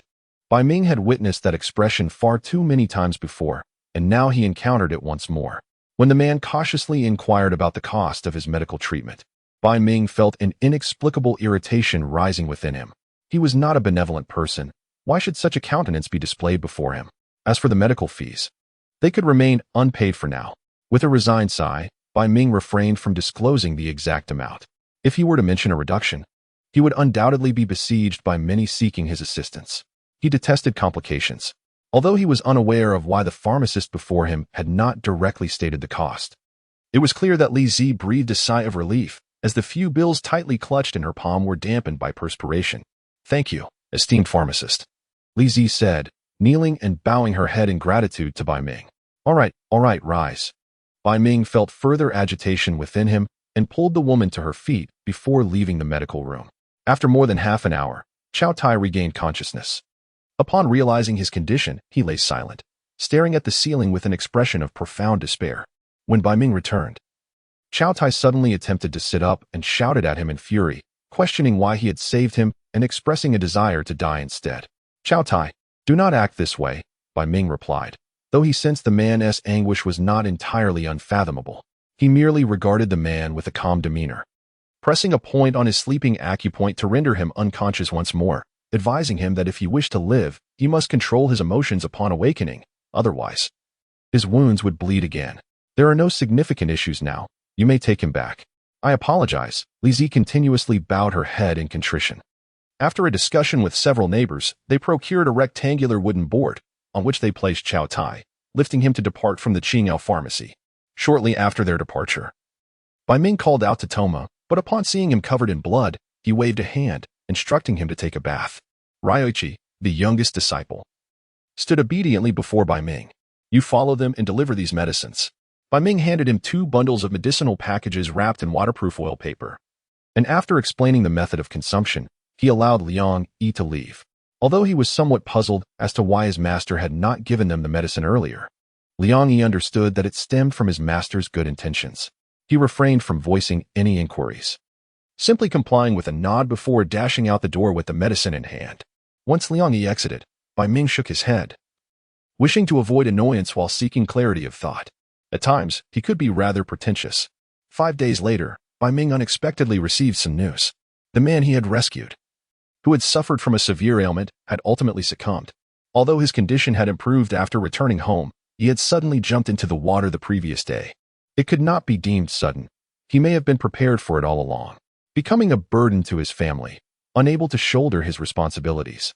He found it unbearable to continue living in such a state. Death, perhaps, was a means for him to liberate his loved ones from their constraints. Yet, after choosing such an extreme path, did he not harbor even a shred of attachment to this world? "Please convey to Master Bai Ming that we will always remember the assistance you provided us. Kindly inform us of the medical expenses incurred. We will repay you, no matter the amount." Standing before Bai Ming was a youth clad in tattered gray work attire, 2 years older than Tamamo, but of similar height, bearing the news of his father's death and his mother's promise. "Since he has already passed, let it go," Bai Ming responded after a moment of silence. "However, I am not in need of this sum. Thank you immensely for your kindness, Master Bai Ming. We shall forever hold your generosity close to our hearts," Jin Aikir expressed, his face brimming with gratitude, bowing deeply in thanks. Once Jin Aikir rose, Bai Ming regarded his work attire and inquired, "Where are you currently employed?" "I was fortunate enough to inherit my father's position and work at the Sanmura steel factory. The adults there did not blame my father for the accident that occurred," he replied. "Is that so?" Bai Ming nodded, indicating that he understood. In a daze, half a month slipped by. In a desolate space, the illusion of a mountain of corpses and a sea of blood reemerged, but it lasted barely a fleeting second before Bai Ming dispelled the hallucination. Each night upon falling asleep, he was met with relentless cycles of death. He continuously tempered his willpower through these experiences, growing accustomed to the impact of these illusions. Much like a vaccination, Bai Ming fundamentally immunized himself against their assaults. If he had activated his internal energy at the first sign of an illusion, he could have swiftly broken free from the illusion's grasp, akin to a ninja dispelling jinjutsu by channeling chakra within. Yet, Bai Ming had an affinity for undertaking seemingly foolish challenges. He perceived such escapism as a form of cheating. If he could not break free from the illusion's hold without relying on internal energy, it would not serve to strengthen him.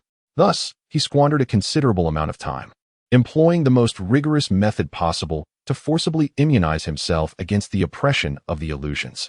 In a truly significant encounter, I faced the armored behemoth before me for the first time. Undoubtedly, my opponent's martial skills and combat prowess were commendable, characterized by an efficient and streamlined technique reminiscent of the fighting style I had previously honed with Changling Su, where each strike was executed with lethal intent. This approach bore a resemblance to military combat routines, as every move exuded a fierce and unyielding murderous intent, devoid of any semblance of stealth or cunning. From a technical standpoint, my abilities were on par with his. However, my mastery lay in unarmed combat, while he excelled with cold weaponry, wielding a ringed blade against my bare hands.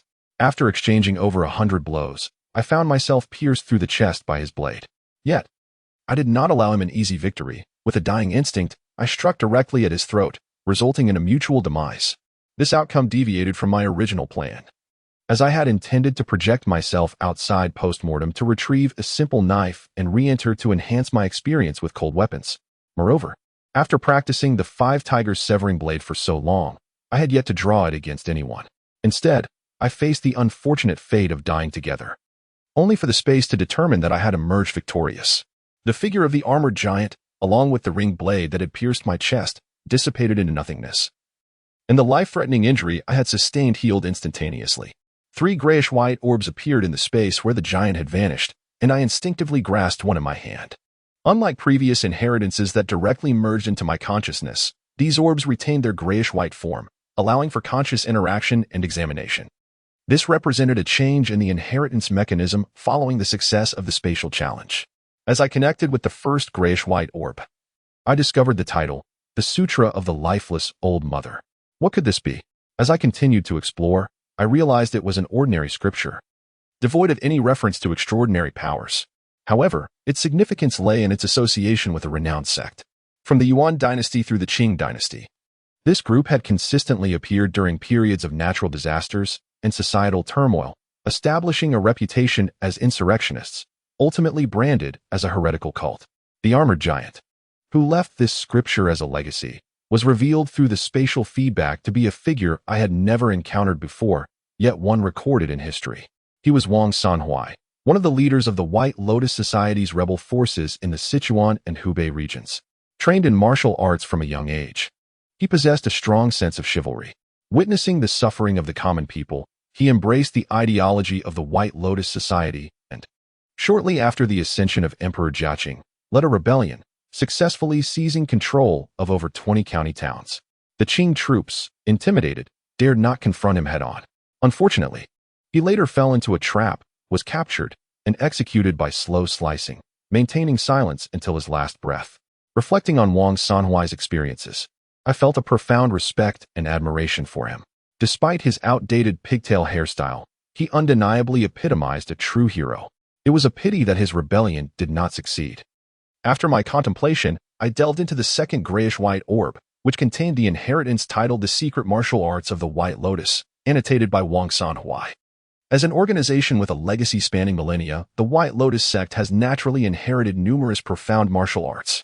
The martial ban during the Qing dynasty had little effect on it. This legacy was further enriched when Wang Sanhui joined the White Lotus sect, where he practiced specific secret martial techniques, amalgamating them with his own knowledge and experiences in martial arts. Among these techniques, one particularly noteworthy art is the Yai Zhuang Shagong, a unique martial cultivation method derived from military practices. Unlike conventional internal energy techniques that gradually transform essence into energy to cultivate inner strength through the circulation of blood and qi, which is a time-consuming process, the Yai Zhuangsha FA allows practitioners to absorb the malevolent energy from battlefields and integrate it into their internal qi. This method is considerably swifter than the gradual conversion of energy and helps prevent depletion of the body. Those who can withstand the backlash and mental influence of the malevolent energy can continuously break through and enhance their abilities, particularly when absorbing the potent energy generated from bloody and brutal battlefields. It was through this technique that Wang Sanhui, within a mere 2 to 3 years, ascended from an ordinary martial arts youth in the countryside to a first-rate master, leading a faction. As for the illusionary technique Wang Sanhui used to suppress Bai Ming's attacks previously, it was merely a manifestation of his own murderous intent and malevolent energy. Within the White Lotus secret martial arts remnants, apart from the Yai Zhongsha Fa, there exists another noteworthy technique, the Liuhe knife method, which integrates Wang Sanhui's personal knife experiences. The remaining techniques, such as San Kai Quan and Yi Chiu Quan, are of lesser significance. Upon touching the third grayish-white light point, Bai Ming discovered not an item of knowledge, but rather a weapon. Following the spatial mechanism's alteration, there was a chance for Bai Ming to acquire extraordinary weapons from the characters he faced. This weapon was Wang Sanhui's personal armament, a heavily forged 9-section blade. The blade, glimmering in black and silver, was razor-sharp and emanated a chilling aura, weighing no less than 30 pounds. As the light dispersed, it materialized in Bai Ming's hands. He swung it a few times, executing several techniques from the 5 tigers breaking the door knife. This blade was vastly superior to the rudimentary sword he had commissioned from the blacksmith earlier. After testing the 9-section blade, Bai Ming found himself enamored with it. Although he had nearly suffered a psychological trauma from it before, now that it belonged to him, he felt compelled to extol its virtues.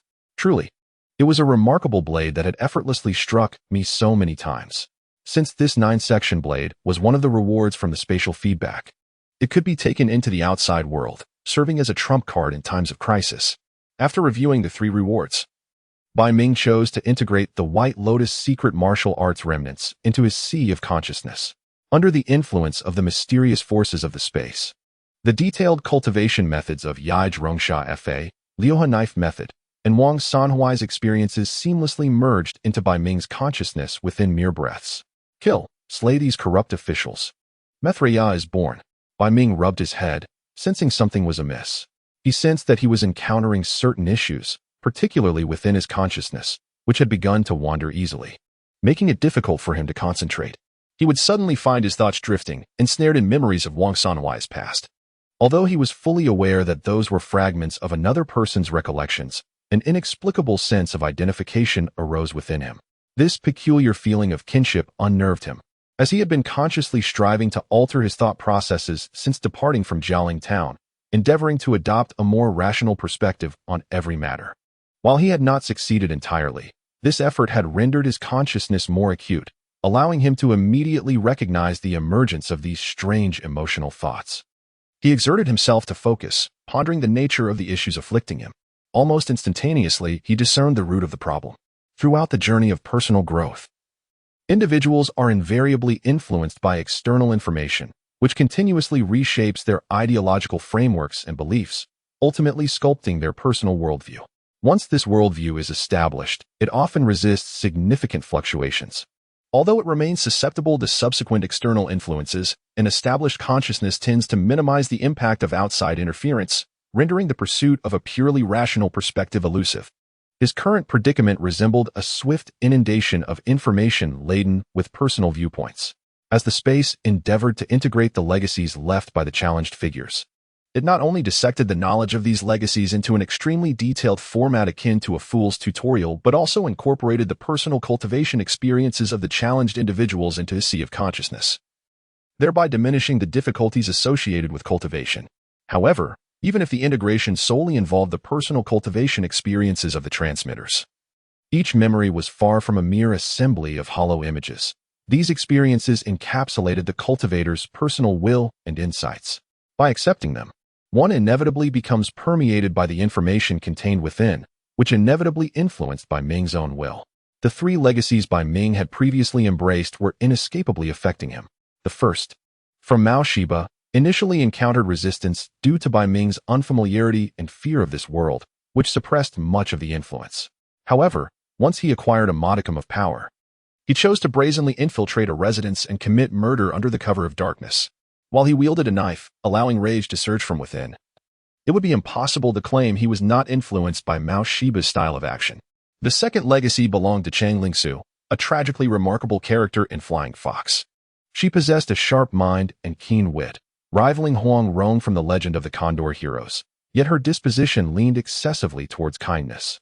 Even when facing former disciples who had betrayed her, she showed mercy and bestowed upon them life-saving elixirs, extending their lifespans.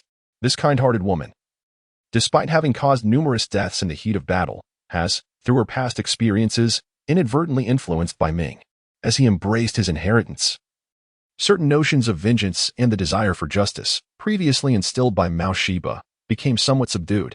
In contrast, the impact of Fang Shiyu on Bai Ming was minimal. Fang's character is characterized by simplicity. He does not engage in convoluted thoughts. To him, the world is merely a dichotomy of black and white. While he may not have actively promoted goodness, he has certainly undertaken many actions to punish evil, aligning well with the character Bai Ming has come to know through cinema. Bai Ming had already been influenced by this figure from a young age, and thus, the third inheritance merely deepened his childhood impressions of him. However, it is the significant influence of Wang Sanhui that has heightened Bai Ming's awareness of the inheritance's impact on him. As the leader of the White Lotus sect, Wang's unwavering commitment to a religious ideology is foundational to his beliefs. Without a steadfast will and a recognition of the suffering of the masses, he could never have embarked on the path of rebellion. Consequently, his personal convictions are most prominent within the inheritance. This ideological infusion resonates deeply with Bai Ming, who hails from the Huaxia civilization, akin to hearing the rallying cry that urges patriotic sons to rise against invasion, stirring a fervor reminiscent of home. The shared ideals facilitate this absorption, yet it also prompts Bai Ming, who has long maintained a cautious and reserved mindset, to sense an anomaly. It is at this juncture that Bai Ming begins to comprehend why, following the alterations in spatial mechanics, there has emerged a mechanism allowing for the materialization of inheritance information in the form of books for personal study. After all, the absorption from mere text and images is less potent than direct engagement with thoughts and ideas. Overall, his mind tends to wander, easily distracted by various matters. Yet he feels no adverse effects. Despite recognizing the shift in his cognitive processes, he perceives it as entirely natural, which is, in fact, the most unsettling realization. Bai Ming experiences a semblance of a split in consciousness, yearning to revert to his mental state prior to receiving the inheritance. On another note, his thoughts veer towards an intriguing idea. He has always aspired to form an organization that would serve his interests, yet he remains uncertain about how to initiate this endeavor. The trio of Mo, Ma, and San is merely a preliminary move. It will take time for them to become effective. However, he now perceives an opportunity to develop his organization by emulating the growth strategies of the White Lotus sect, which possesses unparalleled understanding of member development. With this newfound insight, Bai Ming suddenly recalls the great uprising that led to the fall of the Han dynasty. The heavens have perished, the yellow heaven shall rise. He contemplates how General Tiangong achieved prominence, realizing he may draw inspiration from this historical precedent. This ideology, rooted in religious thought, seems particularly suitable for those marginalized individuals, often deemed insignificant, whose lives are perpetually at the mercy of external forces that threaten to obliterate all they hold dear. It is indeed remarkable, and Bai Ming finds himself applauding this notion with glee. However, there exists an even more formidable principle to draw upon. Though Bai Ming harbors little interest in guiding these people with a spark of hope, what he seeks is an organization that can be harnessed for his own benefit. One that would yield the greatest advantages for himself rather than bestowing blessings upon a utopian society in another realm. An organization founded on religious principles aligns most closely with his aspirations, yet a slogan must first be established. The phrase "heaven has perished, and the yellow sky shall rise" seems less than fitting. The White Lotus teachings, along with the enlightening text the Sutra of the Primordial Mother, resonate well, particularly as remnants of Buddhist culture still linger in this world. Thus, it is said, the birth of Maitreya, for the majority of the citizens of the rain country. The most profound aspect of their existence is the omnipresent rainfall that defines their memories. Days without rain are exceedingly rare. For them, sunshine, aridity, and an abundance of food are mere luxuries. Constantly accompanying them are gloom, dampness, the incessant struggle against mold, and an ever-lingering odor of mildew. Naturally, hunger, poverty, and disease also plague their lives. On the day following his father's death, Shinichiro received word from the Samura Steelworks. With no time to mourn, He stepped into his father's role as a new worker at the factory. The compensation for his father's frequent overtime injuries was beyond his reach. Merely taking his father's place was a blessing. Indeed, it was a blessing. He sensed this truth in the envious gazes of those around him. Previously, he had yearned to enter the factory and earn money as soon as possible, yet now that his wish had materialized, he could not escape the source of it all, the figure lying cold and pale upon the wooden board. An immense weight seemed to press upon his heart, rendering him utterly despondent. As the overseer struck the copper bell signaling the end of the workday, a collective sigh of relief filled the factory. The burdensome labor had left their bodies weary. The sky outside began to darken, with only a glimmer of light remaining. Had it not been for a temporary shortage of kerosene for the lamps, the factory's closing time would have been even later. Seizing the fleeting light, Shinichiro wiped the sweat from his brow and made his way toward the entrance. As they approached the gate, the workers formed an orderly line, and 2 oil lamps flickered to life nearby. 2 burly men sat on chairs beside 2 large iron barrels. Each time a worker passed by, they would reach into the barrels and hand out 6 mixed vegetable rice balls. Among those receiving the rice balls, some devoured them ravenously, while others carefully placed them into pre-prepared lunch boxes. In the village of Urin, the availability of daily necessities has recently dwindled, perhaps to prevent seasoned workers from starving and delaying factory production. The Samura Steel Factory began providing its workers with 6 rice balls made from wild vegetables and brown rice each evening, starting a week ago. However, this provision comes at a cost. Each worker's monthly salary is reduced by 2,000 taels, bringing their earnings to approximately 6,000 taels, a reduction of nearly 20% from their previous base salary. Comparatively, this amount is almost half of what a worker would typically earn in a month. In the current climate of soaring prices, this sum barely sustains oneself and perhaps 1 or 2 family members. Enduring the sensation of acid reflux, Shinichiro caught a whiff of the enticing aroma emanating from the brown rice balls, which provoked an incessant flow of saliva. As hunger assailed his mind, time seemed to stretch interminably. Finally, it was his turn. He handed over his lunchbox, which contained 6 brown rice balls, and swiftly closed the lid. Tucking the box into his bosom, he forced himself to avert his gaze and stepped outside the factory, waiting quietly. After a while, the remaining 3 workers emerged. They appeared significantly older than Shinichiro, belonging to his father's generation, neighbors from the same district. It was their assistance that had enabled Shinichiro to navigate the initial days of his new job with relative ease. Had he continued to make mistakes over the next few days, he would undoubtedly have faced dismissal from the Samura Steel Factory. As Shinichiro stepped out, the last person to emerge was a dark-skinned man with a white headband. Spotting his 2 old friends and Shinichiro waiting for him, he apologized for his delay, suggesting they all return together since they were now gathered. The Samura Steel Factory is located near Qianshui Lake in the Eastern District, and walking back to the Western District would take about an hour. Given this situation, a small boat became their convenient means of transportation. However, they could not afford the fare for a boat ride at present. Yet, they had enough strength to manage a small, rudimentary boat they had constructed themselves. To prevent it from being lost, they moored the boat at the dock on Qianshui Lake, where there were designated personnel to oversee it. The monthly fee for supervision was merely 100 taels, which, when divided among the 4 of them, amounted to only 25 taels each month, well within their means. After presenting their proof of payment to the watchman, they untied the ropes and skillfully boarded the boat, each taking up a paddle. They set off towards the Western District, separating from the other small boats nearby. As darkness fell, in addition to the paddlers, someone at the bow lit a glass-covered oil lamp to illuminate their path and prevent any unfortunate accidents that might lead to a fall into the water. Many others were engaged in similar endeavors, and at this hour, dozens of illuminated boats scattered across the lake resembled fireflies dancing in a summer night. Thanks to the ease of navigation provided by the water, the group returned home in approximately 20 minutes. The ground of his neighborhood was far from the smoothness of the main street, without the illumination of lights. One could not discern whether there lay a puddle beneath their feet until they stepped into it. The splashes of muddy water stained his trousers, and the damp sensation was far from pleasant. Yet both Shinichiro and most residents accustomed to such an environment had learned to endure it.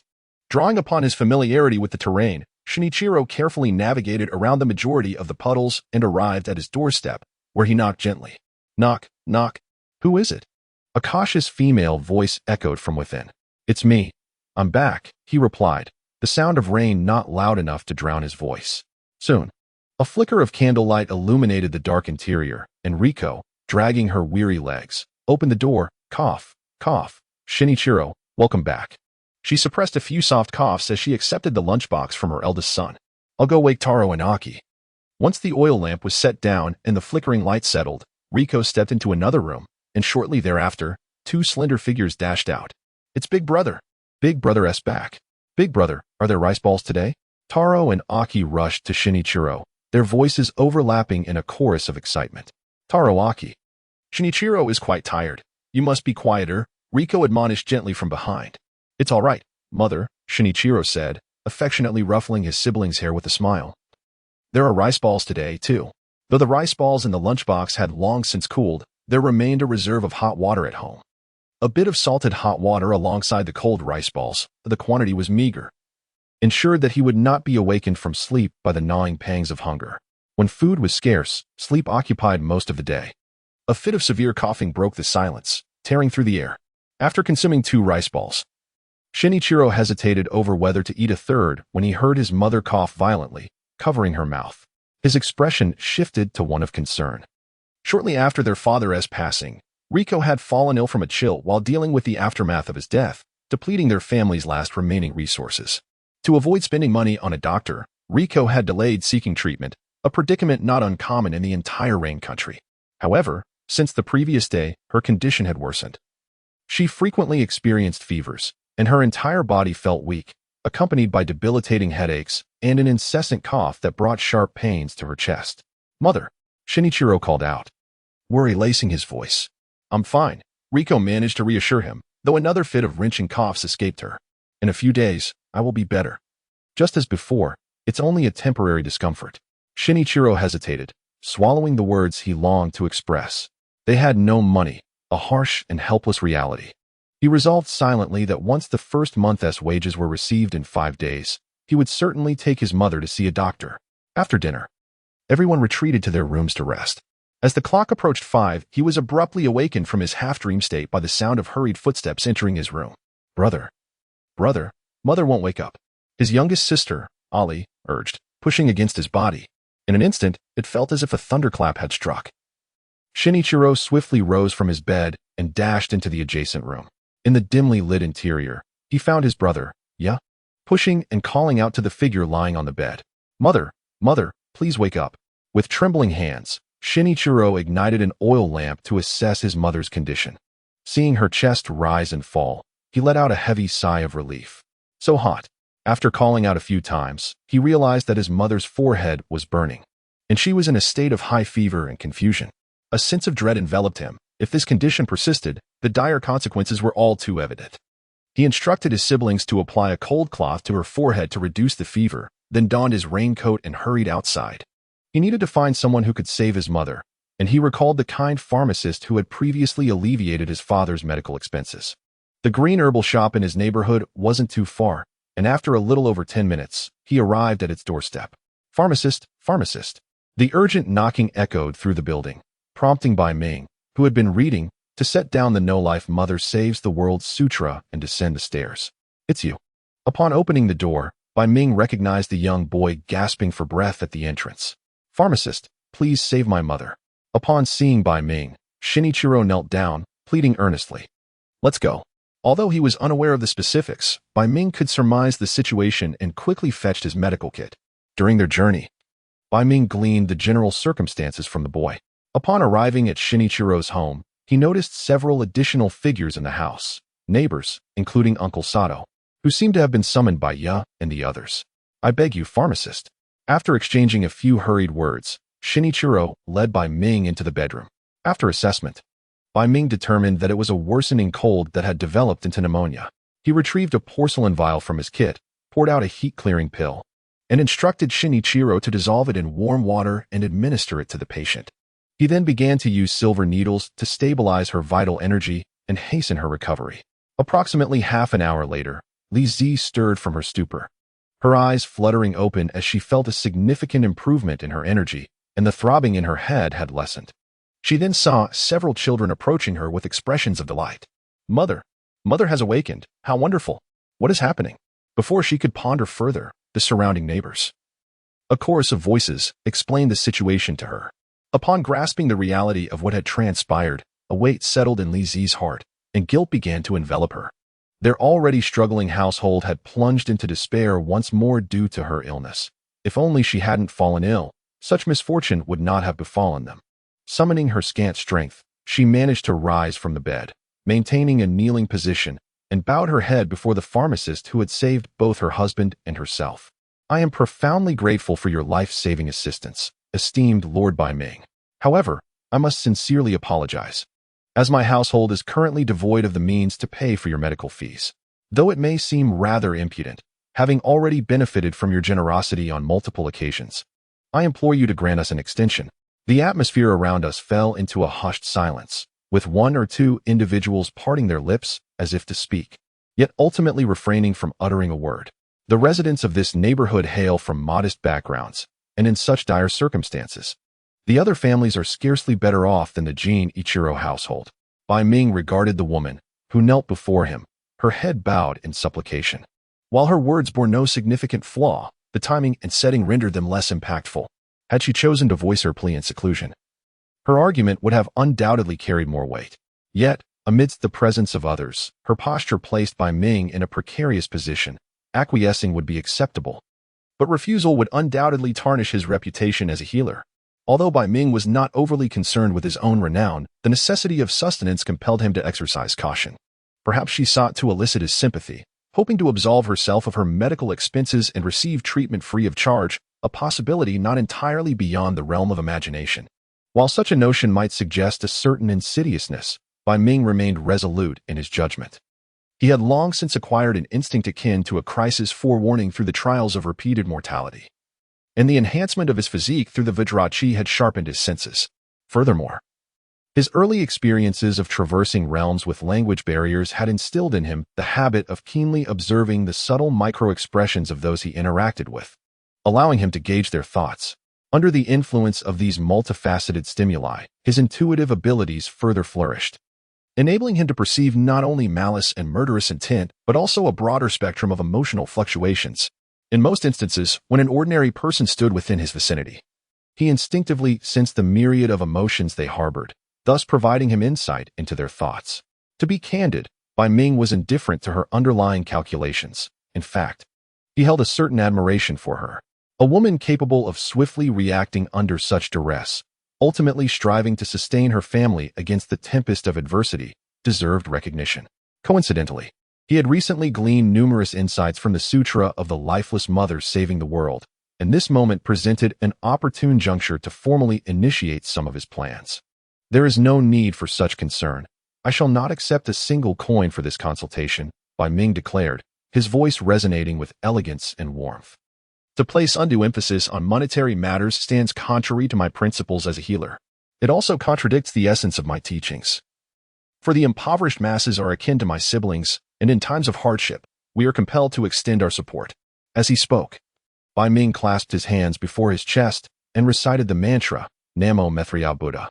In doing so, a gentle expression of compassion graced his features, and those around him perceived no anomaly in the newfound identity he bestowed upon himself. Rather, they felt it was entirely fitting. As he seized the opportunity to discuss his doctrine, the adults surrounding him felt a sense of novelty and incredulity. Which sect could possess such benevolence, extending concern for individuals like themselves and regarding them as brothers and sisters? Having lingered too long in the lower strata of society, they had witnessed the existence of various sects within the realm of Rain, yet all such sects were invariably linked to factory owners, merchants, warriors, and nobles. It seemed that no sect had ever embraced the impoverished populace within its teachings. A middle-aged man instinctively inquired, Lord Bai Ming, may I ask which sect you adhere to? A commendable question, Bai Ming thought, silently praising the man. He responded with a gentle and clear voice, I follow the White Lotus sect. The White Lotus sect? Bai Ming nodded slightly, reflecting, indeed, it is the sect that speaks of the blooming White Lotus, the descent of Maitreya, and the coming of the Bright King. In the impoverished district of the West, on Sandwich Street, the chaos and clamor that once filled the streets had gradually subsided since the onset of war, yet today, a semblance of past vitality seemed to return. Individuals emerged from their homes, making their way towards the Western Street. Have you heard? A healer is offering free medical consultations. It must be a trick. How could anyone be so kind? Despite their skepticism, those who claimed disbelief still followed others towards the gathering. I heard it's the healer from behind the Liunyou Long commercial street. Could it be Bai Ming from the Qingyao workshop? Someone inquired. It seems so. What is the matter? Another questioned in confusion. I've heard that Lord Bai Ming from the Qingyao workshop is exceptionally kind and possesses remarkable medical skills. If it is indeed him, it is quite plausible. Absolutely. Our beggar was ill for a long time, spending over 2,000 taels without recovery, yet after consulting him, it only took 100 taels and 3 days to be cured. Really? That is impressive. In this corner of the West, Bai Ming was unaware that he had gained some renown. After all, a healer who charged modest fees yet possessed exceptional skills could easily become well known among the lower classes. Were it not for the impact of war, he would not find his clinic so sparsely attended. At the western end of Sanwa Street, a spacious, flat area had been set up with a gray-black square tent, shielding the gathered from the rain above. Outside the tent, over 100 people jostled for space, creating a crowd that was nearly impenetrable, as if an event were taking place. More individuals continued to arrive. This situation caught the attention of the ninjas stationed in various regions of the Rain Ninja Village. A short distance away, atop a nearby building, Koshi Atsushi, clad in a raincoat, observed the congregation. The White Lotus sect? It seems merely an obscure little sect, he mused. As one of the ninjas responsible for intelligence in the Rain Ninja Village, Koshi held a firm confidence in his memory. At the very least, he had never heard of such a sect emerging within the ninja world. If what was spoken of was indeed true, it appeared that the founder was none other than this Bai Ming, which seemed rather naive. Assisting all impoverished individuals is indeed a fanciful notion, yet perhaps not entirely without merit. At the very least, it is not an endeavor akin to the activities of enemy spies or ninjas. However, one must not grow complacent and should continue to observe for a while longer. The mere thought of enemy spies and ninjas causes a slight headache. Presently, owing to the geographical advantages of the Land of Rain, the war situation has reached a stalemate along the borders. To break this deadlock, the spies and ninjas, who have been lurking within the Rain Ninja Village like mice, have begun to emerge in droves, probing for intelligence from within the village, which keeps those ninjas stationed there perpetually occupied. Earlier, upon hearing of an unusual congregation of people in the Western District, one might have assumed a riot was occurring. However, it appears to have been a mere misunderstanding. While the ideology of the White Lotus cult, led by Bai Ming, may not be held in high regard, it is acknowledged that his free medical consultations contribute positively to the stability of the Western District, prompting Komori Atsushi not to dispatch anyone to disperse the crowd. Inside the gray-black tent, Bai Ming is taking pulses. In the absence of modern equipment and biochemical examination results, he employs the principles of traditional Chinese medicine, intertwined with martial arts energy, to effectively screen for most ailments. He is aware of Komori Atsushi's covert surveillance, but, given the lack of direct conflict, he chooses to set aside this concern and focus intently on his tasks. The number of people arriving at the tent exceeds expectations, which is not entirely surprising. Even the most remote villages typically boast some form of rural clinic, unlike the medical resources available in the 21st century. This sometimes necessitates the distribution of milk or eggs during rural medical outreach to attract individuals. In this world, however, despite a lower population density than the previous one, medical resources are exceedingly scarce. Bai Ming has traversed various regions of the Land of Rain for a brief period, passing through dozens of villages, and discovered that only 1 or 2 of the larger villages possess a healer. In slightly larger towns, such as Kakiya and Mitaki, one might find physicians who have developed modern medical systems based on human anatomy and physiology. Though the Rain Ninja Village is designated as a village, it is, in reality, a small city, home to a population of at least 200 to 300,000. Yet, based on the information Bai Ming has gathered, the number of personnel involved in the medical field is astonishingly fewer than 100. While there may be exclusive medical personnel among the aristocracy or within the village, the visible numbers suggest a lamentably small presence. Thus, upon this realization, Bai Ming comprehended where to commence his efforts, guided by the wisdom of the ancients. Noticing the crowd around the tent growing increasingly dense and the noise becoming tumultuous, Bai Ming temporarily halted his actions. He pulled a nearby individual aside and whispered a few instructions into his ear. The individual nodded and exited the tent.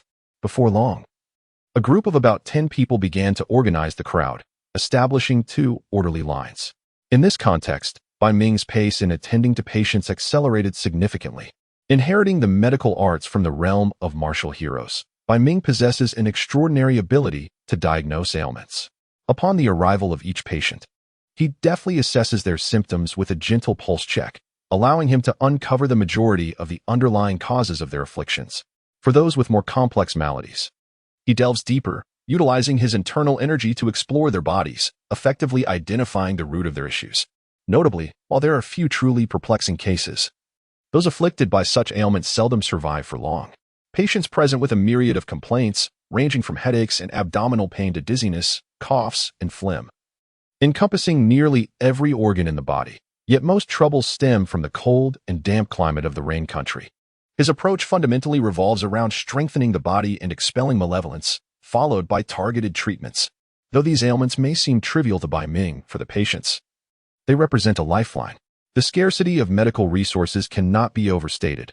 A mere common cold can escalate into pneumonia, nearly claiming the life of an adult woman, while a slight malaise can devastate a once robust laborer, thereby destroying an entire family.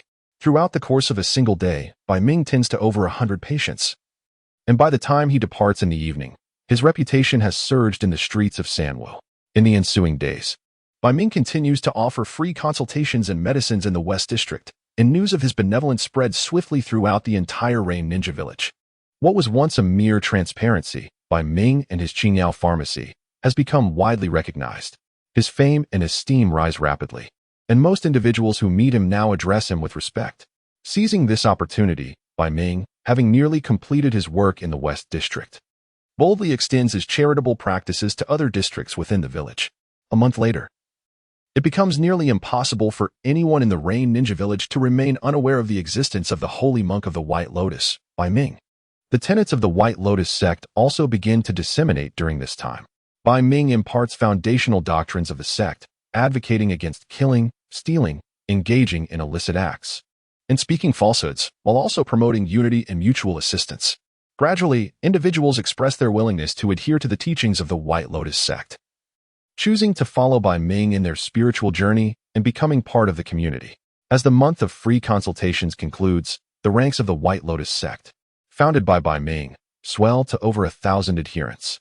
Recognizing the opportune moment, Bai Ming acquires a defunct factory near the Qingyao pharmacy, investing in its transformation into a temple named the White Lotus Temple.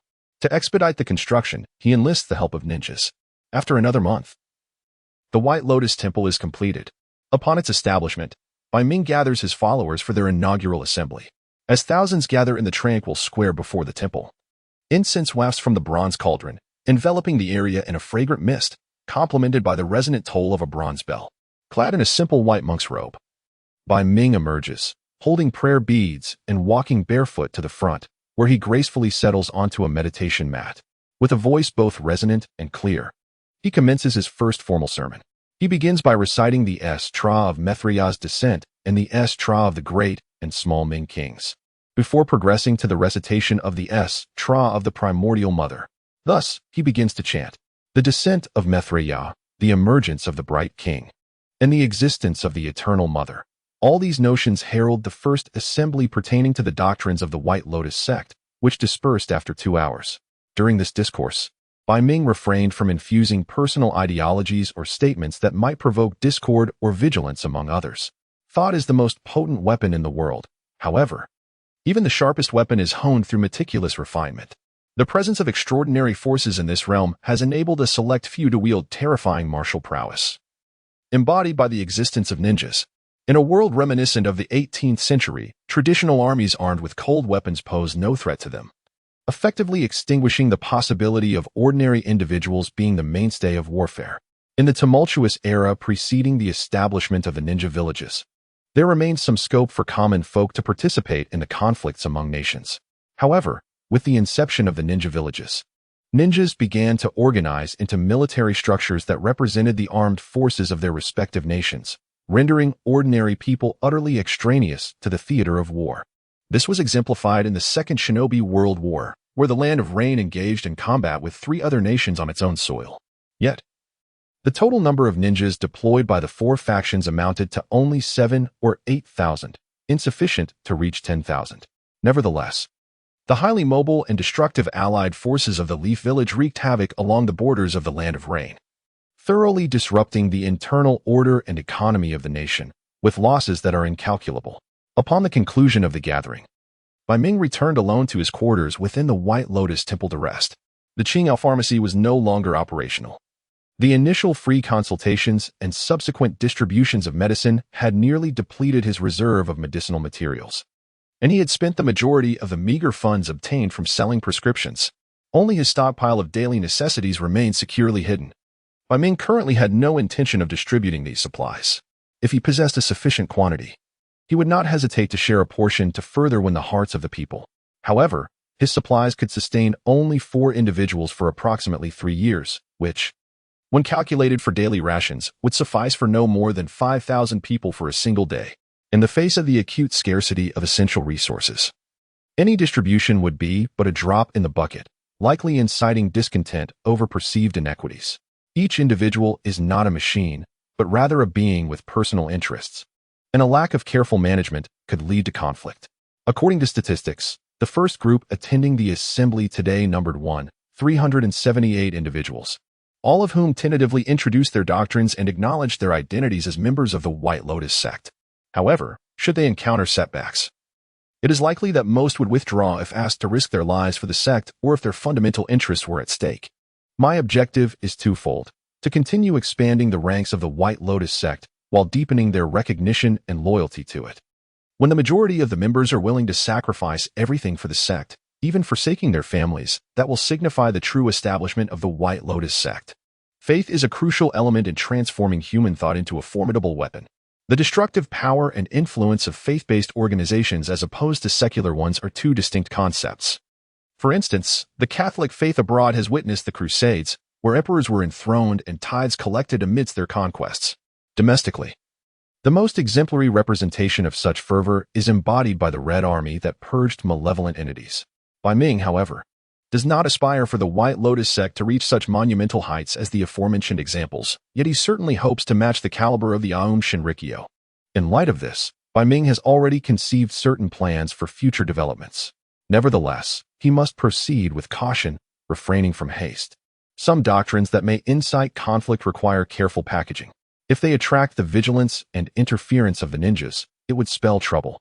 As he mulled over his thoughts deep into the night, Bai Ming eventually extinguished the lamp and succumbed to slumber, entering a realm imperceptible to outsiders to commence his training.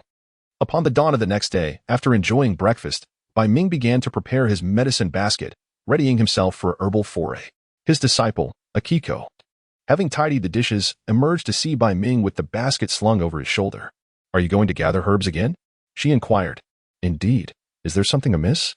Bai Ming responded, a hint of perplexity in his gaze.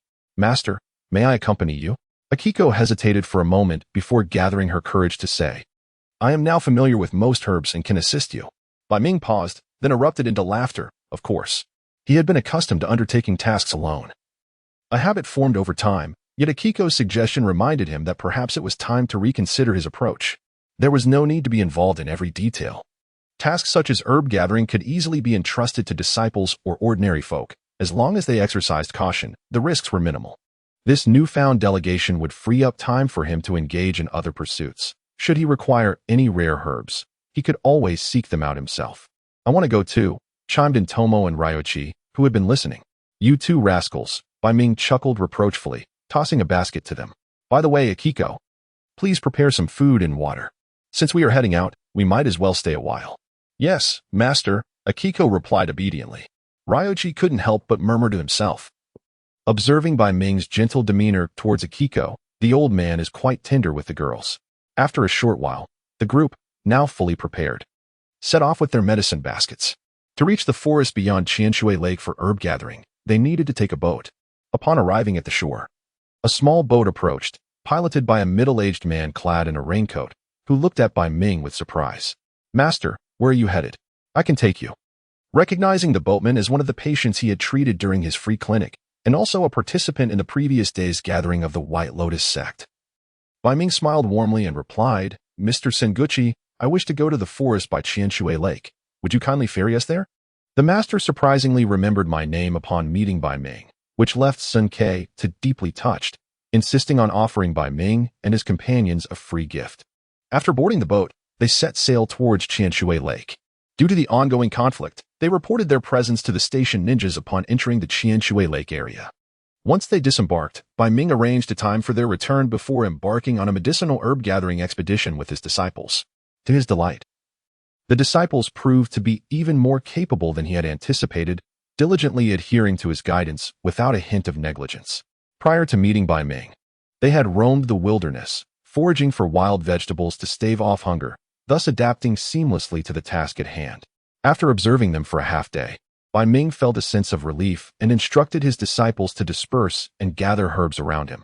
Regarding safety, the presence of ninjas in the area had drawn their attention, alleviating any immediate concerns. As days passed with the herb gathering, Bai Ming grew increasingly at ease, delegating most of the work to his disciples. He then shouldered a medical box and, armed with documentation from the Rain Ninja Village, set out to visit the surrounding small villages. Following the conclusion of his free medical consultations, the growth of the White Lotus sect within the Rain Ninja Village had temporarily slowed. The number of new adherents to its teachings was not surging dramatically. Thus, Bai Ming shifted his focus to the neighboring villages, which, although less populous than the Rain Ninja Village, were crucial for spreading the doctrine of the White Lotus sect and expanding its following, particularly in remote villages, where the populace often lacked enlightenment. Once they embraced a faith, they could easily become fervent devotees. On a rare rainless morning, Bai Ming entered a small village near the Rain Ninja Village, continuing his missionary endeavors for the White Lotus sect. In the quaint village of Xiaquanli, the rhythmic sound of water droplets seeping through the roof echoed on the floor, resonating in the dimly lit room where nothing was discernible. Yingwan lay curled up in bed, her body feeling increasingly fatigued, unable to recall how long she had been in this state. Since consuming her last morsel of food days ago, she had existed in a fragile balance between brief moments of wakefulness and prolonged unconsciousness. Awakening was the most arduous part. Her stomach was devoid of nourishment. Yet stomach acid relentlessly provoked an unbearable burning pain. Fortunately, upon regaining consciousness this time, she no longer felt the pangs of hunger. However, her body felt heavy and immobile, leaving her only to listen to her slowing heartbeat and the persistent sound of dripping water. Will I die? This question suddenly arose in her mind as she became aware of her increasing frailty. Previously, she had not shied away from the concept of death, but now, as the reality of its impending arrival dawned upon her, an unprecedented panic gripped her soul. How terrifying! The instinctual desire for life surged within her, igniting a fierce aversion to death, yet her weakness rendered her unable even to lift a finger. The tranquil darkness of the interior enveloped her like a lurking multitude of terrifying beasts, stealthily surrounding her, seemingly awaiting her demise. I do not wish to perish. Is anyone there? Can anyone save me? The heart of Ing echoed with desperate pleas. She sensed her vitality dwindling, yet her consciousness sharpened momentarily, intensifying her growing dread. As her internal calls became increasingly hopeless, and her awareness began to dull, she suddenly heard sounds emanating from outside the dwelling. Bai Ming traversed the village of Xiaochuan, offering healing and remedies, and upon reaching a closed door, one of his companions remarked, "This is Jixiang's home." However, he perished during a recent bandit attack, leaving only that child, Ing. It has been several days since she was last seen. Perhaps she has succumbed outside. Lord Bai Ming, let us move on to the next house. Do not go. I implore you, save me. Upon hearing the voices, a renewed thirst for life surged within Ing. It seemed there was still someone inside. Sensing a faint presence within the house, Bai Ming decided to investigate further. The expressions of his companions shifted slightly, as if they wished to voice their concerns, but Bai Ming had already pushed the door open. It was unlocked. The light from outside illuminated the dim interior, and Ing beheld a monk robed in white entering the room. A month later, under Bai Ming's deliberate efforts, the White Lotus sect began to gradually expand from the heart of the Rain Ninja Village into the surrounding regions. Naturally, this expansion primarily concerned the dissemination of the sect's ideology. Establishing the White Lotus sect in a context where self-preservation was already tenuous would undoubtedly invite numerous complications. The formation of any organization is seldom innocuous. From its inception, it inevitably encroaches upon the interests of another group. Bai Ming's strategy was to first propagate the doctrine widely, establishing a favorable foundational environment, and then gradually develop followers before fully formalizing the White Lotus sect. However, he was not solely focused on spreading the doctrine. He also took in several promising orphans as the future backbone of the White Lotus sect. Yet Bai Ming found himself troubled by one pressing issue: the acute lack of funds. The establishment of an organization invariably requires substantial financial investment, the extent of which depends on its scale. While typical cults may entice fervent devotees to contribute money, property, and other resources to their leader, the White Lotus sect, known for its rebellious nature, faced a unique predicament. Bai Ming recalled similar situations from his past, but for the advancement of the White Lotus sect, he could not permit followers to part with their possessions. Otherwise, all previous efforts would be in vain. The funding for the White Lotus sect's insurrection stemmed from three primary sources: the sect's own businesses, assets, and land, voluntary donations from followers, and, lastly, acts of redistributing wealth from the affluent to the impoverished. The reputation of the White Lotus sect has never been commendable. Under Wang Sanhuai's leadership, it was quite common to resort to the abduction or assassination of affluent individuals to amass funds. As for the plight of the common folk, their desperate attempts to retaliate against the powerful often tarnished their reputation. It was far more expedient to eliminate a few wealthy households, allowing the populace to retain a semblance of respectability. In a world where martial prowess was more balanced, Bai Ming mused that he might operate similarly to his activities in Yada town, stealthily visiting those of ill repute under the cover of night to invite them for a late-night feast. However, the burden of reputation weighed heavily upon him. Engaging in unscrupulous acts for quick profit could lead to exposure, and he lacked the power to silence any witnesses should he be discovered. Such dilemmas were truly vexing. He contemplated selling medicinal formulas to the rain, but after a brief consideration, he relinquished that idea. While the village might initially welcome a transaction or two, repeated sales could raise suspicions, and though the village may not be overly concerned with the monetary aspect, they might not hesitate to employ underhanded tactics for something of perceived value. After all, it was conceivable that among the ninjas, there were those capable of memory extraction. Previously, he had prudently spent 20 million taels to acquire seemingly worthless items from the rain as a precautionary measure. Thus, with caution in mind, Bai Ming turned his thoughts to alternative means of generating income. While he lacked immediate avenues for wealth, the Qingyao workshop remained operable, and with his rising notoriety, he began to attract attention from merchants and nobles seeking his medical expertise. Naturally, he would not be foolish enough to forego compensation during such transactions. Yet he also understood the importance of moderation. His current income barely sustained his expenses, especially with the addition of over 20 small spirits to his care. After considerable contemplation, an idea struck him. While robbing the rich to aid the poor was ill-advised, perhaps adjusting his targets would suffice. In this world, numerous brigands roamed freely. It was time for him to embody the essence of a chivalrous hero, taking on bandits, marauders, and river thieves to bolster his reputation. Additionally, there was a certain location he could contemplate exploring. With a resolve solidified, Bai Ming extinguished the lantern and entered his realm of training for the day. Within this space, a new character had emerged. In other narratives, individuals like him would have long since commenced their relentless battles against monsters and leveled up. Yet, in this tale, he was the protagonist. As he mused over obscure thoughts that no one else could comprehend, Bai Ming found himself atop a grand tree, its dense canopy concealing his form. Through the gaps in the leaves, he gazed downwards. Below lay a rudimentary encampment, with approximately 20 hastily constructed shelters nestled upon a spacious plain. Surrounding the camp were thriving woods, and several ditches directed rainwater towards a nearby small lake. A dozen or so gray-brown mules were tethered to wooden stakes at the periphery of the encampment. From an external perspective, the camp appeared to resemble a quaint village. Yet upon closer inspection, one would discover that there was not a single patch of soil cultivated for the growth of edible plants in the vicinity. To alleviate the burden of importing food from outside, the rain country had indeed developed certain crops that could thrive during the rainy season, and nearly every village possessed such fields.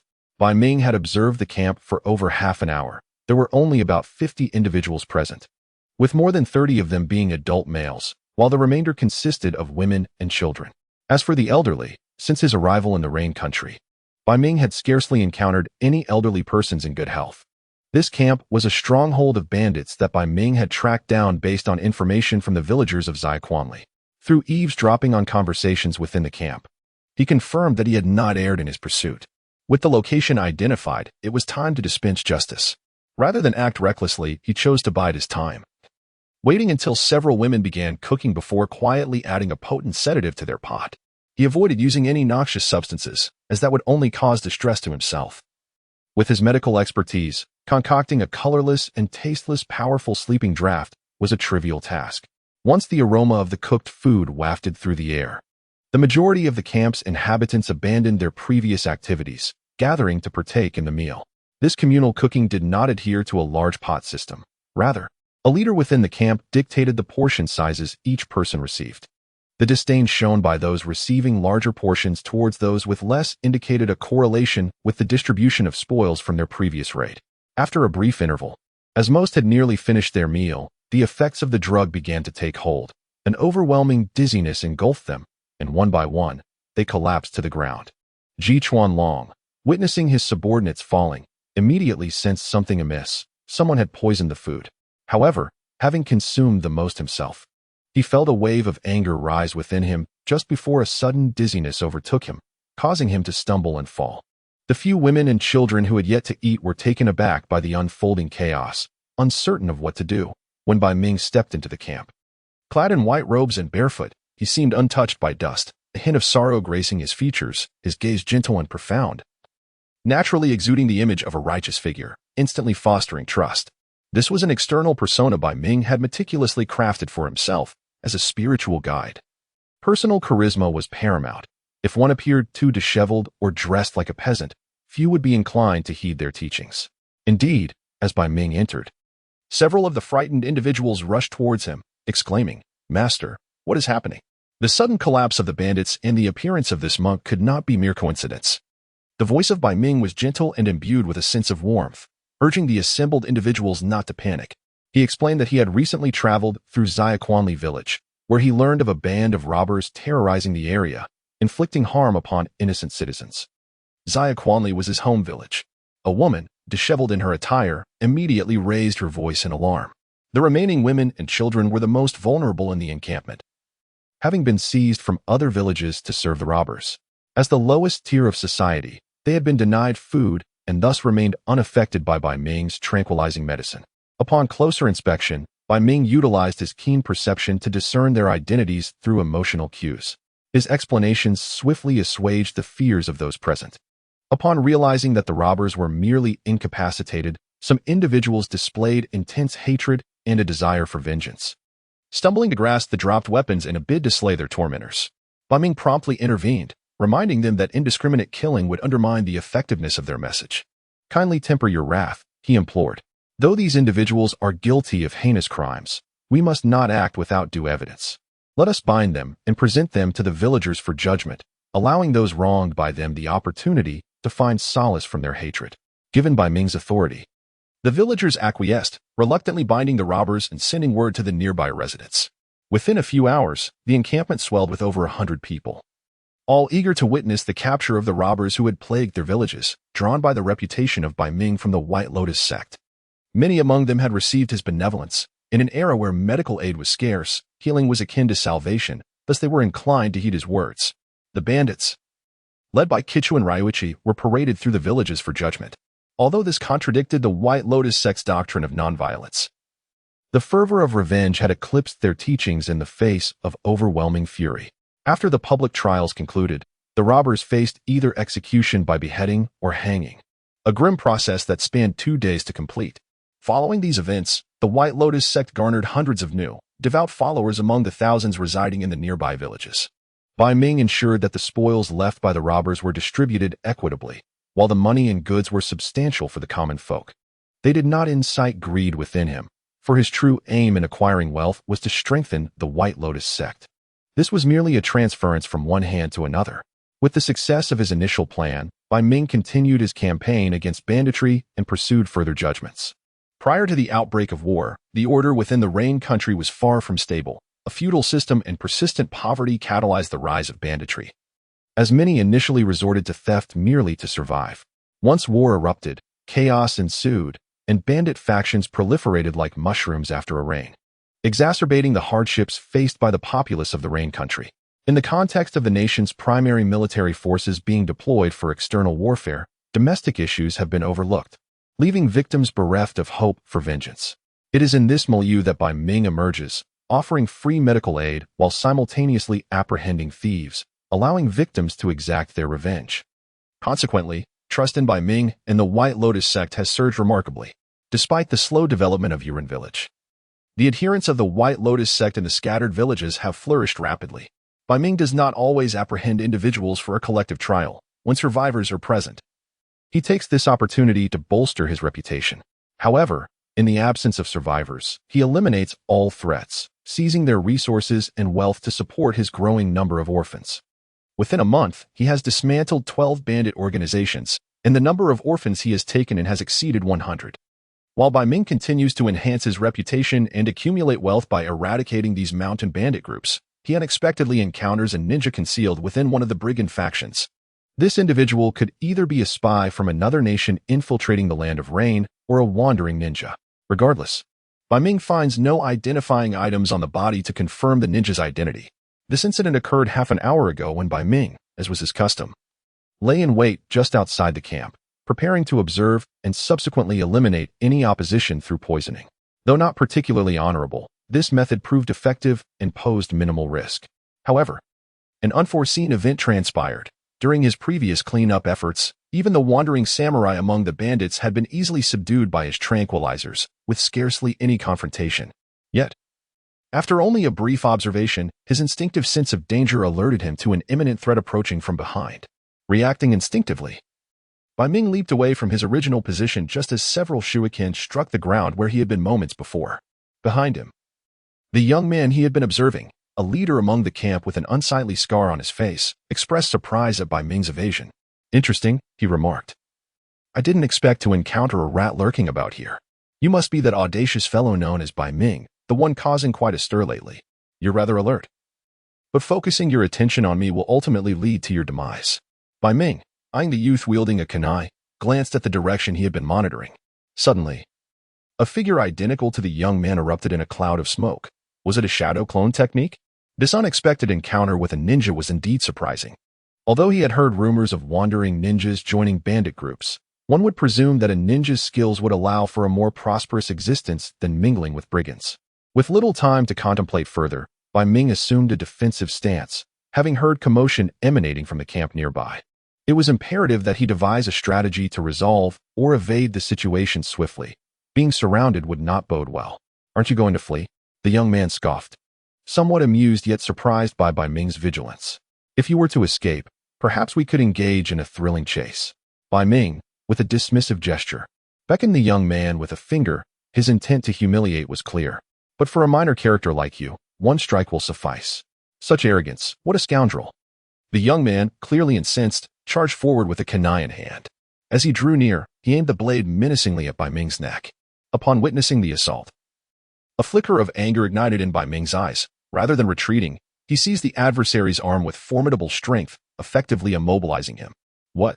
Initially, the young man had assumed Bai Ming's lack of evasive action meant he was caught off guard, but as he felt the crushing grip, he realized the immense force threatening to fracture his arm. Bai Ming, honed through countless life and death encounters in the training space, had never considered retreat or evasion. His forte lay in close combat. The moment he grasped the opponent's arm, he delivered a powerful punch directly to the young man's solar plexus. Bang! The fist landed squarely. But in the blink of an eye, Bai Ming's grip fell empty as his foe vanished, leaving only a splintered piece of wood where he had stood. A substitution technique. How bothersome. Bai Ming swiftly assumed a defensive stance, yet suddenly, a figure plummeted from a tree several meters behind him, crashing to the ground. The young man clutched his throat in agony, desperately gasping for breath, but after a few futile moments, he succumbed to stillness. As Bai Ming's taut muscles relaxed, sensing the life force dissipate, he sighed, "I haven't even exerted myself, and yet you have already fallen." One would expect anyone nearing a master of poison to exercise utmost caution, but sadly, this man was oblivious. In that brief interval, several others from the camp arrived, and upon seeing the young man sprawled on the ground, they cried out in terror, the chief is dead." They fled towards the rear of the camp, panic-stricken. Bai Ming paused, then seized the fallen kunai, charging towards the camp. Now that he had been discovered, he would confront them head-on. This marked Bai Ming's first direct assault on a bandit camp. Previously, he had relied on sedatives to eliminate resistance, silently dispatching foes in their slumber. Bloodshed and slaughter were inextricably linked. Utilizing the kunai proved surprisingly effortless, as the camp's inhabitants, aside from the unidentified ninja, resembled sheep facing a tiger, offering no resistance whatsoever. Though some bandits were of a caliber akin to the samurai Bai Ming had encountered in a merchant's estate, their movements were painfully slow for him at this moment. The attacks launched in retaliation, sword strikes and arrows, were utterly feeble. In his first direct confrontation with multiple assailants, Bai Ming deftly evaded, maneuvering close and severing their throats with the kunai. Although he was a martial artist skilled in hand-to-hand combat, he moved with the stealth of a ninja. Ultimately, after dispatching nearly half the camp's personnel unscathed, the remaining individuals could no longer withstand the mounting terror and began to scatter in all directions. Only a fraction of the individuals stumbled and collapsed to the ground, rendered unconscious, while others, upon witnessing this alarming scene, hastened their escape. Bai Ming effortlessly hurled a shuriken, embedding it in the back of one person, and swiftly engaged in hand-to-hand combat. A few who saw him discard his weapon attempted to retaliate, but they were swiftly subdued by his powerful strikes. After a brief pursuit, Bai Ming eliminated the last person hidden among the grass by the riverbank and made his way back to the camp. The suddenness of the situation had left him uncertain about the number of people in the camp, relying solely on his fleeting memory. He had only managed to hunt down a portion of them. He remained oblivious to any potential escapees, as tracking was not his forte, and he convinced himself that he had eradicated them all. The individuals he had knocked unconscious had yet to awaken, and Bai Ming showed no mercy, dispatching them with lethal precision. He then meticulously cleared the camp and disposed of all the bodies, securing all valuable possessions and resources in a bundle. He gathered the corpses together, drenched them in the camp's oil, and set them ablaze. At that moment, the rain held off, and soon a roaring fire consumed the remnants of Bai Ming's presence, leaving no trace behind. After observing the blaze for a while, he turned and departed. The weather in the land of rain was not conducive to any large-scale fires. Carrying the corpse of the ninja, Bai Ming hurried along, reaching a steep and secluded cliff after about half an hour. The cliff face loomed near a turbulent river, with towering trees adorning the mountainside. Utilizing his remarkable balance, Bai Ming descended approximately 10 meters down the cliff until he reached a cave entrance. Before the entrance lay a small platform, and inside the cave, dry lime powder absorbed moisture, while the soil appeared freshly excavated. After traversing a 2 to 3 meter passage, he entered a chamber measuring around 30 square meters, cluttered with various items. Within the cave were provisions such as rice and flour, exquisite and rough gold and silver artifacts, sharp blades, bows, arrows, shurikens, and other cold weapons, as well as fabrics, refined steel, and herbs. These supplies had been procured during his confrontations with the bandit groups, and he had chosen this remote location to excavate a cave for storage, serving dual purposes as a hideout. After depositing the newly acquired supplies, Bai Ming resumed digging into the barren stone wall, exhibiting both strength and patience. After a considerable effort, he expanded the cave's interior significantly before stepping outside. Shortly thereafter, he dragged in a segment of tree trunk and, using his tools, fashioned several wooden racks from it to store the moisture-sensitive supplies. He then turned his attention to the corpse he had brought. After a brief period, the body began to show signs of rigidity. From the corpse, Bai Ming retrieved a small scroll, several mysterious pills contained in vials, 5 additional shurikens, and a handful of small throwing darts, yielding no further discoveries. Judging by the mastery of body substitution and shadow techniques displayed by the deceased, it was evident that this individual, as a low-ranking ninja, had not managed to escape. Ultimately, a ninja's fundamental mastery of the body replacement technique can indeed classify one as a genin. As for which nation this genin hails from, that remains uncertain, though it is likely not from the land of fire. From the brief encounter, it became evident that the opponent's prowess was not significantly inferior to that of Bai Ming, particularly in speed and reaction time. While their strength did not quite match Bai Ming's, it was still 1 or 2-fold greater than that of an average individual. However, the opponent's carelessness resulted in an ignorance of Bai Ming's lineage, which included a master of toxins whose expertise was unparalleled, possessing a repertoire of lethal poisons. This overconfidence led to their swift downfall when Bai Ming employed his toxic arsenal. Having gained this first-hand experience, Bai Ming gained a clearer understanding of his capabilities.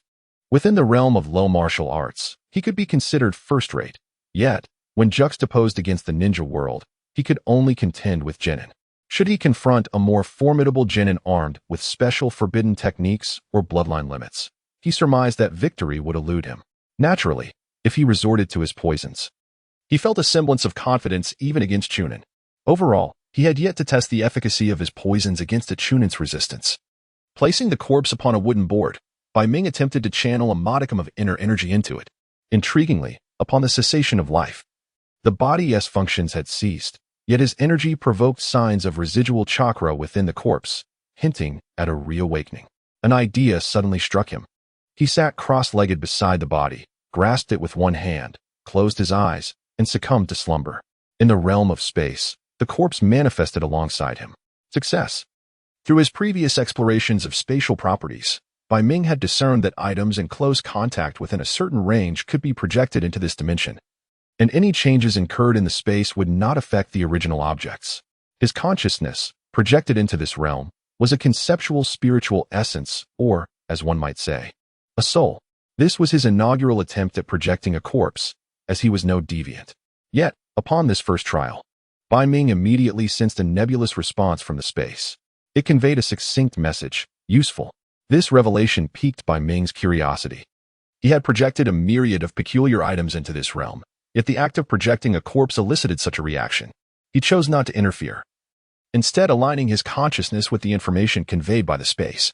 In the next moment, the lifeless body on the ground vanished abruptly, as if consumed by the very fabric of space itself.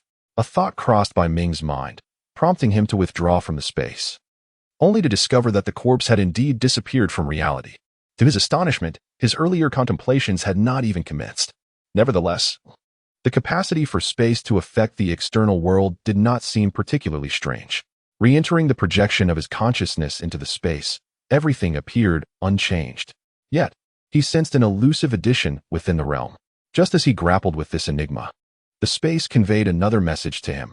An additional source of energy will be granted daily henceforth. Source energy? Having coexisted with the spatial realm for over a year, Bai Ming was encountering the concept of source energy for the very first time.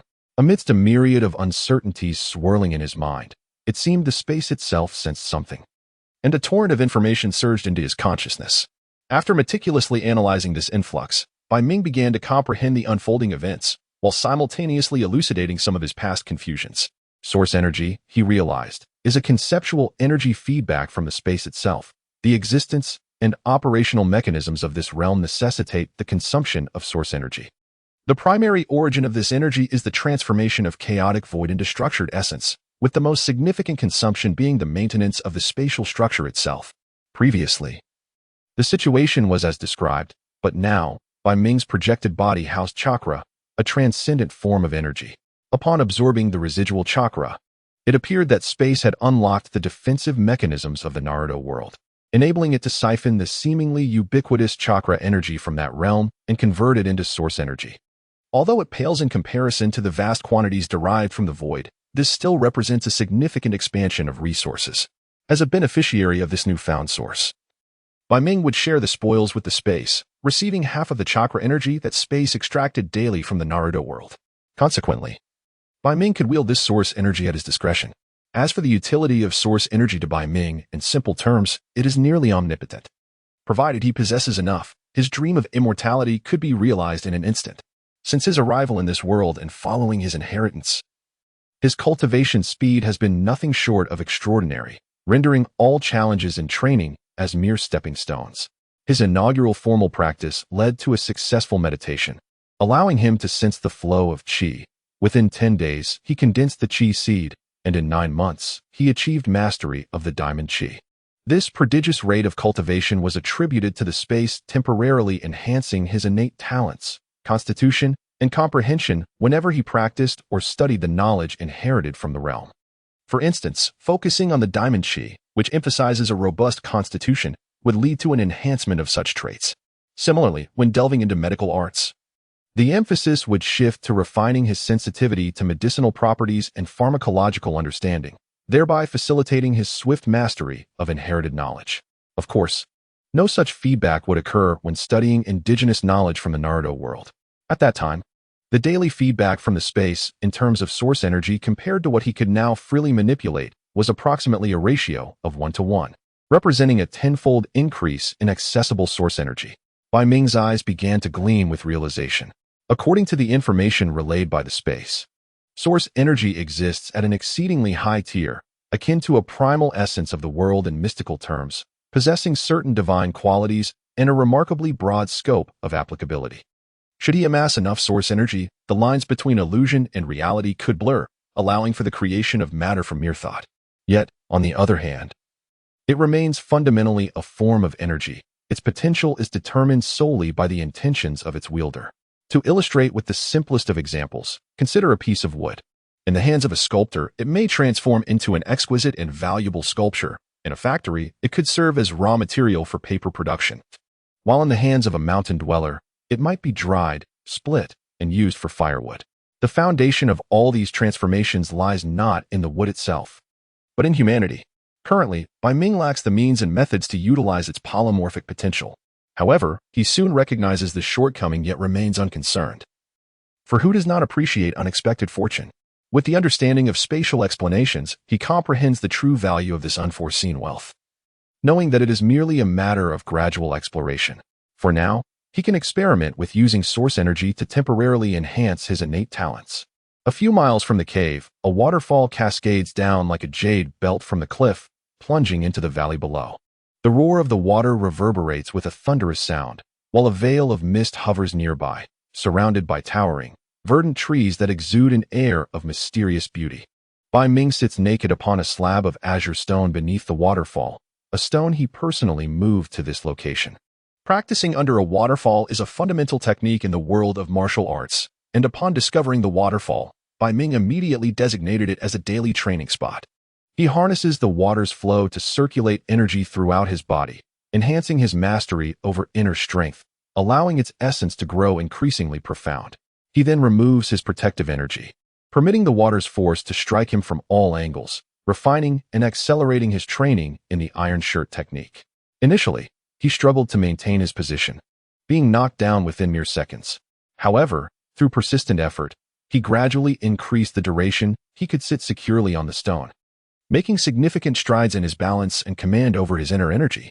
Although his inner strength was of decent quality, its quantity was limited. Now, compared to the time when his diamond energy had just reached maturity, the volume of his inner strength has tripled and become much more refined, gradually showing signs of robustness. Space, enhance my talent for cultivating the iron shirt. He mentally communicated with the enigmatic spatial mechanism. Bai Ming immediately felt the source energy in his hand split into two portions. One, comprising 90%, fused seamlessly into his being, swiftly altering his foundation and innate abilities, while the remaining 10% vanished, claimed by the space as a fee. A 10% deduction is indeed a fair mechanism, Bai Ming mused to himself. Acknowledging that he had lacked such means, he then sensed a profound difference.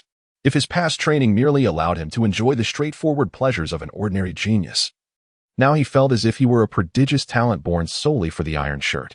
What once perplexed him about the technique was now crystal clear, and he gained a deeper understanding of its essence. His muscles, bones, and skin writhed and transformed under the pressure exerted by the flowing water, leading Bai Ming to perceive his skin undergoing a remarkable metamorphosis. The internal energy and vital essence within the body serve as the wellspring for this transformative energy. The difficulty of mastering the iron cloth technique is akin to shifting from the complexities of solving a system of quadratic equations to the simplicity of basic arithmetic operations. For Bai Ming, it feels as though even his breath is contributing to his accumulation of experience.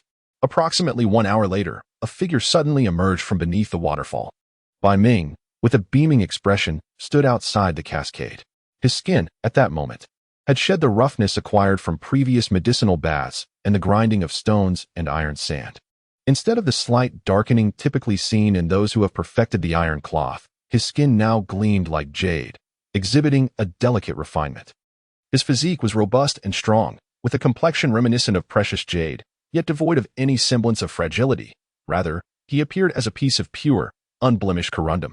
Indeed, Bai Ming sensed that the power he had long stagnated in his mastery of the iron cloth had now begun to rise once more, increasing by approximately 1/10 compared to before, which he regarded as commendable.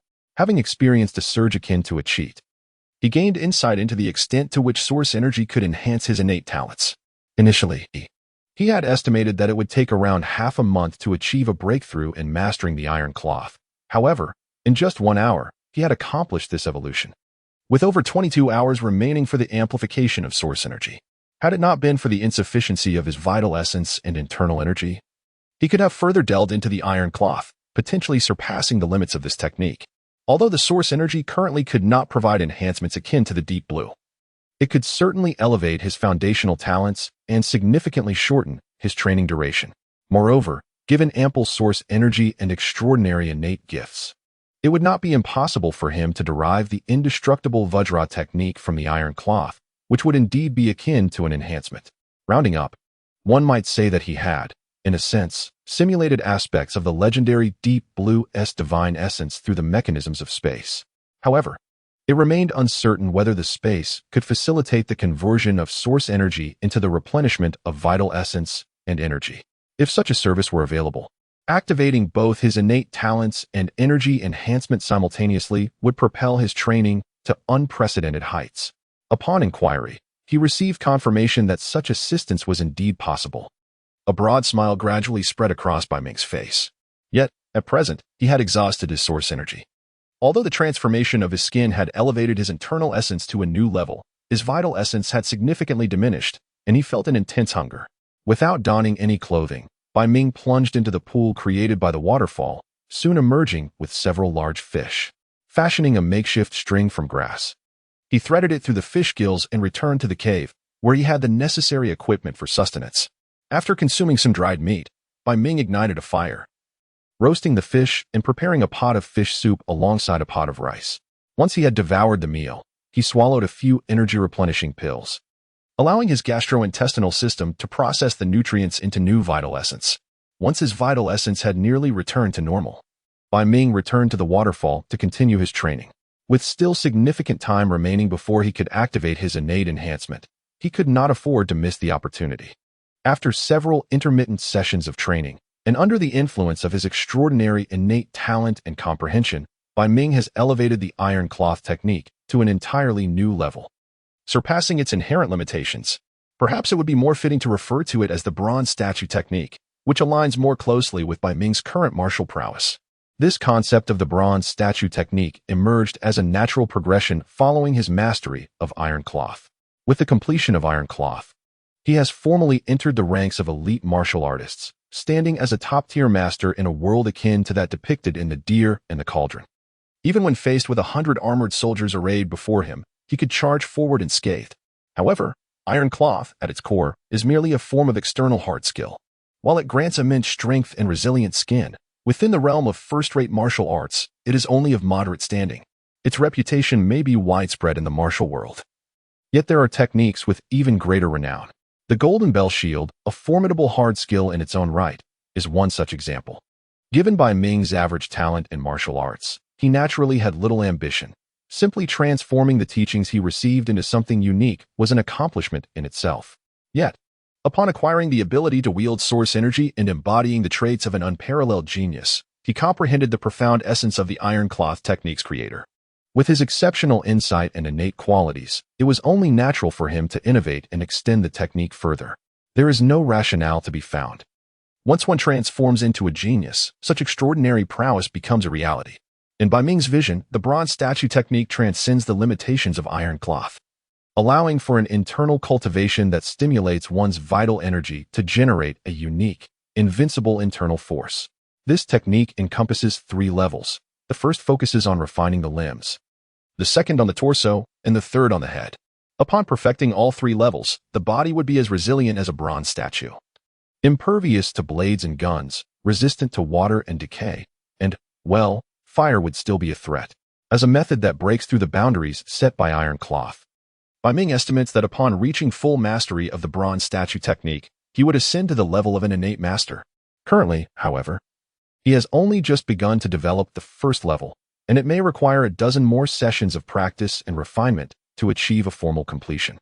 After finishing a bowl of meat porridge, Bai Ming sighed in satisfaction, tinged with a hint of regret. Having recently experienced the exhilarating transformation into a scholarly genius, he now looked upon the fledgling technique he was crafting with a sense of disbelief, marveling that it was indeed his own creation. With a new day upon him and fresh source energy at hand, Bai Ming resisted the urge to act impulsively. After a day and night of sleepless training, he felt weary and decided to rest. Upon awakening, he noticed the sky was dimming and rain was falling outside. Glancing at his mechanical watch, he estimated it to be around 3 in the afternoon. Bai Ming felt hunger pangs once more. Since he began his training, his appetite had steadily increased. Although the completion of the diamond energy technique had somewhat moderated his need for sustenance, the success of iron cloth had caused his appetite to surge once again.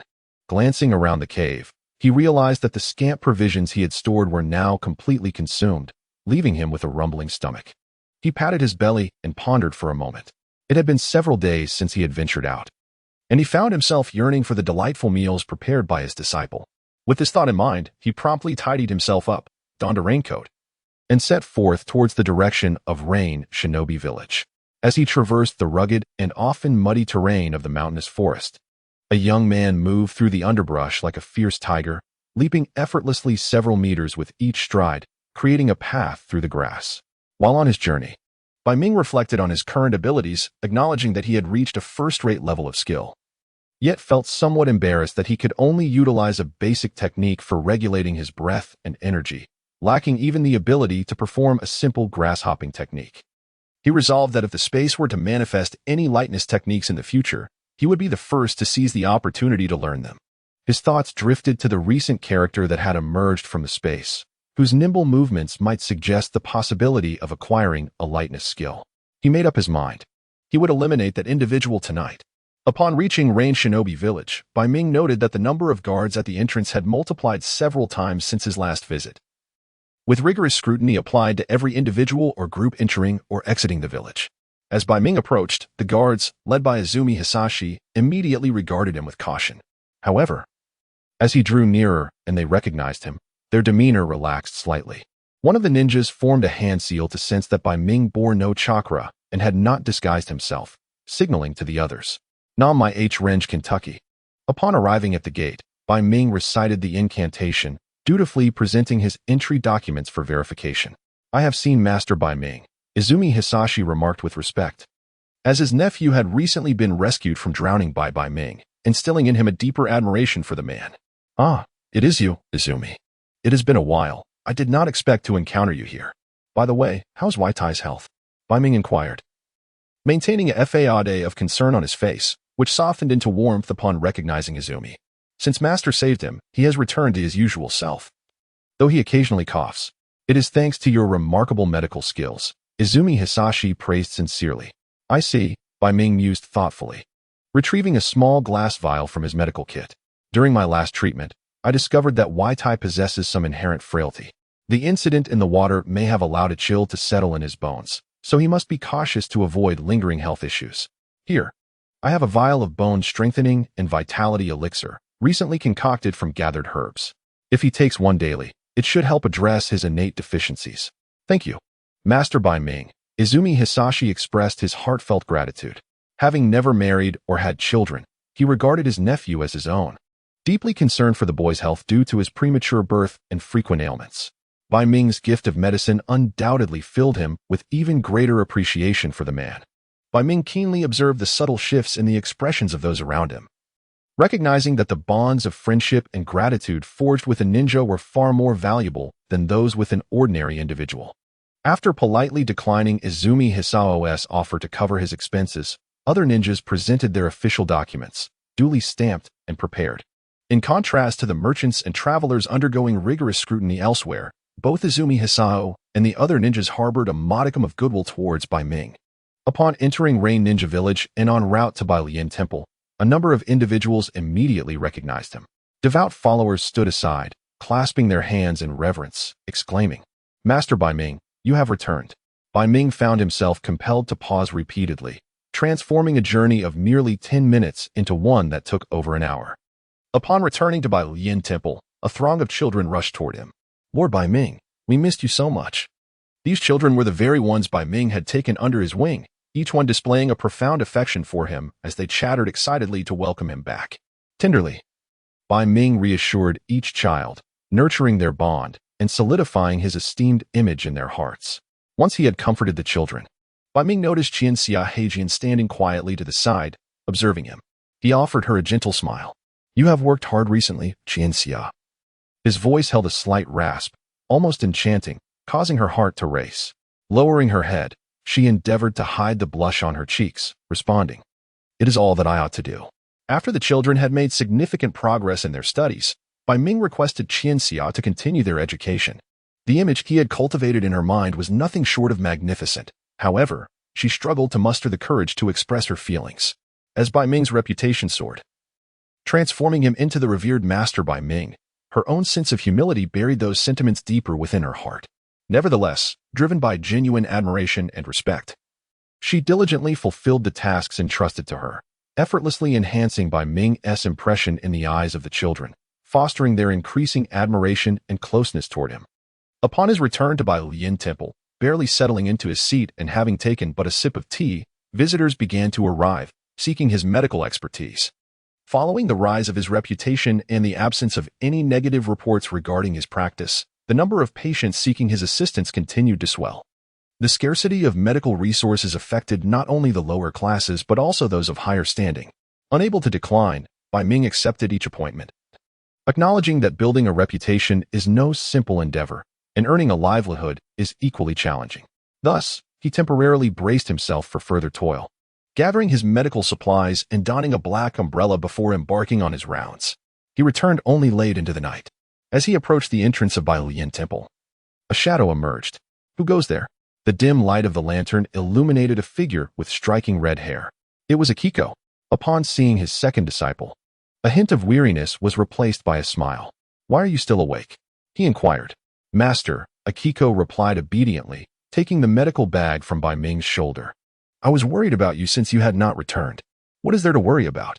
Bai Ming felt a warmth in his heart as he affectionately ruffled her hair. The Rain Village remained relatively peaceful, and he reassured her, "I possess some martial skills, so you need not worry about me."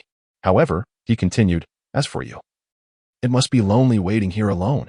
The weather outside is quite chilly. What would you do if you fell ill?" "Isn't there a master to take care of me if I fall sick?" asked Xingzi, with a hint of playful innocence. "Oh, you?" Bai Ming shook his head. Yet inwardly, he sensed the deep-seated reliance she had on him. "Has the master eaten dinner yet?" Xingzi inquired. "Thanks to the hospitality of the host family, I managed to have a little," Bai Ming noted, observing her slight despondency upon hearing this. He added, "But I am still somewhat hungry. Is there anything prepared at home?" "There is." "Please wait a moment," Xingzi exclaimed, her spirits lifted as she dashed towards the kitchen. After being away for more than half a month, Bai Ming had returned. And to celebrate, Xingzi had put considerable thought into preparing a feast. Initially, she had feared that the food would go to waste due to his late arrival. But now she found it would indeed be enjoyed. After a brief wait, Bai Ming watched as Xingzi gracefully brought forth a dozen dishes, all of which he had previously taught her to make and were among his favorites: mapo tofu, steamed chicken, braised beef, simmered shrimp, sauerkraut fish, and braised meatballs, accompanied by a large bucket of rice. Observing the excited Xingzi, even someone with an appetite as large as his felt a twinge of gratitude and helplessness. However, he considered her a comforting presence, far more endearing than the two boys upstairs who were sleeping like pigs. There was no need for further conversation. It was time to eat. Thanks to the use of a steamer for warmth, the dishes retained their heat and flavor. Initially feeling only slightly hungry, Bai Ming's appetite gradually increased as he took a few bites. He handed a pair of chopsticks to Xingzi, inviting her to join him, and then continued to indulge in the meal. As the food entered his stomach, it was swiftly digested and transformed into nourishment absorbed by his body. Before long, he had consumed nearly everything on the table. Having subsisted on roasted fish and meat in the wild, Bai Ming patted his belly in satisfaction, acknowledging that his disciple's culinary skills had far surpassed his own, and the meal was perfectly to his liking. Once Xingzi had finished clearing the dishes, Bai Ming turned to his second disciple and said, "Have you encountered any difficulties in your martial training lately? Now that we have some time, let us discuss it." Xingzi was pleased to have Bai Ming spend more time with her. In her youthful heart, she initially felt a sense of rescue from the aimless life she had led, and was somewhat enamored by Bai Ming's appearance. However, as time passed, that infatuation waned, and she gradually came to regard him as a brother or father figure, fostering a familial bond akin to that she shared with her two wandering companions. This was also a result of Bai Ming's intentional guidance. While it was indeed commendable to cultivate someone like Hina Morita in the manner of Lan Ran, Such an approach did not align with Bai Ming's own values. There was no need for a young girl still in her elementary years to be subjected to such extremes. After explaining for nearly half an hour about the plum blossom fist, Bai Ming retrieved a notebook from his studies in medicine and handed it to her. After providing her with meticulous guidance, he returned to his resting chamber. The bedroom was immaculate, devoid of dust and mustiness, clearly a result of frequent cleaning. Once he had organized his belongings, he lay down on the bed, closing his eyes, and entered the space within. In the desolate expanse, Bai Ming stroked his chin. Realizing he seemed to have forgotten something, he began to retrace the recent events, and upon recalling the moment when the ninja's corpse was absorbed by the space, he remembered what he had overlooked. His initial intention to project the ninja's body into the space for experimentation had been disrupted by sudden changes, leading him to become engrossed in his training, nearly causing him to forget this matter entirely. He pondered whether the space could reproject the ninja's body. When he transmitted a similar inquiry, he received a response indicating that it could be projected after expending 1 unit of source energy. Astonished, he noted that the space seemed to be eyeing his limited resources. However, he was not overly concerned about the cost and readily agreed. As he sensed 1/10 of his source energy being deducted, a corpse materialized before him.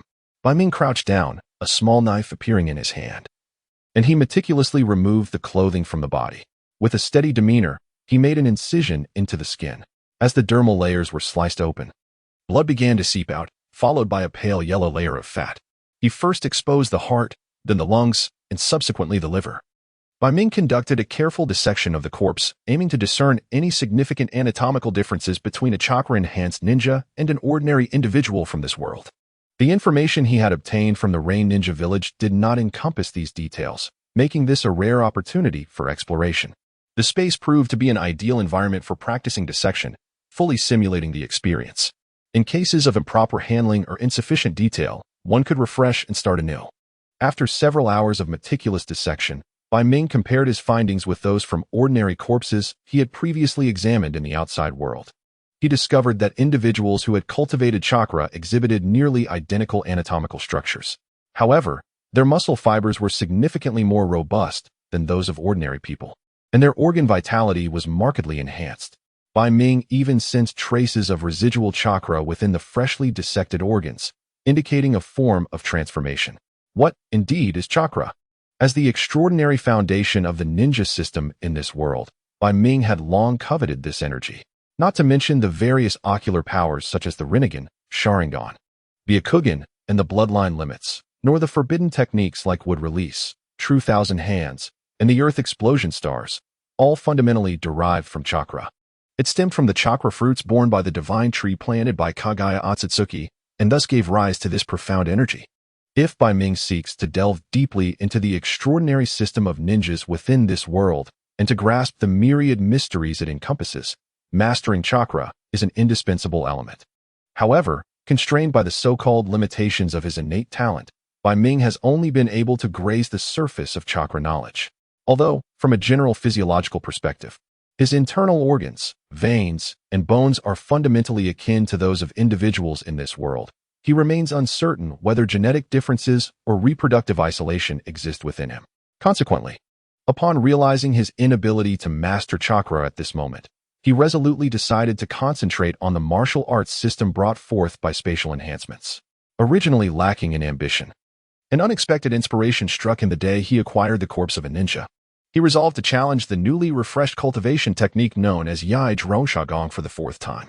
In certain respects, this technique is considered unorthodox, bordering on the realm of esoteric arts. Unlike conventional martial arts that cultivate chi through meditation to sense changes in vital energy, transforming acquired essence into internal power and subsequently strengthening the body, this technique feeds on the sanguinary energy birthed from the slaughter of living beings. Ordinary practitioners need not worry about the loss incurred from the transformation of vital essence. They merely must withstand the mental and spiritual backlash of the sanguinary energy, allowing their power to surge akin to the immediate benefits derived from consuming potent elixirs. The battlefield, rife with the most brutal of conflicts, harbors the most concentrated sanguinary energy, rendering it particularly suitable for martial practitioners. For instance, take Wang Sanhuai. Yet, upon deeper reflection, it becomes evident that this technique liberates itself from the traditional martial arts reliance on the innate qualities of one's blood and bones. Rather than seeking cultivation resources from within the human body, it instead draws upon the rather peculiar sanguinary energy from external sources. This approach exhibits a rich essence reminiscent of cultivation and qi refinement. If we were to liken the sanguinary energy to the more familiar concept of spiritual energy, it would indeed be more comprehensible. Moreover, the potential of this technique is significantly high. When cultivated to its pinnacle, it allows one to attain a preternatural state, capable of parting the seas of an army with unparalleled prowess. Thus, upon acquiring this secret martial art, Bai Ming was elated to comprehend its latent potential. However, upon officially commencing his training, he encountered a grave issue. Thanks to the enhancement of his innate qualities by spatial elevation, he quickly grasped the fundamentals of the technique without any hindrances. Yet, after his first act of killing, when he attempted to assimilate the sanguinary energy, he discovered a serious problem. Although the secret method enabled him to absorb and refine the sanguinary energy, resulting in a visibly apparent increase in his internal power, it also introduced a trace of impurities into his previously pristine internal energy. The more sanguinary energy he refined, the greater the accumulation of these impurities, which subtly affected his mastery over his internal power, a realization he could perceive due to his heightened sensitivity, far surpassing that of ordinary individuals. This revelation troubled Bai Ming, as he had absorbed numerous martial arts and fantasy novels. Retaining the understanding of a vital truth, only through absolute purity and refinement can one ultimately prevail and ascend to greatness. Upon formally embarking on his cultivation journey, he steadfastly adhered to a particular principle. The medicinal concoctions he consumed were primarily aimed at replenishing his vital energy rather than directly refining pills that could enhance his internal strength. The former underwent several transformation processes, akin to daily nourishment, while the latter represented a direct enhancement, susceptible to the adulteration of medicinal properties, thus losing its purity. Consequently, upon realizing that this specific technique could compromise the purity of his internal energy, he decisively ceased further cultivation, opting to await a more suitable method for his advancement. Certainly, as a secret martial art of the White Lotus sect, the ritual of melding with malevolence was not devoid of solutions to restore the purity of internal energy. One approach involved consuming specialized pills designed to assist in purifying impurities, but the unique ingredients were exceedingly rare. Another option was for Bai Ming to abandon his original internal energy and undertake a complete reconstruction. It is essential to understand that every martial art possesses its own emphasis and unique operational pathways. For instance, the Diamond Chi focuses on strengthening and transforming physical prowess. Should he choose to refine a corresponding foundational internal energy through this esoteric technique, it could potentially possess the ability to dissipate malevolent energy and eliminate impurities. In light of the wars erupting across various nations and the lurking dangers, Bai Ming could not afford to recklessly abandon a portion of his martial prowess for the sake of reconstruction. Nevertheless, his abandonment of the ritual of melding with malevolence did not signify forgetfulness. Rather, the notion that had arisen bore relevance. Could the method of absorbing external malevolent energy be applicable to chakra? If he could intake a certain amount of chakra without interfering with its inherent properties, might he not be able to utilize those techniques? Even if not, he could still intimately experience the various qualities of chakra through his own body. Hence, he projected the corpse of a ninja into the space around him, as it retained a certain quantity of chakra that he could attempt to absorb, knowing that any potential mishaps would not affect the external world. Although this idea seemed to present a superior option after the emergence of source energy, he resolved to explore it nonetheless. He settled beside the corpse, grasping it with one hand, and cautiously began to perceive the residual chakra within. Employing the method of absorbing malevolent energy, he endeavored to intake that trace amount of chakra into his body. On the first attempt, as he drew that minuscule chakra into his being, his internal energy began to stir uncontrollably, akin to the human body's rejection of foreign substances. The agitated internal energy promptly expelled the chakra from his body. On the second attempt, as he persisted, the restless internal energy neutralized the chakra. But it appeared that his internal energy was of inferior quality, requiring approximately 15 times the amount to match the chakra's potency. On the third attempt, he managed to control the tumult of his internal energy, yet the chakra swiftly manifested a potent corrosive and destructive nature, assimilating nearly double the amount of internal energy he had absorbed, while simultaneously inflicting a searing pain within his meridians, a genuine injury akin to being burned. On the fourth attempt, the destructive properties of the chakra resulted in wounds resembling cuts. Suddenly, A burst of energy, tainted with a fraction of his internal energy, propelled from his fingertips, creating a small indentation upon striking the ground. In the knowledge acquired through trade in Rain Village, there was no mention of the fluctuations of chakra. Perhaps it was merely something he had seen online before. As the spatial refresh mechanism took effect, Bai Ming felt his injuries swiftly mend, and the corpse beside him vanished into thin air. Rising to his feet, he stretched his limbs slightly and activated today's challenge mode. He had confirmed that he would conquer the level today. As the phantasmal figure gradually solidified, a middle-aged man clad in a blue robe materialized within the space. With a swift motion, the man unleashed a barrage of dark, needle-like iron spikes towards Bai Ming's vital points. The projectiles flew with remarkable speed, and in an instant, Bai Ming inhaled deeply, his hands transforming into blurs as he channeled his inner strength into his palms, swiftly knocking the iron spikes aside. These weapons were particularly insidious. Composed of clusters of leaves smaller than sunflower seeds, upon striking the flesh, they would disperse immediately, necessitating the removal of a piece of meat to extract them. Having deflected the iron spikes, Bai Ming leaped sideways, evading the onslaught. Hundreds of dark iron needles fell to the ground where he had just stood. As the man discarded a black box, observing Bai Ming rushed toward him like a descending tiger. Bai Ming's body floated back a few meters, agile as a leaf, while he hurled a handful of poisonous sand directly at Bai Ming. Fully aware of the potency of this toxic sand, contact would cause immediate skin decay and unbearable itching. Bai Ming had previously chosen to evade such attacks. However, he was now relentlessly pursued by a barrage of hidden weapons, akin to being toyed with like a kite. This time, a cruel smile crept across Bai Ming's lips as he advanced. With a resounding shout, his body surged with power, his skin gleaming with a copper-like sheen that deflected the toxic sand. In an instant, he closed the distance to the middle-aged man, who had just hurled the poisonous sand. A large hand clutched tightly around the man's throat. With a swift motion, Bai Ming snapped his neck, the man's eyes dimming instantly as his strength ebbed away. Two black spheres, the size of chestnuts, tumbled to the ground. A deafening explosion reverberated throughout the space. Coughing, Bai Ming waved his hand to disperse the smoke. His clothes were tattered, and his internal energy was in turmoil.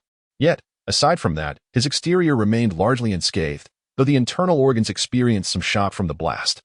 As for the lingering toxic fumes, they posed little concern.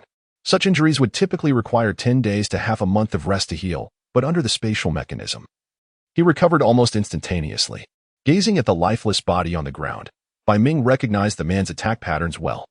His mastery of the iron cloth shirt had reached new heights, enabling him to approach and eliminate his foe with ease. It was important to note that prior to mastering the technique, facing this middle-aged man had proven to be quite a formidable challenge. The opponent's agility far surpassed his own, who was incapable of even the most rudimentary movements, and the concealed weapons in his possession were primarily needles and similar instruments, some specifically designed to counteract formidable techniques such as the iron shirt. However, from another perspective, if one's martial arts were truly formidable, those diminutive sharp implements could be disregarded entirely.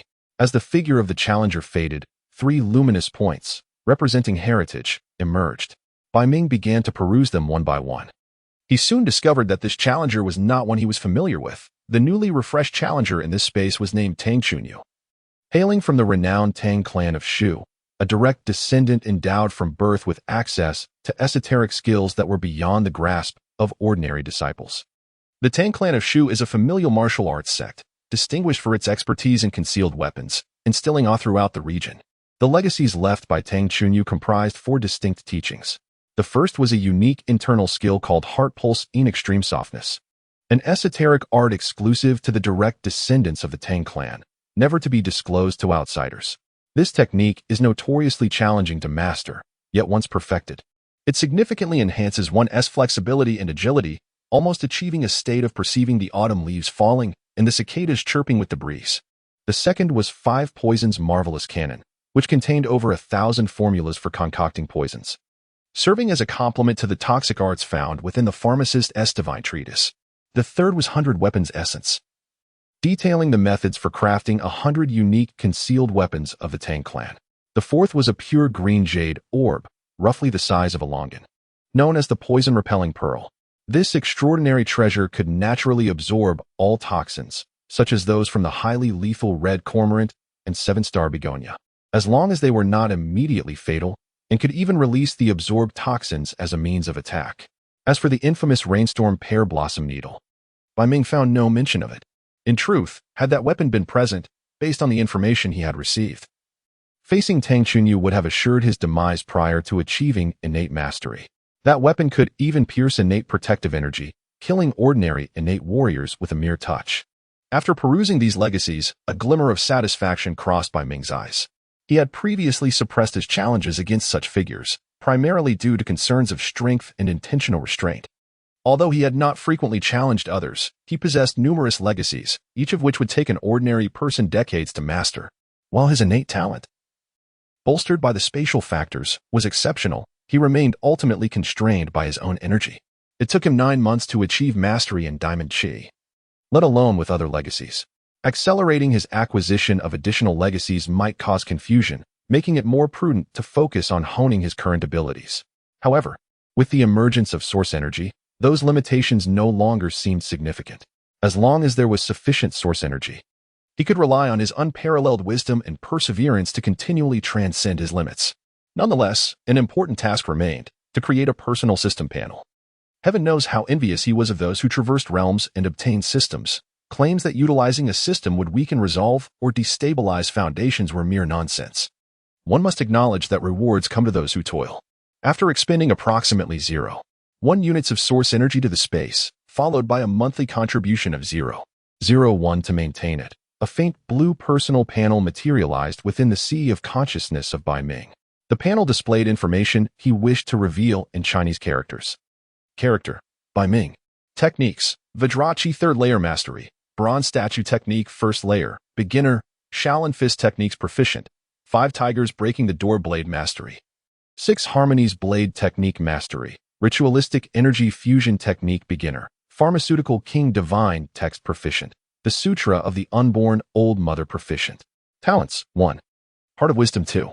Body of 10,000 techniques. Source energy: 10 units based on the daily expenditure of 0.01 units of source energy.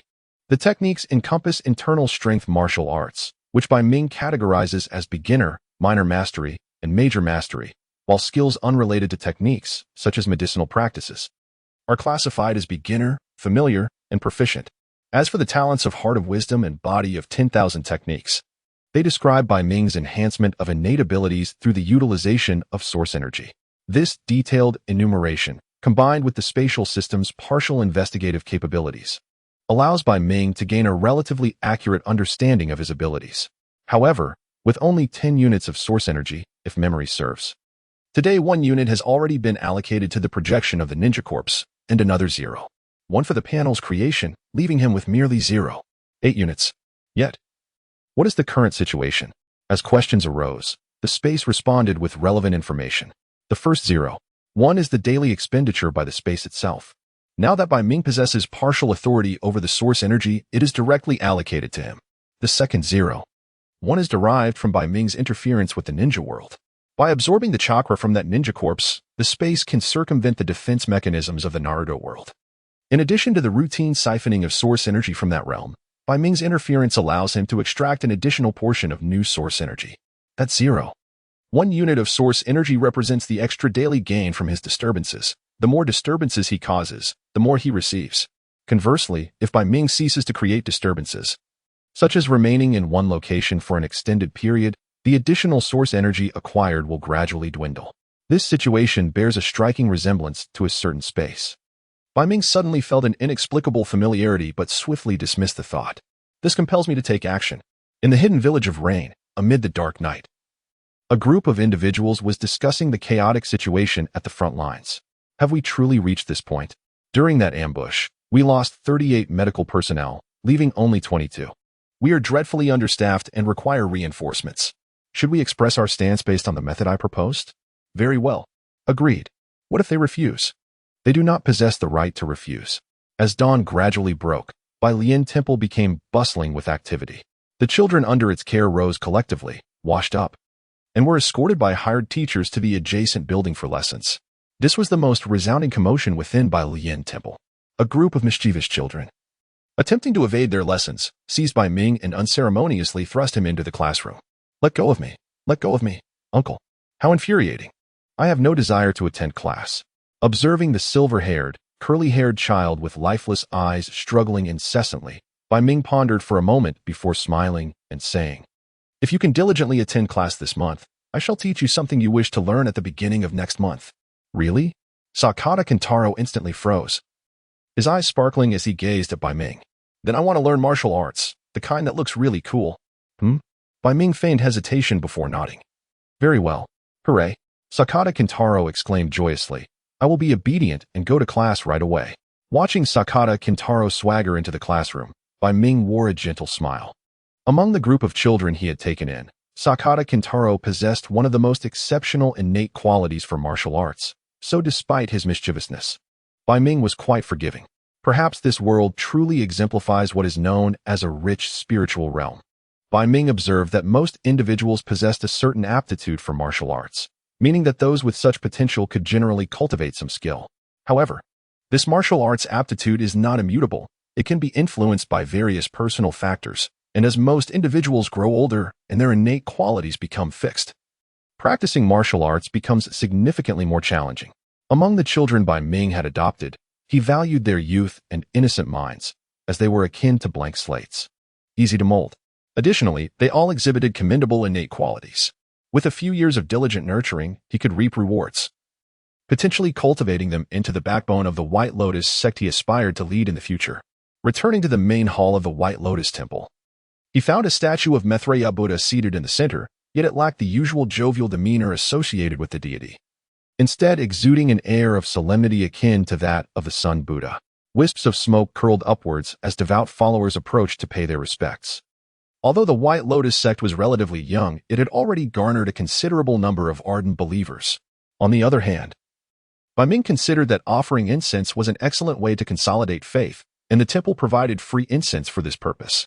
After exchanging pleasantries with several worshippers, Bai Ming settled onto a mat in front of the statue and began to recite the teachings contained in the Sutra of the Primordial Mother who saves the world. At this moment, one of the primary tenets he promoted was that if one endured the suffering of this life, they would be spared from falling into hell after death and would be reborn into a prosperous family, free from worries about sustenance. Such doctrines naturally aligned with the interests of the rulers of this era. For them, it was ideal if the ignorant masses would obediently accept their rule, refrain from causing disturbances, and passively accept their fate. After all, despite the grotesque nature of certain societal structures, many individuals still exhibit resistance when confronted with life and death. The incessant emergence of thieves and bandits embodies this defiance. This manifestation, however, posed significant challenges to their rule. As the military stronghold and embodiment of the Land of Rain, the emergence and development of the White Lotus sect immediately attracted the attention of the nobility.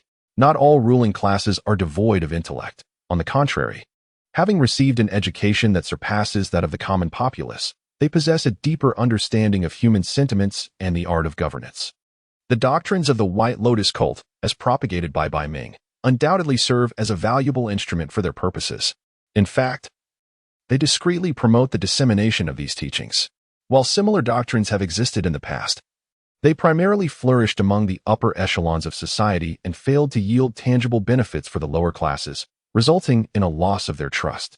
Bai Ming, by offering free medical care and medicines, naturally aligns with the significant interest of the common folk, thus facilitating the growth of the cult. Of course, there are those who harbor concerns regarding the rise of the White Lotus cult. However, given the current tumultuous state of affairs and the hardships of war, they fear that intervening in the cult's development may provoke unnecessary unrest. Shortly after expounding on the teachings, Bai Ming resumed his practice of offering free consultations. His burgeoning reputation demands that he consistently uphold his image, a necessary cost of the path he has chosen. His medical skills, honed over the past few months, have improved remarkably as he has fully grasped and begun to surpass the medical techniques passed down by Chang Lingsu. Following his morning consultations, he commenced his afternoon rounds. His routine has settled into a predictable pattern over the past few days. As he concluded his appointments for the day, and with still some time before dusk, he was approached by two ninjas adorned with the headbands of rain. "We apologize for the interruption, Lord Bai Ming. May we request your company for a brief discussion?" There was no malice perceived in their demeanor. Rather, they exuded a sense of respect. Bai Ming felt a flicker of confusion. What could these ninjas desire from him? His ability to sense others' emotions was not akin to mind reading. In the absence of sufficient information, he relied on his perception to gauge any ill intent. Certainly. However, may I inquire about the nature of your request? Bai Ming expressed his curiosity. The two ninjas hesitated momentarily before one responded. Lord Nishigu seeks your presence. Bai Ming recalled that Nishigu was not among the ninjas he had previously interacted with. Finding no further inquiries to pursue, he complied and followed the two ninjas. Upon reaching the East District and after passing through several rigorous checkpoints, Bai Ming arrived at the threshold of a room. Lord Nishigu. One of the ninjas announced while knocking on the door, Lord Bai Ming has arrived. Come in, came the voice of a middle-aged man from within. Upon entering, Bai Ming observed a solitary figure seated in a chair, broad in stature with comparatively small eyes, dressed in loose, ordinary garments. Were it not for the headband denoting his ninja status, one might easily mistake him for a merchant upon their first meeting. As Bai Ming stepped inside, the man closed the documents on the table and rose, approaching with a smile. Apologies for the interruption, Bai Ming the apothecary. I had someone bring you here. Although Bai Ming sensed no ill will, he could discern that the man was scrutinizing him, seemingly contemplating a task for him to undertake. Bai Ming feigned ignorance, naturally adopting the demeanor befitting a monk. He calmly and gently bowed to Shigu, inquiring after the purpose of the visit. Shigu appeared momentarily taken aback. Though surprised by Bai Ming's forthrightness, he narrowed his eyes, striving to widen them, the dark pupils fixed upon Bai Ming, revealing a grave expression. There is a matter for which we require your assistance, he stated. Bai Ming regarded him with curiosity. Shigu sighed and continued, it pertains to the front lines. Since the invasion by the Leaf and Sand Shinobi, the casualties have escalated and our medical personnel are overwhelmed, unable to provide timely care. Bai Ming, your medical skills are exceptional and renowned throughout the land of rain for your compassion. I implore you to assist us in treating the wounded at the front. After conveying his request, Shigu lowered his head in earnest supplication. Bai Ming was taken aback by the suddenness of this request, mentally cursing the situation. Shigu's demeanor was sincere, and his words were pleasing, yet the essence of the matter was stark. It was a summons to the front lines, a potential death sentence. He remained uncertain of his own combat capabilities and felt the absurdity of being sent into such peril. Despite his internal exasperation, Bai Ming's heart sank.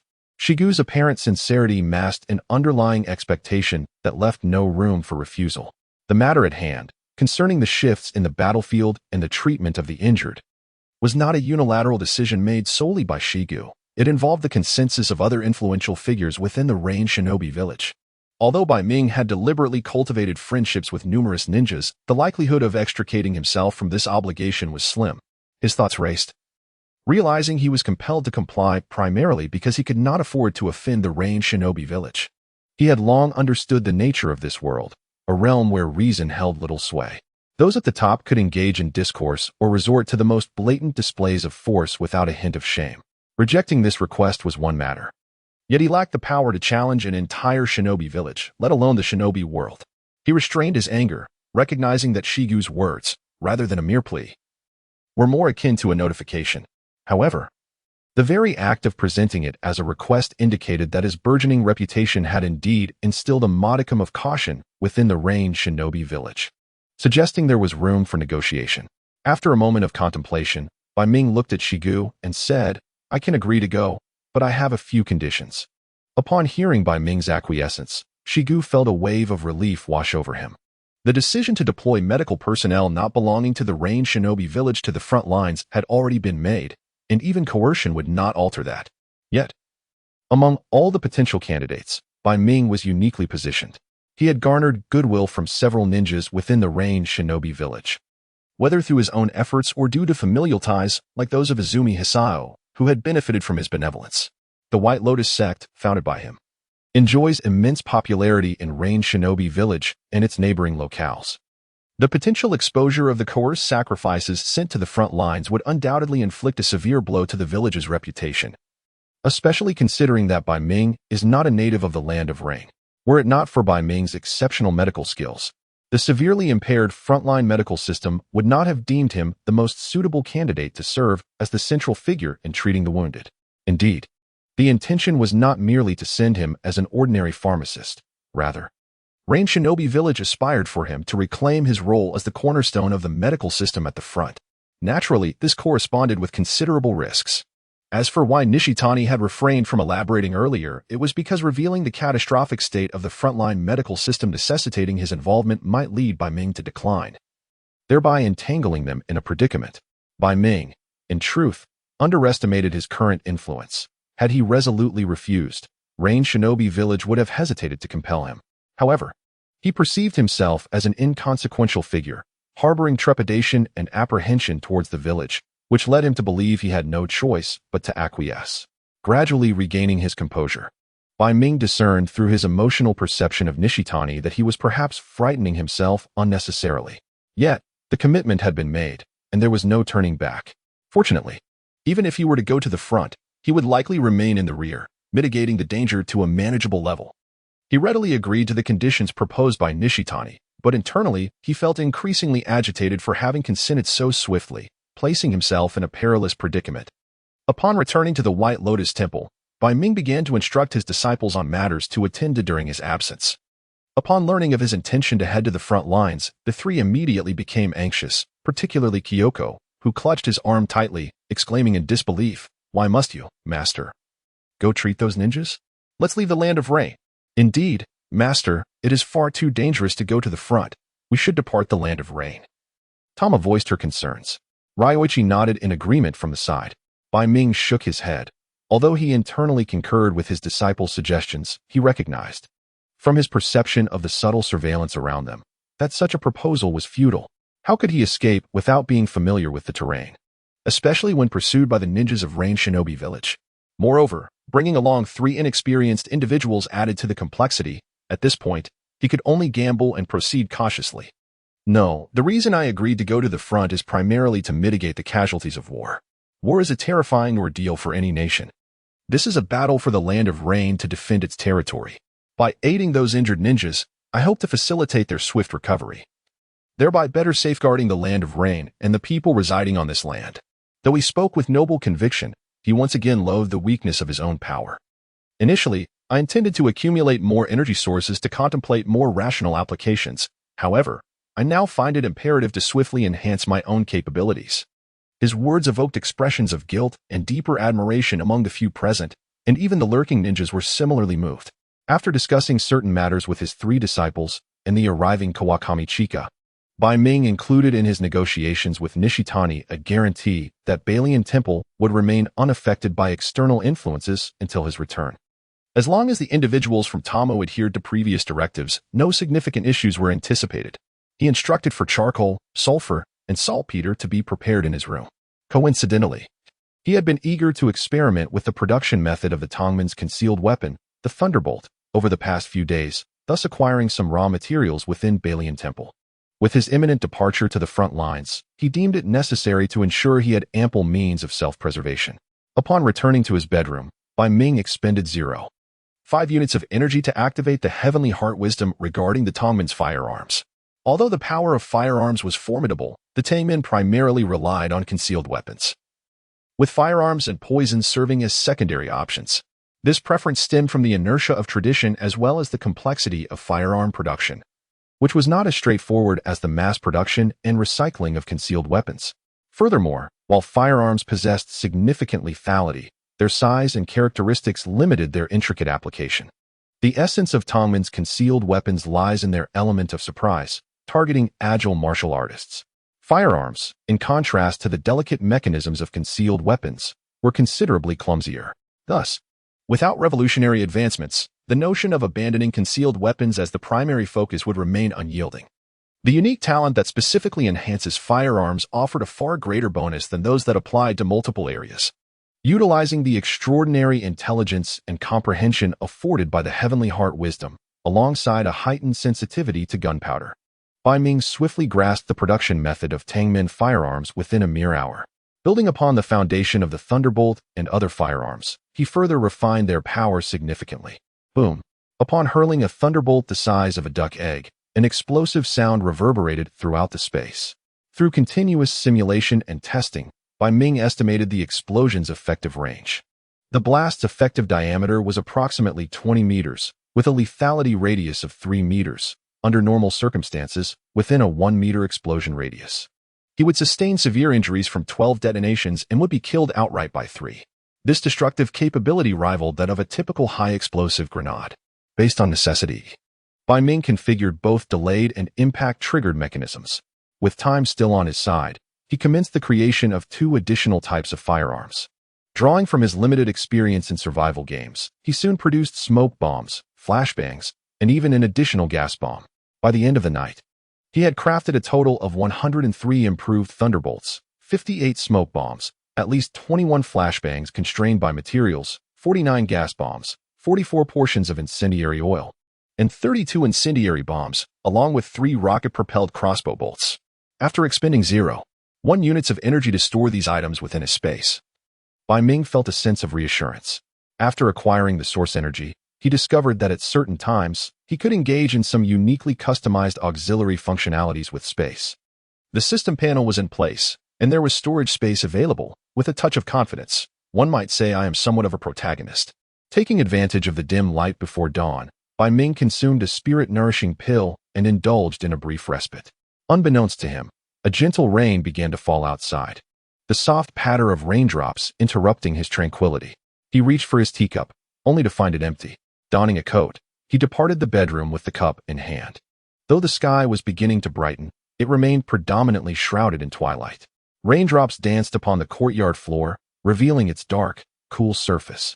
In the distance, the sound of factory bells and the faint rumble of machinery could be heard. At this moment, the Bai Lian temple was enveloped in silence.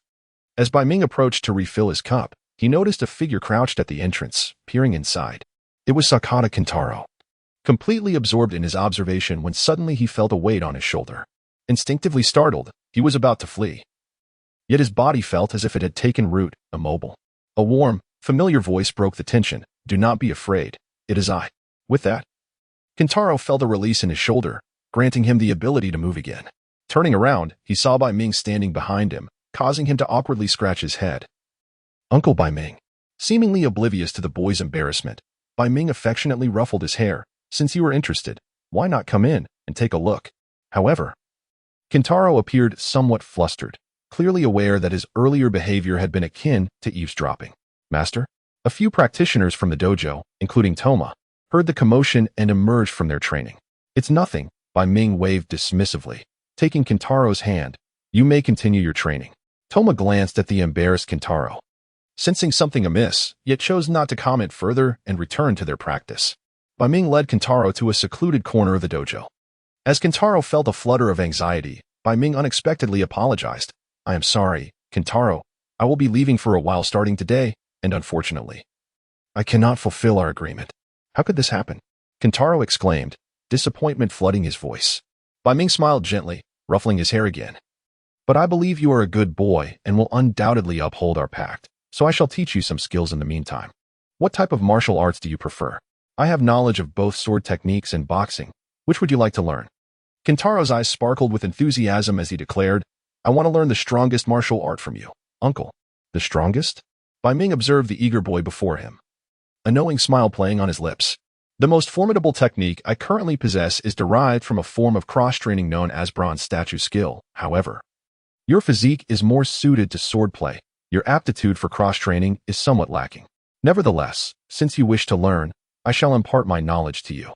Freely imparting his most formidable martial arts, Bai Ming would have previously imposed numerous restrictions. However, after acquiring the source energy, he has come to a different understanding. As long as his source energy is sufficiently abundant, he will always remain the strongest. The bronze statue skill, unlike the iron cloth shirt, is not merely a form of external martial arts. Under Bai Ming's elaboration, it has evolved into a sophisticated discipline that harmonizes both internal and external practices. Bai Ming meticulously explained the foundational training methods to Sakata Kintaro, who appeared only partially comprehending. After presenting the concepts, Bai Ming inquired, "Have you retained the information?" "Yes," Sakata Kintaro replied, snapping back to attention with certainty. "Then, please recapitulate it," originally intending to tease the stubbornness of the young boy. Bai Ming was surprised as Sakata Kintaro recounted the details with intermittent gaps. Despite some omissions, they posed no hindrance to his training. Bai Ming noted his commendable memory and strong comprehension skills. Although he had underestimated Sakata's talent, he decided to hand him the training manual for the bronze statue skill, which he had transcribed over the past 2 days. "Let me see what kind of talent you will exhibit in your unrefined development." Bai Ming observed with eager anticipation. As for the others, Bai Ming had already mapped out their training plans the previous evening. As dawn broke, Billion Temple buzzed with activity once more. After breakfast, Bai Ming packed his belongings, slung his medical kit over his shoulder, and made his way toward the door. He had granted himself a brief respite in Yuren village for just one night. Just as he exited, a figure rushed to his side. Master Bai Ming called Kawakani Chika, presenting him with a wooden token tied with a red string. Bai Ming paused, gazing at the anxious expression on her face. And after a moment of silence, he smiled gently, saying, "Thank you, Chika. Please ensure your safety during my absence." With everyone gathered, it was time to depart. Under the guidance of a ninja, Bai Ming arrived at the assembly point, where over 30 medical personnel were preparing to head to the front lines alongside him. The crowd was somewhat chaotic, but silence fell when Nishitani emerged to address them. Aside from a few individuals, Bai Ming sensed a palpable atmosphere of discontent, anger, and fear among the group heading to the front lines. Master Bai Ming has also arrived, someone announced, eliciting a smirk of schadenfreude from the crowd. Bai Ming merely cast a fleeting glance in their direction, remaining indifferent to their malice. His charitable medical services had garnered significant criticism from many colleagues. Now, as he prepared to face the perilous front lines, it was inevitable that they would take pleasure in his misfortune.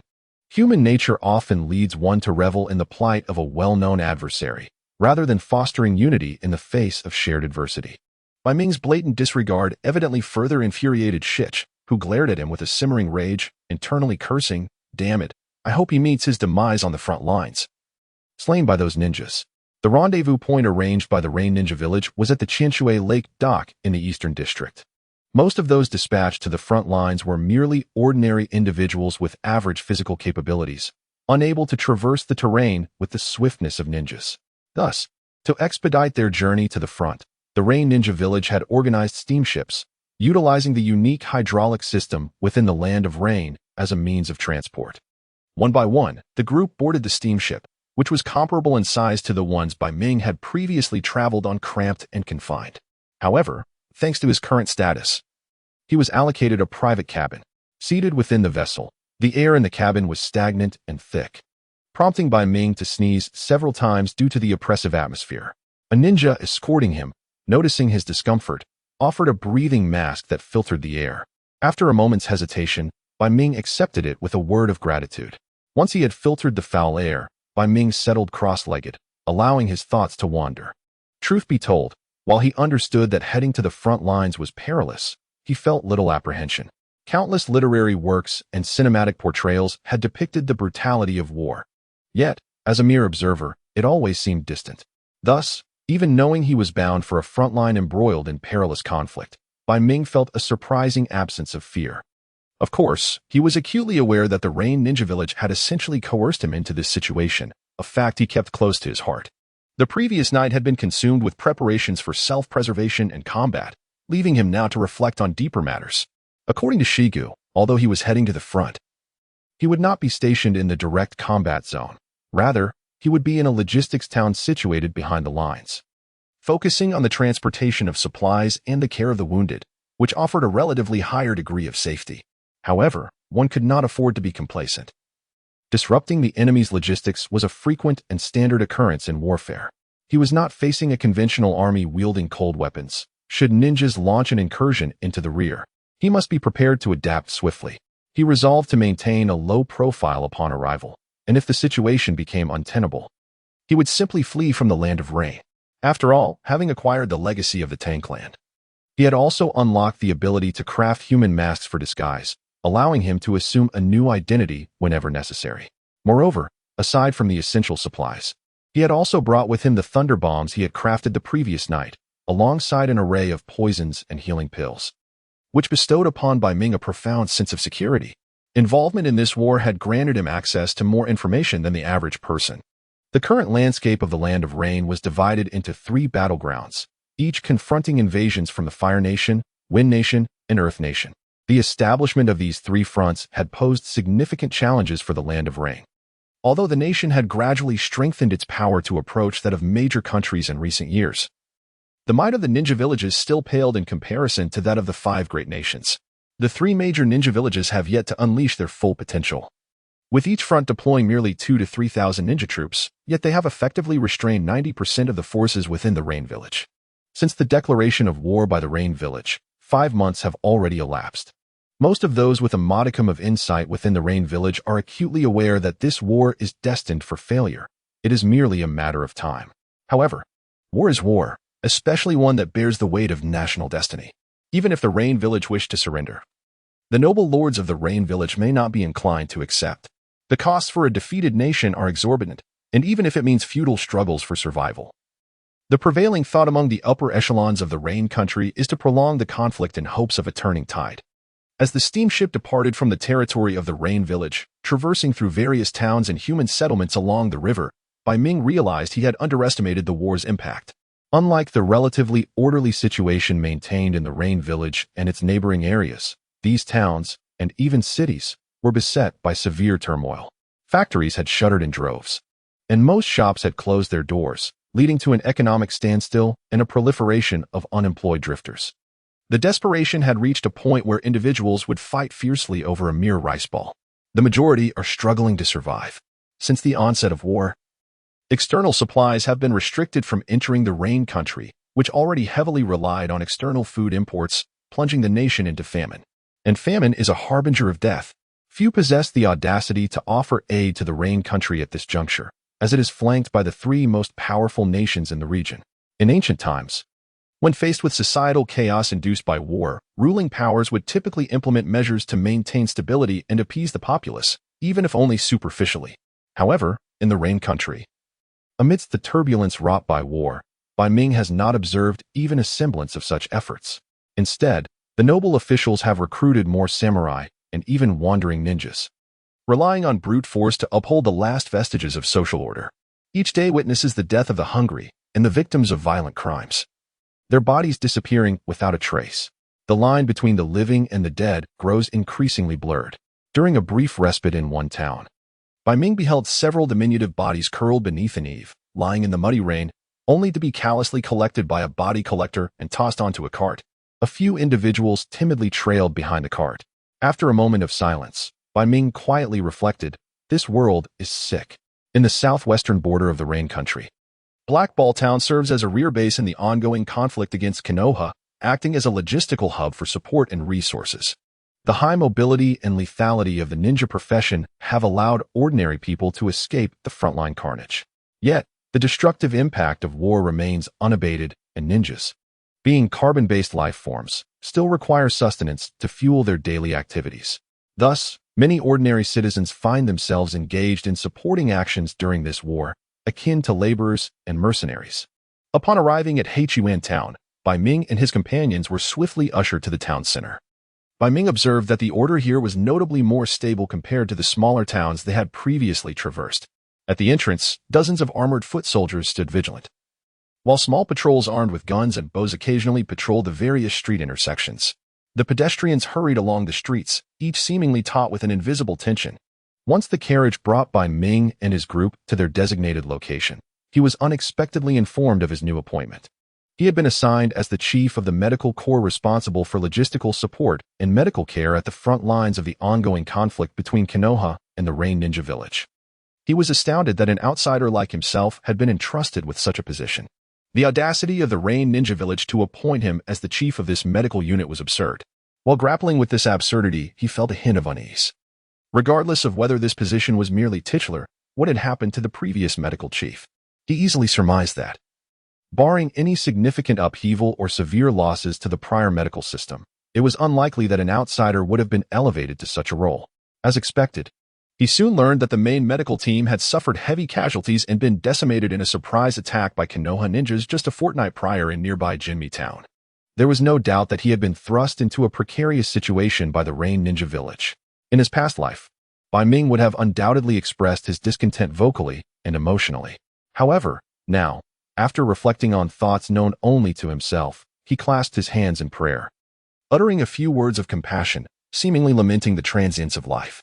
With a look of sorrow and empathy, he remarked, "I shall strive to do my best."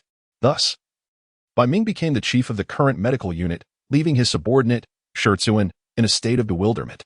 "Lord Bai Ming, here is your seal, Lin Tian Gangji."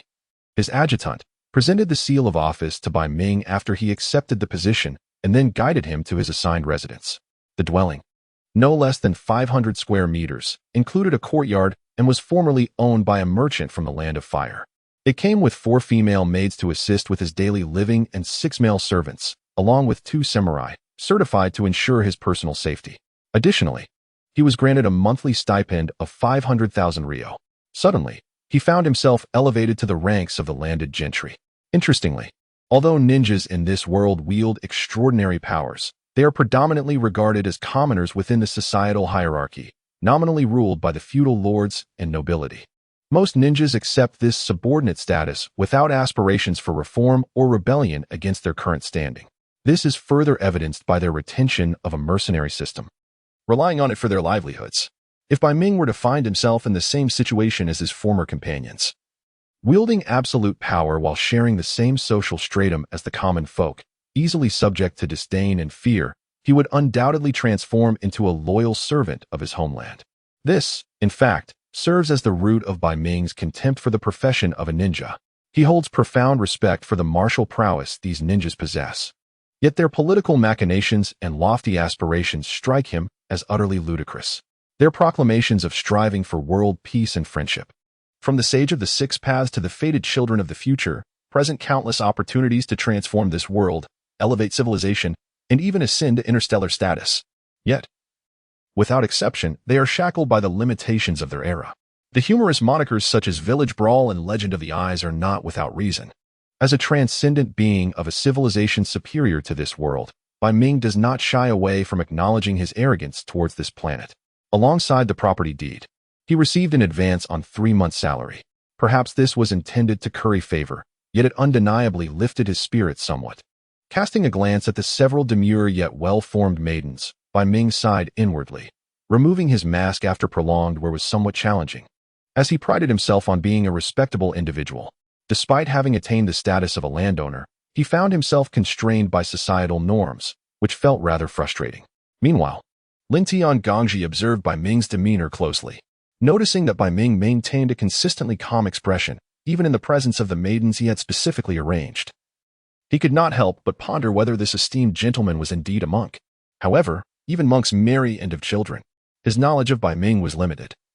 He only understood that Bai Ming had founded a sect known as the White Lotus, seemingly held in high regard. He had expected an elderly figure, only to discover a youthful man instead. Bai Ming, his thoughts were interrupted by Bai Ming's voice. Sir Bai Ming? Lin Tian Gongji promptly replied with respect. Take me to the hospital. I wish to assess the condition of the injured immediately. Sir Bai Ming, you have traveled extensively. Should you not rest for the night before going? Lin Tian Gongji suggested, somewhat astonished. It is of no concern. The day is still young. I will take a look and then return to rest, Bai Ming responded, somewhat surprised at the leisurely pace. Was it not said that the medical corps had suffered severe losses, rendering resources critically insufficient, with many wounded unable to receive effective treatment? Shouldn't this be a time when saving lives is as urgent as extinguishing flames? Perhaps the situation was not as dire as he had imagined, Bai Ming mused. Upon arriving at the makeshift hospital, he discovered that the reality was far graver than he had anticipated. The very nature of the ninja profession meant that injuries were rare. On the battlefield, death was often the final outcome. Therefore, to be injured to the extent that one required hospitalization during wartime indicated an exceedingly severe condition. In the makeshift wartime hospital, there are currently 356 critically injured individuals, yet the medical personnel responsible for their care comprises a mere 7 members. These 7 are all ordinary physicians, with not a single medical ninja among them. In the previous attack, there were 28 medical ninjas stationed in the rear, but during a single onslaught, 20 of them perished, leaving only 8. Of those remaining, 3 succumbed to their injuries in the ensuing days, leaving a scant 5. Under such dire circumstances, it seems entirely reasonable for Bai Ming to assume the role of chief medical officer. Initially, he had intended to adopt a more passive approach, but circumstances have dictated otherwise. Observing the chaotic state of the hospital before him, Bai Ming began to contemplate his predicament. Identity serves as a representation of one's social standing. Thus, the title of chief medical officer, while signifying a crisis, also embodies opportunity. From Bai Ming's perspective, this position is likely to serve as a scapegoat, a sentiment echoed by many around him. However, Occupying this role presents an abundance of chances to accomplish tasks previously deemed impossible. For instance, befriending several ninjas, who in the past had to be approached with caution due to their profession, is now feasible. By enhancing the goodwill and reputation between the citizens of Rain Ninja Village and the neighboring hamlets. This newfound position allows him to engage with the ninjas of Rain Ninja Village openly. With over 200 injured ninjas, Bai Ming recognizes the potential for more than 200 prospective subjects for experimentation, affording him the opportunity to boldly explore the enigmatic and wondrous aspects of chakra. After gaining a general understanding of the injured party's conditions, Bai Ming sought out Lin Tian to inquire about the overall status of the medical unit.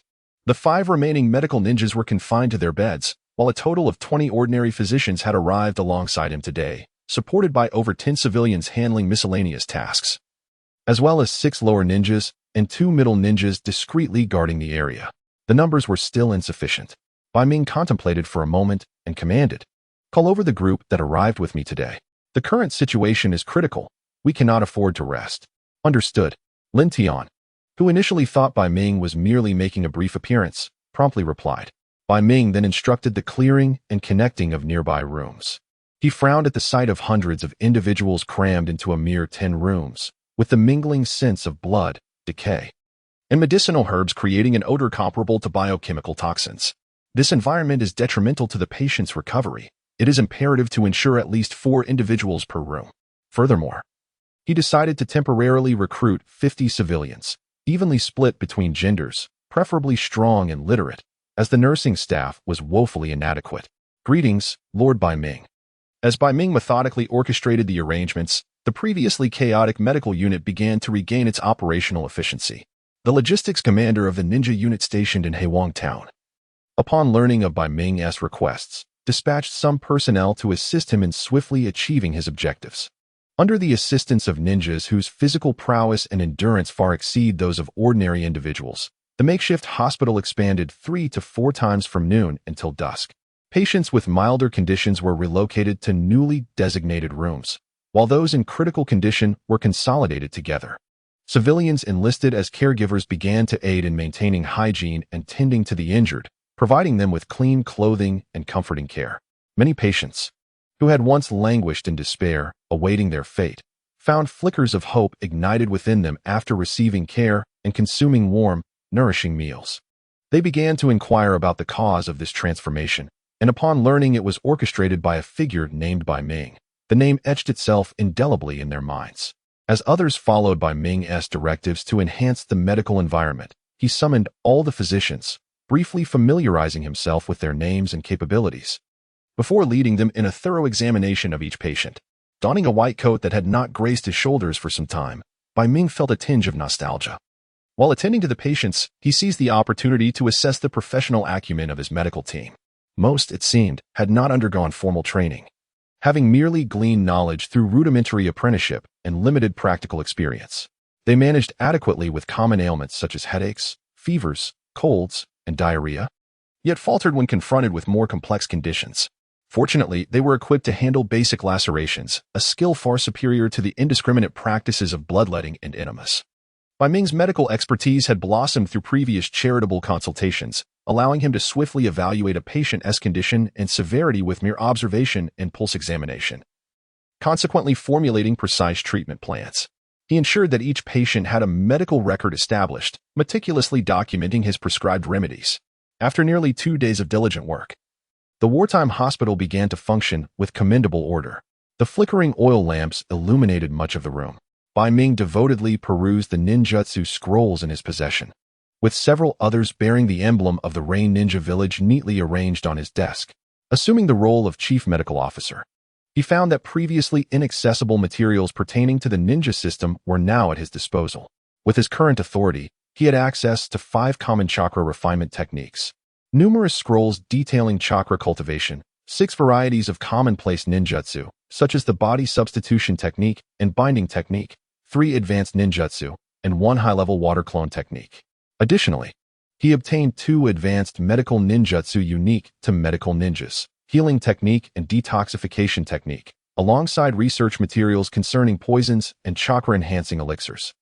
These resources elegantly addressed numerous inquiries Bai Ming had harbored regarding the ninja system, gradually demystifying the enigmatic nature of chakra in his mind. Lord Bai Ming. There has been a sudden deterioration in patient number 3's condition. A panicked voice erupted from outside as Bai Ming remained engrossed in his studies. Frowning, he set down the scroll and replied, "I understand. I shall attend to it immediately." Rising, he donned the white coat that lay beside him and made his way outside, realizing the urgency of accelerating treatment for the afflicted. In an effort to read undisturbed, Bai Ming reluctantly resolved to make some sacrifices. After stabilizing patient number 3's condition, he proceeded to another ward. Lord Bai Ming, a lower-ranked ninja stationed inside, rose and spoke respectfully. "Thank you for your hard work, Jianko." Bai Ming's arrival roused the other patients in the room, awakening them one by one. This ward housed 5 patients, each adorned with numerous bandages, the remnants of injuries sustained from multiple explosive tags. For medical ninjas such as themselves, these injuries would typically be considered minor, easily remedied with medical ninjutsu. However, they had unfortunately been poisoned during the attack. This particular toxin inhibited the extraction and synthesis of chakra, and since medical ninjutsu required chakra to operate, their wounds had yet to show signs of improvement. Esteemed individuals, I have discovered a method to cleanse the toxins from your bodies. Is that truly so? Lord Bai Ming, reclining upon his bed, observed the medical ninjas around him, all of whom were stirred with excitement. I once concocted a secret elixir, and upon my analysis, I am confident that its consumption will effectively purge the toxins within you, Bai Ming stated, as he produced a vial, his expression wavering momentarily before transforming into one of resolute determination and palpable anguish. He carefully dispensed 3 pills. Given that Daijia bore the most severe injuries, he should take 1, while the remaining 2 can be divided between the others, Bai Ming said, his face betraying a pained expression as he handed the 3 Shengsheng Zhao Hua pills to Jiang Guo. From the profound medical skills inherited by Chang Lingsu, aside from detoxification, there existed an extraordinary healing elixir known as Shengsheng Zhao Hua Dan. Even if one were afflicted by the deadly toxins of the 7-star begonia or peacock gall, or if the poison had ascended to the heart, as long as the source of the toxin was severed and the elixir consumed, one could forcibly prolong life for 9 years. Bai Ming had expended nearly 100,000 taels to refine 2 vials containing a total of 20 Shengsheng Zhao Hua Dan, equating to a minimum value of 50,000 taels per pill. This was achieved only after numerous failed attempts within his spatial realm. Otherwise, the financial cost would have escalated tenfold. The others clearly perceived Bai Ming's demeanor. Upon receiving the elixir, before even consuming it, their spirits were uplifted by the intoxicating aroma, leading them to comprehend the elixir's substantial value, and a profound sense of gratitude towards Bai Ming blossomed within them. In truth, Bai Ming was not overly concerned with the few Shengsheng Zhao Hua Dan, but it is human nature to feel that if one does not demonstrate the significance of something, the recipient may take it for granted. Perhaps after a night's rest, the toxins within you will be entirely eradicated. Once the 3 had consumed the elixirs, Bai Ming waved his hand and departed the infirmary. Shortly after Bai Ming's exit, those who had ingested the pills began to sense a gentle warmth rising from their stomachs, a continuous flow permeating throughout their bodies. The wounds that had previously caused them torment and irritation were now imbued with a refreshing coolness, and their internally damaged organs swiftly recuperated in response to the warmth, while the toxins obstructing their chakra refinement were expelled by the elixir's potent effects. As the night passed, the individuals found themselves capable of rising from their beds, their bandages removed, and the wounds that had once resisted healing now fully mended, leaving only scars behind. Lord Bai Ming felt the chakra within him being refined, and the gratitude from Daijia and the others deepened profoundly. In the days that followed, Bai Ming made an unexpected discovery. The effects of Shengsheng Zhao Hua Dan did not, as with ordinary individuals, gradually integrate into the flesh and bone, but rather, under the stimulation of chakra, were activated at a remarkable speed, enhancing their potency exponentially. Under this powerful therapeutic surge, the residual injuries sustained by Daijia and his companions healed entirely within a mere 2 to 3 days, and skin that should have borne scars and dead tissue regenerated, achieving a remarkable restoration. This revelation prompted Bai Ming to ponder further. Perhaps the most significant disparity between his internal energy and chakra lay in the absence of a certain essence. Chakra, undoubtedly a product of the transformation of this planet by the divine tree, is fundamentally a synthesis of carbon-based cellular energy and the relatively ethereal essence of spiritual energy. It amalgamates one's inherent spiritual imprint, thus endowing the chakra with a certain responsiveness in times of crisis. From the very first island where he began his rescue efforts, Yangjia, to the other ninjas he has sensated, he has discerned that their chakras possess similar attributes, an instinctual reaction that operates without the need for conscious awareness. This innate spirituality enables them to perform various miraculous ninjutsu akin to spells. In Bai Ming's estimation, upon transcending his internal energy to true qi, he should be able to execute certain ninjutsu without reliance on chakra. Consequently, Bai Ming has established a comparative framework between his martial internal energy system and the ninja chakra system. Setting aside the peculiar low-ranking ninjas of Konoha, and particularly that princely figure, one might consider the tiers of Jinin, Chunin, and Jonin in relation to innate abilities. However, it is essential to note that Jinin merely represent a semblance of innate potential. Once a ninja begins to refine chakra, the unique nature of chakra signifies their entry into the realm of innate abilities. This is akin to the historical figures Ko Zhong and Su Xiling of the Tang dynasty, who, despite meeting the qualitative requirements of innate energy, have yet to achieve the requisite quantity and disposition. A Jinin can traverse dozens of miles in a single breath, swiftly recuperating their stamina and vitality, and can heal from ordinary injuries at a pace far exceeding that of an average person. Yet, when engaged in combat, the limitations of their chakra reserves become apparent. During intense battles, a Jinin often finds their chakra depleted after utilizing a few fundamental techniques. Although they can temporarily extract more chakra, even a momentary lapse in focus can lead to dire consequences. Thus, battles among Jinin primarily rely on physical prowess, with ninjutsu playing a supplementary role. This paradigm persists into the realms of Chunin and even Jonin. While they possess greater chakra reserves, the ninjutsu they employ also consumes proportionately more chakra. Given the limitations of chakra, most ninjas maintain a combat style that aligns with conventional understanding, observing for weaknesses, executing stealthy ambushes, and prioritizing speed, precision, and brutality. The notion of merely forming a jutsu and charging forward to engage in a head-on clash is deemed heretical within the ninja world. Regarding Chunin, compared to Jinin, who must temporarily refine chakra before combat, Chunin have developed the ability to biologically adapt one or more organs into a chakra storage core through years of chakra refinement. The majority of Chunin will transform their hearts into chakra storage cores, as an altered heart can provide enhanced vitality and a more robust physique. This increased vitality, in turn, fosters the generation of more chakra, while those possessing bloodline limits can also enhance their abilities through this transformation. Only a select few among the Nin possess unique family heirlooms and secret techniques. These individuals might uniquely transform certain organs or, after transforming the heart, proceed to alter other organs to serve as the core for chakra storage. Such instances are quite rare. After all, the method of using a transformed heart as a chakra storage core has reached a level of maturity, while techniques involving the transformation of other organs remain closely guarded secrets within the ninja world. The broader environment in the ninja realm operates under this principle. Once a secret technique is disseminated, it becomes vulnerable to countermeasures, thereby diminishing the inherent advantages of its wielder, making it increasingly challenging to thrive in the ninja profession. In terms of chakra reserves, once the transformation has established a chakra storage core, the average Nin possesses a chakra capacity that is 5 times greater than that of a standard Genin's maximum temporary extraction. Setting aside the nuances of combat skills, this alone grants Nin a formidable edge over Genin. However, even with this advantage, Nin are still regarded as pseudo-innate, as by Ming's recent observations of Nin, in comparison to innate warriors, reveal that most classifications he devised still fall short of the innate tier.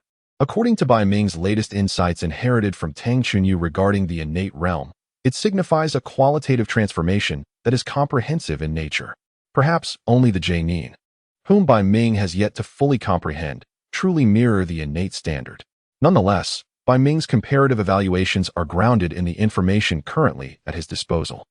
In the heat of battle, the variables are manifold, and the ninja world is rife with peculiar techniques and bloodline limits, making one susceptible to unforeseen counterattacks. Thus, the aforementioned observations should merely serve as a reference. Bai Ming currently assesses his own prowess to be at the Nin level.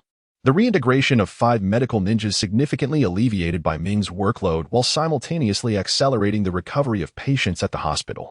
His medical skills, though remarkable, still pale in comparison to medical ninjutsu in certain aspects. For instance, when it comes to treating wounds, Bai Ming can swiftly staunch bleeding and employ medicinal aids to promote healing, but this process typically requires around half a month for a standard wound to heal substantially. Conversely, medical ninjas can utilize their techniques to directly stimulate cellular proliferation and division, enabling typical wounds to heal completely within mere minutes.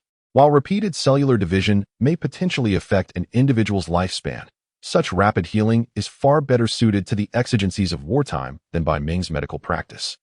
Even injuries to internal organs can be swiftly healed using more advanced techniques, such as the palm healing technique. This approach, rooted in fundamental vitality rather than the convoluted theories of traditional Chinese medicine, may appear rudimentary. Yet it starkly illustrates that Bai Ming's medical skills are several tiers inferior to medical ninjutsu. With the assistance of medical ninjas, on the 7th day of Bai Ming's tenure as the chief medical officer, the first genin successfully recuperated and was discharged from the hospital, independent of the 5 medical ninjas. In the realm of warfare, it is a battle of numbers and resources, a principle that holds true even within the ninja world, where ninjas have supplanted ordinary individuals as the primary force in conflict, yet remain constrained by their limited numbers. Under the leadership of Bai Ming, the medical units of the logistics corps began to heal the wounded, who then returned to the front lines of battle. Over the past few months, the situation in the Rain Village, unlike the seemingly inexhaustible human and material resources of the Leaf Village and other ninja clans, has grown dire. While Hanzo's declarations of defiance against the invasion from the 3 nations stirred the blood, the relentless fighting has driven the Rain Village to the brink of exhaustion. The devastation wrought by the war far exceeded the expectations of Hanzo and the other ninjas from the Land of Rain. Shortly after the onset of hostilities, a blockade of supplies ensued. It is well known that the Land of Rain lacks arable land and previously relied on trade with the outside world to import food, managing to maintain a semblance of social order. However, with the outbreak of war, shortages of essential goods led to chaos throughout the Land of Rain. Furthermore, various nations imposed restrictions on industrial products, one of the Land of Rain's crucial economic pillars derived from foreign trade. This undoubtedly inflicted a severe blow to the Land of Rain. And another significant source of revenue, the mercenary system of the Rain Village, also faced challenges. Moreover, war is an expensive endeavor, and ninjas need sustenance. Under the influence of these multifaceted factors, the Rain Village, after briefly capitalizing on its environmental advantages to gain the upper hand, quickly found itself in a position where it could barely hold its ground. At this juncture, if the Leaf Village and other nations disregarded casualties, they could swiftly breach the Rain Village's frontline defenses and wreak havoc in the rear.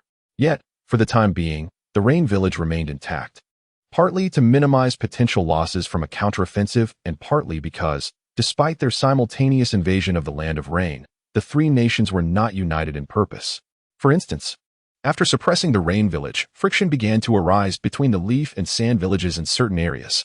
The return of healed ninjas to the front lines rejuvenated the beleaguered Rain forces, and as their numbers surpassed 100, the Rain ninjas, emboldened by their regained strength, initiated proactive engagements. This sudden assault caught the Leaf forces, who had believed they had thoroughly subdued the Rain Village, off guard, resulting in a series of setbacks and the loss of several strongholds. The supplies from these strongholds, now occupied by the Rain ninjas, provided a small but vital replenishment. Although these losses were not catastrophic for the Leaf Village, the shifts in the battle dynamics drew the attention of its higher echelons. Danyu City, situated at the border between the Land of Rain and the Leaf Village, was once a thriving hub due to its strategic location. However, the war has transformed everything. The Leaf forces launched an unexpected surprise attack, capturing the city, leading to a mass exodus of its residents. Those who remained faced either death or enslavement at the hands of the aristocratic forces from the Land of Fire. Today, Danyu City is shrouded in a somber atmosphere. Devoid of its former vibrancy, the city is now heavily fortified with barriers at all crucial checkpoints, having been converted by the Leaf into a major stronghold for the ongoing war. The news of the frontline defeat prompted Konoha to swiftly initiate its intelligence investigation. It has been confirmed that the additional combat strength of the Rain Ninja forces consists of previously injured ninjas who have healed and returned to battle. As the commanding officer responsible for the entire military operation, Senju Idate of the Senju clan expressed his bewilderment, stating, "I recall that intelligence reported our complete destruction of the Rain Ninja's logistical medical system over 20 days ago. Moreover, according to our analysis. The Rain Ninja cannot deploy any additional medical ninjas for support, as they are still engaged in a stalemate with the Sand and Rock Ninja villages, rendering them unable to spare further medical personnel. Indeed, there were no new medical ninjas available for support, however, not long ago.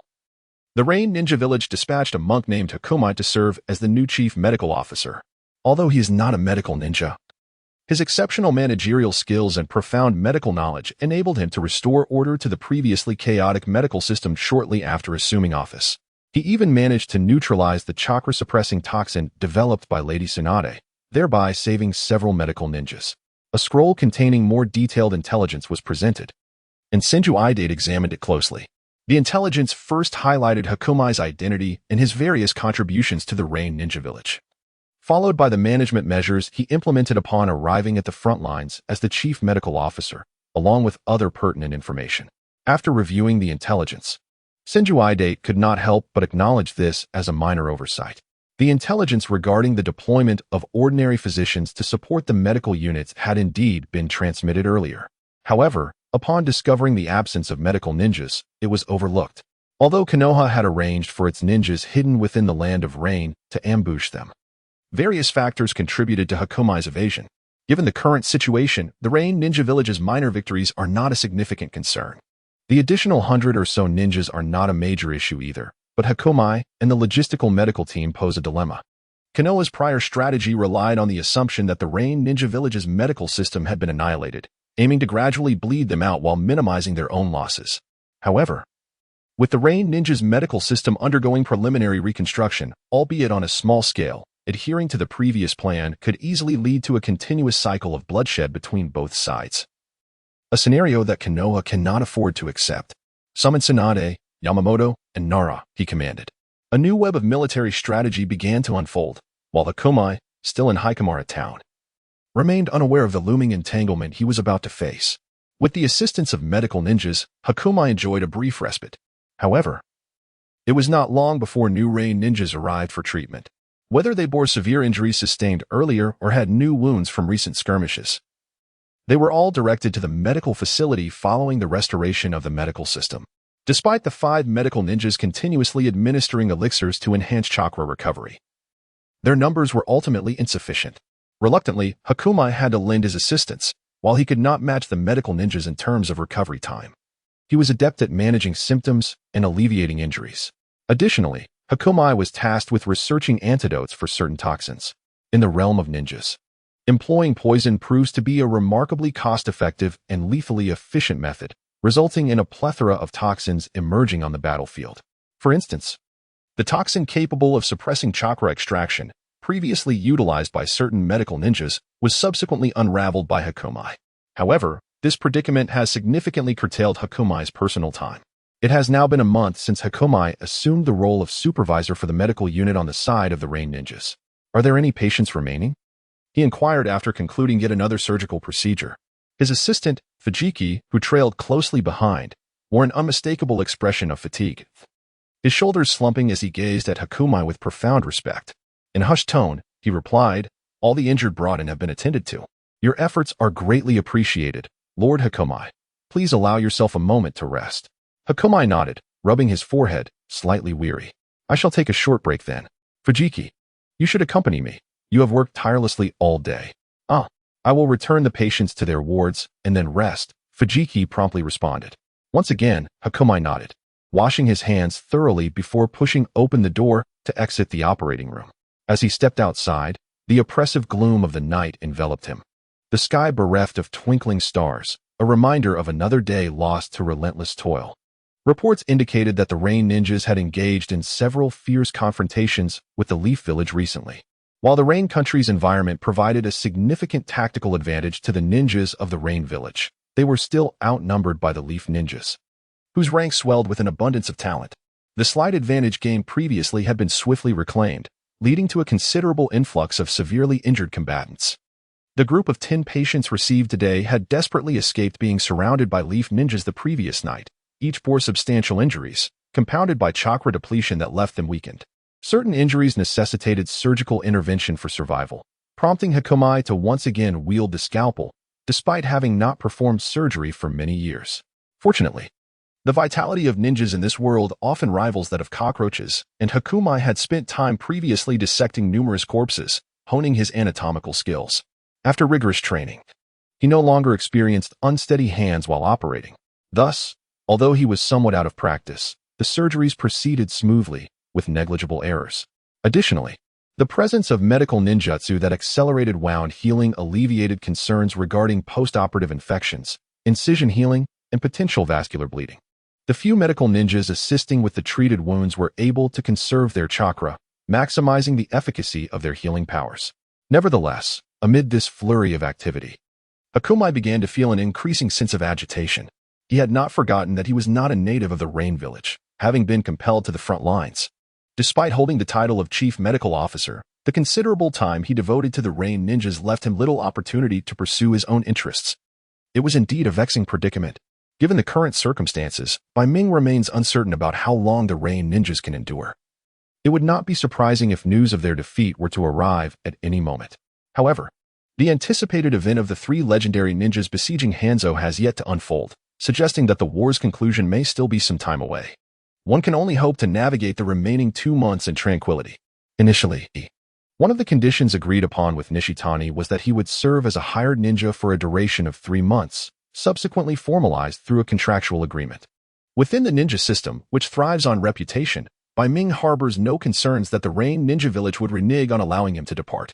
While the possibility does exist, such an action would irrevocably alienate the Rain Ninja Village from Bai Ming, who would not hesitate to seize opportunities for retaliation. Regarding his role as the Chief Medical Officer, Bai Ming possesses a clear understanding of his position. He is merely a tool bearing a title. Had he lacked the capability to manage effectively from the start, he might have been scapegoated later on. It was only after he re-established the medical system that the Rain Ninja Village began to share certain knowledge that piqued his interest, such as ninjutsu scrolls, which had been part of their prior agreement but were released early to entice him. Concerning the powers typically associated with the Chief Medical Officer and access to sensitive information of the Rain Ninja Village, he wisely refrained from inquiring further. Some knowledge, if acquired, could lead to inextricable entanglements with the village. Upon returning to his lodgings, only one of the maids initially assigned to him remained, the others having been dispatched to assist at the hospital. Upon seeing Bai Ming return, she hurried to reheat the prepared meal. Yet, having been hungry for much of the day, Bai Ming simply picked up his chopsticks and began to eat, instructing her to take a rest. Even after practicing martial arts, he remained invigorated even after a day and night without sleep. While this maid was merely an ordinary person, there was no need for him to exert any feudal lord's authority over her. After finishing his meal, Bai Ming retreated to his bedroom to read for a while, extinguished the candle, and lay down to rest with his eyes closed. Outside Haiban town, in the shadowy forest, a subtle rustling of branches suddenly pierced the silence. 2 Rain ninjas patrolling the barrier were silently pierced through the heart by shuriken, their eyes wide with confusion as they collapsed to the ground. The warning barrier was successfully breached, and dozens of shadowy figures sprang forth to stand in an open area. These figures bore forehead protectors inscribed with whirlpools, unmistakably identifying them as ninjas from Konoha. Senju Banping retrieved a shuriken and placed it back in his ninja tool pouch, speaking in a low voice. According to our intelligence, Haiban Town is a crucial logistics stronghold for the Rain Ninjas, and the recently re-established medical unit is also stationed here. Gentlemen, as per our prior resolution, we must annihilate this small town within the hour. After issuing orders to all operatives, the Konoha ninjas stood in silent anticipation. It wasn't long before a great fire erupted in the western district of Haiban Town, accompanied by the sounds of violent explosions. Taking advantage of the defensive forces of Heimel Town being drawn away by the western district, the Leaf Ninjas darted forward with arms trailing behind them, their bizarre postures resembling arrows released from a bow as they swiftly surged towards the town's gates. With the agility and swiftness characteristic of ninjas, the walls of Heimel Town posed little obstruction. It seemed unnecessary for them to collectively assault the gate. However, lessons learned during the First Shinobi World War revealed that crucial strongholds were often laced with numerous explosive tags and various traps, making the most reliable route typically the entrance frequently traversed by the enemy. Each ninja possessed a remarkably resilient vitality, yet this did not detract from the inherent fragility of their physical forms. While the use of gunpowder in the shinobi world predominantly revolved around smoke bombs, explosive tags akin to high explosive grenades did exist.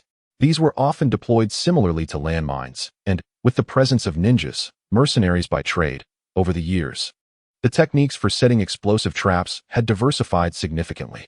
One could only speculate how many unfortunate souls had met their demise by inadvertently triggering such traps. The rain ninja lying in ambush near the gate was swiftly detected through the Byakugan and was promptly eliminated. Dozens of ninjas successfully infiltrated Heimel town, and then, boom. The sound of violent explosions and the rapid ascent of flames plunged the town into chaos after a brief moment of silence. Enemy ninjas have infiltrated. Quickly report to Lord Shrine. It's the Leaf Ninjas, those bastards. The proximity of the explosions jolted Bai Ming from his slumber, and he hastily leaped out of bed. Gazing out the window, he discerned the direction of the flames and explosions. It was the makeshift hospital. Damn it. The shouts carried by the wind made Bai Ming acutely aware of the unfolding calamity, a situation he had long dreaded. Suddenly, a rain ninja named Ishida burst into the room, urgency etched across his face. My apologies, Lord Bai Ming. The situation is perilous. We must seek refuge in a safe location at once. Before he could finish, a chilling scream erupted from downstairs, abruptly cutting off his words. Ishida instinctively leaped in front of Bai Ming, facing the door, as several shurikens struck the spot where he had just stood. In the next instant, a shadow lunged forward. Clang! Clang! The sound of kunai clashing filled the air as two more shadows surged into the room. This is bad. Witnessing the dire turn of events, Ishida summoned his remaining strength, repelling the first assailant with a decisive blow, and swiftly formed hand seals with one hand. Water style, water arrow technique. Suddenly, multiple water arrows surged forth, filling the majority of the bedroom space and piercing towards the intruders, forcing the two newly arrived ninjas to retreat. The first retreating ninja, witnessing Ishida's single-handed hand seals, quickly followed suit. Rat, ox, dog, horse, monkey, boar, tiger. Fire style, Phoenix fire technique. A series of fireballs, each the size of a soccer ball, erupted from the opponent's mouth, shattering some of the water arrows and, under the manipulation of chakra, hurtled towards Ishida. As soon as they engaged in combat, Bai Ming astutely leapt through the window and fled outside. However, after running a mere 10 meters, he heard a deafening explosion behind him. Turning around, he beheld his bedroom engulfed in flames. A dark-clad figure tumbled out from the inferno. It was Ishida, who struggled to rise and implored, Lord Bai Ming, please, leave this place at once. Yet beneath the flickering flames, two crimson eyes, adorned with spinning tomo, belonged to Uchiha Chaojian, who, accompanied by two team members, surrounded the pair. These eyes, the legendary Sharingan of the Uchiha clan, were undeniably exquisite. Bai Ming halted his flight, captivated by the renowned ocular prowess before him, which undoubtedly embodied the pinnacle of power in this era. Uchiha Chaojian furrowed his brow, recognizing the avarice lurking behind Bai Ming's seemingly admiring words. He was all too familiar with that look, another fool coveting the power of those eyes. Just as he was about to voice his thoughts, an unexpected darkness enveloped him. His chakra fell into a profound silence, and he abruptly collapsed, succumbing to darkness just moments before he witnessed his comrades also fall to the ground. What was happening? Ishida, preparing for a desperate struggle, stared in confusion at the fallen trio. Had he been ensnared in an illusion? Before he could ponder further, he too succumbed to an overwhelming darkness. The cellular vitality of these shinobi was astonishing. Bai Ming remained unperturbed by the unfolding chaos, for he had orchestrated it all. After absorbing the 5 poisons extraordinary classics from the Tang clan, his mastery of toxins had reached an extraordinary level. Each night, before succumbing to slumber, he lit a candle infused with a blend of 7-star begonia and various other toxins. As the candle flickered, the poisonous fumes permeated his sealed room. Anyone inhaling even a hint of the colorless, odorless smoke would fall victim to the toxin. Initially, the poison caused no immediate sensation, and if Bai Ming did not activate it, it would dissipate within 2 or 3 days. However, upon his activation, the toxin would swiftly take effect, first numbing the brain's neural pathways, causing the afflicted to unconsciously overlook their body's reactions to the poison.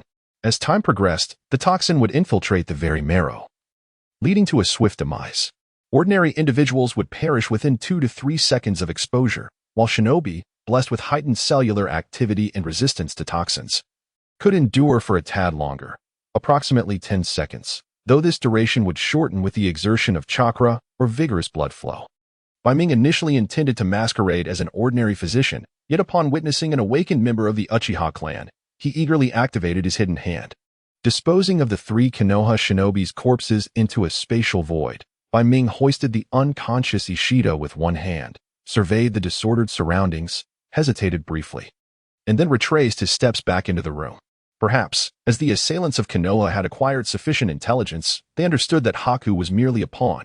The decision to dispatch 3 nin, including an elite Uchiha nin, seemed adequate. Thus, after poisoning the 3, Haku encountered no other Konoha ninjas suddenly emerging. Upon returning indoors, he discovered his poor maid collapsed in a pool of blood. After placing Ishida in a concealed chamber, Haku swiftly donned a more agile outfit.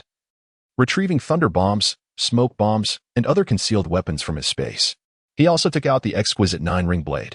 Donning a black Mithraea mask, Haku leaped into motion, hastening towards the hospital. The current state of affairs remained uncertain. He needed to ascertain whether Konoha had breached their defenses and launched a full-scale assault, or if this was merely a temporary raid. Should it be the latter, he could comfortably remain in a secure location until the Konoha ninjas retreated. However, if it were the former, he would have to consider fleeing. Reluctantly forced to the front lines was already a source of frustration for him. He had no intention of sacrificing himself for the Rain Ninja Village. The hospital in Hashikawa Town was in close proximity to his lodging, and within a minute, Haku arrived near the hospital. The makeshift hospital and its surroundings had descended into chaos, engulfed in flames. Konoha ninjas and reinforcements from the Rain Ninja Village were engaged in a brutal slaughter. Various ninjutsu were unleashed, reminiscent of elemental magic from a Western realm. Fire and water became the most vibrant elements on the battlefield, while a multitude of shadow clones emerged to harass their adversaries.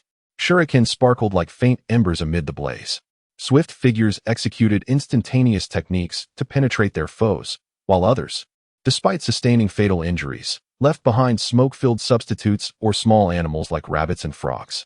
The heightened sensitivity inherent to ninjas was fully on display before Haku. Yet the strategic principles of stealth and timing had devolved into a mere farce in this chaotic melee. Danger lurked at every turn, without a mindset of relentless slaughter. Even a fleeting distraction could lead to demise at the hands of an opponent's shuriken. Haku silently marveled at the perilous environment. He estimated that becoming embroiled in this turmoil would likely result in a near-fatal outcome. Just as he prepared to retreat to a safer vantage point, several shuriken, affixed with explosive tags, were hurled toward him. Recognizing the explosive tags, Haku quickly retreated, evading the blast radius. Boom! Amidst the smoke and flames of the explosion, a dozen shuriken pursued him, followed by a youth adorned with a whirlpool forehead protector bursting forth from the haze. After dodging the shuriken, Haku found the young man had closed the distance, thrusting a kunai toward Haku's throat. Haku halted, refusing to retreat further, and with a swift motion of his ring blade, deflected the kunai, the immense force momentarily halting the youth's advance. How amusing! In close combat, he feared no one. Fierce as a tiger, the ferocity surged forth. The ring blade in his grasp danced effortlessly as if made of paper. Death. In an instant, he severed the young man before him. Pingji. 2 Konoha ninjas arriving on the scene, witnessing their comrade's demise, turned their furious gazes towards Haku. Shantanshin no jutsu. What? Bai Ming felt as if his body momentarily ceased to belong to him. The knife slipped from his grasp, rendering him motionless. He could only watch in horror as one of his assailants lunged at his eyes with a kunai. What a jest! Would I, a man of stature, be slain by this inconsequential wretch? The indomitable energy within him erupted violently, the formidable will forged in countless battles abruptly severing the technique of heart turn. The kunai froze in its final moment of descent, as a powerful hand seized the assailant's wrist. A grim smile twisted at the corners of Bai Ming's mouth. The near brush with death ignited an unprecedented fury within him. Die.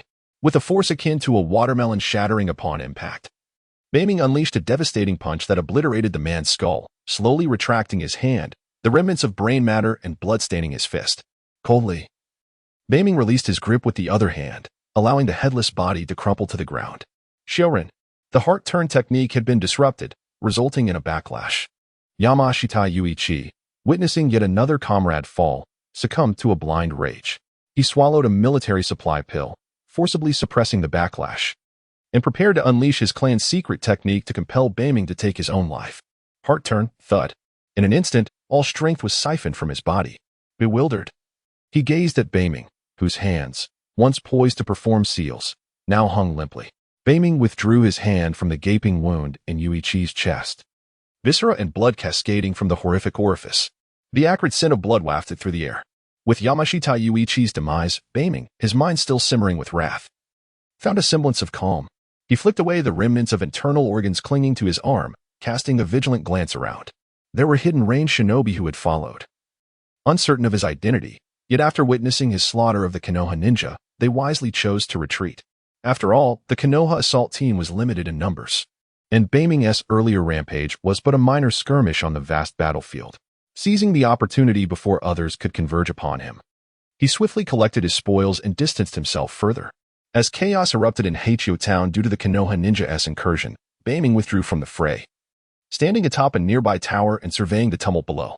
The Rain and Konoha ninjas clashed fiercely, driven by their respective allegiances, yet Bai Ming found himself detached from either faction. Harboring no grudges, any animosities he once held had been swiftly resolved. Thus, he enjoyed a rare moment of tranquility. From his observations, the most pronounced signs of unrest in Heichio town emerged from two locations, one being a makeshift hospital and the other the Eastern Logistics Reserve. Judging by the number of individuals and their actions, it seemed that Konoha's operation was merely a small-scale infiltration aimed at disrupting the range shinobi supply lines. However, something felt amiss. Bai Ming perceived an unsettling discrepancy. If the objective was indeed to sabotage logistics, then Konoha had undoubtedly achieved its aim. What remained was a hasty retreat. Otherwise, even the mightiest of infiltrators would find themselves encircled and overwhelmed by the relentless range shinobi. However, given the current circumstances, Bai Ming realized that the Konoha forces had no intention of withdrawing from Heiwang town. Instead, they firmly restrained the defensive capabilities of Heiwang town, engaging in combat that was both vibrant and relentless, continuously shifting the battleground across the entirety of Heiwang town, inciting even greater chaos. What, after all, were the Konoha forces aiming to achieve? Bai Ming had merely projected his previous notions onto the situation and his understanding.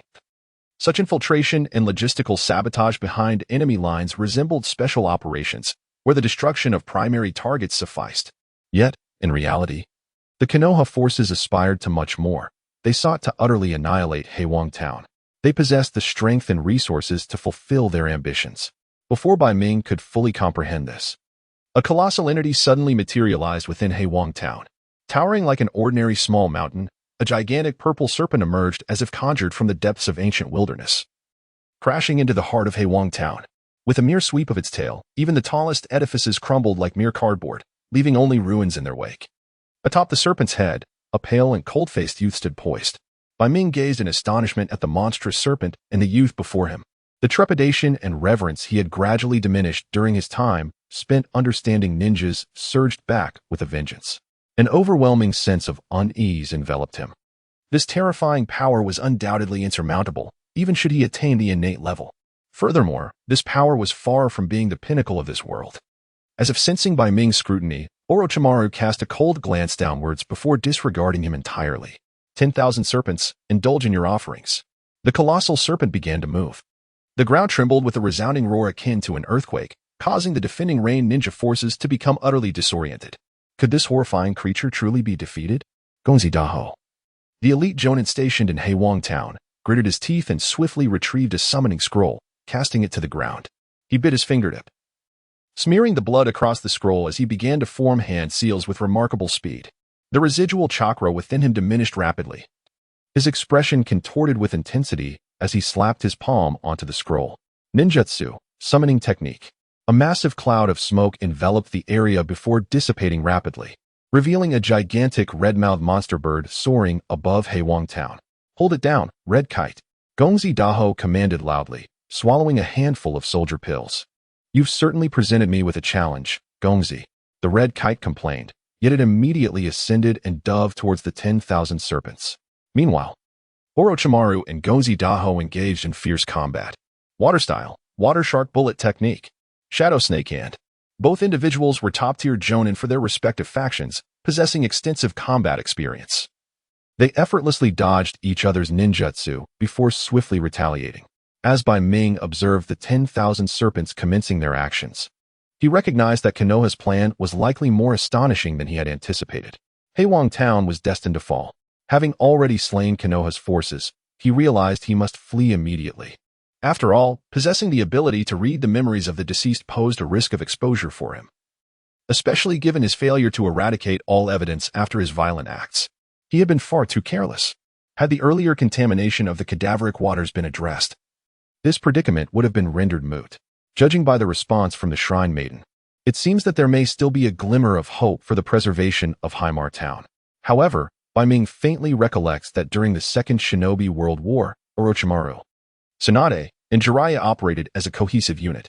Thus, should Orochimaru be present here? Just as this thought crossed his mind, a colossal toad brandishing twin blades reappeared within the confines of Haimar Town. My suspicions were not unfounded. Cursing inwardly, Bai Ming hastened his escape. During his time in Rain Shinobi Village, he had seized the opportunity to master the Tongmen's supreme technique, the Heart Meridian in Extreme Soft skill. Having previously cultivated the Diamond Energy and Iron Cloth techniques, and even advanced Iron Cloth to the level of the Bronze Statue skill, the challenge of mastering the Heart Meridian in Extreme Soft skill, which is inherently more difficult than for the average individual, was significantly heightened. Nevertheless, fueled by his source energy, Bai Ming swiftly achieved mastery of this technique, refining his physicality to embody both the hardness of his previous skills and the newfound softness of the Heart Meridian in Extreme Soft skill. Moreover, his agility and lightness of movement saw a remarkable enhancement, elevating him by 2 or 3 tiers. Eschewing the town's entrance, Bai Ming directed his course towards a previously identified safe route, unencumbered by protective barriers. However, as he reached the threshold of Haimar Town, he encountered a contingent of approximately 10 Leaf Village ninjas, led by a young woman with and clad in black armor. Upon spotting Bai Ming, who donned a laughing Mithril mask, she promptly commanded, "Seize him." Tsunade. Bai Ming surmised the identity of the young woman, yet upon hearing the order, he instinctively reacted. With a swift motion, he launched 5 explosive tags towards the group. Boom! A cacophony of explosions ensued, and the Leaf Ninjas, initially believing the dark orbs to be mere projectiles, found several of their ranks injured. However, Bai Ming did not pause. He hurled another 5 explosive tags, followed by 2 smoke bombs, 2 poison gas bombs, and 10 incendiary devices. Within the span of 3 seconds, employing the unique techniques of the Tangman, he dispatched all of them. Disregarding the potential consequences, Bai Ming nimbly ascended into the air, landing atop a nearby tree branch. As the sense of imminent danger loomed, he deftly repositioned himself onto another branch ahead to catch his breath. Boom, boom. The barrier array detected an intrusion, triggering a chain reaction of explosions. Yet Bai Ming consistently managed to evade the blast radius in the nick of time. Wind release, great breakthrough. The gusts he expelled dissipated the toxic smoke, while a rising earthen wall mitigated the majority of the explosive force. Nevertheless, 3 individuals were killed instantaneously. The remaining few were left with tears streaming down their faces, suffering from the noxious fumes, their bodies displaying signs of weakness. Tsunade, seething with rage, glared in the direction Bai Ming had fled, her gaze shifting to her severely injured comrades. She forcibly suppressed the impulse to pursue and instead summoned a slug to commence healing her allies' wounds. 2 uninjured Nin pursued the direction in which Hakumai had departed, but before long, they were repelled back by Hakumai's thunderous projectiles. Upon traversing the boundary of the barrier, Hakumai glanced back towards the area where Tsunade was situated, reflecting on the initial impression of their first encounter. It was not as formidable as one might have imagined. With that thought, he turned and ventured into the treacherous depths of the mountain forest.